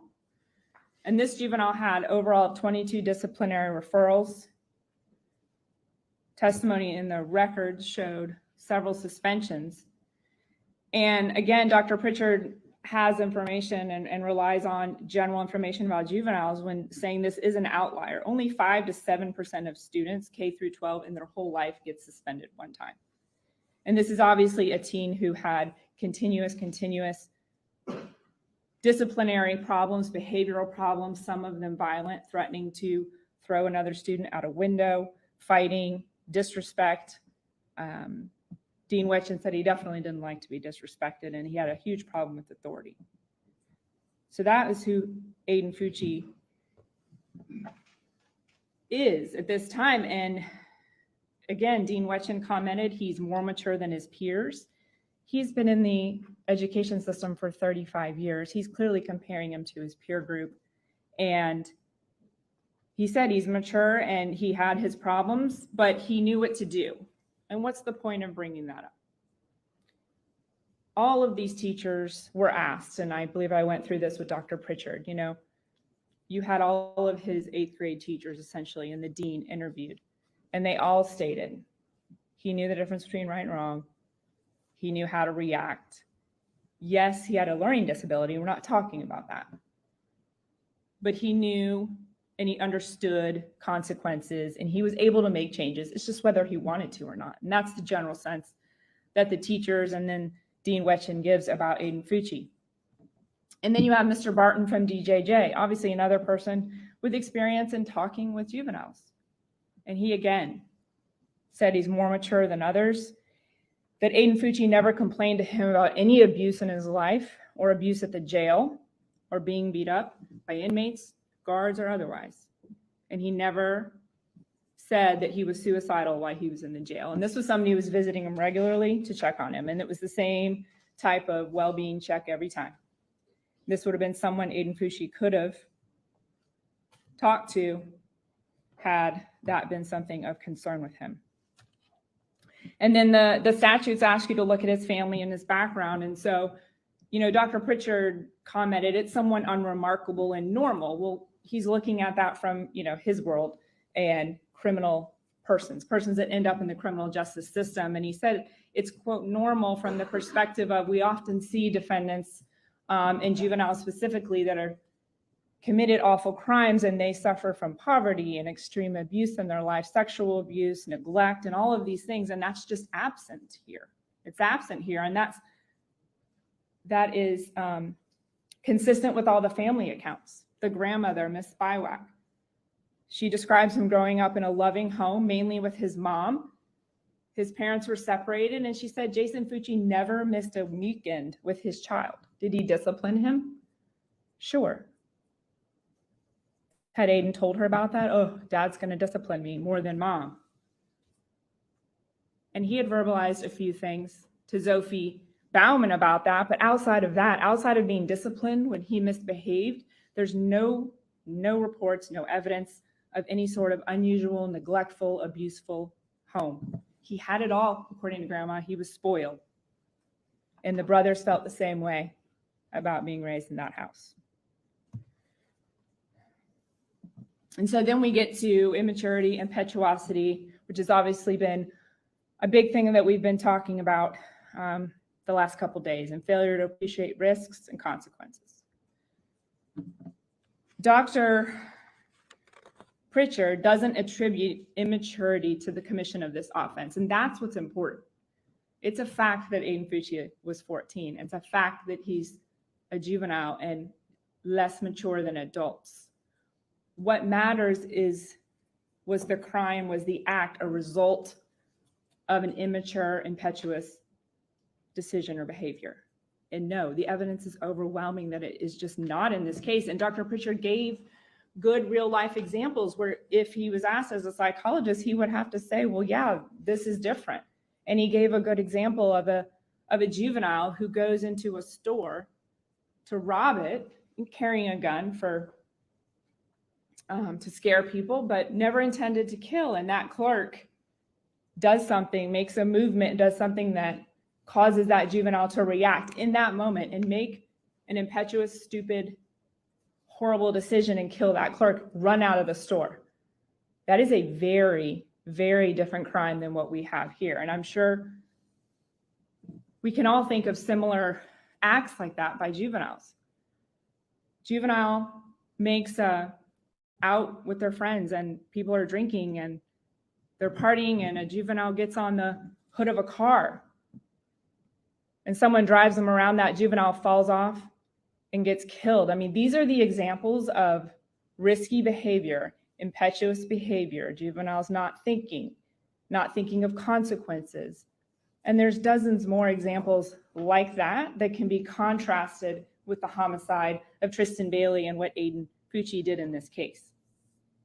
Dr. Pritchard said there is evidence in this case that although there's the general understanding about these juvenile brain developments, that he can generally understand risk. He's not one of those people who just can't grasp it, that they don't understand. There's a difference. We know it because he told Sophie Bauman that when he killed, he would run away, cover it up, and keep killing. We know from other life events in school that when he got in trouble or when he felt he was about to get in trouble in a classroom, he would ask to excuse himself and go to Dean Wetchin. He knew, if I do this, I'm going to get in trouble, I'm going to leave, and I'm going to go vent to Dean Wetchin. So Aiden Fucci understands consequences. Generally, it's clear as well as any other juvenile. And then after the murder, Dr. Pritchard attributed his actions into whether this was an impetuous offense by talking about what he did after. No, he knew what consequences were because he immediately hid a murder weapon so he wouldn't be caught with it on his way home. He went right up into his room as evidenced by that video. He hid the shoes and white shirt behind his dresser. He immediately went in a shower, spent a decent amount of time in that shower, washing evidence off his body.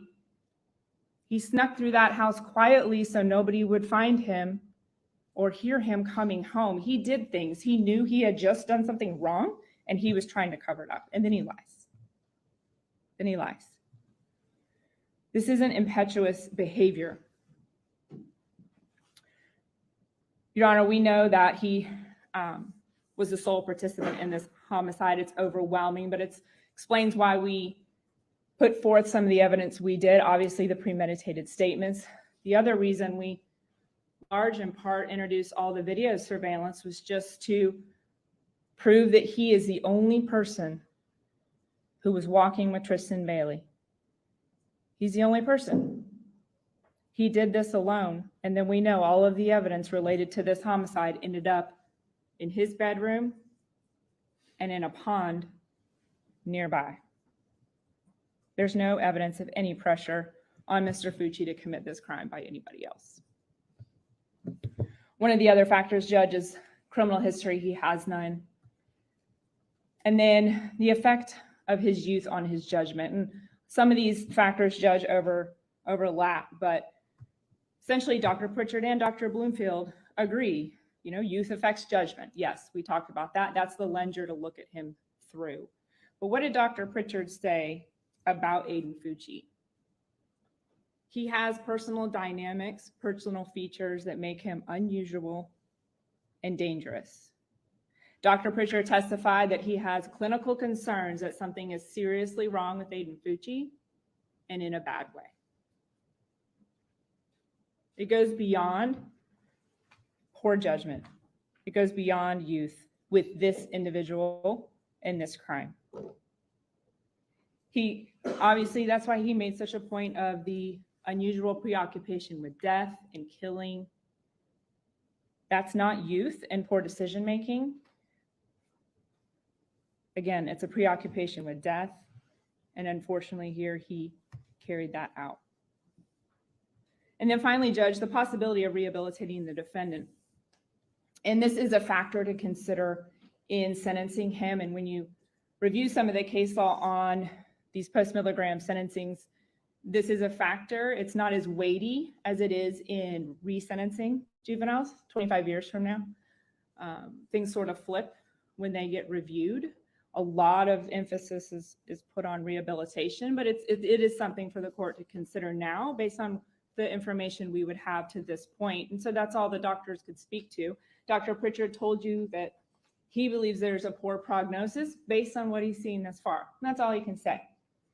And he told you why he felt that. He told you, that behavior right after the homicide, his actions in the back of the patrol car and laughing, just the callous behavior that he exhibited when he was the only person in the world who knew where Tristyn was and that she was laying in the woods dead from his actions. His demeanor in the interview room, just showing he's calm. He's asking his parents, what does this have to do with me? Why am I here? Not even looking, told his parents he wasn't scared. Not really.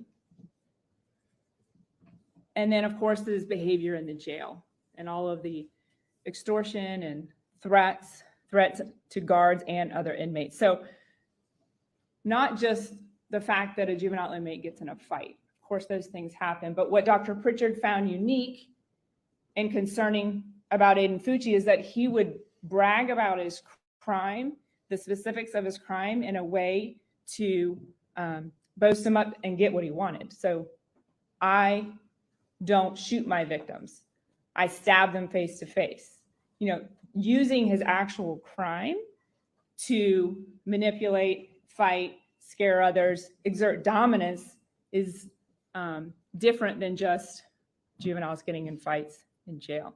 And so he's done nothing to this point to exhibit any sort of desire, care, remorse to change anything about his future behavior.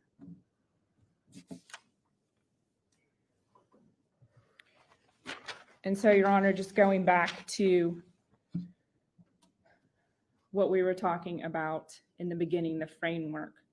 And this is just the statute number. 775.082 1B1 is where it states that when you make the finding that Aiden Fucci was the one who actually killed and intended to kill Tristyn Bailey, he will be entitled to a review hearing in accordance to the statute. And that statute says that he is entitled to review after 25 years. So we've already gone over some of this stuff. You have to make it in writing. He admitted it again, and all of the evidence we've supported and put forward in this case supports that.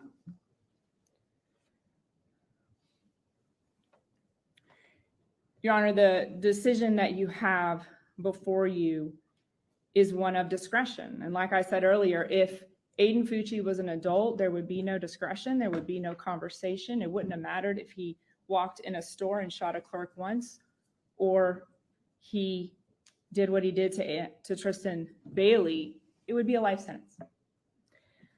But because of everything that's happened through our courts and the medically and psychologically accepted science, that gives you discretion. And the state of Florida has laid out those factors, and it now requires you to look It's stating a fact, and we're legally accepting a fact, and you have to look through that lens and make an individual decision about Aiden Fucci. And so that's why the look that Dr. Pritchard did in this case, not just coming to educate you about the juvenile brain, we understand that, but to actually dig in and look at the evidence and try to apply it and then compare it across his peer group and draw differences and come to a conclusion. Is he unique? Is he an outlier? And does he deserve the harshest punishment out there? And that's why they tell you to do an individualized sentencing. And all the evidence that we brought you, and especially through Dr. Pritchard, should help you do that. And all that evidence has really shown us who Aiden Fucci is. And we all know that juveniles confide more. It's common sense. Juveniles confide more in their friends and their peers than they're going to confide in parents and teachers sometimes. And he did that. Aiden Fucci told his closest friends and his girlfriend his most innermost thoughts and desires. And he told them that real life violence was his interest. He wanted to know. He wanted to kill someone and do it by stabbing them, which is clearly different than shooting someone, and it causes much suffering. He knew how, and he knew when he was going to do it. How he was going to do it is he was going to take someone in the woods, just like that, and he was going to kill them. He was going to stab them until they died. That's what we knew. We knew he knew how. We knew that he knew when, that it would be soon. And unfortunately, Judge, his when ended up being May 9th of 2021. And his who ended up being Tristyn Bailey. And for all of the evidence that we presented in this case, all of the factors, and showing you how those factors show you who Aiden Fucci is, the uniqueness of this crime, all of that shows you that this particular juvenile should be sentenced to the harshest penalty possible, which is life in prison, and he will be entitled to a 25-year review. And he will have a chance to attempt to rehabilitate himself and prove himself at that time. Thank you. Thank you. Vince?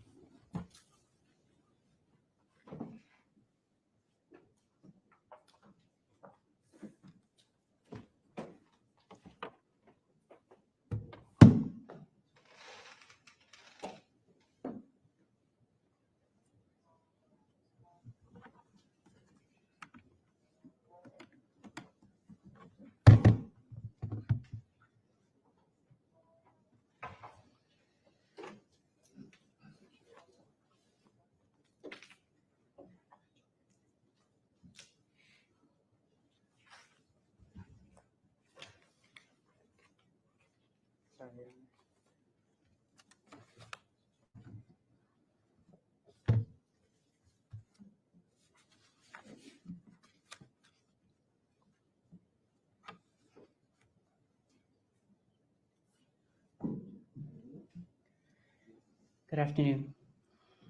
When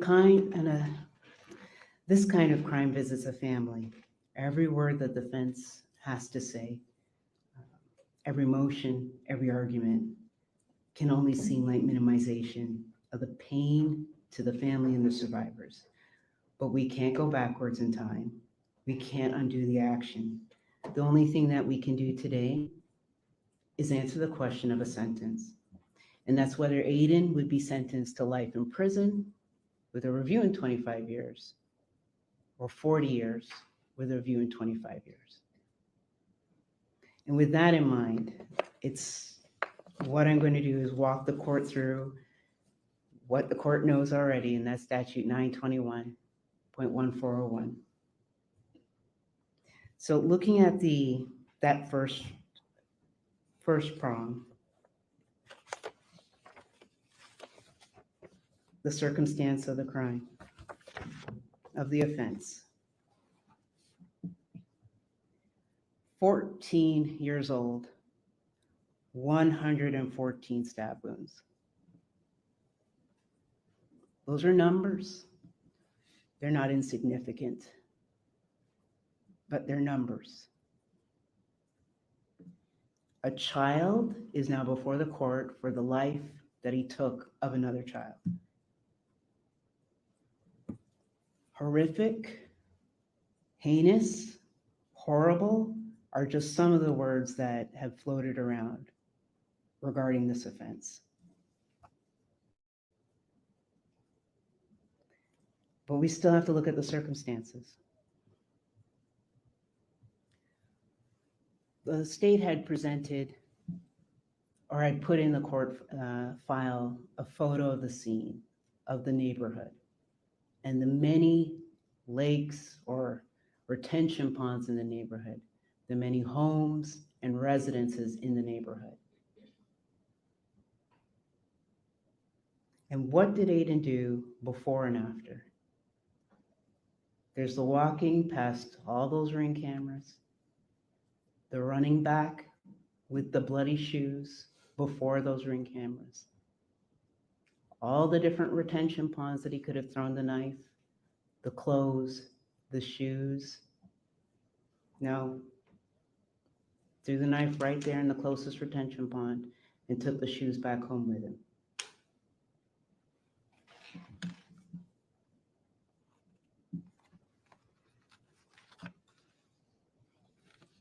And then the location matters. It's a spot that the kids had gone to before and visited in the past. A spot that wasn't covered in terms of there's a lot of vegetation there, a lot of palm fronds. There's no effort to hide the body in terms of covering it or burying it. There was no effort to conceal the decedent in terms of removing hands, removing head. All the things that could have been done to disfigure and hide the identity was not taken by Aiden Fucci. Was the crime heinous? Yes. Was that a terrible act? Terrible doesn't begin to describe it. But there are other things that he could have done to cover up this offense that he didn't take.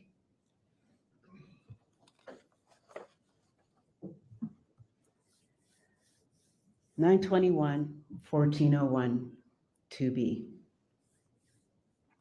The effect on the family and the community. And to this, there's no question.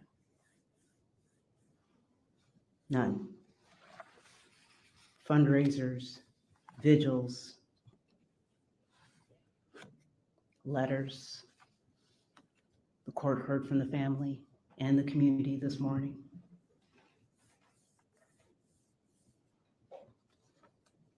And Aiden's family.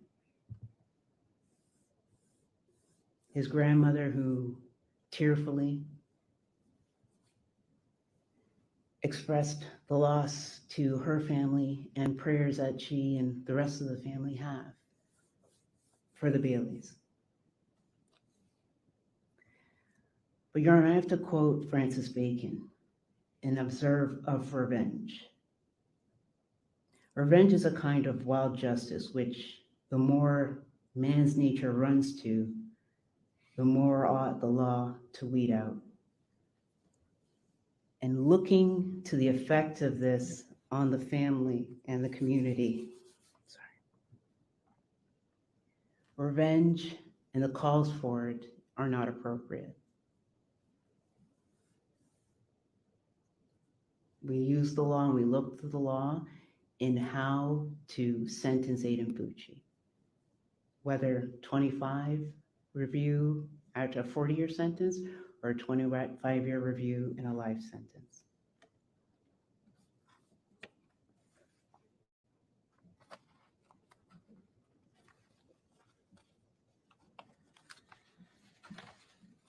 So subsection C, and there's been a lot of testimony on this, regarding the defendant's age, maturity, intellectual capacity. He's 14. Now, today he's 16 before the court, but at the time of this offense, he was 14. And some say he's mature. And Dr. Bloomfield rightly pointed out, by what measure?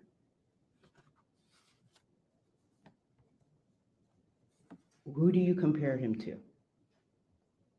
How do you measure maturity?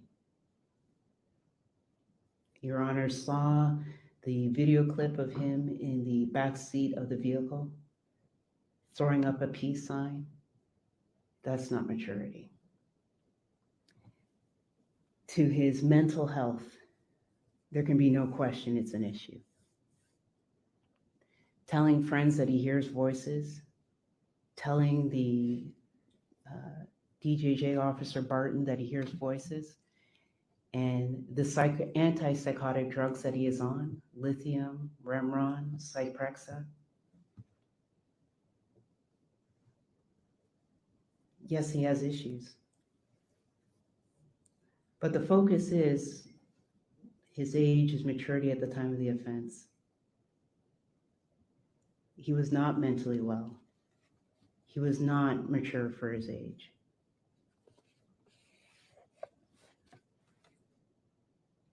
The actions of Aiden and his friends and the risky behavior that these children were involved in points to immaturity.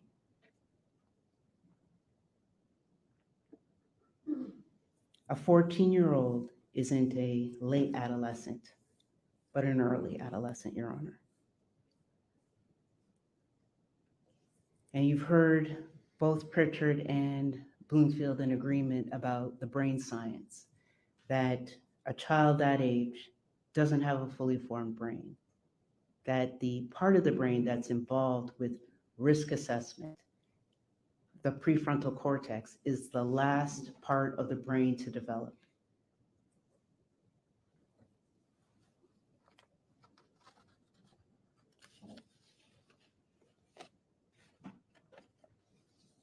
And why is that important? Children do not make sound decisions, reasoned decisions, or wise decisions. Nothing in this offense points to maturity or assessment of the risk, despite what the state would argue to the court. But he will mature and the brain will form. It's the same with that prefrontal cortex. We're already seeing forms of maturity in Aiden. February 6th, he apologized. That was the first chance that he had that the defense team would allow for him to say something in open court. And members of the family don't accept it. And what apology could he present that would be acceptable? It's understandable why they don't accept the apology, Your Honor. But the child who highest grade level completed is 7th grade, arrested in the 8th grade, not reading at grade level, presented in his own words the best he could.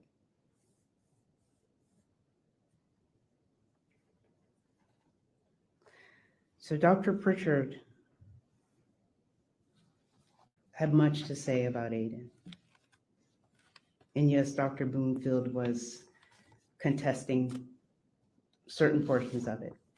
Interesting, though, still, that both of them are in agreement on brain development and that these issues aren't in debate, whether it's psychology or psychiatry or social workers or even pediatricians, that they're all in agreement about children and their brain development and their ability to think through, and assess the risk.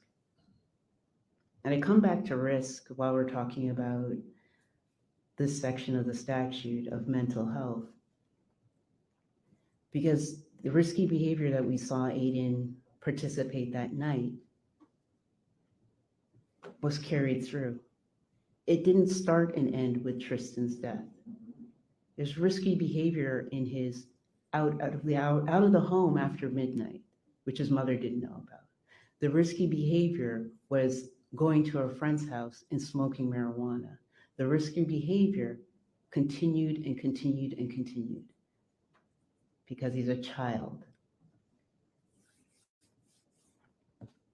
But Dr. Pritchard argued, or stated, I should say, before the court, that he's mature. But that's not what the evidence is showing. Dr. Pritchard relied on the collateral information in terms of the other children.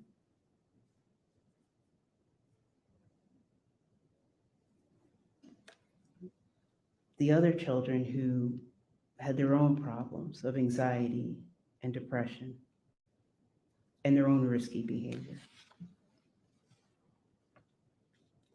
Dr. Pritchard said that his actions were premeditated based on the conversation with the girlfriend, and that it wasn't impetuous. Tossing the knife into the pond, he didn't think was impetuous, but it was. The pond was right there. Some forethought. He could have taken all of the incriminating evidence and placed it somewhere else, but most of it he brought to his home. And Dr. Pritchard said that he lacked remorse, and on this, above all, I have to disagree. Because Aiden has expressed remorse. The court has the letter. Again, it is not the most articulate letter, but it's his words and his writing. And he did that this year at 16 as his best expression of an apology, which over time will improve. As he matures, as he grows older, he'll be in a position to better express himself.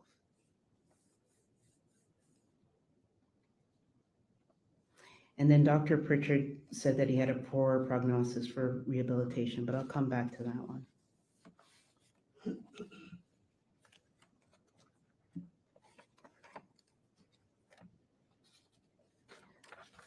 So turning to subsection D, family background.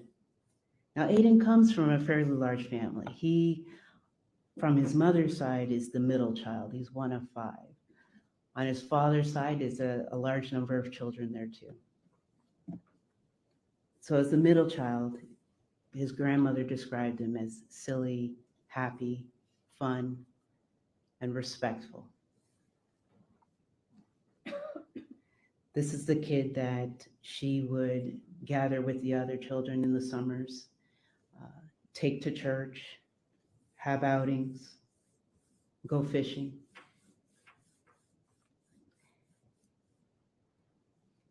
Aiden's family loves him, and they care for him, and they don't understand what happened. Both of his parents have provided letters. But what was his daily life like? And there's conflict. We hear from the same girlfriend that he was neglected emotionally, that his father is physically abusive. And then there's the constant movement. Every Tuesday and Thursday and every other weekend, he was in a different house.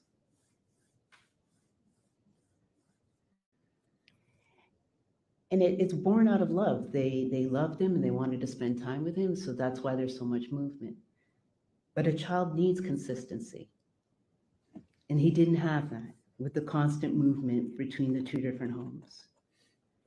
Part of the reason why he's late for school is because of the distances that he had to travel to get to school on time. And it's not a complaint. It's just pointing it out, that his background and the complexity of it.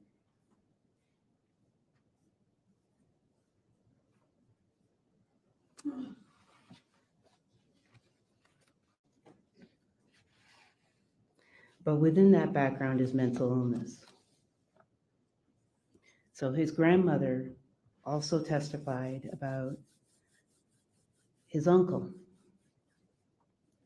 And the uncle at 14, the same age that Aiden was at the time of this crime, was Baker acted and struggles with depression. That his grandfather had some mental illness issues that were so great that she separated the children, his mother and uncle, from the grandfather.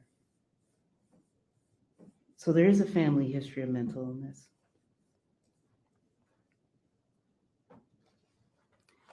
And Your Honor, I point these out because it's within the statute. I'm not pointing these out as excuses. Aiden has entered a guilty plea.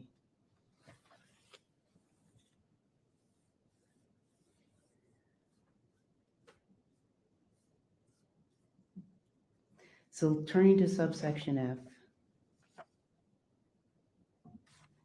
Aiden stood alone and entered that guilty plea.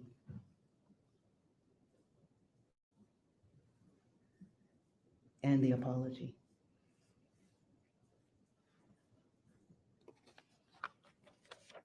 (921-1401) subsection G. Peer pressure, familiar pressure.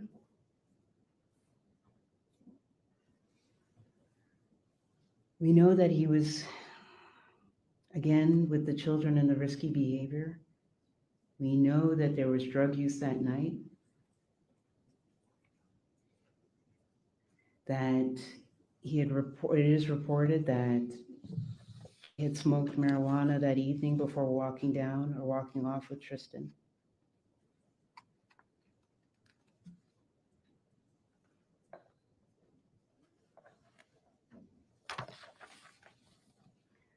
So 921-1401, 2H, that there's no criminal history, and there is none. He has no prior arrests, no prior contact with law enforcement, and the minor infractions in the school were resolved with detention or some sort of in-school discipline. But never inside that school setting was it an issue of a red flag is how they were described. Issues where law enforcement is contacted and arrest is made. Any issues that they had with Aiden never rose to criminal conduct or an arrest. But in candor, yes, there's illicit drug use and there are allegations of drinking, not in school, but underage drinking. That are part of who Aiden Fucci is and was.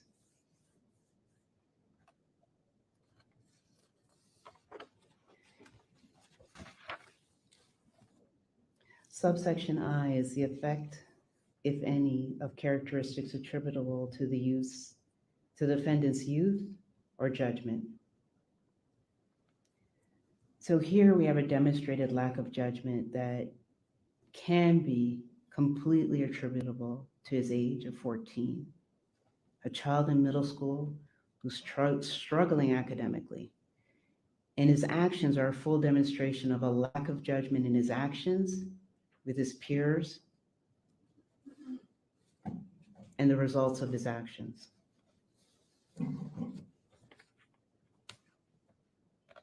It matters that we're dealing with a 14-year-old, Your Honor. And what do we do with a 14-year-old? He's been direct filed and he's been brought before the court with these adult charges on an indictment. But the court still has the opportunity to consider his age and give him a term of years. And it does make a difference in terms of the life sentence versus 40 years. Because the court has heard from Raul Banasco in terms of what the Florida Department of Corrections and the resources available and the targeting of those resources to inmates that actually have a release date. At 14, he goes to the Department of Corrections without completing the 8th grade, again, with a reading level and academic level that was scoring below 8th grade. No skills, no skill set. All of those that he would have to learn in prison. With a term of years, he'd actually be in a position where they could place him into one of those programs. He loves working with cars like his father.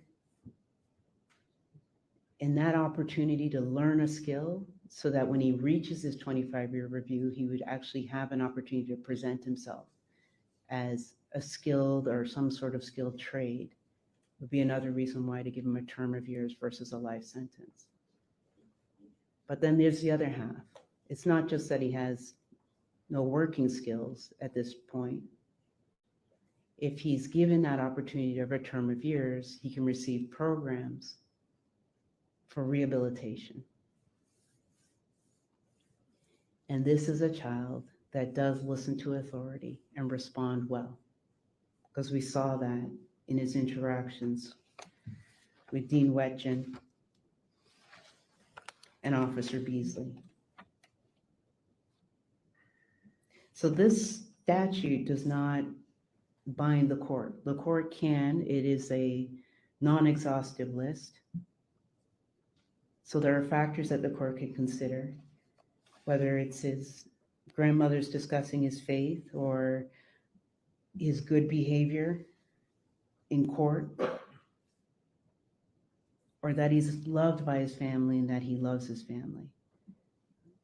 His little sister who longs to figure out what's going on with him and where he is, shows that he is able and capable of forming loving relationships,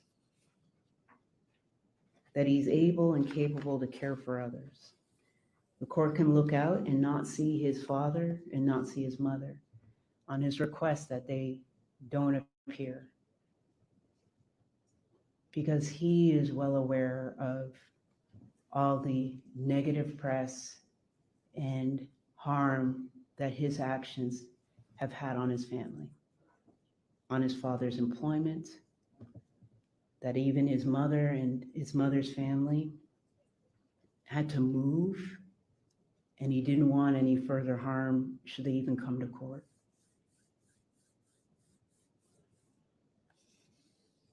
The court can consider that he had a diagnosis that was not followed up of ADHD, that the schools that did a phenomenal job weren't in a position to provide him with intellectual testing, to provide him with counseling and therapy that he desperately needed. And how do we know that he desperately needed therapy? Because at 14, his recreational time was spent smoking marijuana and drinking alcohol with friends. And that he started before this offense.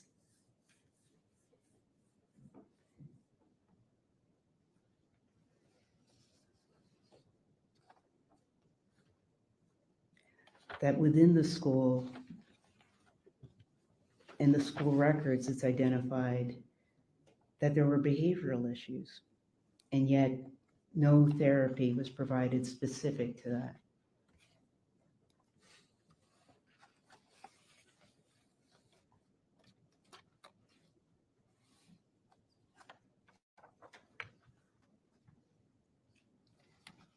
So Aiden is presenting as disabled. And the full depth of it, we don't know. Based on the records. We know that he had issues with auditory and speech that were not fully developed or fully examined in the school, and that he had a language-based learning disability. And that the school psychologist that was within the IEP wasn't a psychologist in the sense of a trained professional. And I don't mean in the sense of 40 years like Dr. Pritchard or in excess of 40 years like Dr. Bloomfield. She had a bachelor's degree, not a master's or a doctorate. Perhaps had she had one, she would have recommended the testing that Aiden didn't receive in the schools. That wasn't followed up on as suggested by his pediatrician. So, Your Honor, turning to 921-1401, subsection J. He's 14 and he's presumed to have a potential for rehabilitation. And I do understand that Dr. Pritchard thinks not, but he does. We have the example that has been testified to by Dean Wetchin, that in the school setting, given an opportunity for the mentoring between Dean Wetchin and Officer Beasley that demanded respect as the officer and the dean, that Aiden responded well. That given an opportunity to express himself or deal with behavioral issues by going to them, he did that. And there was a noticeable difference in terms of the disciplinary issues that they had at the school.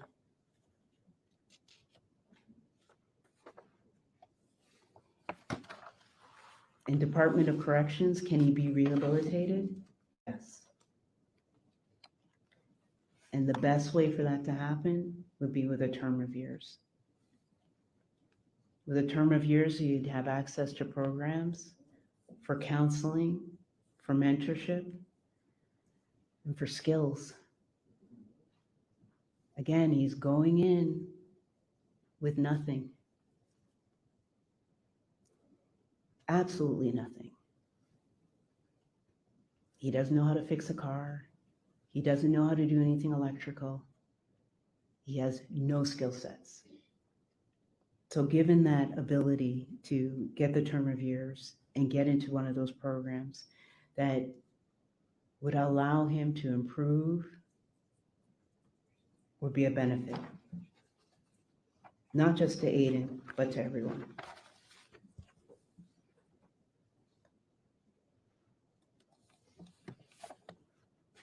So what is the court to do with Aiden Fucci?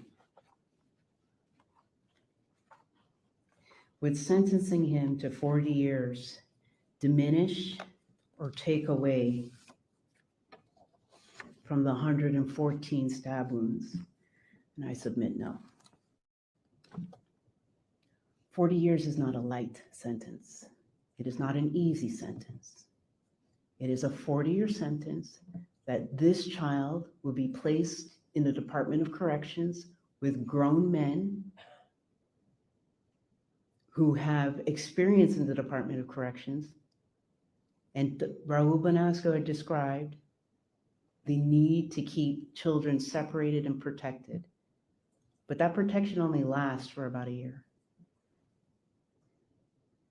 Nothing moving forward for Aiden Fucci will be easy, and it shouldn't be. And it shouldn't be. But the 40-year sentence doesn't make light of what happened on Mother's Day in 2021. It still is punishment. That every day that he's in custody, away from his friends, away from his family, is punishment. Every day being told where to go, what to do, and when to do it is punishment. Your Honor, we are talking about a prison sentence for a child and asking for 40 years as punishment.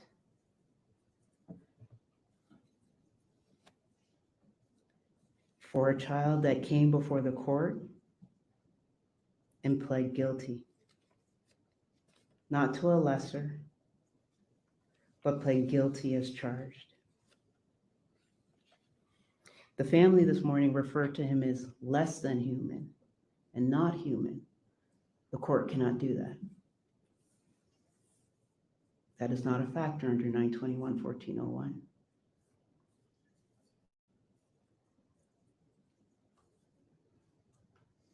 But the court can punish Aiden Fucci with a prison sentence of 40 years. And that's what we're asking, Your Honor. We're not asking for a release, but the child that is before the court today, that is loved by his family, we're asking for a 40-year sentence with a 25-year review.